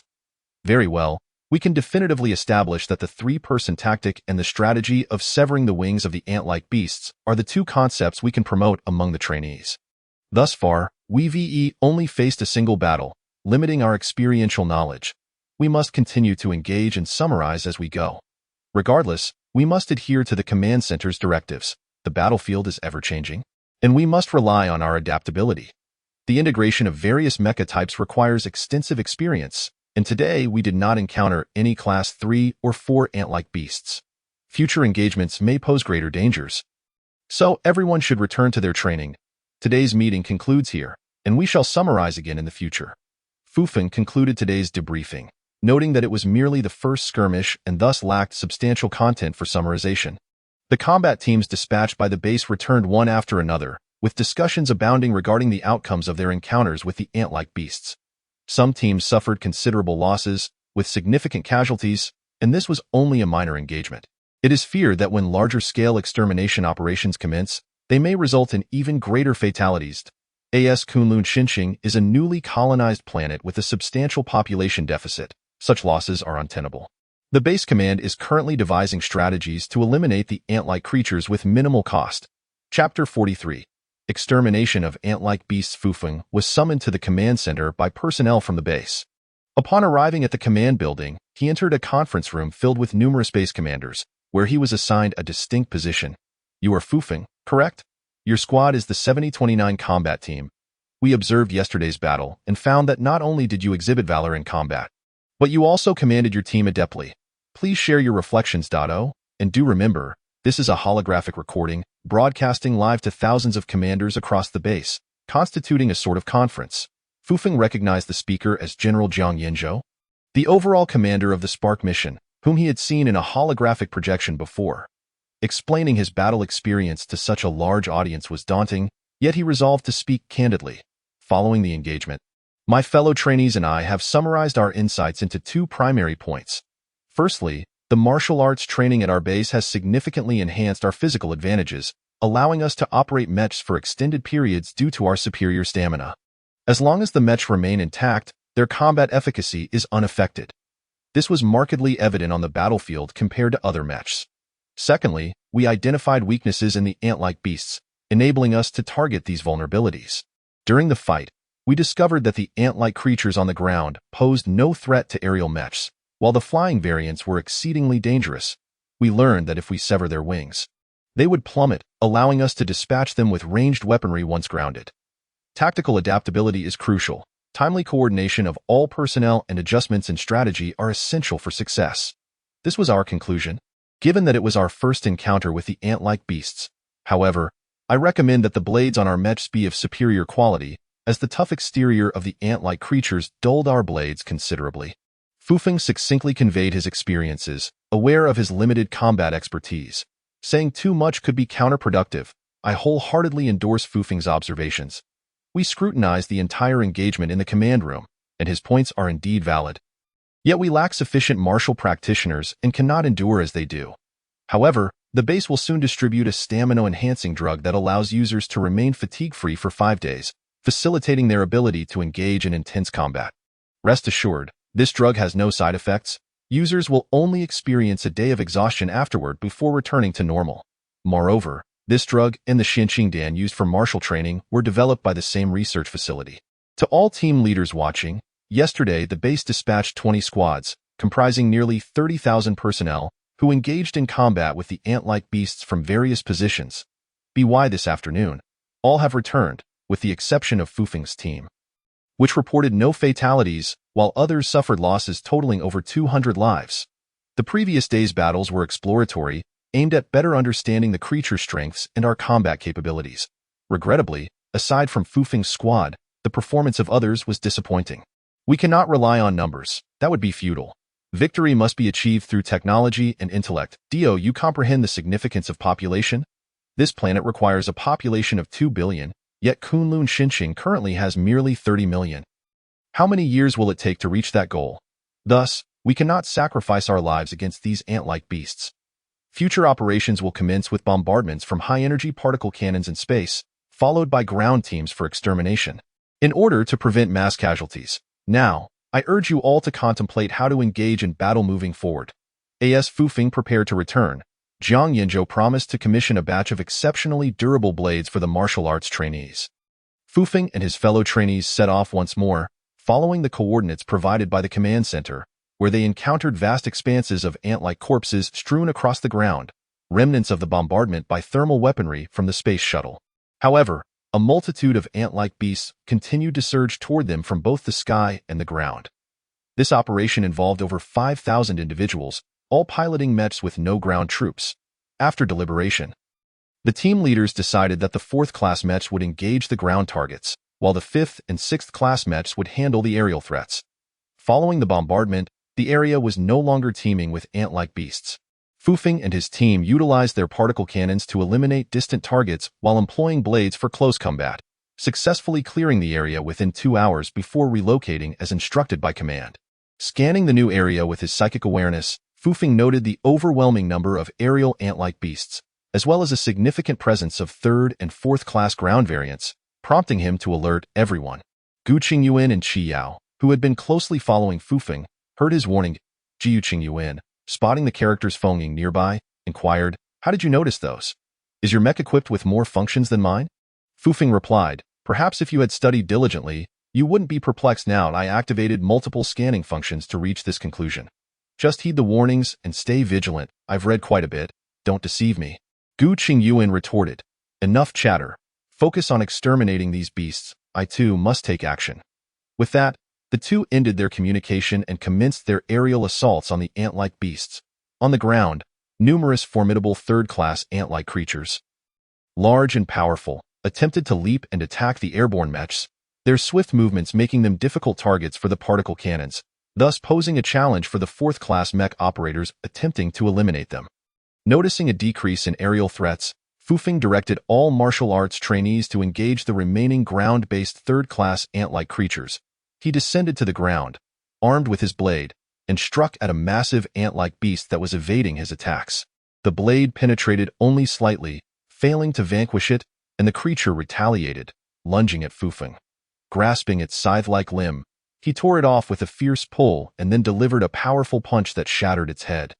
Feng Ying is invincible. From his aerial vantage point, Gu Qingyuan witnessed Fufeng's prowess as he ripped off a limb of a 3rd-class ant-like beast and obliterated its head, prompting him to shout over the communicator. "Stop with the chatter and come down to deal with these titans," Fufeng responded, lowering his mech just a few meters from the ground in search of the next target. Jiu Qingyuan and the other trainees joined in the assault against the 3rd-class ant-like beasts, while the 4th-class mechs shifted their focus to eliminate any remaining ordinary variants. With the emergence of 3rd and 4th-class ant-like creatures, the cleanup operation in that area extended over 4 hours. However, thus far, Fufeng's team had incurred no losses in mechs or personnel, which was a fortunate outcome. The medication promised by Commander Jiang Yanzhou had yet to be distributed to the soldiers, to ensure the stamina of the other mech operators. The command center opted against immediately ordering a transition, instead allowing them to rest for 2 hours on site. All mechs congregated together for respite, with the communicator abuzz with chatter, while some engaged in one-on-one conversations. Fufeng, at this rate, how long will it take to eliminate all these ant-like beasts? I've heard that our current sweep only covers a 3,000-kilometer radius around Kunlun City. Just how many of these creatures exist on the entire planet? Gu Qingyuan queried over the communicator. The duration is not within our purview to determine. The command center will devise a plan. We merely need to fulfill our designated tasks. I sense this operation may extend longer than anticipated. So advised the other trainees to minimize unnecessary expenditure of energy during less intense combat. That moment, leaders from several other teams approached Fufeng, initiating a discussion aloud. For future cleanups, we should maintain similar protocols. But if we encounter smaller regions, your mech should rotate for rest. If fatigue sets in over time, you risk disadvantage against larger swarms of ant-like beasts. After discussing this advice with them, the dozens of team leaders unanimously agreed. The mech squads took to the skies once more, heading toward the designated coordinates provided by command. Following the bombardment from the space shuttle, there remained numerous points requiring cleanup, necessitating the mech squads to clear away the substantial remaining ant-like beasts. Fufeng and his team were indeed assigned a densely packed schedule, continuously moving from one location to the next. Over the course of 3 days, they had diligently cleared over 30 sites, taking breaks of 2 hours between the completion of 3 locations. Had it not been for Fufeng's suggestion to allow the mechas, excluding the trainees, to take turns resting, they might all be utterly exhausted by now, while Fufeng and the other students seemed largely unaffected. Chapter 44. Alleviating the psychological pressure on the combat team. It is now the 4th day. Fufeng and his team have just cleared a certain area, and the mechas are now standing still. With personnel resting inside this moment, the entire team still possesses combat capability, with only a little over 20 mechas damaged, and the personnel merely injured. Fufeng instructed the mechas that, despite their weapon damage, are still capable of flight, to return to the base along with those mechas and personnel that have lost their combat effectiveness. Everyone is feeling somewhat fatigued. The martial arts base trainees are mentally strained, having been engaged in combat continuously for 4 days, which has left these young individuals, aged between 18 and their early 20s, in a state of disorientation. In contrast, the mecha operators from other teams experience physical exhaustion. Although they are also young, they are several years older than Fu Feng and his team and are seasoned soldiers of the Space Force, facing no psychological issues, just a struggle to keep up physically. Through the intermittent communications among the trainees, Fu Feng has also detected their unusual state, sensing that the prolonged sleepless combat has left them feeling a pent-up frustration that cannot be expressed. Fu Feng called Gu Qingyuan and Qi Yao over, along with several older team leaders, to discuss ways to help the trainees relax. It struck him as peculiar that he too felt an urge to completely unwind, to set aside all matters concerning the ant-like beasts and battles, and to return to a state of normalcy. Fu Feng, Qi Yao, do you not feel even a hint of mental fatigue? Gu Qingyuan, feeling immensely drained himself, could not pinpoint the source of his exhaustion. Observing Fu Feng and Qi Yao, who appeared unaffected, he found himself curious about their thoughts. I, along with Qi Yao, certainly do feel it, albeit not as acutely as you. This emotional state is severely impacting our upcoming battles, and we must address it here. Otherwise, there could be casualties among the trainees. In truth, Fu Feng had endured the loss of his parents and the targeting by the Zhao family, among various other events, all of which came in succession, causing him to grow amidst relentless pressure, endowing him with a psychological resilience beyond that of his peers. Qi Yao, raised in a military family with her father being a leader at the space base, had been exposed to the intrinsic qualities of soldiers from an early age. Additionally, her brother had sustained grave injuries from an attack by the ant-like beasts on this very planet, nearly losing his life, which instilled in her a profound animosity towards these creatures. Hence, after so many days of combat, she was largely unaffected. Their current state primarily stemmed from the battlefield's gruesomeness. Although they were not killing humans, the sheer volume of slaughter could evoke a surreal sensation, as if they were indeed taking lives. Coupled with the relentless combat, the constant sight of bloodshed intensified the psychological strain. Though you possess great physical stamina, your mental state has not kept pace, and your youth makes you susceptible to psychological issues. This is what we refer to as battle fatigue, explained an older team leader to Fu Feng and the others. So how do we resolve this condition? The solution is quite simple. All that is required is to offer them encouragement and motivation, using your own methods to inspire them.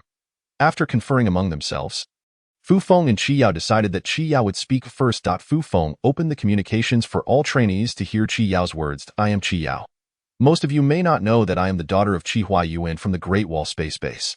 Initially, I was selected to join the Space Force to execute missions in space while training at the martial arts base. Many questioned how I could be chosen at such a young age. Under 18, but it was a request I made to my father. From the outset, I was aware of the mission specifics. Why did I come?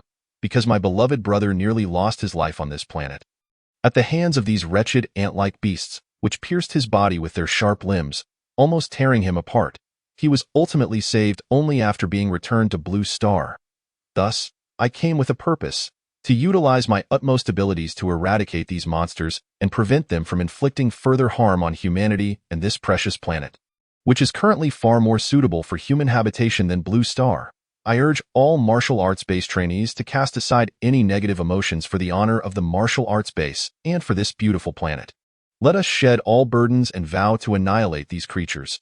Upon finishing her speech, there was a moment of silence. After a few seconds, all the trainees began to clap their mecha's hands, and even members of other teams who had listened to her speech joined in the applause, creating a chorus of metallic clashing sounds across the vast wilderness.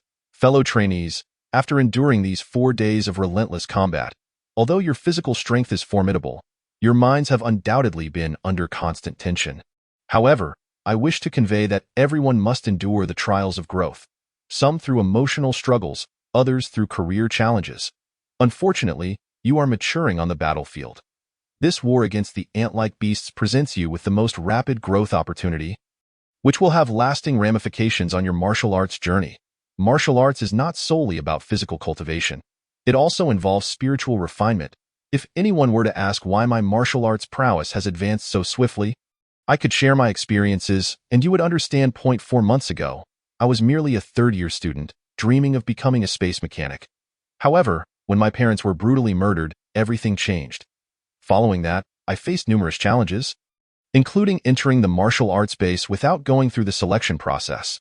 These experiences did not defeat me. Rather, they fostered my growth, and I embraced my responsibilities.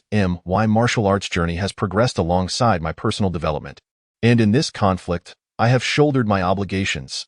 Therefore, for your growth, to secure victory in this war against the ant-like beasts, for the inhabitants of this place, and for this beautiful planet that may one day be our sanctuary, I implore you to cast aside everything and commit yourselves to this battle. Coincidentally, the command center issued new coordinates, prompting them to eliminate those accursed ant-like beasts. Let us embark. After Fu Feng's words, there was no further applause. Everyone piloted their mechas into the air, soaring towards their destination.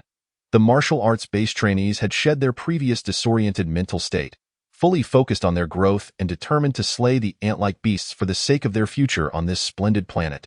At the base command center, the overall commander and several officers attentively listened to Qi Yao and Fu Feng's speeches. Truly, they are two remarkable talents. Their martial arts cultivation is profound, and their command skills are commendable. Capable of uniting hearts, the martial arts base certainly attracts exceptional individuals. I wish to have someone like Fu Feng by my side in the future, remarked Commander Jiang, gazing at the images transmitted from the front lines, to which the other officers nodded in agreement, though they recognized that retaining Fu Feng was a daunting prospect. On the way to their destination, Gu Qingyuan, feeling a mix of emotions, asked Fu Feng, "Did your family truly experience such a significant upheaval?" "Yes," Fu Feng replied succinctly. "I see. That explains the subtle sorrow I often sense in you. It stems from your family's turmoil. Your reticence and solitary training in a classroom made us overlook your feelings. My apologies, Fu Feng. I previously only sought your guidance for cultivation without considering your emotions. It's all right. The past is behind us. Life must continue. Besides, isn't the future bright? We must look ahead. I am not that weak." At that moment, Qiao also found it hard to remain composed. Fu Feng's parents had perished in a tragic incident, and she struggled with her own sorrow regarding her brother's injuries. She pondered how profoundly sad Fu Feng must be after losing both parents. Like Gu Qingyuan, she had focused solely on her own training while seeking his guidance, unaware of the burdens he had carried. Fu Feng, however, remained unfazed by these matters. His goal was to continually enhance his skills until he could confront Zhao Qingyun of the Zhao family, seeking revenge against them. Once again, Fu Feng and his team arrived at a recently bombarded area where numerous ant-like beasts still lingered. Following their earlier arrangements, they commenced another round of extermination. The pace of their clearance was swift. In nearly an hour, they eradicated all flying and ground-dwelling ant-like beasts. However, as Fu Feng scanned the surroundings with his consciousness, he detected a substantial gathering of ant-like beasts several kilometers away, emerging from unknown origins. The sky was filled with swarms of flying ant-like beasts, while the ground teemed with countless third- and fourth-tier ant-like beasts mingling among the ordinary ones. Attention! Various levels of ant-like beasts are appearing in the right front and are about to make contact with you in large numbers. As you are also among the ant-like beast horde, you cannot utilize the large particle cannon in space to strike them. The base will dispatch reinforcements to support you. The command center's voice echoed through the communications. Fu Feng quickly relayed the information to everyone, informing them that this would be an exceedingly challenging battle. Chapter 45. Encounter with the Ant-like Beasts. Everyone, take heed. The number of ant-like beasts is vast, comprising various tiers. For now, disregard those on the ground and focus on eliminating the flying ant-like beasts. Form groups of 3 to support one another and hold out until the base reinforcements arrive. Fu Feng and several team leaders began devising strategies to confront the situation. The ground-dwelling ant-like beasts surged toward them like a wave, while the sky was darkened by the sheer multitude of flying ant-like beasts rushing towards Fu Feng and his team, creating an ominous sight as the creatures advanced from both the ground and the air. All the mecha's protective shields have been activated, and the laser particle weapons have commenced fire, targeting the airborne ant-like beasts ahead. Large swathes of these creatures are struck down to the ground, yet the sheer number of them is staggering. What has been eliminated is merely a fraction. Soon, the two sides shall engage in close combat. Fu Feng is the first to make contact. having already drawn his alloy knife. With engines revving, he plunges into their midst, commencing a relentless assault, striving to sever their wings. Qiao and Gu Qingyuan swiftly follow suit, while the other 6 types of mechas coordinate in groups of 3 to join the fray. After 4 days of relentless purging, everyone has come to understand the most effective method to combat the flying ant-like beasts. In the aerial skirmish between mechas and the creatures, countless ant-like beasts plummet from the sky. Most of them do not perish but merely sustain damage to one side of their wings, unable to bear their own weight as they fall, while those with 4 pairs of wings prove to be more formidable adversaries. On the ground, countless ant-like beasts remain unchallenged. They cannot engage in the aerial battle and can only lift their heads, their scythe-like forelimbs waving incessantly, emitting a gurgling sound. Fu Feng and his companions exhibit a remarkable synergy, sometimes encircling their foes, at other times turning their backs to strike outward. Amidst the collisions between the ant-like beasts and the mechas, they relentlessly slash at the creature's wings, resulting in the highest number of fallen ant-like beasts in their vicinity. During the skirmish, Fu Feng observes that most of the beasts converging upon them possess 4 pairs of wings. It seems the ant-like beasts have noticed the significant number of their kin that Fu Feng and his companions have dispatched. Those with 2 pairs of wings divert their attention to attack others, while the 4-winged beasts relentlessly pursue Fu Feng and his friends. After an intense hour of battle, over 10 4th-class mechas fall prey to the scythe-like attacks of the ant-like beasts, their protective shields ripped asunder, and the mechas suffer damage, crashing to the ground amidst a sea of ant-like beasts, facing a dire fate. The reinforcements dispatched from the base have arrived. However, due to the plethora of support locations, only 3,000 mechas are sent, and the reinforcements are not numerous. Fortunately, they are all 6th-class mechas, alleviating some of the pressure. The newly arrived mechas focus on destroying the wings of the creatures. Planning to deal with those on the ground after eliminating the airborne threats, Fu Feng offers suggestions to the reinforcements, who grasp the benefits of his advice and endeavor to follow it.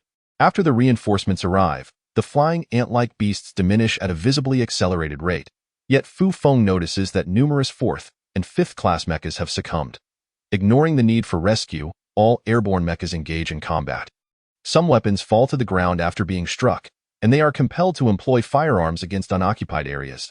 At this moment, several 6th-class mechas are also taken down by the 4-winged ant-like beasts.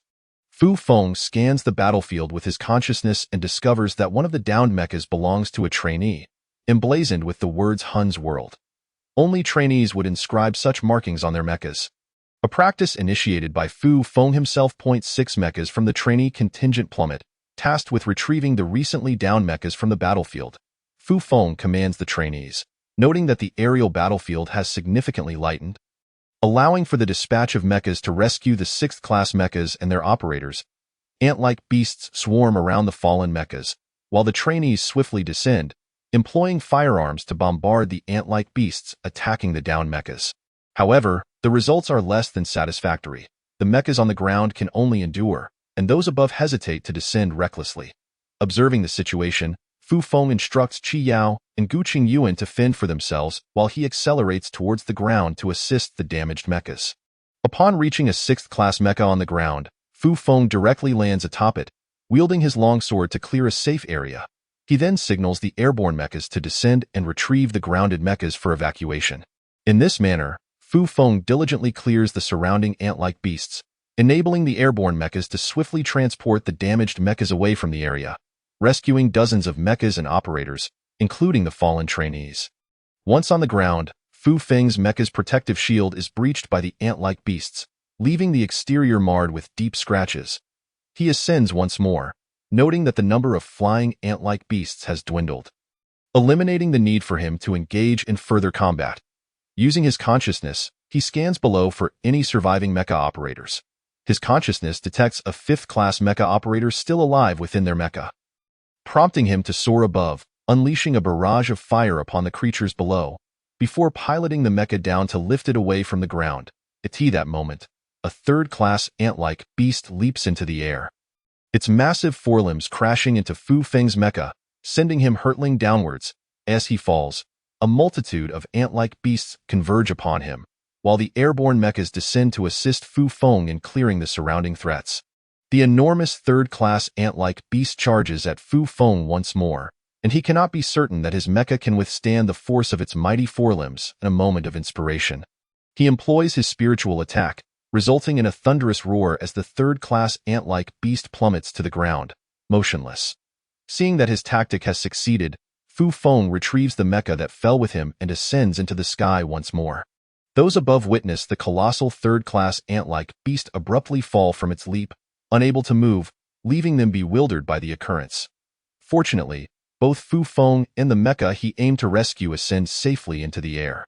Unconcerned by the inexplicable event, they recognize that in such grand battles, anything can transpire, particularly with unfamiliar ant-like beasts. With the aerial battlefield cleared of flying ant-like beasts, the command center relays orders for all airborne mechas to retreat several dozen kilometers from their current location, allowing orbital weapons to commence bombardment on the ground-dwelling ant-like beasts. Shortly after Fu Feng and his team depart the area, beams of brilliant light rain down from space. From their perspective, it resembles a reverse fireworks display. Dazzling beams shoot from the heavens to the ground, bursting into bloom upon impact. A sight both breathtaking and magnificent. Fu Feng entrusts the rescued mechas to others, while Qi Yao and Gu Qingyuan's two machines approach him. Fu Feng, your protective shield appears to be damaged. Are you all right? They inquire, concern etched on their faces as Fu Feng's mecha now looks fearsome and on the verge of disintegration. I'm fine. We only need to clear the ground now. There is no longer a threat from above. However, those third-class ant-like beasts will pose a significant problem during the cleanup, Fu Feng replies calmly. Half an hour later, everyone returns to the recently contested battlefield, which appears as though it has been upheaved, with deep craters marking the ground from the high-energy bombardments. Nevertheless, a substantial number of ant-like beasts remain alive, with many of the colossal third-class creatures still standing, albeit injured. Engaging once more in battle, this time the strategy involves targeting the ground from the sky with particle laser cannons, resulting in a significant number of ant-like beasts perishing. The operators of the airborne mechas, invigorated by the prospect of swiftly concluding the cleanup, push through their fatigue. Beware, those third-class ant-like beasts are exceptionally agile, making them difficult to hit with thermal weapons, and they retain the ability to counterattack. Someone cautions, first, eliminate all that can be killed. We shall deal with the third-class ones later, Fu Feng commands. Before long, the only moving creatures on the ground are the third-class ant-like beasts. All remaining functional 6th-class mechas descend to the ground, while the 4th and 5th-class mechas provide aerial cover, seeking opportunities to fire. Fu Feng issues commands, determined to engage in a battle of strength with the third-class ant-like beasts. Numerous 6th-class mechas descend to the ground, commencing a relentless pursuit of the third-class creatures, while Fu Feng himself races towards one of the beasts. The power of the mechas is derived from the potent energy sources within, allowing operators to exert minimal physical effort.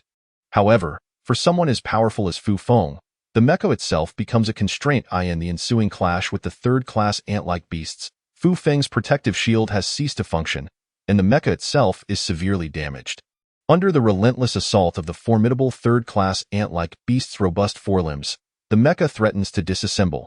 Jiu Qingyuan, come here and help me block. My mecha is about to fall apart. Fu Feng pleads for assistance. Gu Qingyuan, spotting the large characters on Fu Feng's mecha from a distance, swiftly flies over. As Gu Qingyuan shields him, Fu Feng hastily retrieves a third-class mecha from his equipment box, shedding his control suit and stepping onto the ground. Are you mad? You intend to fight these monsters barehanded? Gu Qingyuan exclaims in disbelief. Ignoring Gu Qingyuan's cries, Fu Feng employs the first move of his heavenly fist technique, striking the ant-like beast with tremendous force. His punch penetrates the mecha, crashing into the creature, which collapses to the ground, incapacitated. Gu Qingyuan follows up with a fist of his own, delivering the final blow. Jiu Qingyuan gazes at Fu Feng within the mecha, astonished at the immense power he possesses at the Xiangu realm. Stay close. Once I strike, follow up with your blade, he instructs. The two continue to vanquish the third-class ant-like beasts with remarkable efficiency, while other mechas join in, overwhelming the creatures with their numerical superiority. Initially, Fu Feng only needed to deploy his spiritual attack. However, his consciousness can now unleash this attack multiple times in succession. Yet, given the crowded battlefield, such an approach would undoubtedly invite chaos, so he refrains from doing so. Gradually, all the third-class ant-like beasts on the ground are eradicated. When the last ant-like beast falls, the airborne mechas descend to the ground. All mechas come to a halt, their engines idling in a symphony of silence across the battlefield. After taking a 2-hour respite on site, they were to return to the base. The command from headquarters had arrived. And this time they were not dispatched to other battlefields. They were utterly exhausted. After numerous cleanup operations, this had been the largest-scale battle, lasting nearly 5 days now. Everyone inside the mechs was resting, and silence enveloped the group. Only Fu Feng, clad in a Class 3 protective mech, had his hand protruding directly through the mech suit, having just utilized his fists to dispatch those ant-like beasts. The protective mech had proven ineffective in its intended role. After an hour of rest, Fu Feng instructed Guqing Yuan to issue orders for an assessment of the losses incurred. Under Guqing Yuan's command, all the team leaders, including reinforcements, began tallying the losses. Soon, the report on battle damages reached Fu Feng. 8 mechs belonging to the Martial Arts Academy were damaged. 1 was completely destroyed, that being Fu Feng's own. And there was 1 severely injured individual along with 6 sustaining minor injuries. Across all other teams, a total of 33 mech operators had perished, with countless others severely or lightly injured. In total, 260 Class 4 mechs were rendered inoperative, 115 Class 5 mechs were destroyed, and 19 Class 6 mechs were lost. The battle losses were indeed considerable. This operation had commenced following an assault by space-based weaponry aimed at clearing out the ant-like beasts, and all these losses had arisen during the final confrontation. The primary issue had been inaccurate intelligence. The sudden engagement led to a chaotic mix of mechs and ant-like beasts, rendering space weaponry ineffective. The sudden emergence of so many ant-like beasts had become a crucial question.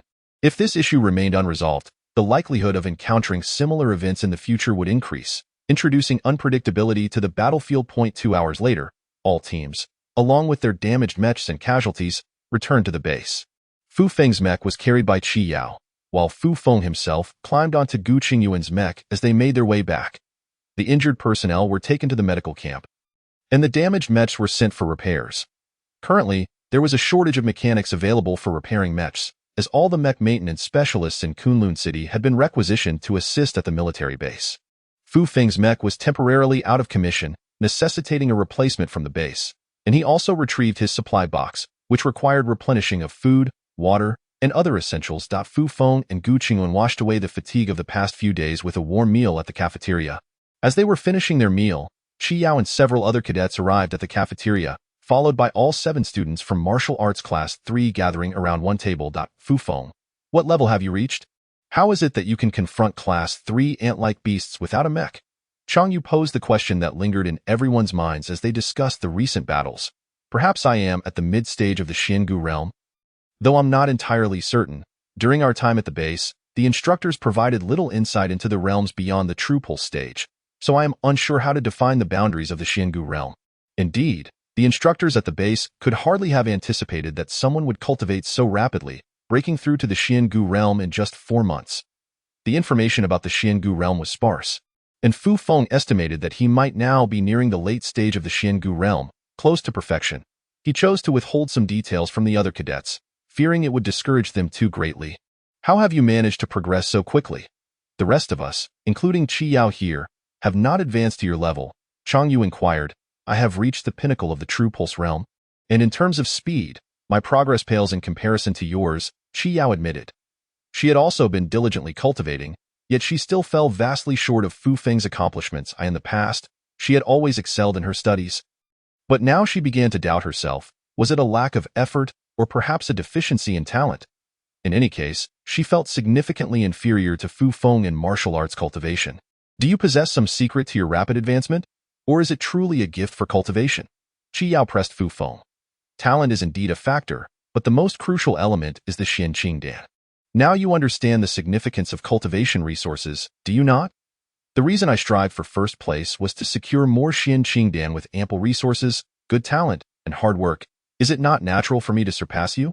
Fu Feng attributed his swift cultivation to these factors, providing an argument that was difficult to contest. He had indeed acquired more Xianqing Dan than the other cadets, and his diligence was apparent to all. It seemed that talent played a role as well. I have my share of Xianqing Dan too, and I work hard, yet I'm still only at the late stage of the true pulse realm. Even Qi Yao has surpassed me. Perhaps my talent is simply not as good as yours, Gu Qingyuan remarked. Everyone present could only tacitly accept Fu Feng's claims as truth, refraining from further inquiries about his cultivation. I suggest you all make use of the Xianqing Dan provided by the Space Forces to hasten your cultivation. Strive to withstand the attacks of Class 3 ant-like beasts, even when your mechs are damaged. You must lead the other cadets and elevate your cultivation levels, Fu Feng advised all present. Though cultivation is not inherently difficult, achieving rapid advancement in realms is a challenge we cannot replicate without your level of talent. Gu Qingyuan sighed in resignation. He had exerted far more effort in his cultivation compared to Fu Feng, who had at least ventured beyond the martial arts base, while Gu Qingyuan had not. Yet, both Fu Feng and Qi Yao had outpaced him. Within the command center of the base, everyone wore furrowed brows. The sudden emergence of numerous ant-like beasts was not exclusive to Fu Feng and his team. Several other squads in different locations had encountered the same phenomenon. This unexpected occurrence had taken the command center by surprise, and no explanation could be found if the cause remained unknown. Such incidents could occur frequently in the future. Placing all dispatched combat teams in jeopardy, they decided to deploy space shuttles to attack all the ant-like beasts scattered across the planet and refrain from sending any mech teams for the next few days while they continued to analyze the reasons behind the sudden appearance of these creatures. The ant-like beast's lair was located in the northern desert, a vast expanse known as the Frost Sky Desert, the only desert on Kunlun New Star. This desert was sweltering during the day and could drop to freezing temperatures at night, occasionally resulting in frost. The name was derived from ancient poetry of the Blue Star. Class 1 ant-like beasts were undoubtedly concealed beneath the surface of the Frost Sky Desert, though their precise location had never been investigated. The potent reproductive capabilities of these Class 1 ant-like beasts, hidden deep beneath the desert, were indeed remarkable. Perhaps they were buried too deep for any aerial reconnaissance equipment to detect their exact circumstances. Finding a way to eliminate these previously unseen matriarchs would pose a future challenge. In an analysis room, a technician scrutinized the battlefield footage of the ant-like beast's sudden emergence. Observing the footage, he noticed subtle fluctuations in the air at the site of appearance. Suddenly, a possibility struck him, and he hurriedly exited the room to report to the command center. What? These suddenly appearing ant-like beasts are being transported from a distant location via a spatial passage? The revelation stunned everyone in the command center. Further analysis was required to determine whether it was indeed spatial transportation. Humanity had yet to achieve such technology, and even breakthroughs in artificial wormhole research could not compare. After several hours of analysis, they ultimately confirmed the occurrence of spatial transportation. Did these creatures possess such technology? How did they accomplish it? Was it an inherent ability? The difficulty of exterminating these ant-like beasts had significantly increased, and the current space forces at the base were insufficient. It seemed necessary to report the situation to the Blue Star Space Headquarters, requesting an increase in the number of combat personnel in the space forces to address this challenge. Additionally, they would request a few scientists specializing in this area from Blue Star to investigate how these ant-like beasts had attained the capability of spatial transportation. Any findings would greatly benefit humanity. Base Commander Jiang Yinzhou addressed everyone in the command center and arranged for personnel to relay the information to Blue Star. Fu Feng spent 3 days in cultivation, while the command center did not issue any combat missions, likely focused on researching and analyzing the sudden emergence of the ant-like beasts to devise a response strategy before deploying troops for cleanup operations. Chapter 47. Breakthrough to the Divine Realm after 5 days of rest. The command center finally issued new orders. Fu Feng was assigned a brand new Class 6 mech, with the name Wind Shadow emblazoned upon its chassis. What surprised Fu Feng even more was that all the Martial Arts Academy cadets had been outfitted with brand new alloy longswords. Except for one severely injured team member still recuperating, all 49 cadets once again piloted their mechs, setting off to join other teams that had departed earlier to cleanse the area of ant-like beasts. This time, Fu Feng and his team did not encounter any sudden appearances of ant-like beasts. 3 days later, they successfully completed their mission and returned to the base. Fu Feng and the cadets continued to cultivate at the military base while executing the command center's orders to eliminate the ant-like beasts. When they encountered cleanup points with fewer ant-like beasts, Fu Feng suggested that the cadets exit their mechs and confront the ant-like beasts unarmed, utilizing such battles to enhance their combat experience. All the cadets heeded this advice, continuously honing their skills through combat. The other teams also received the pills mentioned by Jiang Yinzhou, which significantly improved their stamina during engagements. Across the planet, the ant-like beasts were decimated under the onslaught of space weaponry, and the occurrences of sudden appearances diminished. The command center devised a strategy. Should such a situation arise, all mechs would swiftly withdraw from the vicinity of the ant-like beasts, and after the space shuttles had conducted their strikes, they would return for cleanup. Days passed, and before long, Fu Feng and his companions had spent over 2 months on Kunlun New Star. During this time, they would venture out for a few days to cleanse the ant-like beasts and then return for a few days' rest. Fu Feng had reached the peak of the Xiangu realm, with only 6 Xian Qingdan remaining. During this period, Fu Feng approached Base Commander Jiang Yanzhou to advocate for additional Xian Qingdan for the cadets' cultivation. Jiang Yanzhou assured him that cultivation resources would arrive alongside the reinforcements from Blue Star and guaranteed that each cadet would receive 10 Xian Qingdan every month moving forward. Gu Qingyuan and Qi Yao occasionally sought counsel from Fu Feng regarding their cultivation practices. Both of them had now reached the initial stage of the Xian Bone realm, while the other students had also seen improvements in their respective levels, leading to a gradual reduction in the pressure faced by all students when confronting the ant-like beasts. One day, a multitude of space shuttles appeared in the sky, continuously transporting soldiers from outer space. Reinforcements from Blue Star had arrived. This time, the martial arts base had also dispatched 20 students, among whom were Wang Si and Chang Yetian. Both had fully recovered and made progress in their cultivation. Yet they still lagged behind Qi Yao and Gu Qingyuan. These 20 individuals were assigned to Fu Feng's side, bringing the total number of students to 70. Within the camp, upon hearing about the cultivation levels of Fu Feng, Gu Qingyuan and Qi Yao, Wang Si and Chang Yetian could hardly believe their ears. However, upon witnessing other students, previously inferior to them, surpassing their own levels, they were compelled to accept the reality. Both felt immense regret over their earlier decision to duel Fu Feng. They should have conceded outright instead of agreeing to the contest, lest they find themselves so far behind now. All the Xinqing pills necessary for cultivation had been distributed, with Fu Feng receiving double the amount compared to the other students, 20 pills in total. While the clearing operations continued, their frequency had diminished compared to before. The newly arrived students quickly integrated into the group, enhancing their combat experience and other skills. Inside the command center of the Kunlun New Star military base, various pieces of information had been processed by artificial intelligence and consolidated here. Commander Jiang Yanzhou listened attentively to the opinions of the commanding officers. After hearing their reports, he remarked, "Thus, it appears that most of the ant-like beasts on the surface have been exterminated. However, the exact number of these creatures lurking beneath the frost sky desert remains unclear. Moreover, based on the analysis from artificial intelligence combined with your deductions, it is possible that these ant-like beasts may utilize spatial teleportation capabilities to launch a significant attack on human operations. The presence of spatial teleportation abilities among these creatures is indeed perplexing. If they were to be teleported in large numbers to Kunlun City and the surrounding base, how would we respond? I expect you to formulate a specific countermeasure plan within 2 to 3 days, and then implement it accordingly. Over the past 2 months, our base has suffered more than 4,000 casualties among combat personnel, with injuries exceeding 20,000, alongside substantial losses in mechs.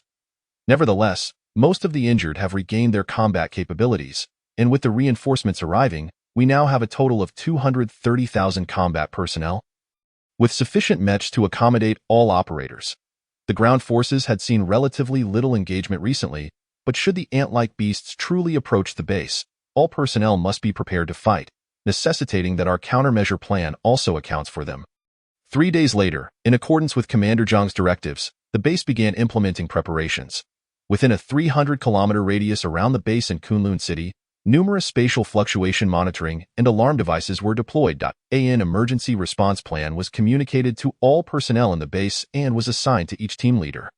Amidst the outwardly calm atmosphere of the base, a palpable tension began to permeate the air. When Fu Feng and the other students learned of the rumors regarding the spatial teleportation abilities of the ant-like beasts, they found it hard to believe. How could such a remarkable capability exist in creatures that seemed solely driven by hunger and aggression, while humanity, so advanced, had yet to develop such technology? Fu Feng himself was astonished by these ant-like beasts. It was no wonder they had appeared suddenly on the battlefield. This ability illustrated the vastness of the universe, where any peculiar phenomenon or creature might arise. During this period, the newly arrived teams were tasked with executing external clearing missions. and the points to be cleared were relatively few, creating an illusion that the war against the ant-like beasts was nearing its end in these relatively peaceful days. After consuming a substantial quantity of Xianqing pills, Fufeng's cultivation broke through to the divine spirit realm. He sensed his consciousness expanding to the size of a vast lake, with his range of perception reaching nearly 1,000 kilometers. Unsurprisingly, Fufeng could now wield his soul-piercing technique without restriction, launching hundreds of soul attacks simultaneously across a wide area. Reflecting on the transformations he had undergone since embarking on his martial path, Fufeng noted that the changes in the true vein realm pertained to the alterations in his meridians and flesh, including his internal organs, thereby enhancing his physical capabilities such as hearing, vision, and speed. In the Xian bone realm, he experienced the most significant changes in his muscles, bones, and bone marrow, which endowed him with formidable strength and the ability to withstand powerful assaults. Now, having ascended to the divine spirit realm, the sudden expansion of his consciousness indicated an enhancement in his mental acuity, solidifying his 3 souls and 7 spirits, and bringing about a notable transformation in his overall vitality. Of course, he was cultivating a modified version of the Aoyan technique by Qing Lao, which was perhaps closer to an immortal cultivation method, while Gu Qingyuan and the others practiced a version more akin to physical refinement. Presently, if Fufeng were to engage with a third-tier ant-like beast, he could dispatch it with a single punch, a stark contrast to the earlier times when he could not achieve such an outcome. Fufeng felt as though he might even be capable of momentarily flying. He had yet to test this, uncertain of how long he could sustain it, given that the safety minister of the Space Forces, Xiao Jinghua, had stated he could fly 100 meters upon entering the divine spirit realm, and considering his superior cultivation method, he believed he should be even stronger. Days later, outside the accommodation area of Fufeng and the others stood numerous mechs. Yet no personnel were present. They were positioned according to emergency protocols, ready for rapid deployment should the ant-like beasts teleport to the base. Fufeng, having stabilized his cultivation in the divine spirit realm, temporarily ceased further training and appeared outside his dormitory. He observed a group of over 10 students who had just finished their training gathering together. Upon approaching, he realized they were celebrating a fellow student's birthday. A few individuals retrieved some rations and water from supply boxes to commemorate the occasion. When they noticed Fufeng's presence, they politely invited him to join. After wishing the birthday student well, Fufeng chose not to linger and instead wandered off in another direction. In a fleeting moment, Fufeng recalled something, raising his hand to check the watch gifted to him by Qin Yingqing. Upon pressing the function button to check the date, he discovered that his own birthday had passed over a month ago. Time flows silently, and the battlefield is merciless. Amidst the fierce warfare, he had unwittingly turned 19. Wholly unaware of it, he wondered how his grandfather and younger sister were faring back on Blue Star. What of the devoted Qin young lady? How was she managing now? Did she miss him as well? Fufeng realized that his concerns extended beyond just his family. Now, he found himself thinking about Qin Yingqing, who had carved a lasting impression in his heart, making it impossible for him to forget her. Chapter 48. The decisive battle outside Kunlun City. All personnel, enter the mechs. Fufeng shouted to all the students outside. The students, bewildered by the urgency of his call, had no choice but to swiftly comply and enter the mechs. Simultaneously, Fufeng utilized the implanted communication devices to relay the command for all students to board the mechs. In an instant, those resting or training rushed out of their dormitories and climbed into their mechs. As soon as they entered, the base alarm blared, signaling a Level 1 danger alert. Except for the command center personnel and the security teams, all members of the base were required to prepare for battle. Earlier, Fufeng had detected anomalies in the distance through his mental perception. Scanning the area, he discovered that within a radius of approximately 300 kilometers centered around the base in Kunlun City, a vast number of ant-like beasts had appeared. His detection was swifter than the base's monitoring equipment, prompting him to order all students to board their mechs in advance. Orders were swiftly disseminated to the team leaders, and Fufeng, along with all students, flew towards Kunlun City, tasked with engaging the ant-like beasts in the vicinity. Fufeng and his fellow students flew at full speed, tailing numerous other teams as they headed towards their target.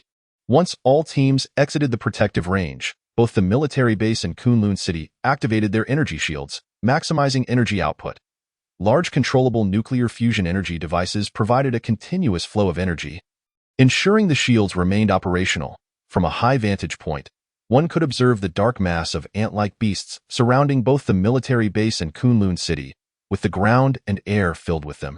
Lines began to form from the base, resembling fireworks blooming outward, representing the mechs of the space forces launching towards the ant-like swarm.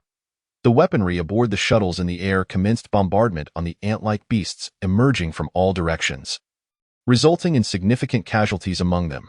Nevertheless, this was but a drop in the ocean compared to the relentless tide of newly appearing creatures. Fufeng and his team were the first to engage the ant-like beasts, their mechs deploying particle cannons as they opened fire upon the oncoming horde. Countless flying ant-like beasts plummeted to the ground, and soon enough, the mechs and the beasts collided, blurring the line between machine and creature. The shuttles above descended, entering the atmosphere to utilize their scanning functions, firing high-energy weapons in areas devoid of mechs to alleviate pressure on the mech units. Fufeng, Gu Qingyuan, and Qi Yao remained a trio, their familiar tactics and camaraderie allowing them to navigate through the swarming ant-like creatures with ease, dispatching multitudes and severing wings with their specialized blades. The other students, undeterred by the overwhelming numbers of the beasts, formed groups of 3, persistently eliminating the ant-like creatures. With the support of other teams' mechs, the aerial ant-like beasts diminished rapidly. Under the auspices of the command center's propaganda, the 3-man tactical approach and the wing-breaking strategy pioneered by Fufeng have already taken root among various mech squads. Presently, nearly 150,000 mechs engage in combat employing these methods against the ant beasts, yet Fufeng and his team have proven to be the most effective. Before long, the skies above their position had been cleared, as the command center instructed them to disregard the ant beasts on the ground and instead move towards other objectives. After Fufeng and his squad of mech soared towards a new destination, the space shuttles unleashed high-energy particle cannons upon the ground without restraint, transforming the landscape into a hellfire. The conflict beyond the protective shield remains unseen by the inhabitants of Kunlun City. Yet all 30 million residents are acutely aware that the outcome of the battle against the ant beasts outside the shield determines the fate of their city, and they fervently pray for the victory of the space forces. Hoping to safeguard their planet from this calamity, Fufeng's contingent comprises over 7,000 mechs, predominantly of the 6th category, with no ground forces involved. This clearly indicates that Fufeng's group operates as a mobile task force. Within a single day, they have successfully transitioned through 8 targets, sustaining only minimal losses of 100 or so mech from the 4th and 5th categories, with casualties numbering merely in the 20s, a remarkably low toll compared to other battlefronts. After a day of intense combat, the physical toll has become significant, prompting the ordinary mech pilots to resort to medication, a situation that has not affected Fufeng and his comrades. Fufeng, Qi Yao, you two have slain an overwhelming number of wing-breaking ant beasts today. Do your utmost to cover me, so I too may indulge in the thrill of battle. Gu Qingyuan, who often plays the role of protector for Fufeng and Qi Yao, expressed this request. In unison, Fufeng and Qi Yao agreed to shield him, allowing Gu Qingyuan to wreak havoc upon their foes. In the eerily silent Kunlun new military base, all facets of the war, including visuals, intelligence, battle damage assessments, squad deployments, and safety evaluations, are consolidated at the command center. Following analysis and judgment by both artificial intelligence and numerous command personnel, a myriad of directives are dispatched to the battlefield. Indeed, this is a true planetary conflict. The highest commander of the base, Jiang Yanzhou, sits calmly at his command position, observing the bloody scenes of war unfolding just beyond his reach. After a day of resistance, the ant beasts have yet to breach the protective shield, though they draw ever closer. Throughout all the visuals, Jiang Yanzhou's gaze remains fixed on Fufeng's squad. The combat prowess displayed by these martial arts academy trainees surpasses that of any other mech squad. They swiftly neutralize the ant beasts above them, leaving the aerial bombardment to the space shuttles before transitioning to another target, achieving remarkable success with negligible losses compared to other battlefields. It seems the Xinqing they received was indeed worthwhile. The establishment of a martial arts academy by the space forces reflects their foresight. With the support of Fufeng and Qi Yao, Gu Qingyuan revels in the carnage. When the skies are devoid of aerial ant beasts, he contemplates descending to the ground to continue his slaughter, only refrained by Qi Yao's admonition. The skirmishes against the ant beasts persist amidst the constant transitions. Fufeng and his team are aiding a squad that is struggling to maintain its ground. Upon their arrival, a multitude of aerial ant beasts plummets to the earth, and soon the skies above are cleared, with no ground forces remaining below. Under the command of the headquarters, all personnel, including those initially engaged in battle, follow Fu Feng to another location. Gradually, Fu Feng realizes that their target area is approaching the base in the outer perimeter of Kunlun City, indicating that the space forces are facing increasing difficulty in resisting the ant beasts. By the following evening, they find themselves at the protective shield S boundary, where the ant beasts relentlessly assault it with their weaponry, yet the shield holds firm. Fu Feng and his squad enter the fray. Prioritizing the aerial ant beasts, this time, ground forces are present, and all airborne mechs lower their altitude to engage in combat. The ground troops, clad in second-class protective armor, can withstand the assaults from the ant beast's forelimbs, though they cannot endure indefinitely. Once Fu Feng and his comrades descend, the pressure on the ground troops lessens significantly. With the mechs at the forefront, they quickly clear the area, preventing any breaches of the protective shield. By the third morning, after fierce confrontations and substantial sacrifices, the ant beast onslaught has been curtailed, and the possibility of breaching the military base in Kunlun City has vanished. All squads initiate a counteroffensive against the ant beasts, launching an intense battle against those both in the air and on the ground outside the protective shield. As Fu Feng has dispatched an overwhelming number of ant beasts, he finds himself increasingly targeted. His new mech, lacking a protective shield, has sustained numerous assaults from third-category ant beasts, now on the brink of disintegration.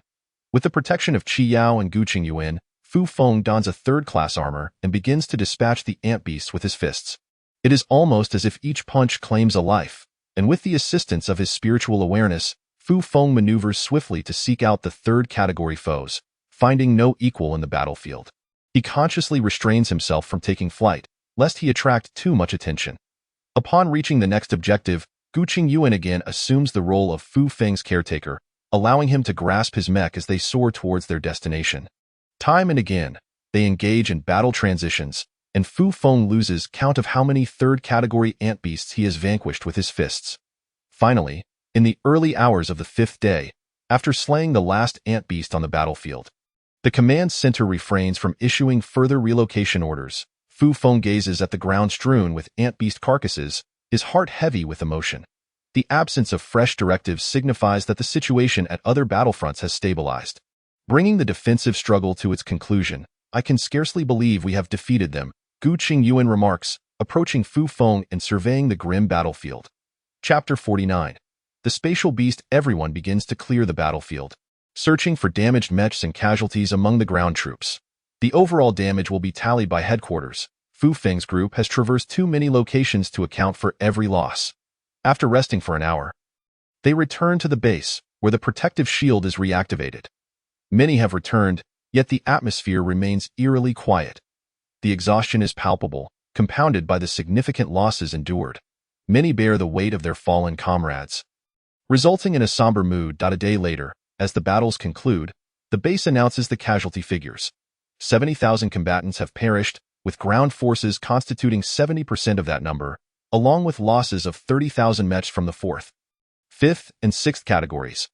Although the toll is severe, they have eradicated the invading ant beasts, and only a few isolated remnants remain detectable across the planet, with previous squads dispatched to eliminate them. Fu Feng's tally of martial arts academy trainees reveals that all 70 participants survived, with 6 sustaining severe injuries and over 30 suffering minor wounds. While all participants in the military base rest in solemn quietude, Kunlun City erupts with jubilation. Upon receiving news of the ant beast's extermination and the subsequent disappearance of the protective shield, the city ignites with celebration, with people flooding into the streets to rejoice in their victory. Those who had sought refuge in Kunlun City from the ant beast scourge are particularly elated, believing they may soon return to their former homes. In stark contrast, the command room of the military base remains devoid of relaxation. They have more pressing matters at hand. Ensure that all monitoring equipment in space is focused on the Frost Sky Desert. Deploy the finest reconnaissance teams and the most advanced detection instruments. No matter how deeply concealed, we must locate the ant beast mother entity, Jiang Yinzhou commands, his voice resonating through the room. This defensive battle has resulted in staggering losses for the space forces, an occurrence rarely seen in a century. The wretched ant beast mother has yet to reveal itself. The magnitude of its threat and how to eliminate it remains shrouded in uncertainty. Particularly concerning is their capacity for spatial teleportation. One can only speculate what other extraordinary abilities they might possess. For now, the command center can assert with certainty that 99% of the offspring of the ant-beast mother have been eradicated by the Space Forces. AS personnel are dispatched to the Frost Sky Desert to search for the ant-beast mother. The base gradually regains its former vibrancy, albeit still on high alert, as all are acutely aware that the most formidable ant-beast mother has yet to be discovered, and the threat of a swift resurgence looms. Fu Feng and Gu Qingyuan lie in their dormitory beds, resting without engaging in any training. Fu Feng, you've reached the divine spirit realm, haven't you? Gu Qingyuan inquires. Why do you ask? I surmise you wish to conceal your breakthrough to the divine spirit realm for as long as possible. Thus, you have endeavored to mask your abilities on the battlefield.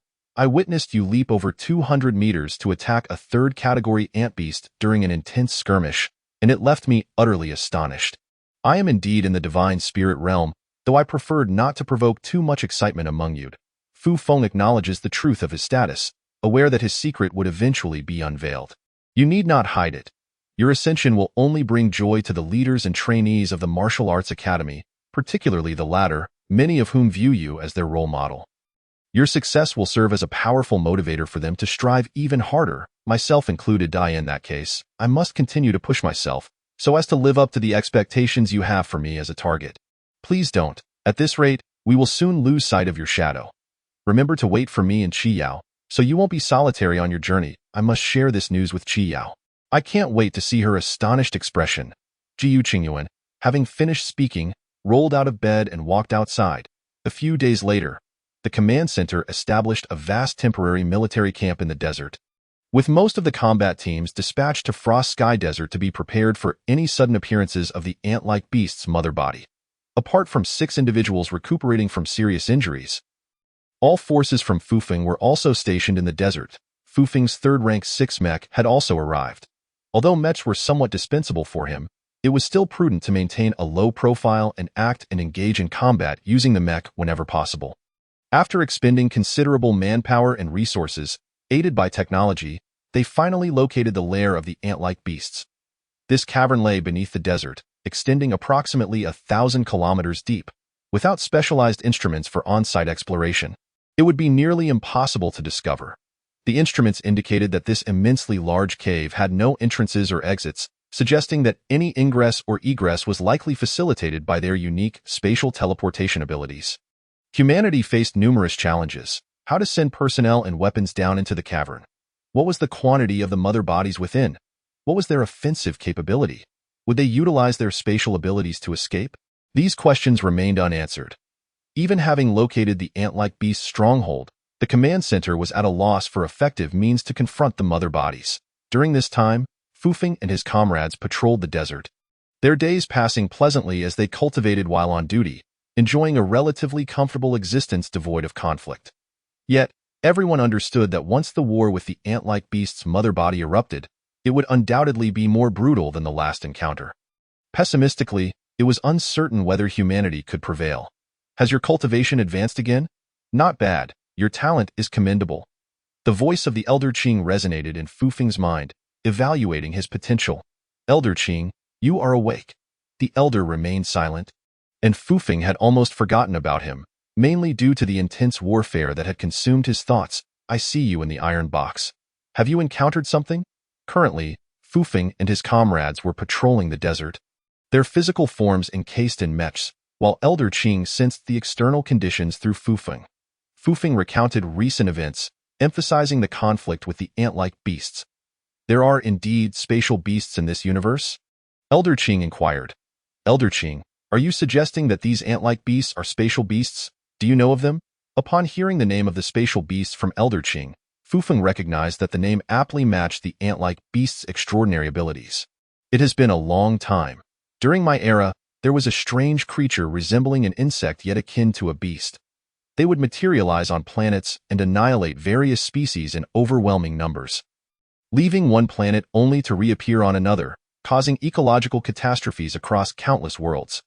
These creatures are known as spatial beasts, so these spatial beasts have existed for an exceedingly long time. In that time, there were many capable individuals. Dealing with them was relatively straightforward. Some, unable to stand by, used great powers to trap these spatial beasts and then obliterate them, gaining immense benefits in the process, as they acquired the coveted spatial laws from the beasts. Henceforth, whenever spatial beasts appeared, throngs would hunt them down, not out of noble intent, nor to protect planets from destruction, but rather for the inner cores contained within the spatial beasts. Does this imply that the inner cores of the spatial beasts are of utmost significance? Fufeng had slain many ant-like beasts, but had never examined whether they possessed inner cores. If they were so crucial, had he not squandered countless opportunities? Not as you think. Only true males possess inner cores. The others are of no use. They too are called spatial beasts but lack spatial abilities. According to Elder Qing, the true spatial beast was a male, accompanied by 3 to 6 female spatial beasts. The male was only the size of a human, while the females were significantly larger. The spatial abilities were inherent to the male, as it contained a core within its body, which held the spatial laws, granting it innate abilities such as spatial movement and teleportation. Acquiring this core would substantially aid in comprehending the spatial laws, as time and spatial laws are among the highest principles of any universe. Only the male within a spatial beast colony possessed the spatial inner core, while its female counterparts were responsible for increasing the population. The spatial beasts that appeared on this planet were merely a colony. You have eradicated the true offspring of the spatial beast, leaving only it and its mates. I doubt you can defeat it. At a critical moment, it will likely utilize its spatial abilities to flee with its mates. However, it seems that this starry expanse is different from the past. Finding a habitable planet is exceedingly rare, and it is reluctant to abandon this one, which is why it remains here. Elder Qing, having grasped the current state of the planet through Fufeng, conveyed the challenges of exterminating the spatial beasts. Chapter 50. Elder Qing's method. If we cannot eliminate the spatial beasts, does that not imply they will continue to reproduce, ravaging this planet once more until there is nothing left to consume? Fufeng felt a pang of dissatisfaction at the thought of being unable to vanquish the true spatial beast. The sacrifices of so many and the efforts of countless individuals seemed utterly futile, culminating in the abandonment of this planet. Was there truly no way to defeat it? Fufeng muttered his thoughts aloud, feeling discontent. Upon returning to the camp, Fufeng was in a particularly foul mood, unable to share his feelings with anyone, resulting in his silence and a pallid expression. Jiu Qingyuan noticed Fufeng's distress upon returning from patrol in the desert and, unsure of the cause, speculated that Fufeng was simply homesick. In truth, if you cultivate to the pinnacle of the divine spirit realm or progress to the next level, with a consciousness powerful enough to seal 1,000 miles around you, you could still kill that spatial beast and obtain its inner core, allowing you to further comprehend the spatial laws. Elder Qing, within Fufeng's mind, sensed his mood and shared the method to slay the male spatial beast. Fufeng felt a flicker of hope, but when he heard that he needed to reach the pinnacle of the divine spirit realm, his heart sank. He was currently only at the early stages. Achieving perfection was still a long way off, and he realized that as his cultivation advanced, the journey ahead would become increasingly arduous. Unlike the rapid progress he had experienced before, by the time he reached the pinnacle, the spatial beast would have surely retreated to an unknown location. Even if it remained on this planet, it would be difficult to locate it. Elder Qing, is there a way to expedite the pace of cultivation? Cultivation is a gradual process. There are no shortcuts, especially in this starry expanse devoid of spiritual energy. The fact that you can cultivate it all is remarkable. Where would you find the abundant resources necessary for training? After hearing Elder Qing's words, Fufeng chose to remain silent, understanding that he could not eliminate the spatial beast and could only wait to see if the command center would devise other strategies to confront it. Despite knowing the eventual outcome against the spatial beast, Fufeng continued to fulfill the command center's daily requirements, patrolling each day and returning to cultivate point one day. Gu Qingyuan and Qi Yao found Fufeng and came to his dormitory to keep him company. Are you missing your family on Blue Star? Your expression is quite gloomy, and you haven't spoken to anyone. Qi Yao directly questioned Fufeng, while Gu Qingyuan looked on with concern. It's not homesickness. Now that the location of the ant-like beast's mother body has been confirmed, it has been quite some time, and the Space Force Command Center has yet to propose a specific extermination plan. If they genuinely have no means to deal with them, I fear they may return. And what then will become of this planet? Fufeng reluctantly shared some of his thoughts, omitting any mention of Elder Qing. I thought you were just homesick. No wonder you're worried about the ant-like beasts. What does it matter? There are high-ranking individuals to handle it. Our concerns are of little consequence. Ji Qingyuan did not dwell on these matters, feeling indifferent and not contemplating the future. Qi Yao, however, fell into deep thought. Indeed, if there were no means to deal with these ant-like beasts' mother bodies, what would happen to the people on this planet? The rise of the Hua clan would also be jeopardized, leading to incalculable losses. What now? Qi Yao, I summoned you to comfort Fufeng, not to echo his concerns. Are these matters ours to ponder?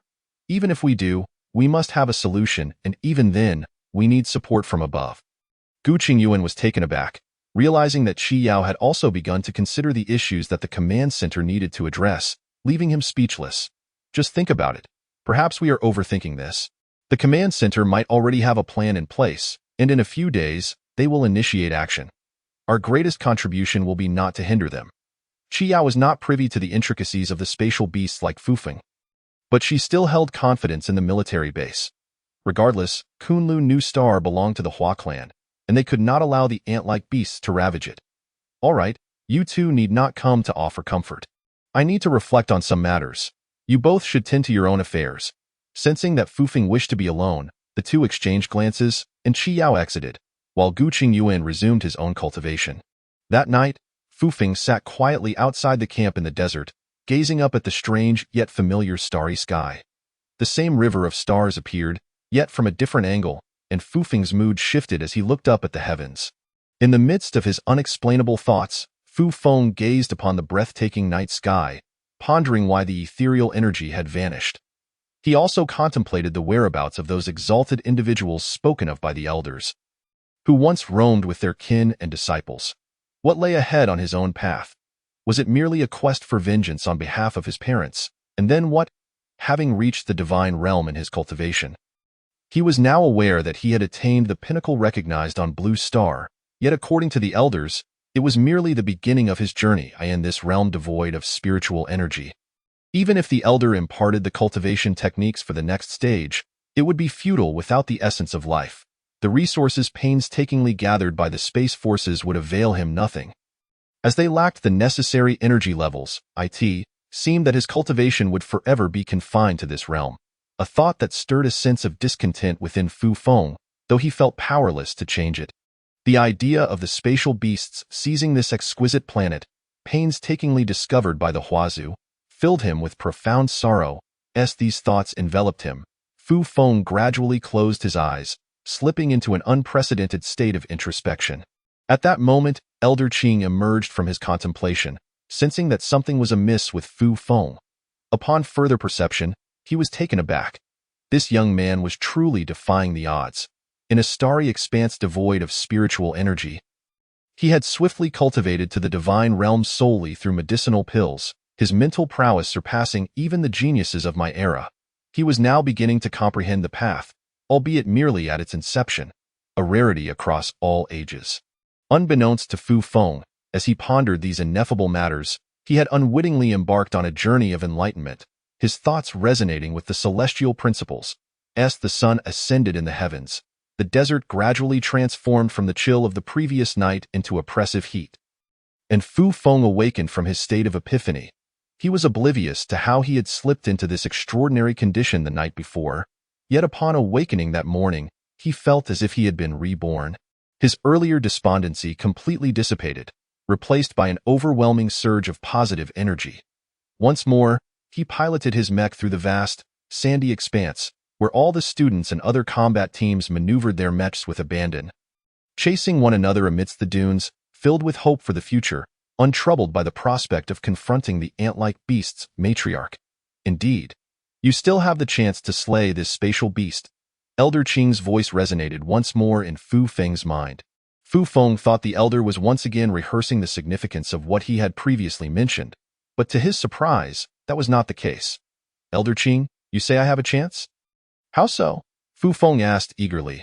After our last conversation, I have been reflecting on past events, which fortuitously reminded me of certain matters. However, this task may prove to be quite challenging for you. Please enlighten me, and I shall see if I can manage it. After all, the Space Forces have not found a solution thus far, and even descending into the cave has become problematic. I recall that my previous cultivation cave is rather unique. It remains undetected by anyone. Beneath the cave lies a spiritual vein, and within it flows a river of spiritual water formed from the remnants of spiritual energy. After all these years of desolation, it remains undiscovered. Even a trace could expedite your cultivation to the divine realm's perfection. Perhaps it might even enable you to ascend to the next stage, though I am uncertain of the means by which you would return to the planet your father brought me to, your former home. Upon hearing Elder Qing mention the planet he once inhabited, Fu Feng felt a surge of anxiety. Without a spacecraft, how could he possibly journey there? He fell silent, refraining from further inquiries, knowing that the elder had exerted considerable effort. The prospect of visiting your former planet poses quite a challenge. I shall contemplate it. Thank you, Elder Qing. I believe it is worth your while to devise a plan. Should there still be remnants in the spiritual vein? Not only would your cultivation advance, but you would also resolve the issue of the spatial beasts. More importantly, you could acquire the inner core of the beast, allowing you to comprehend the laws of space. Perhaps one day, you may even escape this starless void to seek realms abundant in spiritual energy. Elder Qing elucidated the advantages of venturing there, and Fu Feng's eyes brightened at the realization that the opportunity for his future cultivation lay within the elder's homeland. Chapter 51. I shall slay it. After absorbing Elder Qing's words, Fu Feng pondered how to reach that distant star. Yet after an entire day of contemplation, no feasible plan materialized. For this endeavor to succeed, he would first require the support of the Space Forces, obtaining the coordinates of the star from their archives before they could dispatch a deep space vessel. However, what rationale could he present to convince the Space Forces? To persuade them would necessitate divulging some of his secrets, risking exposure of his hidden truths. The very thought of this dilemma caused Fu Feng great distress, yet the prospect of resolving the formidable challenge posed by the spatial beast and acquiring its inner core, a dual benefit, stirred his determination.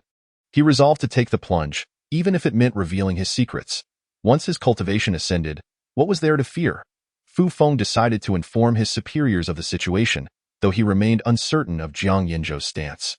Summoning Gu Qingyuan and Qi Yao, Fu Feng regarded his comrades, with whom he had fought for nearly 3 months, and felt a warmth in his heart. With a smile, he addressed them. I must make a trip to the military base to attend to some matters. I may return today or perhaps in a few months. During my absence, I entrust the management of all students at the martial arts base to you both, as your cultivation levels are higher. And you must protect them to the best of your abilities. Upon hearing Fu Feng's words, Qi Yao and Gu Qingyuan were momentarily bewildered, unsure of what he meant.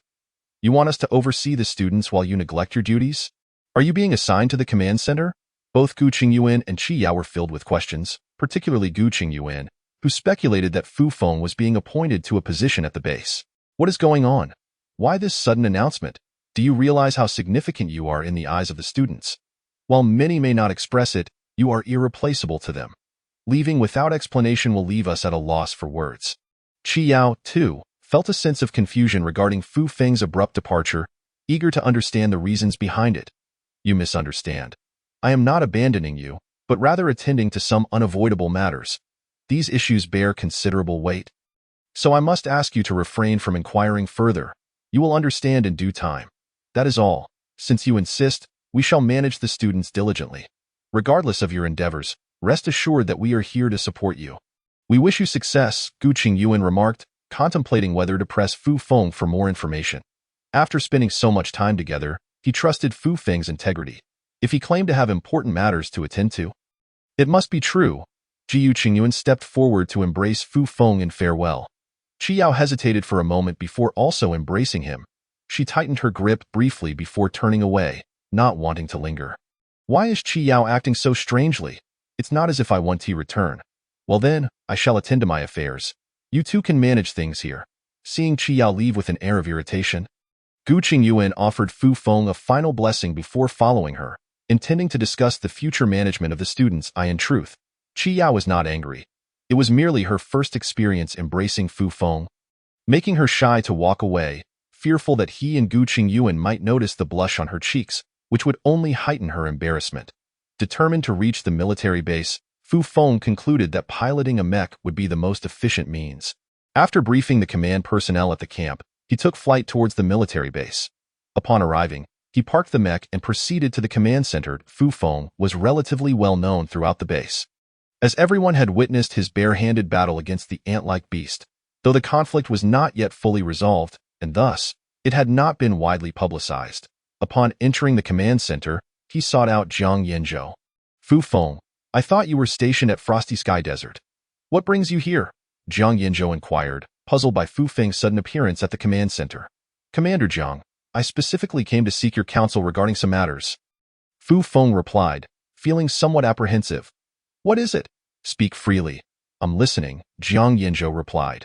Noticing the curious gazes directed at them, Fu Feng hesitated to divulge the truth in front of so many onlookers. Ah, you wish to discuss this privately? Very well, follow me. Jiang Yanzhou, perceiving Fu Feng's reluctance to speak openly, led him into an adjacent, unoccupied room. They each took a seat, and Jiang Yanzhou regarded Fu Feng with an appreciative gaze. Commander Jiang, I first wish to inquire about your knowledge of the ant-like beast matriarch in the desert, including recent developments and strategies for dealing with them. These inquiries are crucial to the matters I wish to discuss with you. So I hope you can provide a detailed overview, as it bears significant weight for me. Gritting his teeth, Fu Feng resolved to voice his demands, regardless of Jiang Yanzhou's rank. You wish to understand the command center's approach towards the ant-like beast matriarch? Certainly, but I must inform you that the issues you raise are significant challenges for us as well. The command center currently possesses no information on the matriarch's specific situation, aside from the certainty of its spatial transmission capabilities. The methods to confront them are beyond discussion, for we find it exceedingly arduous even to penetrate their lairs. Deploying a greater number of people into these caverns appears utterly impractical, and the means to eradicate them is still under investigation. However, given that these creatures possess the ability of spatial teleportation, it is improbable that they would allow us to approach them passively. Currently, we are all pondering these dilemmas. Thus, in the near term, no actions can be taken. Your inquiries suggest you may have some thoughts on the matter? Commander Jiang also discerned that Fu Feng's visit was purposeful. Should he genuinely possess a viable solution, it would certainly be preferable to our current state of helpless stalemate. Upon hearing the situation as outlined by Commander Jiang, Fu Feng found his suspicions confirmed. Without specific information regarding the spatial beasts, no concrete measures could be devised to combat them. Indeed, Commander Jiang, some of the things I am about to share may raise your skepticism. So please refrain from questioning how I acquired this information. Firstly, the creatures wreaking havoc on Kunlun New Star are known as spatial beasts. With an ancient origin in a single group, there exists only one male, which mates with 3 to 6 females. The ant-like beasts that gnaw their way across Kunlun New Star are the offspring of this singular male and its mates, uttering their formidable reproductive capabilities. Only the male spatial beast possesses the ability to manipulate space. Though its physical form is not imposing, its powers are overwhelmingly extraordinary, making its demise a near impossibility, for it can vanish at will along with its mates. Making it ever more elusive, if we cannot slay it, one can only imagine the calamity that awaits this planet. Therefore, Commander Jiang, I must ascertain whether our space forces possess any reliable means of exterminating it. If not, I shall propose my own course of action. After listening to Fu Feng's words, Jiang Yanzhou regarded him solemnly, seeking to glean some insight from him. After a prolonged silence, he addressed Fu Feng. Spatial beasts and ant-like creatures are mere appellations. Any designation will suffice. However, the male spatial beast you describe, possessing such unparalleled spatial abilities, indeed presents an insurmountable challenge. The others lack spatial capabilities, thus referring to them as ant-like creatures seems more fitting. Our command has indeed explored numerous methods to eliminate them, yet if they can instantaneously vanish only to reappear elsewhere, any current strategies would be rendered ineffective. We are currently planning to carve a passage from the desert to their lair. Yet, as you suggest and as we deduce, not only would this endeavor be time-consuming, but even if accomplished, it would ultimately prove futile in eradicating them. However, inaction is not an option. We must at least disrupt their breeding ground to impede their rampant reproduction and growth. At present, we are indeed unable to kill it. The spatial beast you mentioned may very well lead to the destruction of this planet in the future. If you have any sound suggestions, please share them. We shall accommodate your every request. Dio, slay it. The task falls to me, yet I presently lack the capacity. I require assistance. And you? Jiang Yanzhou was aware that Fu Feng's martial prowess was commendable. Yet the notion of defeating that formidable spatial beast was implausible. Elucidate your plan. In truth, I recently attained the divine spirit realm, though I have not disclosed this widely. Only a select few are privy to this information. You have reached the divine spirit realm. You are now the second individual in the space forces to achieve such a milestone. Your position will undoubtedly change. You can no longer remain merely a student at the martial arts base. Enough of that. Please continue. Chapter 52. Journey to Tsongshan. Star Jiang Yinzhou understood Fu Feng's martial level was high, yet he had not anticipated Fu Feng's ascension to the divine spirit realm. Individuals of the divine spirit realm hold significant positions within the space forces. It would be untenable for him to continue as a student at the martial arts base. He would need to be assigned an identity befitting his new status. However, to slay the spatial beast, even a fully realized divine spirit would struggle. After all, with the spatial power it wields, not only is killing it a challenge, but even injuring it is exceedingly difficult. Otherwise, we could simply summon Zhao Qingyun and Xiao Jinghua to handle it. My father, Fu Wenrong, was also a soldier in the space forces. He returned from an exploratory mission 8 months ago and, following certain events, passed away. Among the relics he entrusted to my sister, I discovered recordings containing resources essential for my cultivation, including materials from the very planet he visited. If I can acquire these resources, I believe I can vanquish that spatial beast and its mates within 3 months. What I require from Commander Jiang is a deep space spacecraft and access to the Space Forces database to locate the coordinates of that planet. If you transport me there, I will return to Kunlun New Star within 3 months to eliminate the spatial beast. Fu Feng, constrained by certain realities, could only provide reasonable justifications. Jiang Yinzhou, upon hearing Fu Feng's words, fell into contemplation. Deploying a deep space spacecraft for Fu Feng posed no issue, yet he had not specified how he intended to kill the spatial beast or what resources would enhance his cultivation. Given that even a perfected divine spirit could not defeat the beast, what realm did he intend to reach to accomplish this? Jiang Yinzhou's mind was rife with questions, including how Fu Feng knew these creatures were called spatial beasts and appeared so knowledgeable about them. Yet Fu Feng had initially requested not to be questioned, indicating that even inquiries would yield no answers, likely owing to his own secrets. Observing Commander Zhang's silence, Fu Feng patiently awaited his response, fully aware of Zhang's skepticism. He discerned that this matter was far more complex than simply dispatching a deep space spacecraft. Can you guarantee that, 3 months hence, you will successfully meet your own demands and return here to eliminate that spatial beast? Finally, after careful deliberation, Jiang Yinzhou posed the question to Fu Feng. While I cannot assure 100% certainty, I estimate a success rate exceeding 90%. Upon my return, I will be capable of eradicating them, provided that the space forces lend their concurrent support. Very well, I shall grant you this opportunity. I hope you will exert your utmost effort to return and eliminate them. You must understand the significance of this planet to our Huazhu people. Should you succeed, you will be hailed as a hero of our entire nation, and I assure you, you will not be overlooked. I understand you harbor your own secrets. Everything you have shared with me today will remain confidential. I will not disclose this to others. I only ask that you return in 3 months, and together we will annihilate that detestable spatial beast. Now, with the decision made, you may return to your original quarters to rest. I will make the necessary arrangements and ensure departure by tomorrow noon at the latest. Prepare yourself accordingly. Jiang Yinzhou acquiesced to Fu Feng's request, marking it as a secondary option, since the space forces lack the capability to slay the spatial beast. Fu Feng represented their last hope. Upon returning to his former quarters, Fu Feng found Qing Lao still awake. He inquired about how to utilize spiritual awareness to seal space, and Qing Lao imparted the specific methods, encouraging Fu Feng to practice diligently and assuring him that he could ask any questions during this period. He had no intention of further delving into the significance of this matter. Fu Feng sat cross-legged on his bed, closing his eyes and extending his spiritual awareness, and soon, a radius of over 2,000 kilometers lay within his perception. He could scrutinize everything within that expanse. His recent experiences on the battlefield had significantly strengthened his spiritual awareness, expanding the sea of consciousness within his mind.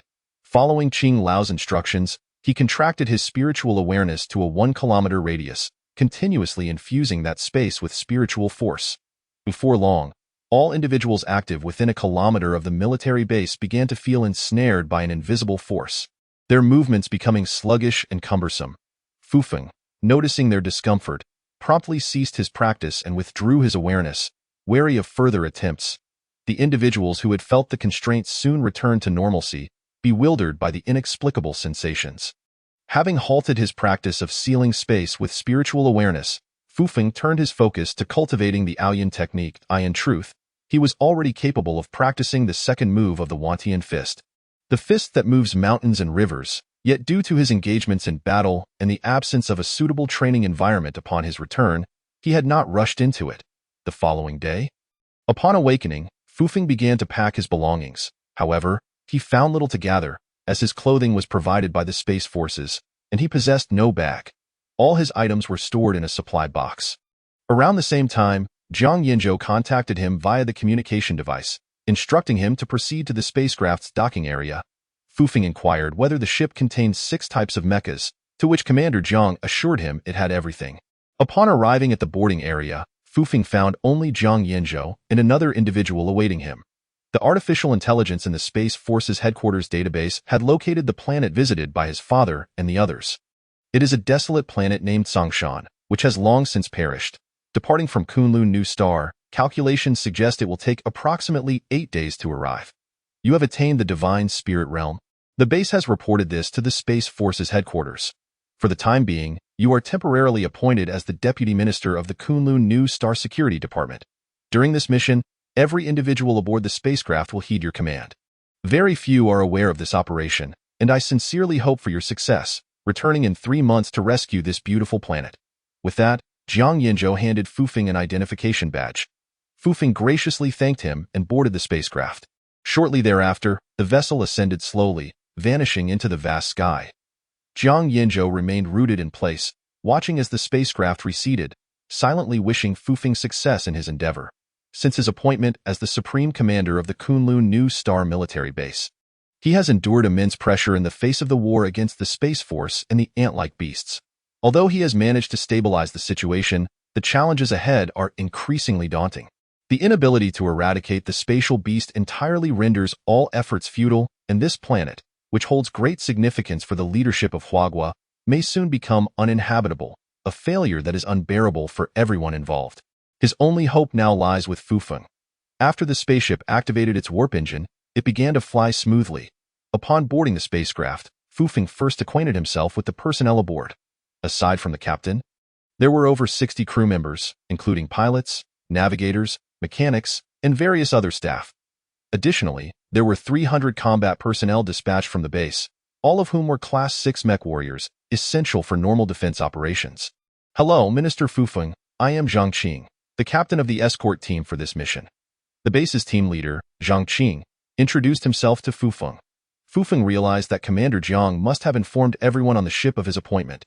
Otherwise, it was strange for them to address him as minister upon arrival, as he initially thought they were referring to someone else.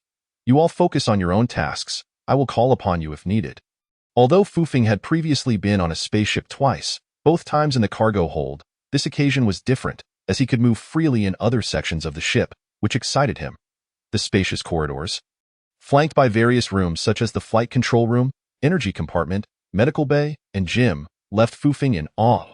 There was even a dedicated sleeping compartment for long-distance travel. Were it not for the significance of this mission for the future of Kunlun New Star, Fufeng himself might have felt that utilizing such a deep space spacecraft for just a few individuals seemed a bit excessive. After nearly 3 hours of exploring the ship and meeting all the crew members, Fufeng requested the captain to notify him upon arrival at their destination, then retreated to a large room to begin his cultivation. Qiao, where do you think Fufeng has gone? At the military camp in the Shuangtian Desert, members of the Martial Arts Class 3 were gathered with several other trainees, discussing patrol duties. As the conversation progressed, Gu Qingyuan recalled Fufeng and casually inquired about his whereabouts. I don't know. However, Fufeng went to the military base yesterday and flew a deep space spacecraft from there at noon today. I wonder if it has anything to do with him. Qiao responded to Gu Qingyuan's question. Such a coincidence must surely be related to Fufeng. The other trainees, accustomed to Fufeng's management, felt somewhat unsettled in his absence. Is he returning to Blue Star? One trainee asked. Who knows? If Fufeng is indeed aboard that spacecraft, what he is undertaking could be of great significance, beyond our comprehension. Therefore, questioning will yield no answers. We should simply await his return to learn of his endeavors, Gu Qingyuan remarked, observing the curiosity etched on everyone's faces about Fufeng's whereabouts and activities. All right, let us cease discussions about Fufeng. If you truly miss him, use this time to diligently cultivate your skills and strive to catch up in martial arts. Let all else continue as per our previous routines. Chiao addressed the group. As we progress in martial arts, the path to improvement becomes increasingly arduous. Catching up to him may well be a task for the next generation, someone sighed. Chiao internally echoed this sentiment.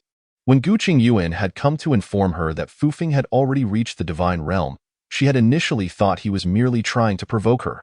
However, upon confirmation of the truth, she despaired of ever catching up to Fufeng.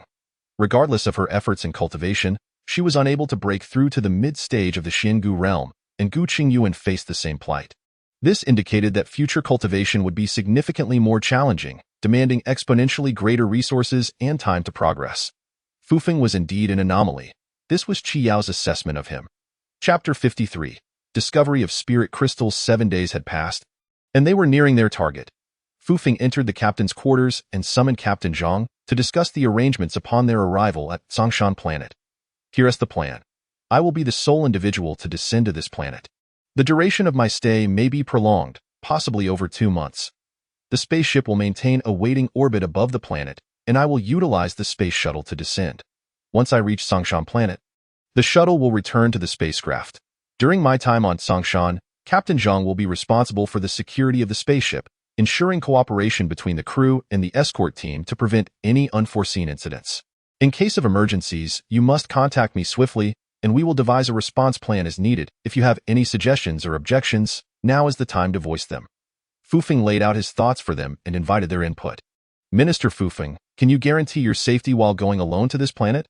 Perhaps I should accompany you with some team members, Captain Zhang suggested, uncertain of Fufeng's intentions regarding Songshan, as Commander Zhang had not disclosed any specifics to them, only that they were to escort Fufeng to the planet and ensure the safety of the spaceship. I assure you, I can manage my own safety. Your primary task is to secure the spaceship. I will be the only one going to Songshan, Fufeng replied confidently. Your arrangements seem sound, Minister. I will ensure the spaceship remains in orbit, with communication devices set to all frequencies and all monitoring equipment at the highest alert status to guard against any surprises. I have no further objections, the captain affirmed, planning to implement the highest levels of defense and monitoring for the duration of Fufeng's 2-month mission. Seeing Fufeng's insistence on going alone, Captain Zhang felt there was little he could do but comply with Fufeng's wishes and cooperate with the captain to ensure the safety of the vessel. A few hours later, the spaceship exited warp speed and resumed light speed travel. Fufeng and the captain, along with a few others, gazed through the front window of the spacecraft at a crimson star. Its light flickering as it approached the end of its life cycle, destined to collapse in a few million years. Orbiting this star was a massive, lifeless planet, seemingly twice the size of Kunlun New Star. Its surface a desolate ochre, a sight that marked Fufeng's destination. The deep space spacecraft entered the orbit of the planet known as Songshan, drifting in the void of space. Qinglao, please advise us on where we should descend? Fufeng communicated mentally with Qinglao. Use your divine sense to perceive the landscape before you. I will ascertain the location, Qinglao replied. We will conduct a reconnaissance flight above the planet using the space shuttle. I will relay what I observe to you, and you can then determine the appropriate landing spot, Fufeng instructed. Is there any information on the atmospheric conditions of this planet? Fufeng inquired of the captain. The air on this planet is too thin to support human life. You will need to bring 2 sets of oxygen equipment to sustain you for 4 to 5 months while on the planet. The captain informed him. Fufeng and Zhang Qing began preparing the necessary supplies. Fufeng made his way to the weapons bay, selecting a Class 6 mech and checking its operational status and internal equipment. Zhang Qing and his team handled the arrangements for the other essentials. With 50 personnel from Zhang Qing's side and the spacecraft's crew, they all boarded the space shuttle, which then detached from the spaceship and set course for Songshan. Upon reaching a sufficient altitude, Fufeng instructed the shuttle to fly in a patrol-like manner over the planet, using the cockpit's front window to survey the terrain and transmit the information to Qinglao for analysis. A day later, when Fufeng spotted a region of rolling hills, Qinglao finally identified a target. The space shuttle began its descent, hovering a few hundred meters above the designated location as indicated by Qinglao. Clad in his mech, Fufeng held a food container in one hand and a supply box in the other, while Captain Zhang, also in a mech, carried 2 sets of oxygen equipment. After they descended from the shuttle, Fufeng instructed him to return, allowing him to begin surveying the surrounding environment. Before him lay an uneven expanse of hilly terrain, once likely rich with towering trees, now stripped bare and relatively low in elevation. Fufeng found himself in a relatively flat area, surrounded by significantly taller mountains, all severely weathered, creating a scene of desolation. Fufeng carefully placed all items in a temporary storage area, free from concern about animals disturbing them.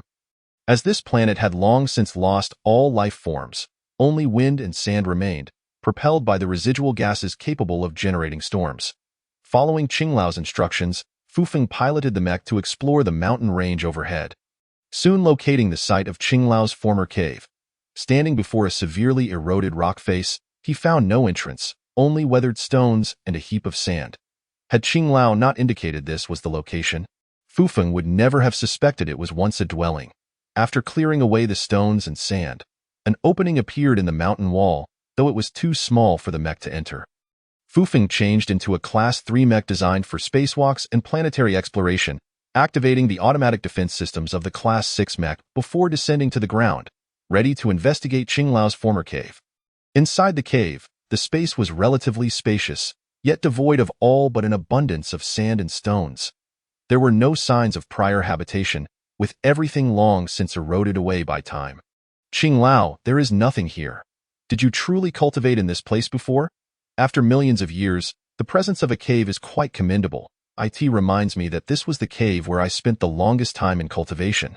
The very place that allowed me to reach the pinnacle of my cultivation. I never expected to return here for a glimpse. Qinglao, there is nothing here. Where are the spiritual veins and spiritual rivers you mentioned? No need to rush. Clear away those stones and sand piles to your left. There lies a passageway leading below. Fufeng began to clear the area once more, and after more than an hour of effort, an entrance was revealed. Fufeng activated the lights on his mech and peered inside, where the illuminated space revealed a staircase descending into the depths.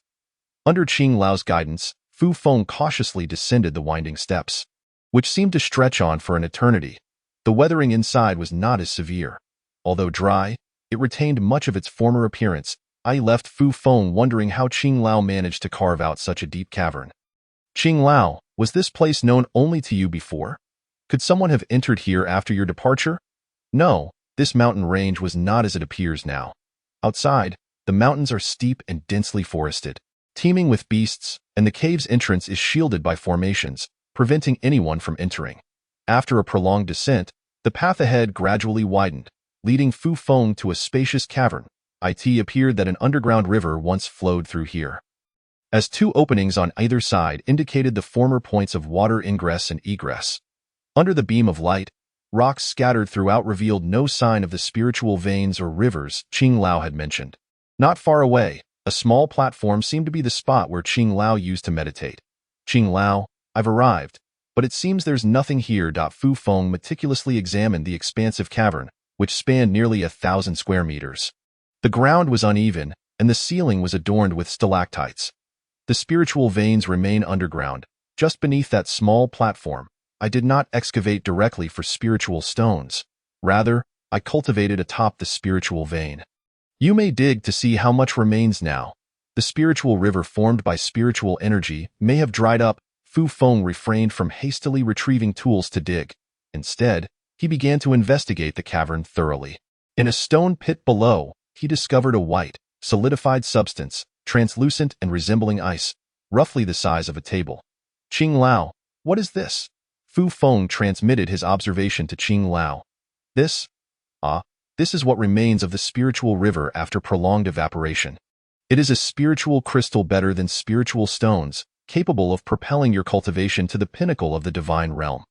You are quite fortunate to have found this spiritual crystal without having to excavate the spiritual vein. It seems my journey to this planet was not in vain. Otherwise, I would have been at a loss on how to report back to Jiang Yanzhou. Fufeng's anxieties dissipated as he acknowledged the support from the commander in coming to this planet. He had never dared to assure Commander Jiang that he could find the spiritual vein, only trusting in Qinglao. Now, having discovered these spiritual crystals, he finally breathed a sigh of relief. After thoroughly examining the underground cavern and finding nothing else of significance, he felt it was safe enough to return above and retrieve his belongings. Fufeng ascended to the surface, piloted his mech to the temporary storage site, and transported everything to Qinglao's former cave. Leaving the mech that could not enter at the entrance, he then took a portion of essential supplies back to the underground cavern, bringing along the alloy greatsword from his mech for easier excavation. Chapter 54. Breakthrough to the Gathering Chi Realm. Qing Lao, should I cultivate first or excavate the spiritual vein? It would be best to cultivate first. That way, the excavation will be much easier later on. Use these spiritual crystals to cultivate. It differs vastly from using the Xianqing Dan previously. The Xianqing Dan was refined within your body. Now, you will absorb spiritual energy externally using your body. Moreover, the energy within these spiritual crystals is exceptionally pure. Once absorbed, it will be transformed into your primordial energy. Simply sit atop the spiritual crystal and circulate the Aoyunju. The spiritual energy within the crystal will flow into you. Initially, it seemed that in this starless sky devoid of spiritual energy, you could only attain the fullness of the divine realm, with no opportunity to reach the next level. Yet, it appears that heaven does not forsake its people. With these spiritual crystals, given your cultivation speed, you should still have the opportunity to reach the next realm in this time. Now, let me explain the next realm following the divine realm. The true vein realm, the Xian bone realm, and the divine realm are all foundational stages, transforming your physical body, bones, and soul, allowing your corporeal form to metamorphose into a celestial entity. Upon reaching the next realm, the Gathering Chi realm, you will gather the spiritual energy into your dantian through cultivation techniques. Now you understand why you cannot cultivate without spiritual energy, right? If you continue to rely on the Xianqing Dan for cultivation, no matter how many you consume, you will never reach the Gathering Chi realm, as you cannot gather energy without spiritual resources. Upon attaining the Gathering Chi realm, your entire being will be elevated, enabling you to fly through the air and enhancing your combat prowess. Your sea of consciousness will expand, and the array of spells you can cultivate will increase, yielding numerous benefits. Now, you may sit atop the spiritual crystal and begin your cultivation. During this period, I will also re-evaluate the cultivation techniques for the subsequent realms. Previously, I only guided you as far as the divine realm, but now, with these spiritual crystals and the spiritual stones from excavating the spiritual veins, you can advance to the following realms. Fu Feng listened intently to Qing Lao's words, realizing that the Gathering Chi realm lay beyond the divine realm. Without spiritual energy, spiritual stones, spiritual veins, or spiritual crystals, one could not attain the next level. It seems that Zhao Qingyun of the Zhao family would not be able to reach the Gathering Chi realm. Fu Feng removed the 3 types of mech gear and donned an oxygen apparatus, only wearing the oxygen mask as he sat atop the spiritual crystal to begin his cultivation. As Fu Feng circulated the Aoyunju, he felt as if every pore in his body opened, and the highly concentrated spiritual energy from the crystals surged into him from all directions, akin to parched earth receiving a torrential downpour. The influx of spiritual energy brought an indescribable comfort to Fu Feng. After circulating the Aoyunju for several cycles, his cultivation gradually improved. The rate of advancement using the spiritual crystal was incomparable to that achieved with the Xianqing Dan. A realization Fu Feng grasped instantly. Unbeknownst to him, Fu Feng became engrossed in his cultivation, neglecting food and drink for 10 days, during which the spiritual crystal beneath him diminished by a quarter. His cultivation progressed from the initial stage of the divine realm to the latter stage. On the 15th day, he reached the fullness of the divine realm and ceased his cultivation, primarily due to hunger and the lack of further cultivation techniques for the next level. Fu Feng removed his oxygen mask, now capable of breathing without it, allowing him to survive for extended periods without assistance. External temperature and pressure posed little threat to him, and the changes in his body now permitted him to thrive in the vacuum of space. Fu Feng retrieved some food from his supplies and began to eat while awaiting Qing Lao's guidance on the cultivation techniques for the Gathering Chi realm. Meanwhile, aboard the spacecraft orbiting Songshan Star, the captain and Zhang Qing deliberated over the vessel's safety. They had been in orbit for over 10 days, and Fu Feng had not contacted them. They too hesitated to reach out to him. However, with more than 2 months remaining until Fu Feng's indicated time frame, their primary focus was ensuring the safety of their journey. In recent days, their ship had continuously intercepted a signal from deep space, piquing the interest of both men. They now sought to understand the origin and content of this signal for the sake of the ship's safety. The signal appeared rather enigmatic. Have the experts and AI aboard the ship analyzed it? Zhang Qing inquired of Captain Lu Hajong. No, the signal is encrypted. It is certain that it was sent with intention, and it closely resembles signals we are familiar with. Its purpose remains unclear, particularly regarding its direction toward our location. whether or not it is connected to Fu Feng's current endeavors. Captain Lu Hajong replied to Zhang Qing. Just then, a crew member entered and announced to Lu Hajong, "Captain, we have received another mysterious signal from deep space, unlike any we are familiar with. Let us investigate the matter." Lu Hajong, having spoken, proceeded with Zhang Qing to the ship's information processing center. After a day of waiting, Qing Lao finally emerged from his meditation on the cultivation techniques. "Have you reached the fullness of the divine realm?" Qing Lao asked Fu Feng. "Yes, these spiritual crystals allow for extraordinarily rapid cultivation.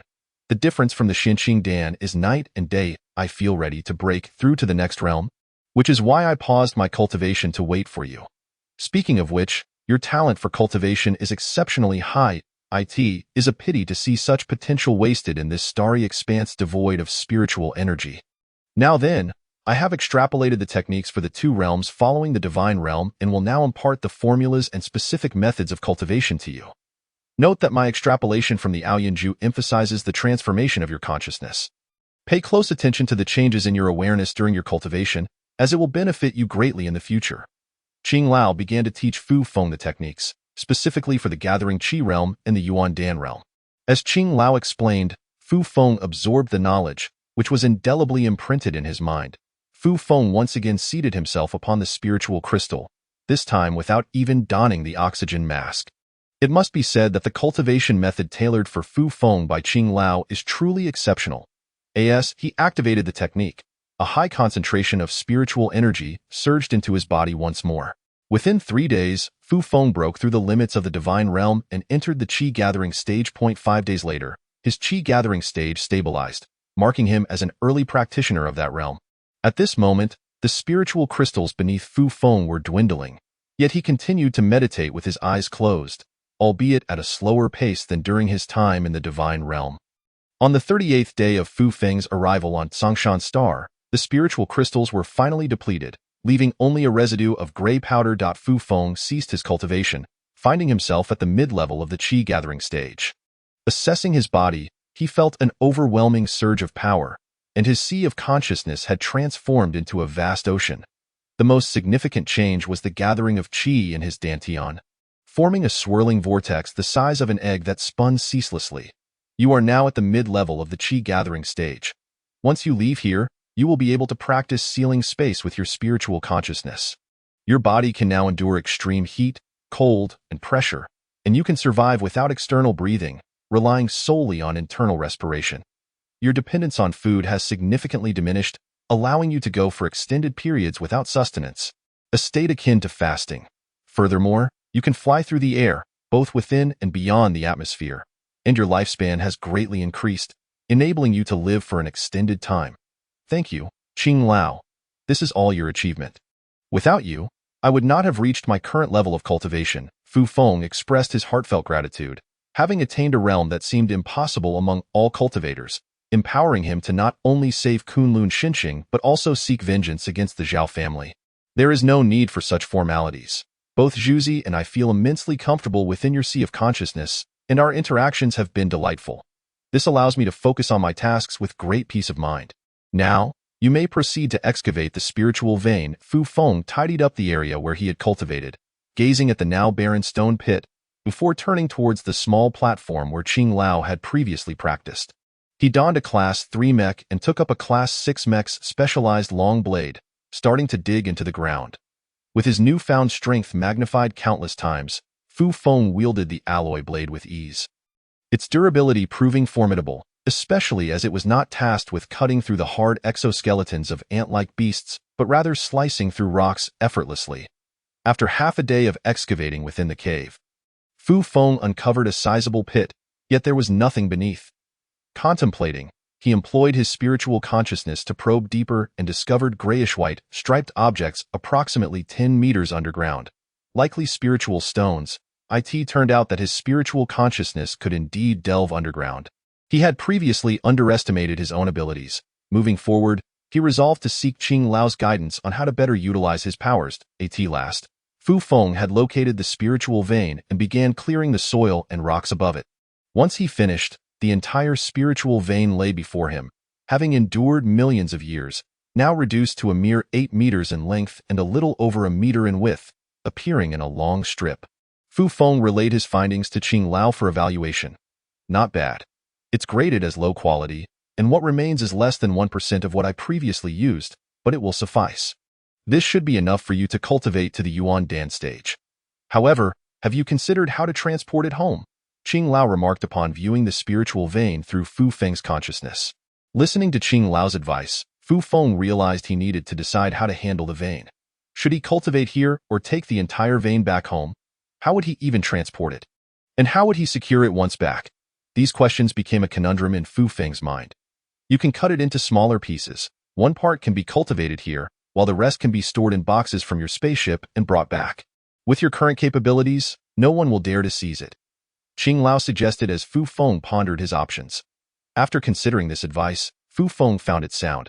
He extracted the entire spiritual vein and began cutting it into 3 segments. Planning to use one for cultivation here and saving the other 2 for later, Fu Feng then continued to cultivate in the cave for over half a month, feeling it was time to cease. Having reached the later stage of the Qi gathering realm, with the energy mass in his dantian now the size of a bowl. During his cultivation, Fu Feng realized that using this low-quality spiritual vein was not as effective as utilizing spiritual crystals, as the comfort level was not as intense, though it was still considerably better than the Xianqing Dan. The segment of the spiritual vein he had cultivated was reduced to just over a meter in length, and he planned to take all 3 segments to Qing Lao's previous cave for further cutting. Once Fu Feng had completed the cutting, the vein transformed into numerous pieces the size of bricks, stacked within the cave, ready for transport. If he was not in a hurry to return, he could also search for the cave where his enemy cultivated, to ascertain whether he had left through a teleportation array. As he was well versed in the spatial laws and possessed long-distance teleportation formations. Glancing at his watch, Fu Feng noted that he had 10 days left until the 2-month mark on Tsongshan Star. With time still abundant, he piloted his mech into the sky, beginning his search according to Qing Lao's instructions. During this time, he also learned much from Qing Lao about various subjects, such as the necessity of knowledge in array formations and spatial laws for teleportation arrays, as well as the importance of spiritual fire and talisman knowledge in artifact crafting, concepts that had previously been foreign to him, yet were common knowledge for Qing Lao, who had lived in the era of cultivation. Fu Feng's spiritual consciousness could now probe an astonishing range of 20,000 miles, approximately 10,000 kilometers. While searching for his target from the sky, Qing Lao, with Fu Feng's assistance, located the cave of his enemy in less than a day. This cave is within his sect, not the temporary one your father found me in. I suspect he may have set up a teleportation array here if he intends to leave this starry expanse. I wonder why he did not take me with him back then.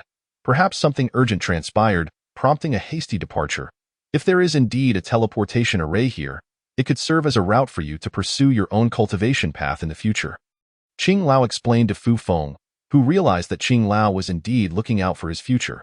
If there ever came a day when he wished to depart this cosmic realm, he could rely on another's teleportation array to facilitate his exit.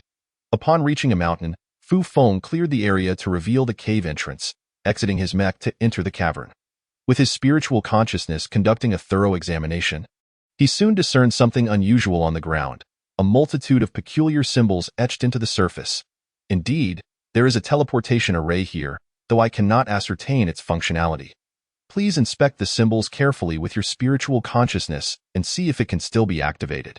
Fu Feng meticulously examined the ground, discovering 8 deep holes at various points, surrounded by countless symbols that he could not decipher, prompting him to seek Qing Lao's insight into their potential utility.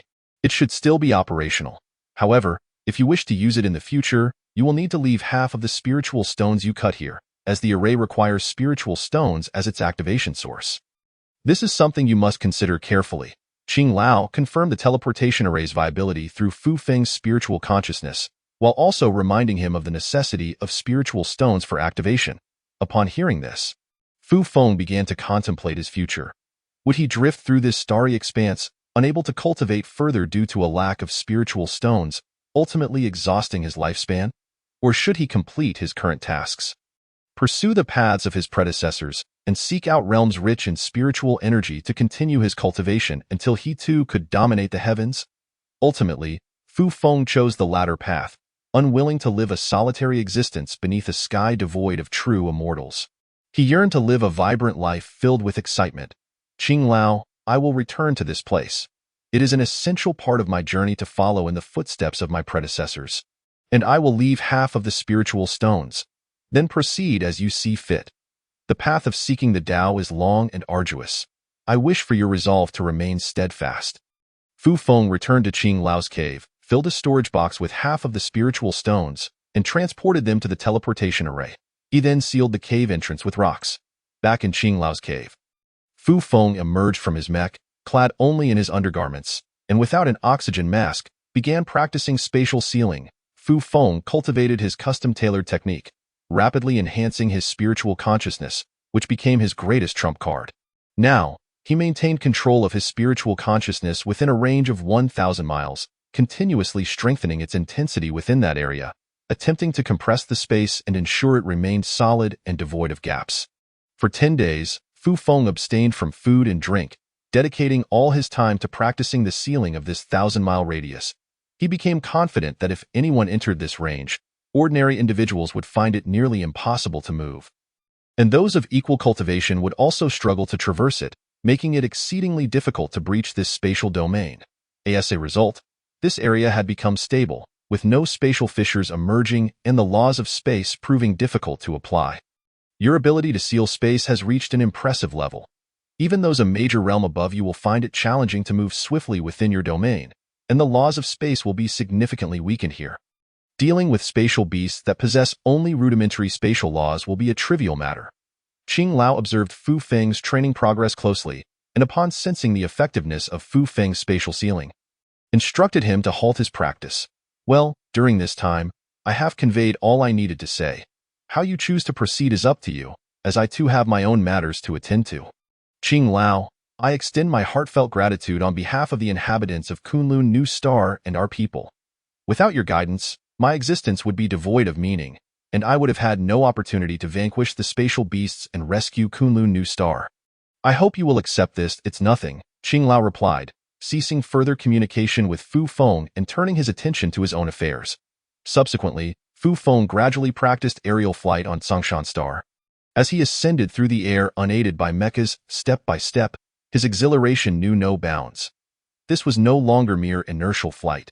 It was true freedom of flight, allowing him to control his speed at will. After half a day's practice, Fu Feng could soar freely in the sky and engage in aerial combat.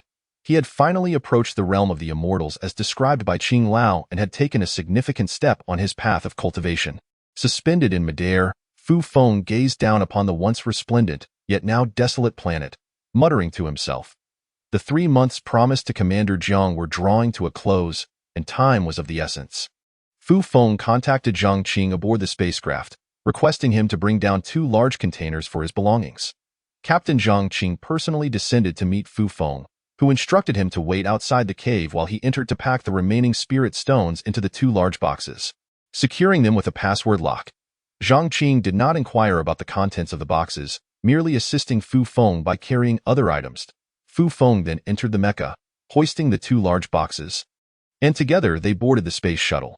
Upon returning to the deep space spacecraft with Zhang Qing, Fu Feng informed the captain that they were ready to set sail. The spacecraft departed from the orbit of Songshan Star, gradually exiting its gravitational influence, and activated the warp engine to enter faster-than-light travel. Fu Feng stowed the 2 boxes of spirit stones, and soon after, Captain Lu Hezhang and Zhang Qing approached him. Minister Fu, during your time on Songshan Star, the spacecraft intercepted 2 signals. After analysis, it appears the situation may be rather complex. How do you wish to proceed? Zhang Qing succinctly recounted the matter of the intercepted mysterious signals to Fu Feng. Please refrain from calling me minister. I am uncertain why Commander Jiang conferred this title upon me or what responsibilities accompany it. You both are much older than I, so simply address me as Fu Feng. He replied. As for the signals you mentioned, let us discuss them in detail in the conference room, and please summon those who possess relevant knowledge to assist in the analysis. After agreeing to address him by his name, the 2 followed Fu Feng to the conference room to analyze the signals. Chapter 56. Return to Kunlun New Star. The 2 signals were received in close succession, indicating a likely connection between them. In the conference room, the ship's information expert explained, one signal is relatively unfamiliar, while the other is somewhat familiar. In essence, one signal originates from another technological civilization. while the other is from the Blue Star civilization. Can the signals be decrypted? Fu Feng inquired. The unfamiliar signal differs significantly from our Blue Star technology, rendering it quite challenging to decrypt. The other signal employs quantum encryption, which is also no trivial task. Our ship's AI is currently attempting to crack it, but success is unlikely, and it may take centuries to decipher, Captain Liu Hajong elaborated. If we cannot decrypt them, we must speculate. The simultaneous appearance of both signals suggests they are in communication, and one may pertain to humanity from Blue Star while the other is foreign. Does this not imply a connection between Blue Star and extraterrestrial beings? Fu Feng simplified the issue, proposing they analyze the known components to deduce the motives behind this communication. Indeed, if they are in contact, both parties are aware of each other's existence. Our current focus should be on understanding their intentions and the identity of the communicators. These questions do not require the signals to be decrypted. If the communication is open, there is no cause for concern. However, if it is clandestine, then we face a significant problem. Zhang Qing expressed his thoughts, agreeing with Fu Feng's temporary solution, stating that relying on decryption to uncover the truth was virtually impossible. Captain Liu Hajong addressed those present. This matter should be reported to the base upon our return. It is better if there is nothing amiss. However, if it is indeed a conspiratorial communication, we must alert the space forces to take appropriate precautions. When Fu Feng returned to Kunlun New Star, only a few days remained before the 3-month mark since his departure, and he fulfilled his promise by returning to the military base. As Fu Feng stepped off the spacecraft with the 2 large boxes, Commander Zhang Yanzhou awaited him. Observing the 2 substantial containers Fu Feng carried, Commander Zhang regarded him with curiosity. "These are some stones I brought back from Tsongshan Star for my own use," Fu Feng explained, noting the puzzled expression on Commander Zhang's face.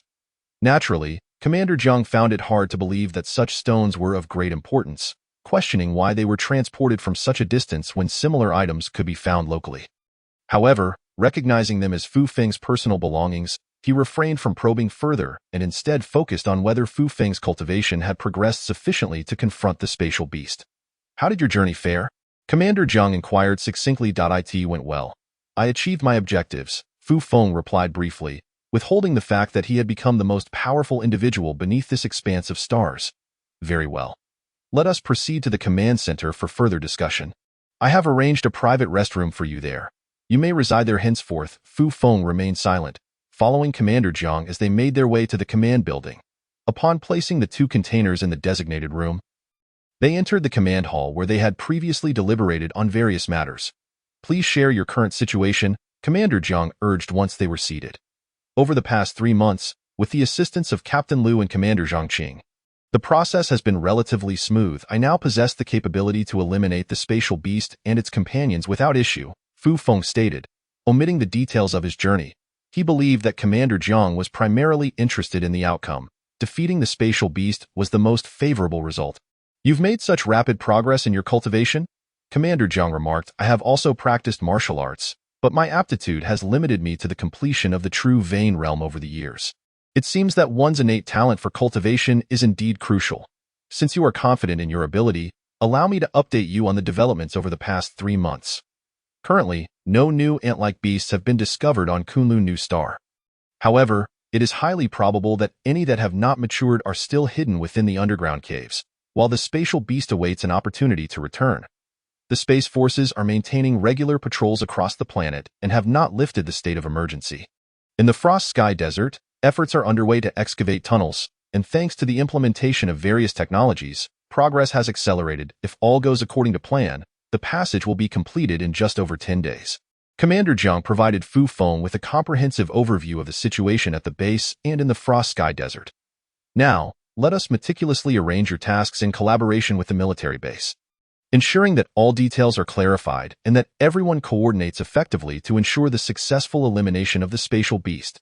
Fu Feng and Commander Zhang exited the room and proceeded to the command center, where they began to strategize and organize the subsequent actions. After several hours, Fu Feng articulated his requirements and objectives, after which the responsibility for coordination and support fell to the base, allowing him to retreat to his room for rest. "Commander, given that the spatial beast possesses the abilities of instantaneous movement and teleportation for its companions, does Fu Feng truly have the capacity to eliminate it?" "Indeed, we are at a considerable distance," If it senses danger, it can teleport away, and we would struggle to locate it again. If Fu Feng can succeed in slaying it, what does that imply about his strength? Yet, we know so little about his capabilities. Is he perhaps overly confident? While Fu Feng was present, the others had refrained from questioning his abilities, but now they directed their doubts toward Commander Jiang. First and foremost, how well do you know Fu Feng? Secondly, do you possess a feasible method to eliminate the spatial beast? Those raising doubts must answer these two questions, and only then will I respond, Commander Jiang stated sternly, compelling the command personnel to address the matter. Everyone exchanged glances, unable to answer, including those harboring doubts. If there had been a viable method to defeat the spatial beast, it would have been suggested long before now. Firstly, it is common knowledge that Fu Feng has cultivated martial arts, and his performance on the battlefield has been witnessed by all. He can be regarded as the most outstanding individual in this war, without exception. However, what many do not realize is that Fu Feng had only 4 months of martial arts training before entering the battlefield. He experienced rapid growth over the 3 months of conflict, and by the time of the last battle, he had already attained the divine spirit realm, ranking among the top 3 martial artists in all of humanity. Furthermore, 3 months prior, in pursuit of the means to enhance his cultivation, he ventured to a distant star alone. Today, he has returned, and if all goes as anticipated, I believe no one in this expanse of stars can rival him. So, I ask you, does he possess the capability? If he does not, then who does? Commander Jiang's words plunged the room into silence. Fu Feng now stood as the foremost martial artist, rendering even the 6th-class mechas insignificant in comparison. His assurance in defeating the spatial beast spoke volumes of his formidable prowess, albeit one that remained largely unrecognized. If 10 6th-class mechas could contend with Fu Feng, could they truly ensure the demise of the spatial beast? It seemed that even the entirety of the Space Force's mechas would have little impact on the creature, underscoring Fu Feng's critical importance. Fu Feng is our sole hope for vanquishing this spatial beast. And likewise, the hope of saving Kunlun New Star. Do you believe that 3 months ago, I casually bestowed upon him the position of Deputy Minister of the Security Department of Kunlun New Star? You are mistaken.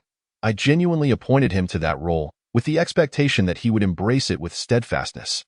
However, it appears that even this position pales in comparison to his capabilities, for he is not merely the hope of Kunlun New Star, but also the hope of our Huazhu clan. Thus, all forthcoming plans and arrangements must revolve around him, collaborating with him to eradicate the threats to Kunlun New Star entirely. Once Commander Jiang concluded his remarks, silence fell over the room. Acknowledging Fu Feng's formidable prowess quelled any lingering doubts, and everyone diligently commenced their tasks to ensure the smooth execution of the plan. The following day, Fu Feng prepared to return to the desert encampment and informed Jiang Yanzhou that he would await there until the passage to the underground was cleared. Rest assured, I will assign someone to safeguard your 2 crates of items, and I'll notify the encampment to arrange everything, Jiang Commander assured him.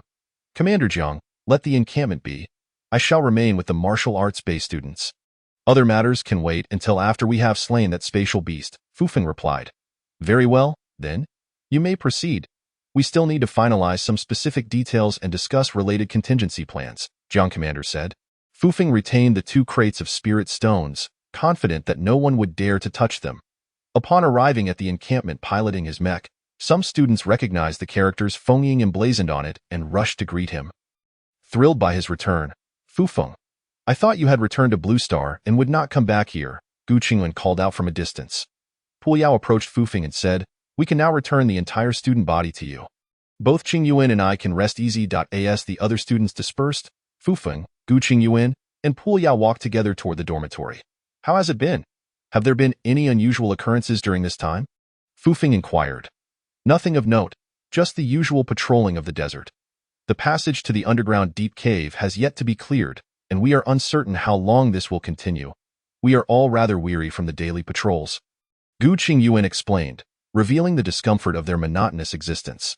Upon returning to Fu Feng's former residence, they settled down together. Have you truly returned to Blue Star? Pu Yao asked. Not quite. The situation is rather complicated. But you will understand in due time, Fu Feng replied, choosing not to disclose his journey to Tsongshan Star.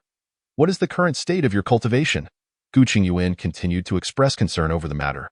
Though he recognized he could no longer surpass Fu Feng, he would genuinely rejoice at any advancement Fu Feng achieved. You will learn about my cultivation in a few days, Discussing it now would be futile. Fufeng said, by the way, how are Chang Yetian and Wang Si faring? Fufeng shifted the focus to Cheng Yetian and Wang Si, both of whom had previously exhibited rapid progress in their training. They are both at the pinnacle of the true vein stage, considered quite gifted among the students. Pu Yao and I have also broken through to the mid-stage of the Xian Bone realm. But further advancement has become increasingly challenging. We can only gradually cultivate over time, Gu Qingyuan elaborated. Though everyone's cultivation has improved, the path of training is becoming more arduous. As you mentioned, talent plays a significant role, and distances between us will gradually widen, he sighed. Indeed, Qingyuan and I exhausted all the Xinqing pills provided by the base just to barely break through to the mid-stage of the Xian Bone realm. Who knows when we will reach the later stage? Pu Yao added, shaking her head, feeling a twinge of dissatisfaction about the pace of their cultivation compared to Fufeng's. There is no need to rush with your cultivation. Consider how long Teacher Han and the others have been training. Their current levels are still beneath yours. The martial arts-based students have performed admirably. Within a year, most have surpassed their instructors.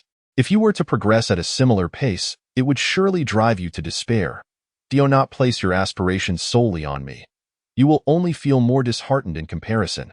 Maintain a balanced mindset and cultivate with tranquility. Fufeng advised. Had he revealed that his cultivation had reached a level unknown even to the inhabitants of Blue Star, Gu Qingyuan and Pu Yao might have fainted from shock, exclaiming that he was no longer human. Both Gu Qingyuan and Pu Yao speculated about Fufeng's current level of cultivation, but 3 months had passed, making it challenging to guess. Given Fufeng's previous rate of advancement, they were certain he had achieved the peak of the divine spirit realm. Yet they felt that such an accomplishment was improbable. They were entirely correct. Fufeng had not reached the peak of the divine spirit realm. Rather, he was at the late stage of the gathering Qi realm, a full tier above the divine spirit realm. Since you have divulged nothing to us, now that you have returned, you must take on the responsibility of managing the students, Pu Yao and Gu Qingyuan declared. Resigned to the fact that they could not extract any information about Fufeng's recent endeavors. From now on, you two will manage the students' affairs. I will have more freedom to pursue my own interests. Fufeng stated. Are you truly planning to part ways with the students to take on another role? Gu Qingyuan asked, wide-eyed. He and Pu Yao understood that Fufeng, now at the divine spirit realm, was bound to have new arrangements. And they were taken aback by the reality of his departure. There are indeed arrangements, but I have not yet made any decisions. We shall discuss it once our tasks here are complete. Fufeng assured them that in that case, we must hasten to seek your guidance regarding our training, Gu Qingyuan insisted. All right, Pu Yao, you may return for now. Once I'm finished, you can come back to consult me. Gu Qingyuan, eager for Fufeng's insights on his cultivation, urged Pu Yao to leave. Pu Yao, feeling slightly disheartened, unsure whether it was Fufeng's impending departure from the martial arts base or something else, stood up silently and exited without saying a word. Fufeng began to address Gu Qingyuan's training challenges, a task that seemed trivial to him. The day after arriving at the encampment, personnel from the command center delivered 60 Xinqing pills that Fufeng had accumulated over the past 3 months. Although he was currently using spirit stones for cultivation, he accepted these pills as a reserve in the days that followed. Fufeng dedicated himself to guiding Gu Qingyuan and Pu Yao in their training. As news spread among the other students that Fufeng would soon depart, many sought his assistance, and he welcomed all requests, eventually seeing every student come to him for guidance, including Wang Si and Chang Yetian. On this particular day, all mech battle teams in the encampment received notice that they would be mobilizing the next day to prepare for combat across various locations in the Frost Sky Desert. Some teams had even been assigned special missions, the specifics of which would be disclosed the following day, including the martial arts-based students. Fufeng left the students' dormitory area that day, leaving them uncertain of his whereabouts. Gu Qingyuan gazed at the now empty bed where Fufeng had slept, feeling a sense of loss. Yet he knew that Fufeng would play a crucial role in the upcoming operation, as he possessed the highest cultivation level on this planet. At that moment, Fufeng was in the command center of the encampment, discussing the details of the next day's operation with Commander Jiang. The passage to the underground deep cave was set to be opened. Fufeng, we have arranged everything as per your specifications. Tomorrow, it all hinges on you, Commander Jiang said solemnly. To be candid, he himself was not entirely confident that Fufeng would accomplish the task, but there was no alternative. They had to rely on him, not worry, as long as that spatial beast and its mate have not escaped the depths below, they are as good as doomed. The reason we instructed those digging the passage not to fully connect it was to prevent them from fleeing. I am certain that there are eggs and unhatched young within that deep cave, and they would not easily abandon them. As long as we do not alert them to danger, they will remain there. Fufeng reassured him. All right, by noon tomorrow, the excavation team will reach the depth you requested. We will proceed with the plan at that time. You should rest now. I will make the necessary arrangements. All personnel will be in position by 8 o'clock tomorrow morning. And I will come to call for you, Commander Zhang instructed before departing to coordinate the tasks. Left alone in the room, Fufeng chose to meditate and rest. He refrained from using his divine sense to probe the area. While he could detect over 20,000 miles with it, he feared it might raise the beast's suspicions, so he opted not to test it. At 8 in the morning, someone came to summon Fufeng, who followed the individual to meet Zhang Yinzhou. The excavation had ceased, and all preparations were complete. They were simply awaiting his arrival.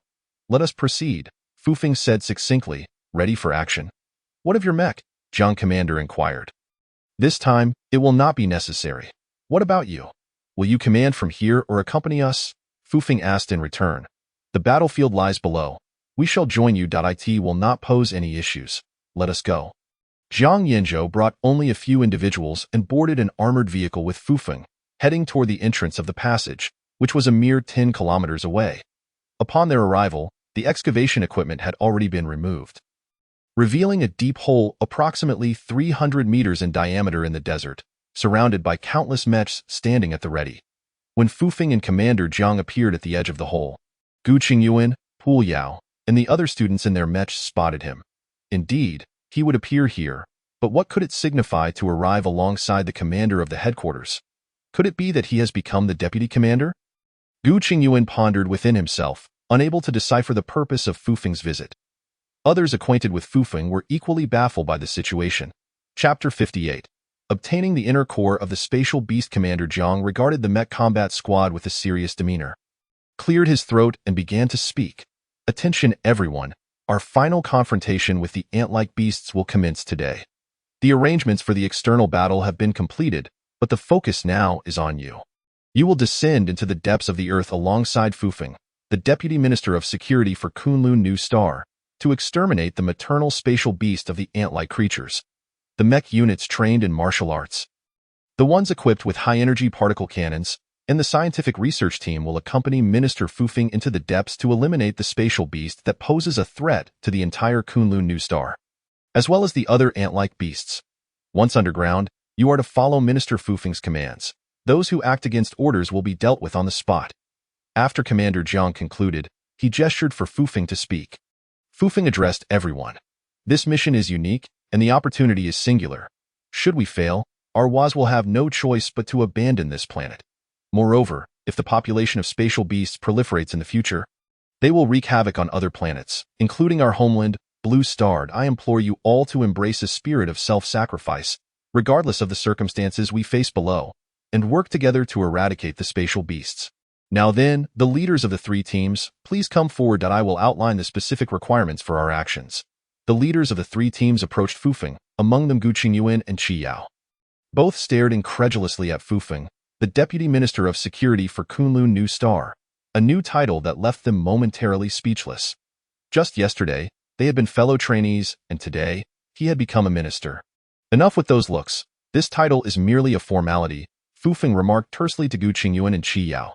Startled, they realized that Fufeng could see through their expressions even from within the mech. What sort of cultivation level did this require? They dared not contemplate it further. Please tell me, how many members do your teams currently have, including the martial artists from the other squads at the base? Fufeng inquired of Gu Qingyuan. We have a total of 372 members, with the highest cultivation level being mid-stage Xiangu, like myself. Including Qi Yao and the others, there are 18 at the Xiangu level. Gu Qingyuan replied, Good, that will suffice. Listen closely. I will now explain the specific arrangements. I will be the first to descend. The tunnel still has a few hundred meters to be cleared. After I go down, I will notify the technical personnel responsible for clearing the last few hundred meters to follow promptly, ensuring they work swiftly. The martial arts and particle cannon teams will descend together. Upon entering the cave, you are to attack any spatial beast eggs and juvenile beasts with your weapons, aiming to destroy them. Lastly, the scientific research team, your task is to study the spatial beasts. I end the meeting. I actually advised against your descent because this is not a matter for scientific inquiry. But since you insist on participating, you will go last. Regarding safety, in the absence of others to assist, you must rely on yourselves. Once down, you will remain 1 kilometer above the tunnel entrance, awaiting further orders. Note that the space within the cave will differ from above, making movement more challenging. Adapt as the situation demands. Now, proceed. Upon finishing, Fufeng moved toward the cave entrance. Fufeng, where is your mech? Chi Yao's voice echoed from within her mech. Others also noted Fufeng's absence of a mech, finding it perplexing. What if there was no air below? How could he descend like this? Don't worry about me. Just focus on your own safety, Fufeng replied nonchalantly. Gu Qingyuan and Chi Yao did not press further and returned to their teams to implement Fufeng's directives. With a graceful leap, Fufeng plunged into the tunnel, descending rapidly. His vision allowed him to see in the darkness. And he could also use his spiritual sense to observe, rendering the obscurity of the tunnel inconsequential to him. The technical team, clad in mechs, followed suit, and within 20 minutes, Fufeng reached the terminus, 1,000 kilometers from the surface. Standing atop the unbroken rocky floor of the cave, Fufeng gradually expanded his spiritual sense, instantly enveloping the entire cavern within his perception. The cave was vast, with a diameter nearing 700 to 800 miles and a height of over 10 to 20 miles. Comparable to the frosty sky desert, Fufeng quickly identified the countless eggs and undeveloped juvenile beasts within the cave. It was no wonder the spatial beast had not fled. Given time, it would surely resume its rampage across Kunlun Star. He discerned 5 enormous female ant-like beasts, while the spatial beast itself was situated in another direction, not gathered together. Fufeng initiated a spatial blockade within the cave, exerting a powerful spiritual pressure that all ant-like beasts felt. The spatial beast, attempting to act, found its efforts thwarted. No matter how it utilized its unique spatial abilities, it could not open a spatial rift. Fufeng commanded the newly arrived technical personnel to open the cave. They swiftly set to work, leveraging their mech advantages to rapidly erect equipment. Before long, under the instrument's bombardment, the cave was breached, revealing an opening dozens of meters wide.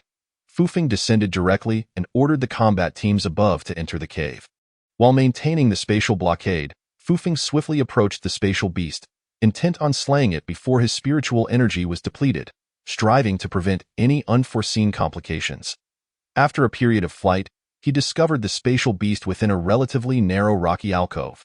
Although it possessed innate spatial abilities, its other capabilities were lacking. Bereft of its spatial advantage, it was left vulnerable to Fufeng's assault. Upon sighting Fufeng, the spatial beast attempted to activate its spatial teleportation ability. But the space remained as solid as gold, rendering its powers futile. With a single punch, Fufeng shattered its head, then used both hands to tear apart its body, extracting a core the size of a chicken egg and stowing it away in his pocket. To preempt any inquiries from the scientific researchers, he delivered several more blows, rendering the spatial beast unrecognizable, obscuring any evidence of his extraction. As the opening expanded, all combat teams entered the cave, and upon witnessing the expansive chamber filled with eggs and undeveloped juvenile beasts, they began to bombard them with weapons, particularly the high-energy particle cannons, which could obliterate hundreds of square feet of eggs and juvenile beasts with a single strike. Due to Fufeng's continued spatial blockade, their movements were relatively slow, yet the juvenile beasts on the ground remained utterly motionless. A large-scale extermination of the ant-like beasts unfolded within the cavern, as Gu Qingyuan and Chi Yao led their teams, systematically destroying eggs and juvenile beasts in groups. Despite the difficulties of maneuvering within the mechs, they found solace in venting their previous frustrations, relishing the opportunity to annihilate the monsters that had prevented their return to Blue Star. Meanwhile, Fufeng had turned his attention towards the 5 female ant-like beasts devoid of spatial abilities. He easily dispatched one, discovering that their attack power was exceedingly weak, especially under the conditions of the spatial blockade, rendering them inferior to ordinary adult ant-like beasts. After eliminating the first, fearing excessive depletion of his spiritual energy, Fufeng lifted the spatial blockade. Given their lack of formidable attack capabilities, the others could manage without his assistance. Utilizing his spiritual sense, Fufeng assessed the situation and found everything proceeding smoothly.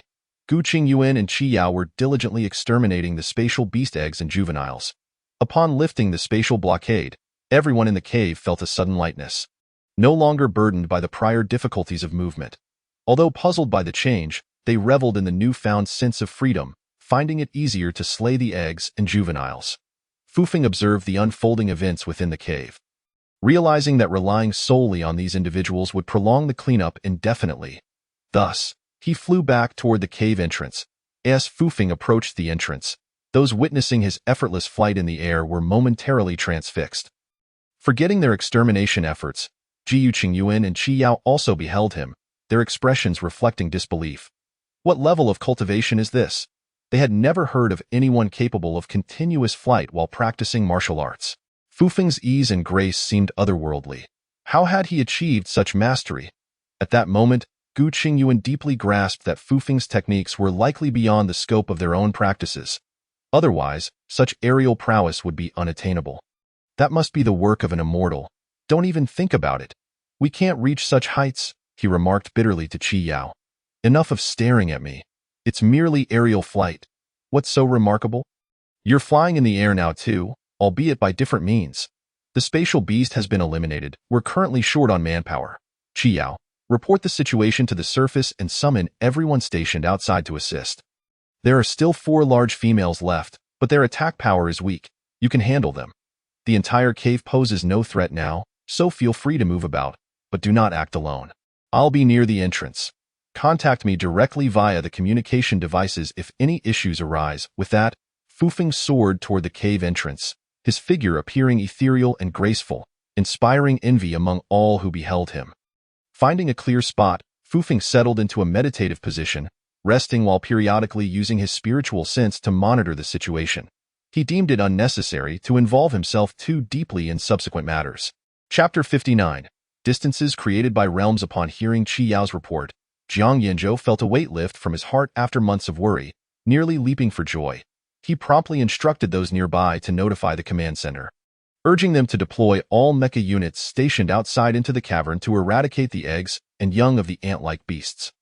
Mecha units continually descended into the cave to partake in the extermination efforts. And as numerous battle teams joined the fray, the eggs and young of the ant-like beasts faced widespread annihilation. Feng Fu noticed the 4 female ant-like beasts he had spared were also discovered by the mecha battalion and subsequently obliterated by high-energy particle cannons. Now, the cavern contained only unhatched eggs and young, devoid of any adult ant-like beasts. This enormous cavern, filled with countless eggs and young, took tens of thousands of mecha units over 10 days to completely clear. When Feng Fu sensed through his spiritual awareness that no living eggs or young remained, he declared the operation concluded, and all mecha units withdrew in an orderly manner from the cave entrance.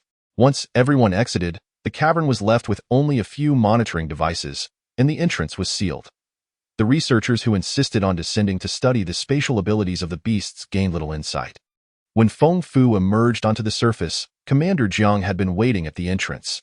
Upon seeing Feng Fu, he tightly embraced him, nearly brought to tears by his overwhelming emotions. Thank you, Feng Fu. You are my fortunate star, the savior of Kunlun.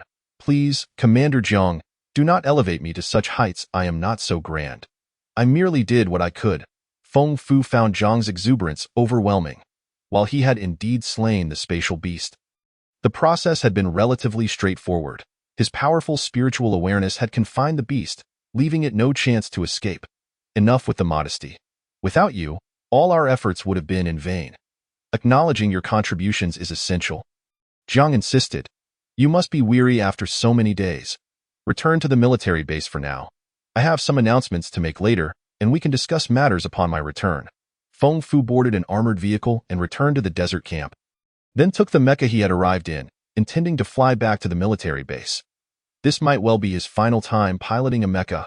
That evening, the military base buzzed with excitement. All personnel not on missions celebrated their victory in the nearby Kunlun city. Festivities echoed throughout the night, with fireworks illuminating the fully awakened city. In a room within the command building, Feng Fu examined the spatial inner elixir he had acquired. A dark red object resembling an egg, but it revealed little. He decided to wait until Elder Qing awakened to inquire further about its significance. Settling into a meditative posture, he took out some spiritual stones to cultivate. While less effective than spiritual crystals, they served him well, and his cultivation continued to advance. The following morning, Feng Fu concluded his training and awaited Commander Zhang's return. The camp in the Shuangtian Desert. All battle teams began their withdrawal to the military base. The base was bustling with activity, with mecha units continually landing. By noon, Commander Zhang returned, and Feng Fu once again convened with him in a room to discuss matters. I heard you were flying in the cave. What realm do you currently inhabit? Jiang Yanzhou asked curiously, intrigued by Feng Fu's martial prowess. The ability to fly after cultivating martial arts exceeded his expectations and piqued his interest, especially as he himself had only reached the peak of the true Meridian realm. The next realm is called Gathering Qi. Whether one can attain it depends entirely on personal fortune. It cannot merely be achieved through the use of Shen Qingdan. I reached this level upon arriving at Songshan Star, where I found my opportunity. Otherwise, I would not have advanced this far. I owe you my gratitude for supporting my journey to Songshan Star, without which I would not have reached my current level. Feng Fu briefly explained his realm, knowing someone would eventually inquire, and he saw no harm in sharing .as for Songshan Star. He was confident that its teleportation array would remain undiscovered. I am merely curious. As it pertains to your matters, I will strive to keep it to myself, Zhang replied. Now, let us discuss your next steps. I know you will not linger on Kunlun Star. I still hope you will relinquish the position of Deputy Minister of Security. After leaving here, I would be unworthy of the title, Feng Fu stated, wishing to avoid a prolonged stay on this planet and the burdens of an insincere title. You need not worry about that. After your departure, the position will be yours. I am the Minister of Security for Kunlun New Star, and you need not concern yourself with duties in that role. I will manage everything. In a few years, important institutions of the Huazhu clan will relocate here, including a martial arts academy. Your significant contributions to the Huazhu merit this honorary position, especially considering your youth and the pursuits that await you. We shall not confine you here. You need only step forward in the event of a major security incident on Kunlun New Star. Very well, should there be danger on Kunlun New Star? I shall come forth. Additionally, I will evacuate alongside the Martial Arts Academy students. Feng Fu acknowledged Zhang's explanation, realizing he could not refuse the position of Deputy Minister of Security, and thus consented. The current Space Force had only partially withdrawn, as others would remain on the planet to prepare for the Huazhu's future plans. Of course, the students of the Martial Arts Academy would return, and once the academy was established, they would come back. It was prudent for them to rest for a few days before departing for Blue Star in 10 days. Commander Zhang, when I traveled to Songshan Star, did they report the interception of 2 signals to you? Feng Fu recalled the intertwined signals, uncertain whether Zhang Qing and Lu Hezhong had informed Jiang Yanzhou. They have reported to me I was preoccupied with the spatial beast situation and escalated the matter to headquarters. I trust they will give it due attention. Commander Jiang, from my perspective, I still recommend you prepare thoroughly. Any unexpected occurrences in the starry expanse should not be taken lightly.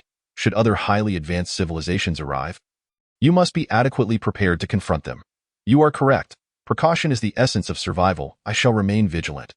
After concluding their discussion, Feng Fu approached Gu Qingyuan and the others. Upon seeing him, the gazes of all the students transformed from envy to respect and trepidation. Feng Fu's cultivation made him seem unattainable, creating a chasm that rendered them feeling distinct from him. Feng Fu paid little mind to this. He made his way to the place he once resided, where the students of Martial Arts Class 3 had gathered, including Wang Si and Cheng Yetian, seemingly engaged in discussion. Upon noticing Feng Fu's arrival, they fell silent, all eyes fixed on him. Look, here he is. You all said he wouldn't come to see us. I told you Feng Fu would, one remarked. Feng Fu, come here. We were just talking about you. Gu Qingyuan called out first, inviting Feng Fu over, while many others still regarded him with disbelief, not expecting his return. What is there to discuss? I am merely a person who has reached a slightly higher cultivation realm. It is nothing remarkable. That title is merely a nominal one bestowed upon me by Commander Zhang. I remain unchanged. Such a state of being has led you to feel distanced from us? You all must cultivate your hearts as well. Personal virtue must be strengthened. Feng Fu calmly addressed them. Enough, Feng Fu. Do not say that it is easy for you to dismiss these feelings. You cannot imagine the shock we felt when you soared above us. We toil tirelessly in our training, yet you exist like a celestial being. How can there not be a sense of distance? Wang Si, seated, expressed to Feng Fu, his sentiments echoed by many. Indeed, among those who cultivate martial arts on Blue Star, you are the first to achieve flight. How can that not create a sense of otherness? It feels as though we inhabit different worlds, akin to ants gazing up at someone exalted above us. Qi Yao chimed in, the image of Feng Fu soaring through the air lingering in her mind, an unforgettable sight. This is not the sentiment one would expect from someone so fearless. Life's circumstances differ. And the heights we reach vary as well. We are all still young, and in time, each of us will be different. It is unwise to belittle oneself, or to look down upon others. My own elevation is a result of that spatial beast pressure. Had I not attained this level, we would have faced dire circumstances on Kunlun New Star. You should envision the challenges our Huazhu face. Thus, it is beneficial to push yourselves. Do not settle for the status quo. Embrace responsibility. That is what you ought to focus on, rather than feeling despondent over my apparent superiority. Feng Fu understood the sentiments of Qi Yao and the students. Yet he spoke frankly to dispel their notions of despair. Chapter 60. Selecting gifts in Kunlun City. Indeed, Feng Fu remains unchanged. It is merely our mindset that has shifted. He has not changed. We must adjust our own attitudes and not blame others for their success. It merely reflects our own efforts. Enough of that. Feng Fu, you have transformed comprehensively. What are your plans moving forward? Once again, it was Gu Qingyuan who steered the conversation away from the heavy topics, eager to learn of Feng Fu's future intentions. I, of course, intend to return to the martial arts base on Blue Star with all of you. My family is there, and for the time being, I will not remain here. We shall address future matters when the time arises. I heard Commander Jiang mention that a martial arts academy will be established here in the future. And perhaps by then, you will reside here regularly. Fufeng shared his plans and the matters concerning the martial arts base with them. That moment, a notification from the military base came through the communication room, announcing that everyone could visit Kunlun City for leisure, shopping, and relaxation. The military base also began to inform the troops returning to Blue Star, along with the schedule for their departure. Fufeng returned to his room in the command building and resumed his training, as he had no intention of visiting Kunlun City for the time being. The propaganda following the aftermath of the Kunlun New Star had commenced, having endured the calamity of the ant-like beasts. This immigrant planet yearned for heroes, and Fufeng was undoubtedly the hero of this war. The students from the martial arts base had also emerged as the most formidable mech combat team heroes. Under the promotion by the Kunlun New Military Base and the management departments of Kunlun City, holographic displays showcased the battle scenes of Fufeng and the martial arts base students amidst the towering skyscrapers of Kunlun City. The mechs adorned with inscriptions formed a stunning spectacle of violence. Each fierce battle revealed the brutality of war but also highlighted the unwavering perseverance of Fufeng and his comrades, stirring tremendous excitement among the city's inhabitants. Whenever Fufeng was depicted soaring through the air, the entire city would erupt in cheers. After 3 days of promotion, Fufeng and his martial arts-based team had firmly entrenched themselves in the hearts of the people, and Fufeng had become an indelible legend on Kunlun New Star. In a large room within a building in Kunlun City, several middle-aged men and women were watching Fufeng on television, occasionally discussing amongst themselves. Isn't that the child from my sister's family? I can't be certain. We've been away from Blue Star for over a decade and have had little contact. I met him once before. But I wouldn't recognize him now, a middle-aged man remarked. This man was actually Fufeng's uncle, while the others were his mother's siblings, thus his uncles and aunts. Upon seeing the young man named Fufeng in the promotional material, they gathered to ascertain whether he was indeed the son of their sister. Even if it were him, recognizing him now would be a challenge. For one, his fame was overwhelming, and he was likely very busy with little time to spare. It would also be inappropriate for them to approach him, lest they mistakenly identify him and create an awkward situation, given his significant status and influence. Let us not speak of this outside. We can address it later. For now, let us go home. With the ant-like beasts gone, those who should work must work, and those who should conduct business must do so, a comparatively older woman concluded. And the family dispersed. The Great Wall Space Base on Blue Star. All senior leaders were gathered in a conference room, observing the battle footage of Fufeng and the martial arts base students, followed by a discussion. The primary concern was Fufeng's identity upon his return. It was no longer feasible to regard him merely as a student, yet he was still under 20 years of age, making it challenging to assign him a high-ranking official position. Thus, how to grant Fufeng a suitable identity became a conundrum. Ultimately, Qi Huaiyuan decided that upon Fufeng's return, he would be the one to choose his identity. With only 2 days remaining before their departure, Fufeng ceased his training and, alongside Qingyuan, ventured to Kunlun City. Having been on this planet for some time, it was indeed unreasonable that he had not yet visited Kunlun City. He aimed to purchase some gifts for his family, including items for Qin Qing, who had given him a watch and clothing, while he had yet to reciprocate.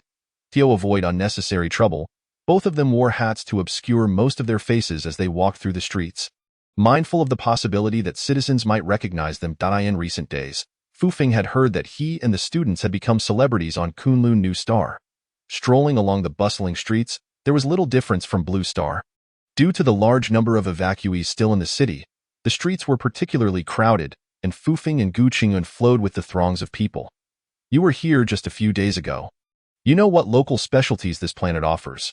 Please help me identify what might be suitable to bring back for my family, Fufeng said to Gu Qingyun. As for money, each person had already received a considerable amount of Kunlun coins credited to their identity cards, sufficient to cover their expenses.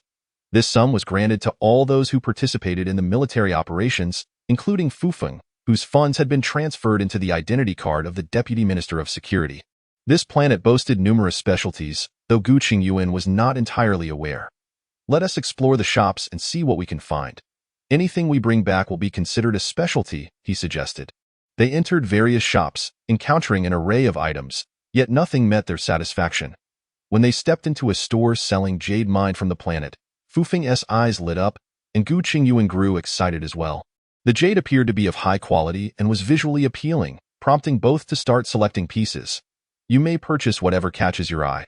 All the jade in this store is sourced from Kunlun Star and boasts commendable quality. We have a variety of ornaments, and the prices are quite reasonable. The shopkeeper began introducing the products. If these do not appeal to you, you may also purchase raw stones from the backyard. Regardless of their quality once cut, they will be yours, the shopkeeper added. Isn't that a gamble with stones? Fufeng remarked. Let us go take a look, Gu Qingyun urged. I fear they may not yield satisfactory results. Perhaps it's best to refrain, Fufeng replied, as he preferred to use his spiritual sense to examine the stones, feeling that merely looking with his eyes would be somewhat unfair. I believe you should try your luck. It's all about having fun, the shopkeeper continued. Gu Qingyun insisted on going to the backyard with Fufeng, who reluctantly followed. When the two emerged back onto the street, each was laden with 2 or 3 large bags filled with exceptionally high-quality jade, leaving the shopkeeper on the verge of tears as he watched them depart. Inside, Fufeng used his spiritual sense to survey the jade within the stones, selecting over a dozen pieces, all of which turned out to be of the highest quality, causing Gu Qingyun to beam with joy in the end. They divided the jade evenly and exited the shop, leaving behind a despondent shopkeeper and astonished staff in pursuit of gifts for his sister and Qin Qing. Fufeng sought out a diamond shop, purchasing 2 relatively large diamonds, all sourced from Kunlun New Star and of reliable quality. He intended to have them crafted once he returned to Blue Star. As for his grandfather's gift, it was, of course, wine, and Fufeng bought several bottles. Gu Qingyun mirrored Fufeng's purchases, resulting in both of their bags being identical. In the afternoon, the two found a quiet hotel and ordered a feast of delicacies unique to Kunlun New Star. Indulging heartily, by the time they returned to the base, night had fallen. This day marked the departure from Kunlun New Star. 1/3 of the Space Force would return to Blue Star, while the majority would remain as residents of Kunlun New Star. All those leaving carried their belongings and boarded various space shuttles, which then entered the deep space spacecraft.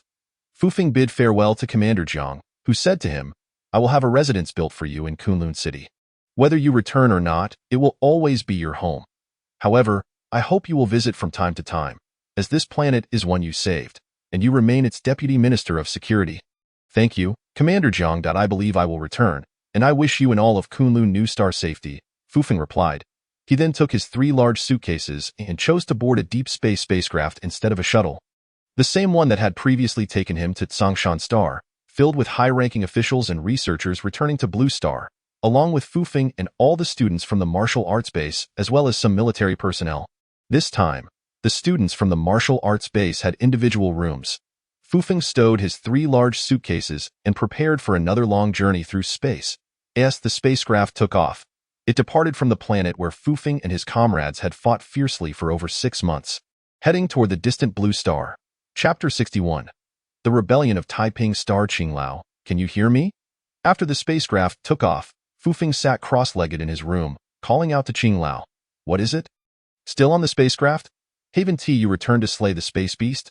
Qinglao awoke to Fufeng's call, realizing he was still in the spacecraft and initially thought Fufeng was en route back to Kunlun New Star from Tsongshan Star.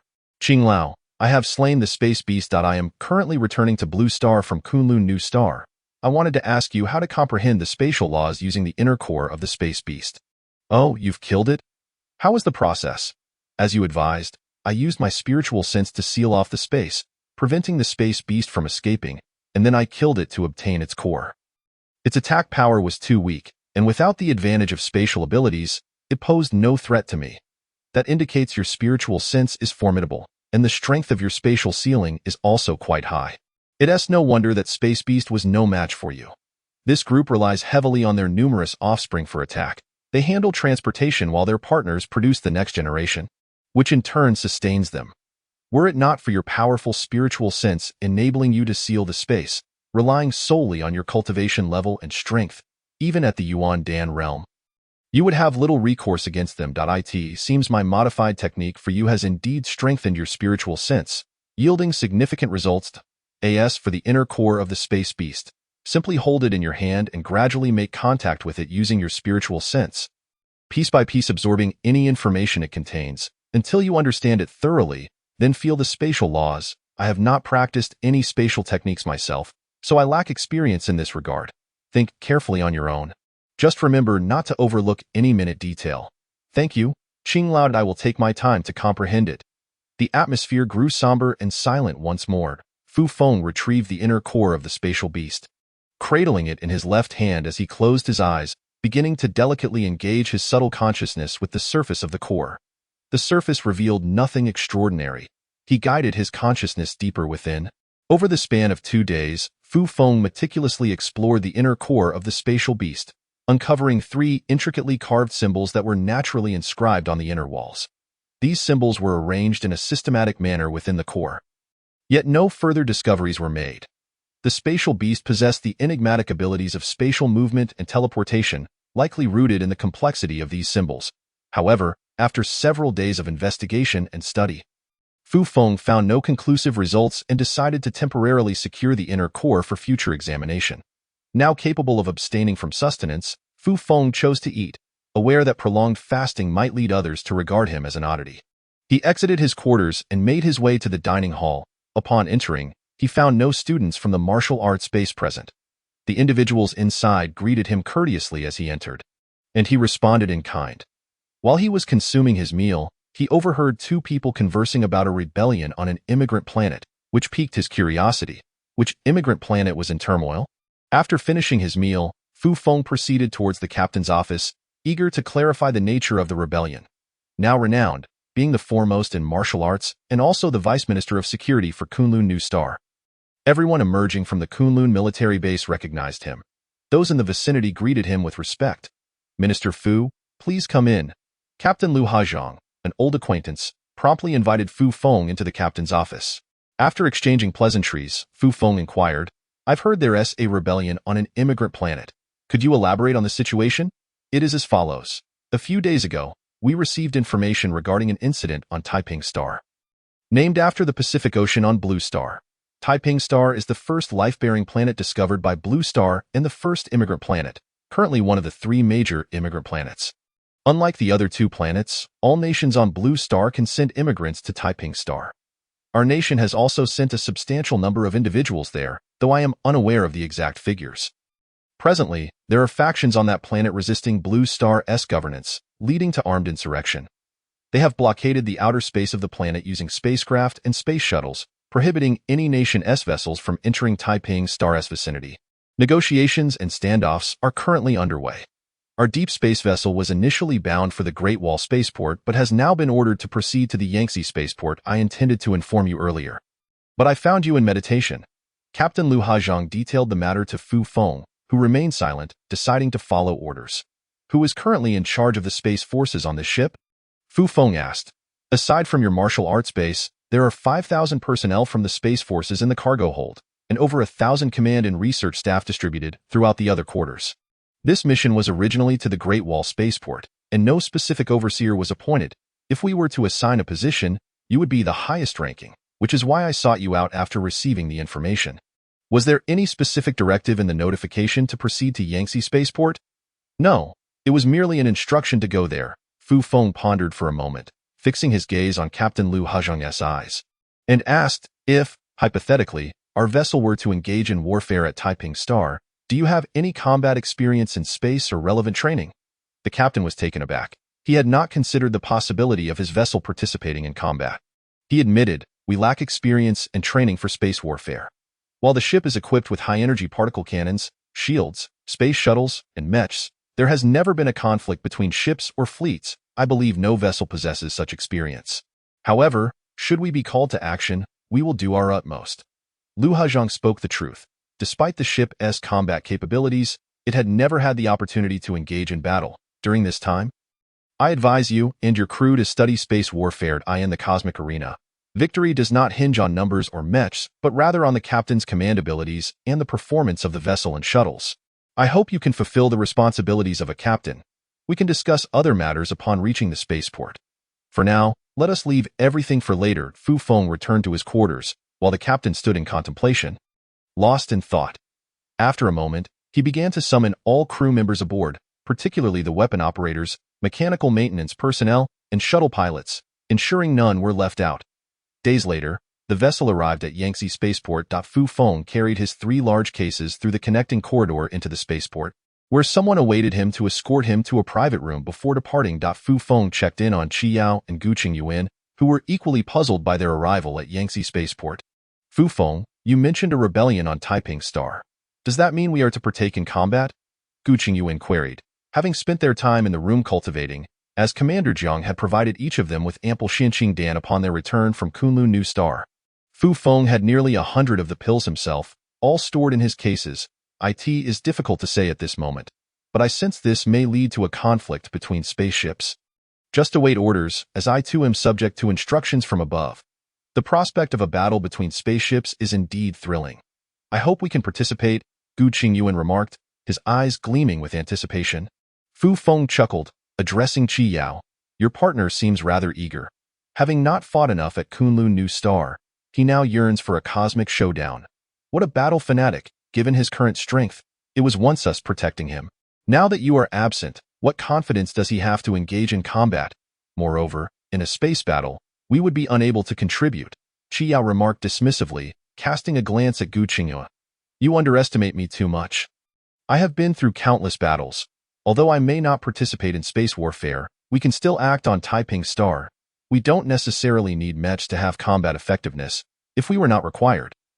The ship wouldn't have made an impromptu journey here, Gu Qingyuan retorted defiantly.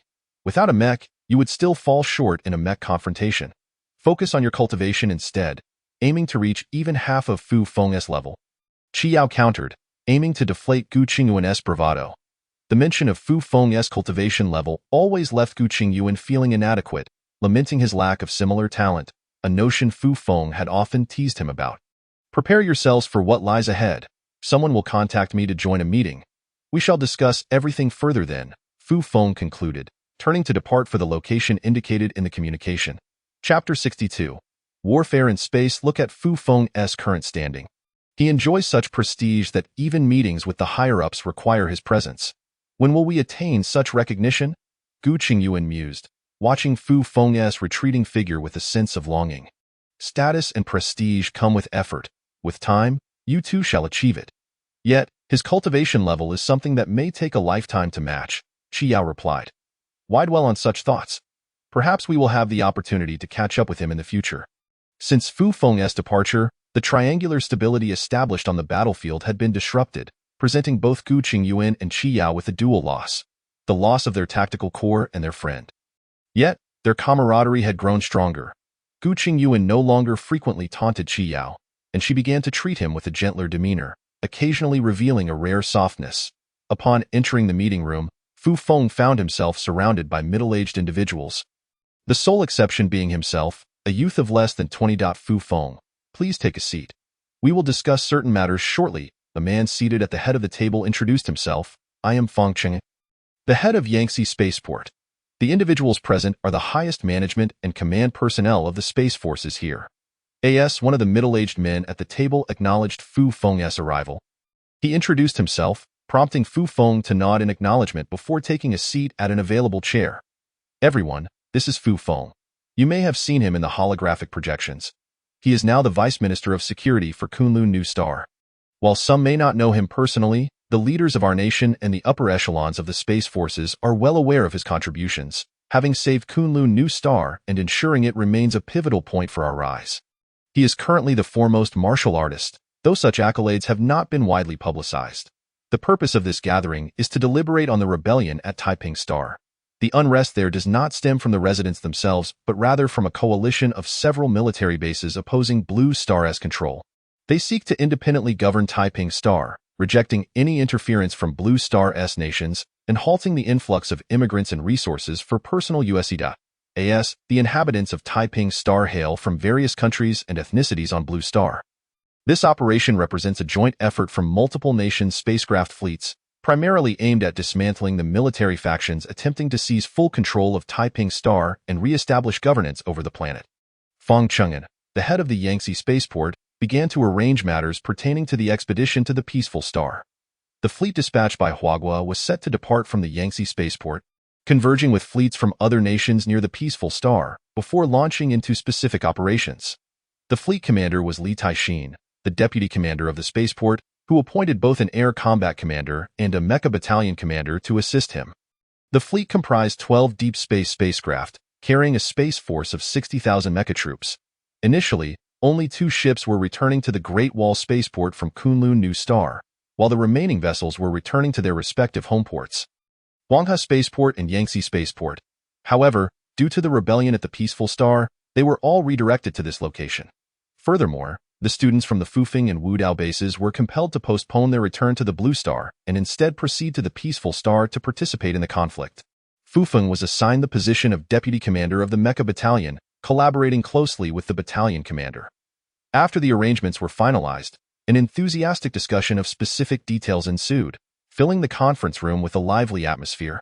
My name is Lin Kuan, and I am the commander of the Mecha Battalion. A man in his 30s introduced himself to Fufeng. Hello, I am Fufeng, he replied, extending his courtesy despite the other party's prior knowledge of him. As discussions among the attendees neared completion, Fang Cheng'an, the commander of the spaceport, called for silence to allow everyone to express their opinions. This operation was a multinational collaboration. Thus, a liaison officer was to be appointed to facilitate communication between the nations regarding information exchange and military operations, alleviating the need to approach the fleet commander for every matter.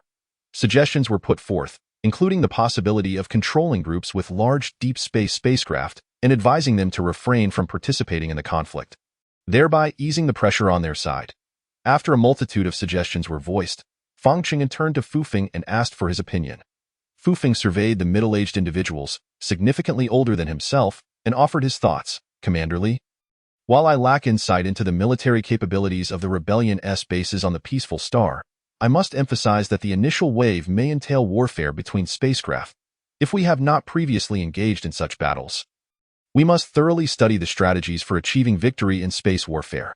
Mastery of fleet positioning, weapon utilization and maintenance, as well as mutual cooperation are imperative. In essence, should space combat arise, the entire personnel aboard the spacecraft must possess exceptionally high military qualifications. These aerial battles may not heavily involve the mecha troops, yet should the spacecraft be destroyed, the mecha battalion aboard will fare little better. Additionally, we should glean insights from this aerial conflict among the space fleets, preparing ourselves for any eventuality. Hypothetically, should a technologically advanced fleet emerge from the galaxy, we would be equipped to confront them. Regarding the mecha troops, I would suggest to Commander Lin that the 69 students from the Wudao base be divided into teams of 3, leading other mecha to form battalions aboard different spacecraft. This approach is prudent, as they have endured the trials of warfare at Kunlun New Star and are familiar with mecha combat. Moreover, their physical prowess is unparalleled, rendering them formidable adversaries on the battlefield. Upon concluding Fufeng's remarks, Fang Cheng'an expressed his agreement, and relevant arrangements commenced. After the meeting, Fufeng returned to his quarters, aware that they would embark the following day. At this juncture, Gu Qingyuan and the other students would be split into groups of 3, prompting him to refrain from disturbing them. Previously, the students had engaged in team warfare, which had not been conducive to their development. They would not encounter overwhelming numbers of foes on the Peaceful Star, Thus, the division would ultimately benefit them. Once again aboard Liu and Zhang's spacecraft, Fufeng and Lin Kuan, the Mecha Battalion commander, boarded the vessel with which Fufeng was well acquainted, serving as the command ship for the Mecha Battalion. Following negotiations, the warships of Huagua and those of 2 other nations advanced toward the peaceful star from 3 different positions. With 3 space shuttles remaining to protect the mother ship, numerous shuttles launched from each large deep space spacecraft, heading into the outer atmosphere of the peaceful star. The rebel forces also deployed shuttles from their ships, resulting in a dazzling display of beams of light traversing the cosmos, striking the shields of the space shuttles and blooming like flowers upon impact. After a ripple, the shields held firm, sparing the shuttles from destruction. Thus commenced the first space battle of humanity from the Blue Star. Regrettably, this internal conflict was not against an unforeseen extraterrestrial civilization. There was no invasion of the Blue Star civilization by foreign entities, merely an internal strife. In the command room, Fufeng and other commanders observed the unfolding battle. Soon, one shuttle shield was breached, necessitating a hasty retreat from the combat zone. Fufeng recognized the returning shuttle as belonging to the Space Forces. A voice echoed in the command room. The energy level of the rebels' particle cannons far exceeds our own. We can withstand only 3 hits before the shield fails, necessitating a return for repairs. Then let us overwhelm them with sheer numbers. Do not afford them a moment's respite. Their shields cannot endure repeated assaults, came the directive from the air combat commander over the communications line.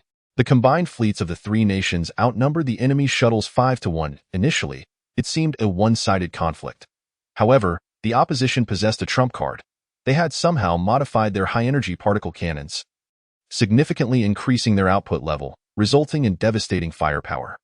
Presently, both sides found themselves at a standstill, one relying on the quantity of shuttles, the other on superior weaponry. Gradually, more shuttles returned for repairs as the shields were damaged, while the enemy suffered minimal losses. Fufeng even witnessed a shuttle attempting to evade after its shield failed, only to be struck and explode in the void. Even Commander Li Taixin grew restless, issuing stern orders from his vessel to all ships, demanding an urgent reversal of the situation. Fufeng surmised that the other allied nations were experiencing similar challenges.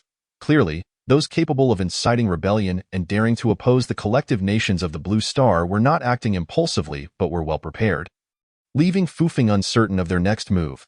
Chapter 63. The Soul Piercer assists in battle. In the past 2 days, 1/3 of the shuttles had returned, with 8 lost in the depths of space, while the enemy had only suffered 2 losses. If this continued, the mothership would be at risk of being attacked. The Air Combat Command Center was at a loss. Commander Li Taixin was seething with anger, nearly to the point of bloodshed. Despite the numerical superiority of the shuttles, the space battle had devolved into a precarious situation, leaving the space forces at a disadvantage.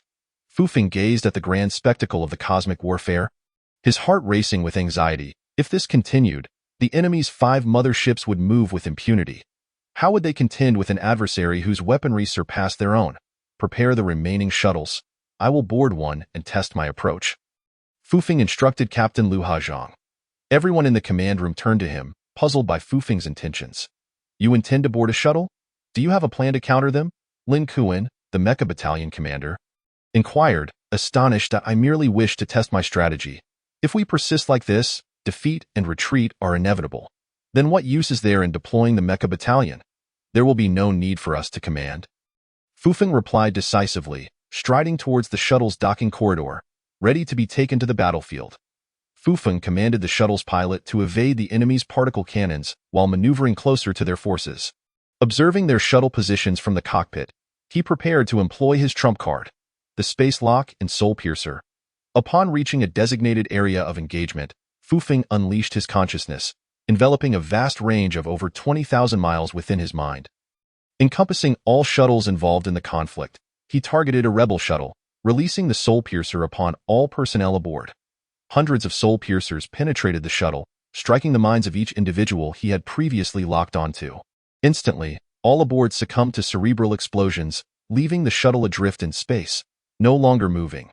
Fufeng instructed the weapons operators to open fire, and the shuttle erupted into a fireball in the void after the strike. Originally intending to seal off the area with his consciousness, he reconsidered, aware of his own force's presence, and abandoned the notion. After employing the same tactic 3 or 4 times, witnessing the enemy shuttles exploding under high-energy particle cannon fire. Those beside Fufeng looked upon him with reverence, while he simply instructed the pilot to continue bombarding the designated enemy shuttles. In a remarkably short span, Fufeng's shuttle destroyed 8 enemy shuttles, turning the tide of the aerial battle and instilling unease among the commanders aboard the enemy's 5 mother ships. The destroyed shuttles transmitted no useful information back. Inexplicably, they ceased all communication and attacks before being obliterated by the enemy, prompting the rebel commanders to instruct other shuttles to remain vigilant regarding Fufeng's vessel. Among the 12 deep space spacecraft of the Space Forces, all command personnel witnessed the emergence of an invincible shuttle, relentlessly targeting the enemy shuttles, which offered no resistance, allowing themselves to be annihilated. Such a scene left everyone in disbelief, as the defeated self had long been laid bare. However, the appearance of this shuttle now instilled a glimmer of hope for victory.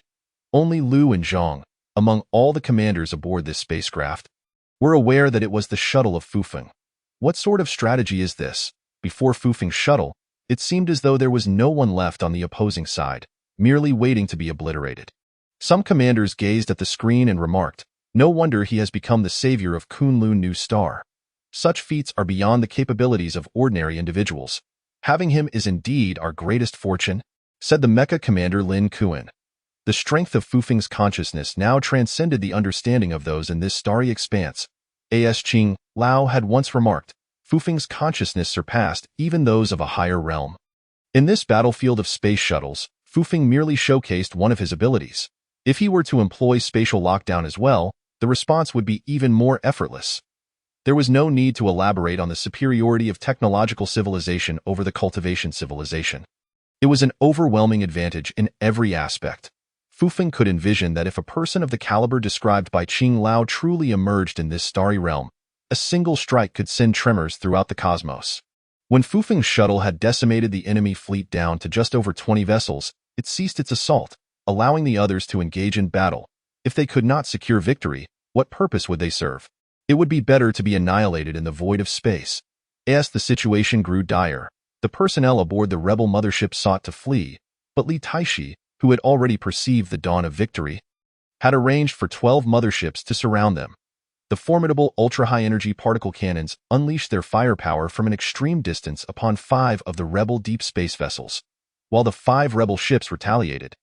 They activated their warp engines to escape at speeds countless times that of light. The Space Forces pursued, with 2 of their vessels chasing each enemy ship, leaving only 2 behind. The remaining shuttles concentrated their firepower on the last 20 enemy vessels, sacrificing one to obliterate all enemy crafts in the void. The dazzling spectacle concluded the grand space battle, and the entire starry expanse returned to silence. Upon receiving the order to return to the mothership, Fufeng promptly boarded the vessel that had not participated in the pursuit, while the other shuttles remained in space, floating in formation, awaiting the mothership's return. As Fufeng re-entered the mothership, everyone, including the mecha forces, gathered in the corridor to welcome him back aboard. Fufeng was momentarily taken aback by the scene, then gestured for everyone to return to their posts in anticipation of the next ground operation. "Fufeng, thank you.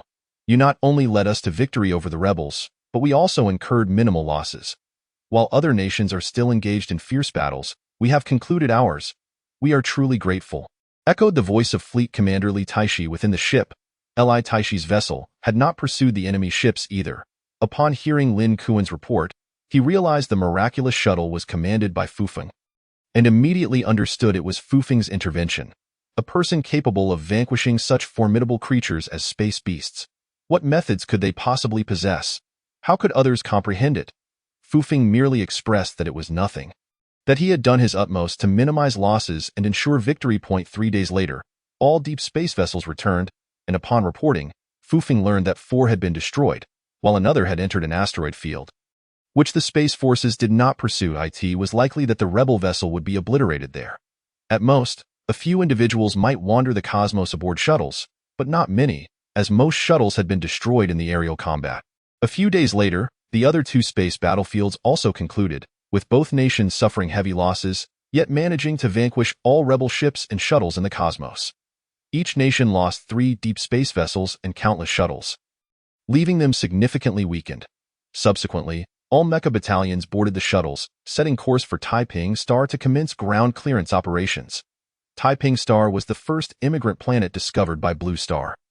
Slightly larger than Blue Star itself, boasting countless cities with a population exceeding 60 billion, nearly half that of Blue Star. More importantly, Taiping Star did not restrict immigration. Aside from state-organized migrations, anyone with wealth could immigrate. Numerous large conglomerates operated immigration companies, consistently utilizing vessels to transport individuals. Thus, the population on Taiping Star was immensely diverse, with every ethnicity present that could be found on Blue Star. The governance of the planet was unified. With no distinction of nations, management was overseen by personnel dispatched from the three major nations of Blue Star.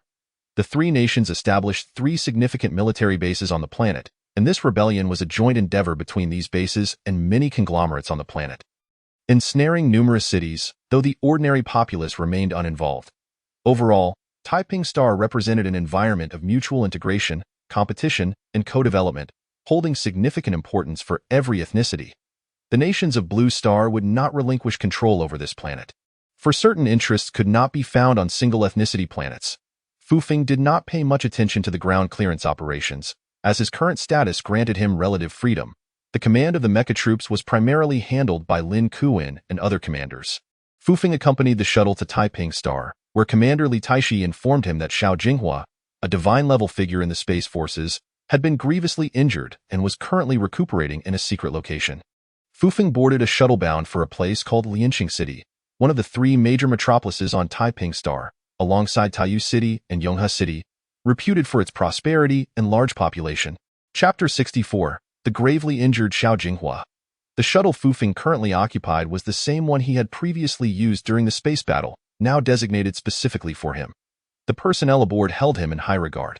To this day, they remained unaware of the means Fufeng had employed that rendered the enemy's shuttles unresponsive, allowing their vessel to bombard them unimpeded. Post-battle, the number of rebel shuttles destroyed by this shuttle was staggering, and the accolades were boundless. With the vast population and intricate ethnic identities on Taiping Star, how did the Huazhu fare on this planet? Fufeng inquired of the personnel aboard the shuttle. As he was unfamiliar with life on Taiping Star, whereas these soldiers who had lived aboard spaceships for extended periods would undoubtedly have insights. The Huazhu comprised over half the population on Taiping Star, making them the largest ethnic group on the planet. They held significant influence in military, political, economic, and cultural spheres, essentially controlling the entire planet, thus occupying a superior social position and enjoying a commendable quality of life. Individuals began to explain the current living conditions of the Huazhu on Taiping Star, with others contributing additional information regarding the Huazhu situation on the planet. This allowed Fufeng to realize that the lives of the people here were not inferior to those on Blue Star. It was indeed a favorable place for immigrants, though he pondered whether this recent rebellion would have any repercussions. Upon arriving at a small military base outside Lianqing City, Fufeng found it had already been occupied and cleared by the mecha forces that had arrived in advance. He did not linger there but boarded an armored vehicle that awaited him, heading towards Lianqing City. Despite the military personnel's rebellion, Lianqing City remained largely unaffected, especially after the mecha forces dispatched from Blue Star took control of the ground, allowing everyone to return to their tasks, with tranquility restored after a brief moment of disquiet. As Fufeng gazed at the towering skyscrapers, he felt as though he had returned to Blue Star. Momentarily lost in thought, he soon dismissed any further contemplation of the city, as all cities appeared quite similar, lacking novelty and failing to pique his interest. At a modest-height building, Fufeng's vehicle came to a halt, and he noticed numerous individuals safeguarding the structure, as though Xiao Jinghua were receiving treatment within. As Fufeng entered alone, someone approached to verify his identity. He presented the identification badge previously provided by Jiang Yanzhou. The individual placed the badge on a device, and upon seeing Fufeng's information, which indicated his position as the Deputy Minister of Security for Kunlun New Star, immediately saluted and permitted him entry. After Fufeng entered, the individual looked back in disbelief at the young figure, pondering how someone so youthful could occupy such a high position. Undoubtedly, he must be an extraordinary individual. Fufeng stepped into the room where Xiao Jinghua was recuperating. Inside were 5 individuals, 2 medical personnel and 3 guards. Upon his entrance, all eyes turned to Fufeng with caution, while Xiao Jinghua, lying on the hospital bed, regarded him as well. "Minister Xiao, "Greetings, I am a student from the martial arts base, named Fufeng." Perceiving their wary glances, Fufeng quickly introduced himself to Xiao Jinghua, aware that his youth might have prompted their caution. "A student from the martial arts base? How did you come to be here? What business do you have?" One individual, skeptical of Fufeng's purpose, inquired further. "You see, 70 of us students from the martial arts base have just returned from exterminating the ant-like beasts on Kunlun New Star. And midway, we were ordered to come to Taiping Star to quell the unrest. I heard from our fleet commander, Li Taishi, that you had been injured, so I came to pay my respects." As Minister Xiao had once addressed our base, Fufeng explained to the bedridden Xiao Jinghua. Hearing Fufeng's claim of being a student from the martial arts base, the others relaxed their vigilance, no longer doubting his identity. "It seems your batch of students has trained quite well to undertake such perilous tasks. Thank you for coming to see me," Xiao Jinghua remarked to Fufeng. The two medical personnel, noting the visitor's arrival, exited the room, leaving Fufeng and the 3 guards in the minister's ward. "Minister Xiao, I observe that your meridians are severed, and your energy core has been destroyed.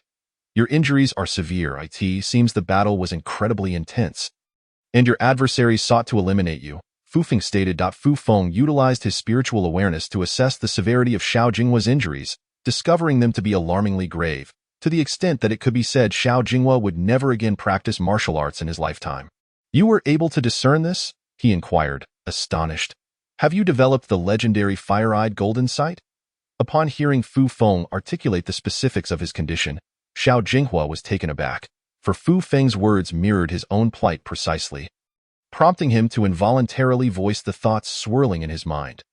The ability of Fufeng to perceive Xiao Jinghua's injuries at a glance left not only Xiao Jinghua bewildered, but also the other 3 individuals in the room, who exchanged incredulous glances, contemplating the young man's true capabilities, which seemed far more formidable than his unassuming exterior suggested.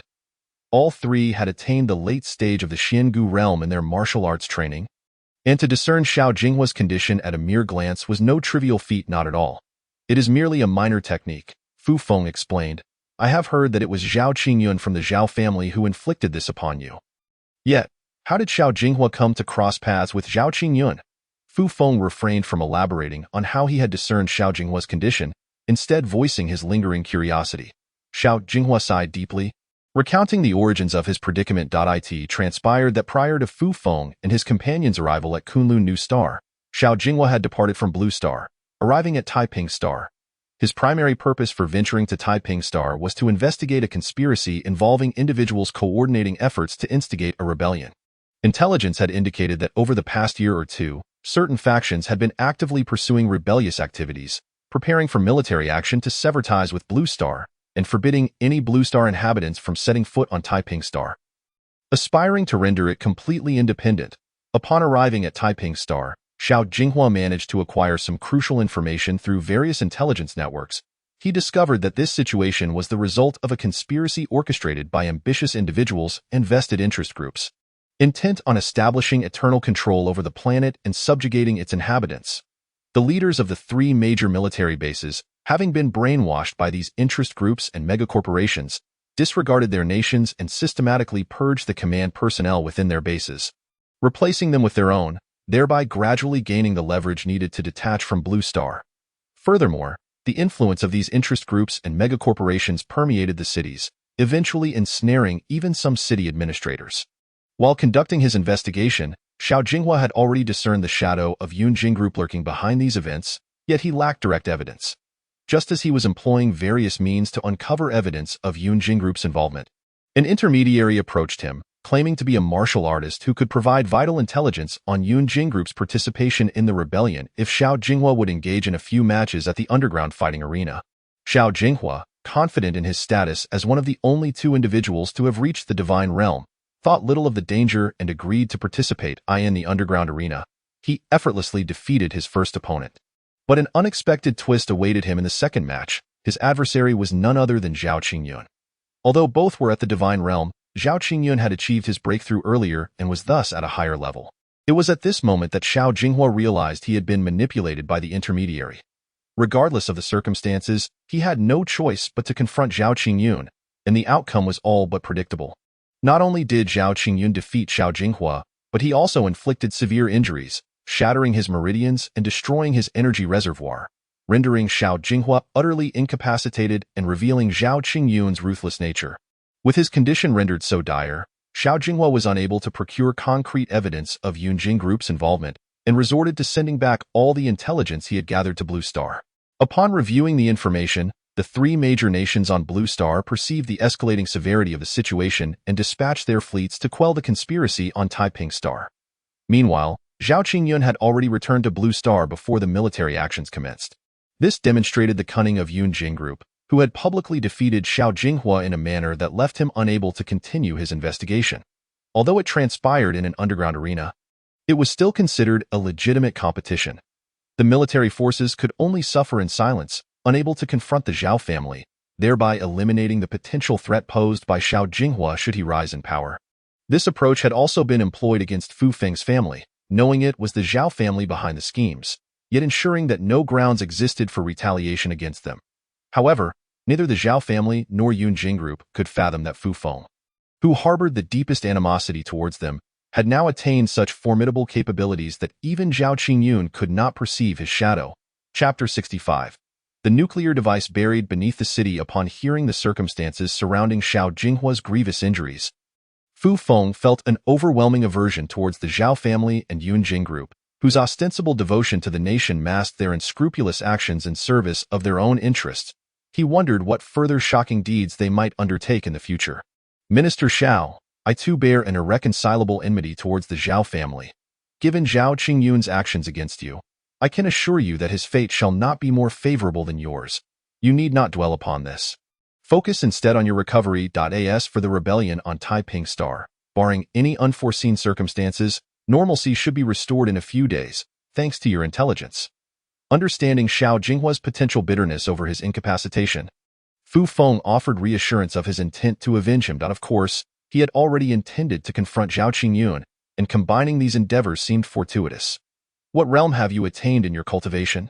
Xiao Jinghua asked Fu Feng, curious about the latter's audacious claims, which seemed implausible. To articulate my current level would be beyond your comprehension, so let me put it this way. I can perceive every injury upon your body at a glance. What realm could possibly endow one with such an ability? Upon hearing Fu Feng's words, not only Xiao Jinghua but also the three bodyguards standing nearby fell into deep contemplation. What realm could achieve such feats? Did such a realm even exist? I have yet to encounter such capabilities within the initial to mid stages of the divine realm. Thus, you must have surpassed that level. Yet, you have only been training for less than a year. How is this possible? Xiao Jinghua eventually deduced that Fu Feng's cultivation had indeed exceeded his previous level, entering a realm beyond the divine realm, a level Zhao Qingyun could not even approach. How had a mere martial arts academy student accomplished this? Every individual possesses their own methods of cultivation and unique destinies. There is no commonality or universality to be gleaned from my experience, so there is no need to dwell on my elevated cultivation. Fu Feng replied. Indifferent to their speculations, Fu Feng was acutely aware of his own burgeoning power, which fostered a different mindset. He was unconcerned with others' opinions of him, as long as his bottom line remained intact. He would adhere to his principles and would never engage in actions that contravened his moral compass or opposed the state. He remained calm and centered, embodying his current mindset. Thank you sincerely. Please return to Blue Star and give Zhao Qingyun a thorough beating on my behalf. Ever since he broke through to the divine realm, he has disregarded the nation, boldly opposing it in various matters. If not for his family's significant contributions to humanity, he would have faced repercussions long ago, Xiao Jinghua expressed, a hint of agitation in his voice. I shall see to it, Fu Feng assured him. Now, I must take my leave. Minister Xiao, focus on your recovery. Once the rebellion is quelled, the space forces will ensure your return to Blue Star for recuperation. You need not worry about anything else. With that, Fu Feng bid farewell to Minister Xiao and boarded the armored vehicle awaiting him. Returning to the base outside Lianqing City. In the hospital room, Xiao Jinghua and his three bodyguards were left in a state of astonishment and confusion regarding Fu Feng's sudden appearance.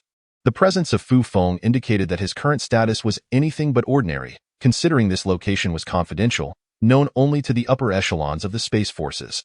However, they were unaware of the specifics of Fu Feng's identity. Beyond his identity, it was Fu Feng's cultivation level that stirred tumultuous waves within them. According to their understanding, Fu Feng had surpassed the divine realm, entering an entirely unknown level, a realization that left them, individuals who had cultivated for decades, deeply unsettled. As for Xiao Jinghua, whose cultivation had been rendered null, upon learning of Fu Feng's ascension to a realm beyond the divine, he felt a profound hatred towards Zhao Qingyun, who had obliterated his years of hard work. Upon returning to the base, Fu Feng inquired about the mech troops and was informed that everything was proceeding smoothly.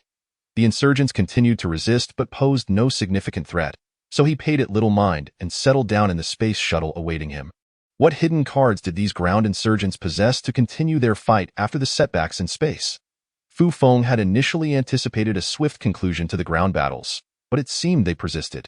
Closing his eyes, he unleashed his formidable spiritual awareness, scanning for any anomalies within a radius of over 20,000 miles. After a thorough exploration, he detected no irregularities. He then began probing the larger cities. And upon reaching several significant urban areas, he suddenly discerned energy fluctuations emanating from beneath the ground. Concentrating intently, Fu Feng delved deeper, uncovering the concealed presence of nuclear fusion devices buried beneath the cities. This revelation astounded him. Such an act would spell destruction for these urban centers and result in countless fatalities. Truly, these insurgents had descended into a state of madness, displaying a complete disregard for the lives of the planet's inhabitants. Feng, with unwavering resolve, commanded the space shuttle to ascend into the skies, initiating a thorough reconnaissance of all cities within the atmosphere using his mental acuity. As he conducted his probe, he meticulously reported the specific locations of all identified targets to Li Taishi, simultaneously apprising him of the situation. At that moment, Li Taishi, aboard his spacecraft in the vastness of space, was struck with a cold sweat upon receiving Feng's report. He promptly disseminated this intelligence to the other two nations, while coordinating with the commander on Taiping Star to dispatch personnel to dismantle the nuclear devices before the insurgents could realize that the space forces were aware of the situation.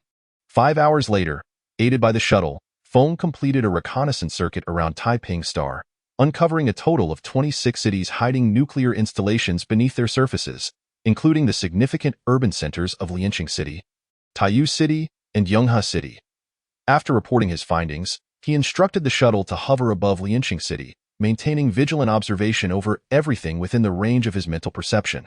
The moment he detected any individuals near the control devices, he would unleash his soul strike, ensuring they had no time to detonate the nuclear devices.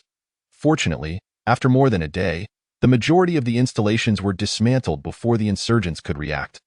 With only a smaller city experiencing an unfortunate detonation during the disassembly, resulting in substantial casualties. Nonetheless, the outcome was far better than anticipated. Had these devices remained undetected by Feng, their activation could have rendered the planet desolate for countless years. Recognizing the insurgents' ruthless and unrestrained nature, the three major powers resolved to retaliate fiercely, ordering all deep space spacecraft and shuttles to descend into the atmosphere of Taiping Star for indiscriminate attacks on the insurgents. Even at the cost of collateral civilian casualties, the insurgents attempted to leverage the nuclear devices beneath the cities to hold the populace hostage in negotiations.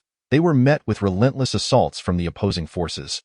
Realizing too late that all devices had been rendered inoperable, confounded as to why the installations had simultaneously failed, they remained oblivious even to the fact that one had already been detonated. On that day, the residents of Taiping Star were engulfed in anxiety and trepidation, for in every corner of the planet, they could gaze skyward to witness the colossal spacecraft hovering in the atmosphere. Instilling a profound sense of oppression, the bee-like shuttles incessantly darted through the air, raining fire upon the ground. Such a spectacle was a rare occurrence, leaving many bewildered, some even speculating an extraterrestrial invasion. Under the relentless bombardment from aerial weaponry and the support of ground-based mech units, within merely 5 or 6 hours, a substantial portion of the insurgents' military might was obliterated. The mech forces of the three nations commenced their search for relevant personnel within the cities, initiating the capture of non-combatants. Upon returning to the spacecraft, Feng retreated to his designated quarters for rest. The exhaustive use of his mental acuity in locating all nuclear installations had left him mentally fatigued, compelling him to seek solace in his room. Everyone aboard the ship understood that Feng had once again saved Taiping Star, and an atmosphere of solemnity enveloped the spacecraft, with no one daring to disturb his rest. After 2 hours of meditative practice, Feng felt his mental acuity restored to its former state, even noticing a slight expansion in his mental sea, indicating that while pushing his limits had been taxing, it also bore the fruit of enhancing his capabilities. Chapter 66. A reunion with Qin Yingqing. When Feng appeared in the command room of the spaceship, it came alive with fervor as everyone greeted him enthusiastically. Among them, he spotted Li Taishi, who had personally flown in with Feng using the shuttle during his restorative meditation. Feng, you are the hero of Taiping Star. Without you, this planet would have faced catastrophic destruction, Li Taishi exclaimed, disregarding Feng's feelings as he embraced him tightly. Commander Li, I merely did what I could. Thankfully, the ground forces managed to dismantle the devices in time to avert an explosion. They deserve the credit. Feng humbly replied, acknowledging that it was impossible for him alone to dismantle them, as he lacked superhuman abilities. Regardless, your past efforts saved Kunlun New Star, and now, you have once again triumphed over the insurgent fleet and safeguarded countless residents across the cities. Your contributions are immeasurable, Li Taishi affirmed. Feng, unable to refute this praise, allowed it to stand unchallenged, as others in command expressed their gratitude as well, though no one inquired how he had discovered the nuclear installations. The atmosphere aboard the spacecraft resembled a small celebratory gathering, and as Feng contemplated an excuse to retreat to his quarters, his wristwatch began to emit a sound. Feng, where are you? A sweet, childlike voice echoed.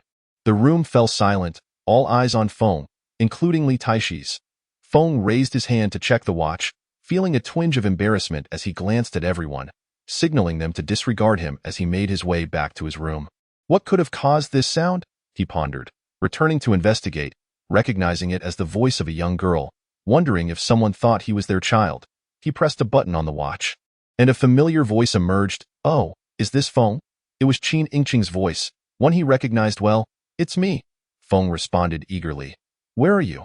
I am in trouble and need assistance. Her tone conveyed urgency, indicating she was in a predicament.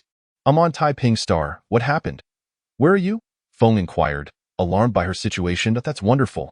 I'm also on Taiping Star, and so much has transpired here that requires help. All right, just provide me with your location, and I will come to you. Do not act recklessly. Feng refrained from asking for specifics, and upon learning Qin Yingqing's whereabouts, he briefly Taishi on the situation and took the designated shuttle back to Taiping Star. When Li Taishi offered assistance, Feng declined, explaining that it was merely a friend in need. This time, the shuttle headed towards Taiyu City, landing at a small base outside the city. Feng requested to be transported into the city via an armored vehicle. Just miles away from Taiyu City, a row of upscale villas greeted them, and the security personnel stationed their move to block the vehicle's entrance. However, upon seeing the insignia of the Space Forces, they promptly allowed passage as Feng alighted in front of a 5-story villa. The doors swung open, and a radiant young woman rushed out, embracing him tightly. All right, there are others present, Feng gently reminded Qin Yingqing, relieved to see she was unharmed. Looking up at him with a smile, she declared, I am willing. Who can stop me? What happened that you called for me? How did you end up on Taiping Star? Let us go inside. This is the high-end residential area of Tianyuan Group in Taiyu City, and this villa is where I am temporarily residing. Feng instructed the armored vehicle to wait outside as he entered the house with Qin Yingqing. Inside, several individuals were present, presumably her bodyguards, and Feng also spotted Zhang Nissen, who greeted him, and he reciprocated with nods of acknowledgement. We have been stranded on Taiping Star for quite some time. 2 months ago, we aimed to return to Blue Star, yet we are still unable to do so, Qin Yingqing explained. What caused your entrapment here? Feng inquired. 3 months ago, Nissen and I, along with our bodyguards, arrived on Taiping Star intending to negotiate with a renowned scientist in the field of nuclear fusion. Upon our arrival, this scientist went missing, along with several researchers from Tianyuan Group. I initiated an investigation, discovering they had been captured and were assisting military bases in weapon modifications.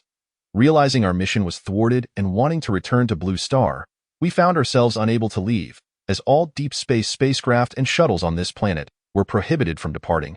Many requisitioned for war preparations, including Tianyuan Group's base. We remained here until the arrival of the Blue Star Fleet, which brought about the conflict, and we have been unable to return home since. Didn't you mention 6 months ago that you were off on a mission in space? I learned about the arrival of the Space Forces and attempted to contact you when they took control of the situation.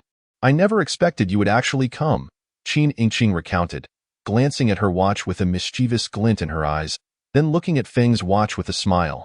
Noticing the pink watch on her wrist, which was slightly smaller than his own, Feng realized it was identical in design, likely produced as a pair, explaining their ability to communicate. You are fortunate that no threats to your safety occurred. What do you mean no threats? I heard that nuclear installations were discovered beneath Taiyu City a few days ago, and thankfully, the Space Forces dismantled them. Otherwise, you wouldn't be seeing us now. Zhang Nissen, who had been listening to their conversation, interjected with a sigh of relief, patting her chest. I am aware of that. It was not just Taiyu City. Many other cities discovered similar installations. These insurgents are truly devoid of humanity. I truly must express my gratitude to the Space Forces. Their intelligence gathering has been commendable, and they acted swiftly to dismantle the threat. Otherwise, there would scarcely be any inhabitants left on this planet. Ourselves included. It is fortunate, indeed. The mere recollection of this matter leaves Qin Yingqing feeling a sense of heaviness in her heart, as she nearly met her demise on this very planet. The bodyguards accompanying her also involuntarily took a deep breath. Fu Feng was aware that he had saved countless lives, and he had not anticipated that Qin Yingqing was among them. Fortunately, his distrust of the rebels prompted him to probe with his spiritual awareness, inadvertently uncovering their sinister plot. Now, the entire planet is engaged in purging the rebels, including certain city officials who will receive their due punishment. It is likely that there will be changes in planetary governance, and concerns for safety can be set aside. You summon me. Is there something of great importance? Is it not permissible to seek you out without a significant reason? I have been worrying about you daily. I heard that the trainees at your martial arts base have taken on leadership roles within the mech teams. I merely wish for your assistance in locating the missing scientists. Among them are individuals I wish to collaborate with, as well as several top scientists from the Tianyuan group. I sincerely hope you can aid in finding them. As we are unable to communicate with the Space Forces, perhaps you might be able to assist us. The rebel headquarters is also situated near Taiyu City. They may be hiding there, yet we have received no news so far, and it is uncertain whether they have met with foul play. Zhang Nissen said to Fu Feng, this matter is indeed grave, as these individuals are pivotal to scientific research. I shall step outside to notify them in the vehicle, Fu Feng said as he exited the room, not permitting Qin Yingqing and the others to follow. Seated in the vehicle, he began scanning the vicinity around Taiyu City with his spiritual awareness. A few minutes later, he detected numerous individuals active within an underground cavern 300 miles from Taiyu City.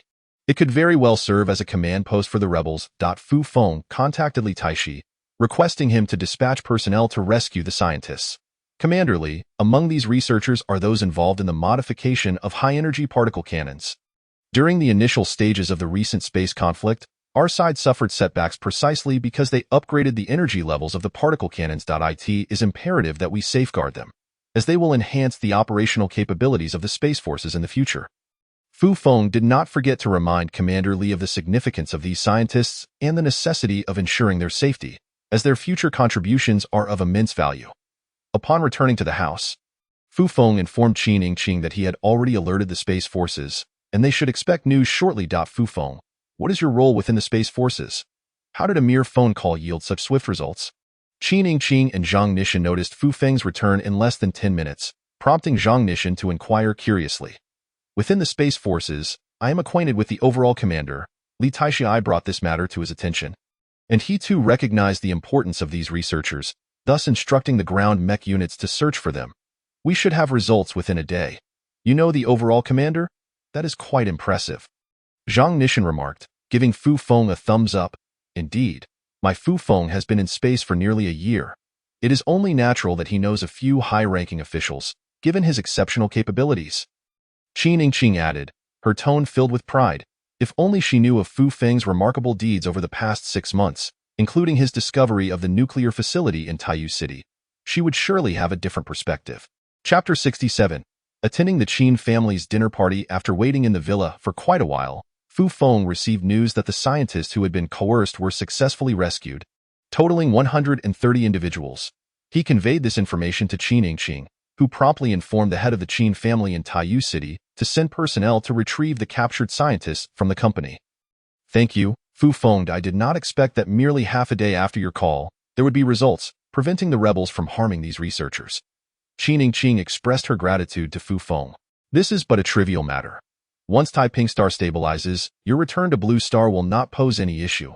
I see you still have matters to discuss with the scientists. Perhaps I shall return to the Space Forces.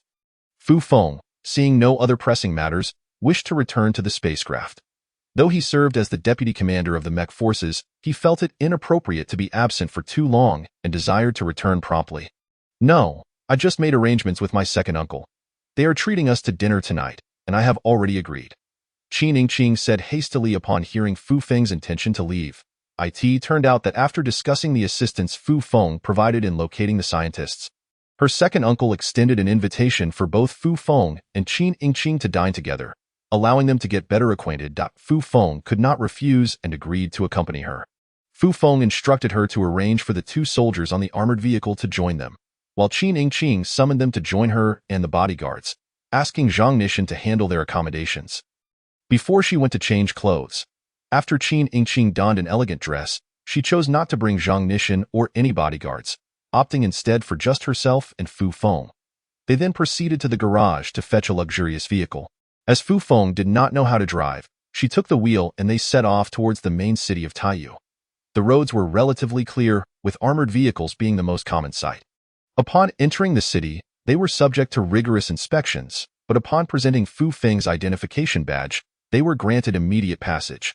What kind of identification badge is that? It appears to hold significant weight within the Space Forces. Qin Yingqing inquired, glancing at the badge that Fu Feng had returned to his possession. I recently traveled to Kunlun New Star, where the commander of the military base there granted me a position within the Kunlun New Star Security Department. It lacks any real authority, merely a nominal title, Fu Feng replied nonchalantly. You also visited Kunlun New Star? What is it like there? Qin Yingqing asked, intrigued by Fu Feng's experience. Fu Feng proceeded to describe the environment of Kunlun New Star, ultimately conveying that it will serve as the future focal point for the WAS, urging her family to foster strong relations with Huagua and consider shifting the group's focus there. Our relationship with the Huagua government has been amicable over the years. Are you implying that significant governmental departments will gradually relocate their focus to Kunlun New Star, ultimately radiating towards Blue Star and Taiping Star, thus forming a unique developmental paradigm for the WAS? While Kunlun New Star will not accommodate any foreign personnel, Qin Yingqing grasped the implications of Fu Feng's explanation regarding Kunlun New Star. Precisely. All elements posing a threat will not be permitted on Kunlun Star. If your Tianyuan group does not maintain good relations with Huagua, it is highly unlikely you will be allowed to develop in Kunlun New Star. That is reassuring. Our group has numerous collaborative projects with Huagua, which is far superior to our dealings with Yunjing Group.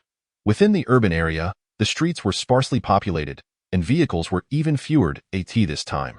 Those who could navigate the city were undoubtedly individuals of significance. In recent days, city administrators have been engaged in a thorough purge, and the streets were patrolled by personnel clad in mechs to prevent any disturbances. Upon arriving at a grand building, the two parked the vehicle and took the elevator to the 19th floor.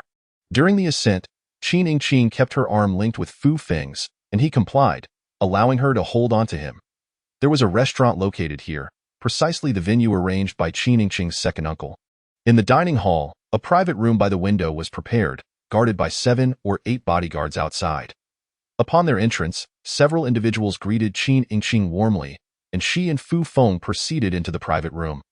Her hands still intertwined with Fu Feng's, seemingly conveying to those within that their relationship was far from ordinary. Second uncle. Qin Yingqing greeted a middle-aged man who stood to acknowledge her. Please, sit down. Yingqing, do introduce the young man beside you. Qin Yingqing's second uncle invited them to take their seats before requesting an introduction.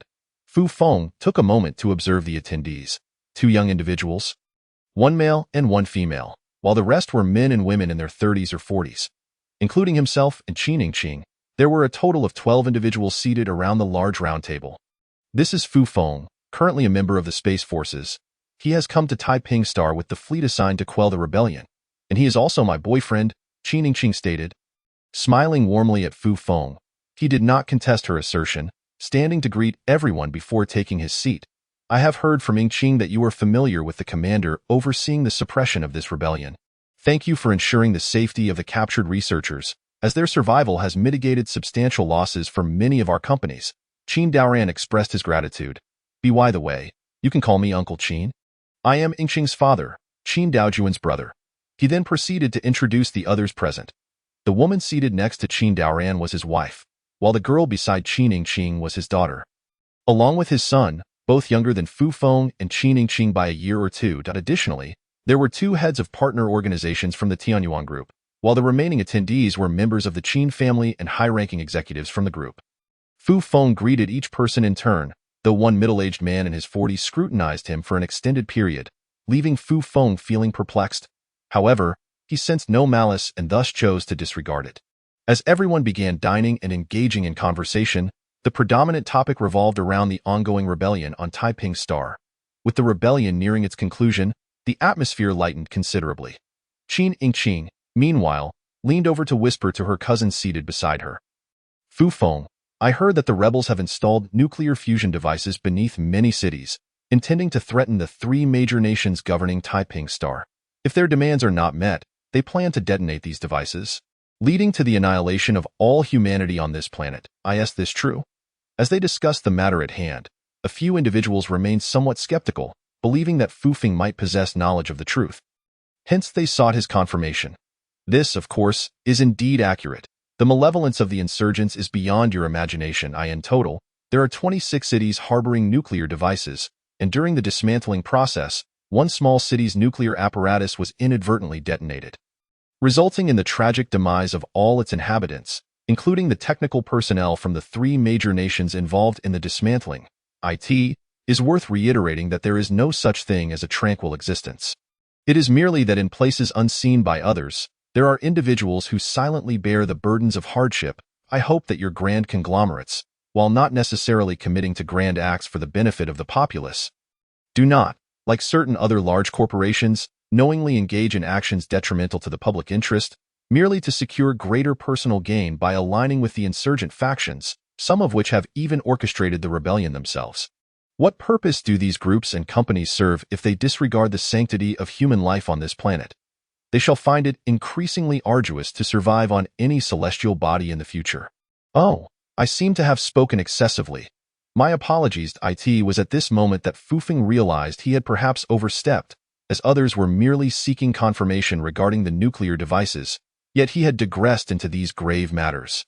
The mere mention of those nuclear devices unsettled Fu Feng, prompting him to voice thoughts that ought to have remained unspoken. Fu Feng's hand was gently held by Qin Ingqing, and all present fell into a solemn silence upon hearing his words. Had the dismantling not been executed in a timely manner, they would all have been reduced to ashes. The atmosphere at the dining table grew oppressive. Ignorance of the truth might have been preferable. For now, with the truth unveiled, all were engulfed in a sense of reflection on their narrow escape from calamity. In truth, Fu Feng articulated his thoughts quite well, as the highest representative of Tianyuan Group on Taiping Star. I have encountered both overt and covert attempts to sway us into joining this rebellion, yet I declined, forbidding anyone within the group from engaging with them, which ultimately led to the abduction of several of our esteemed researchers. I sincerely hope that following this ordeal, we can establish effective management of this planet. Otherwise, the pervasive anxiety will render it difficult for anyone to find solace. Qin Daoran also expressed his sentiments, feeling fortunate for adhering to his principles. Had this incident implicated Tianyuan Group, it would have been catastrophic. I share the sentiments of Brother Daoran and this esteemed Brother Fu Feng. However, over the years, the three major Blue Star nations have relinquished too much authority, loosening their oversight over Taiping Star, which allowed for the emergence of ambition and ultimately precipitated this rebellion. Henceforth, we must enhance our governance and implement effective measures to prevent a recurrence of such events. I firmly believe that Taiping Star will indeed flourish further. Come, Brother Fu Feng, allow me to raise a toast to you. Though I cannot toast to your leaders, I shall toast to you all the same. The individual, seemingly a CEO of some corporation, lifted his glass, inviting Fu Feng to drink on behalf of the Space Forces, and Fu Feng had no choice but to raise his glass and join him in the toast.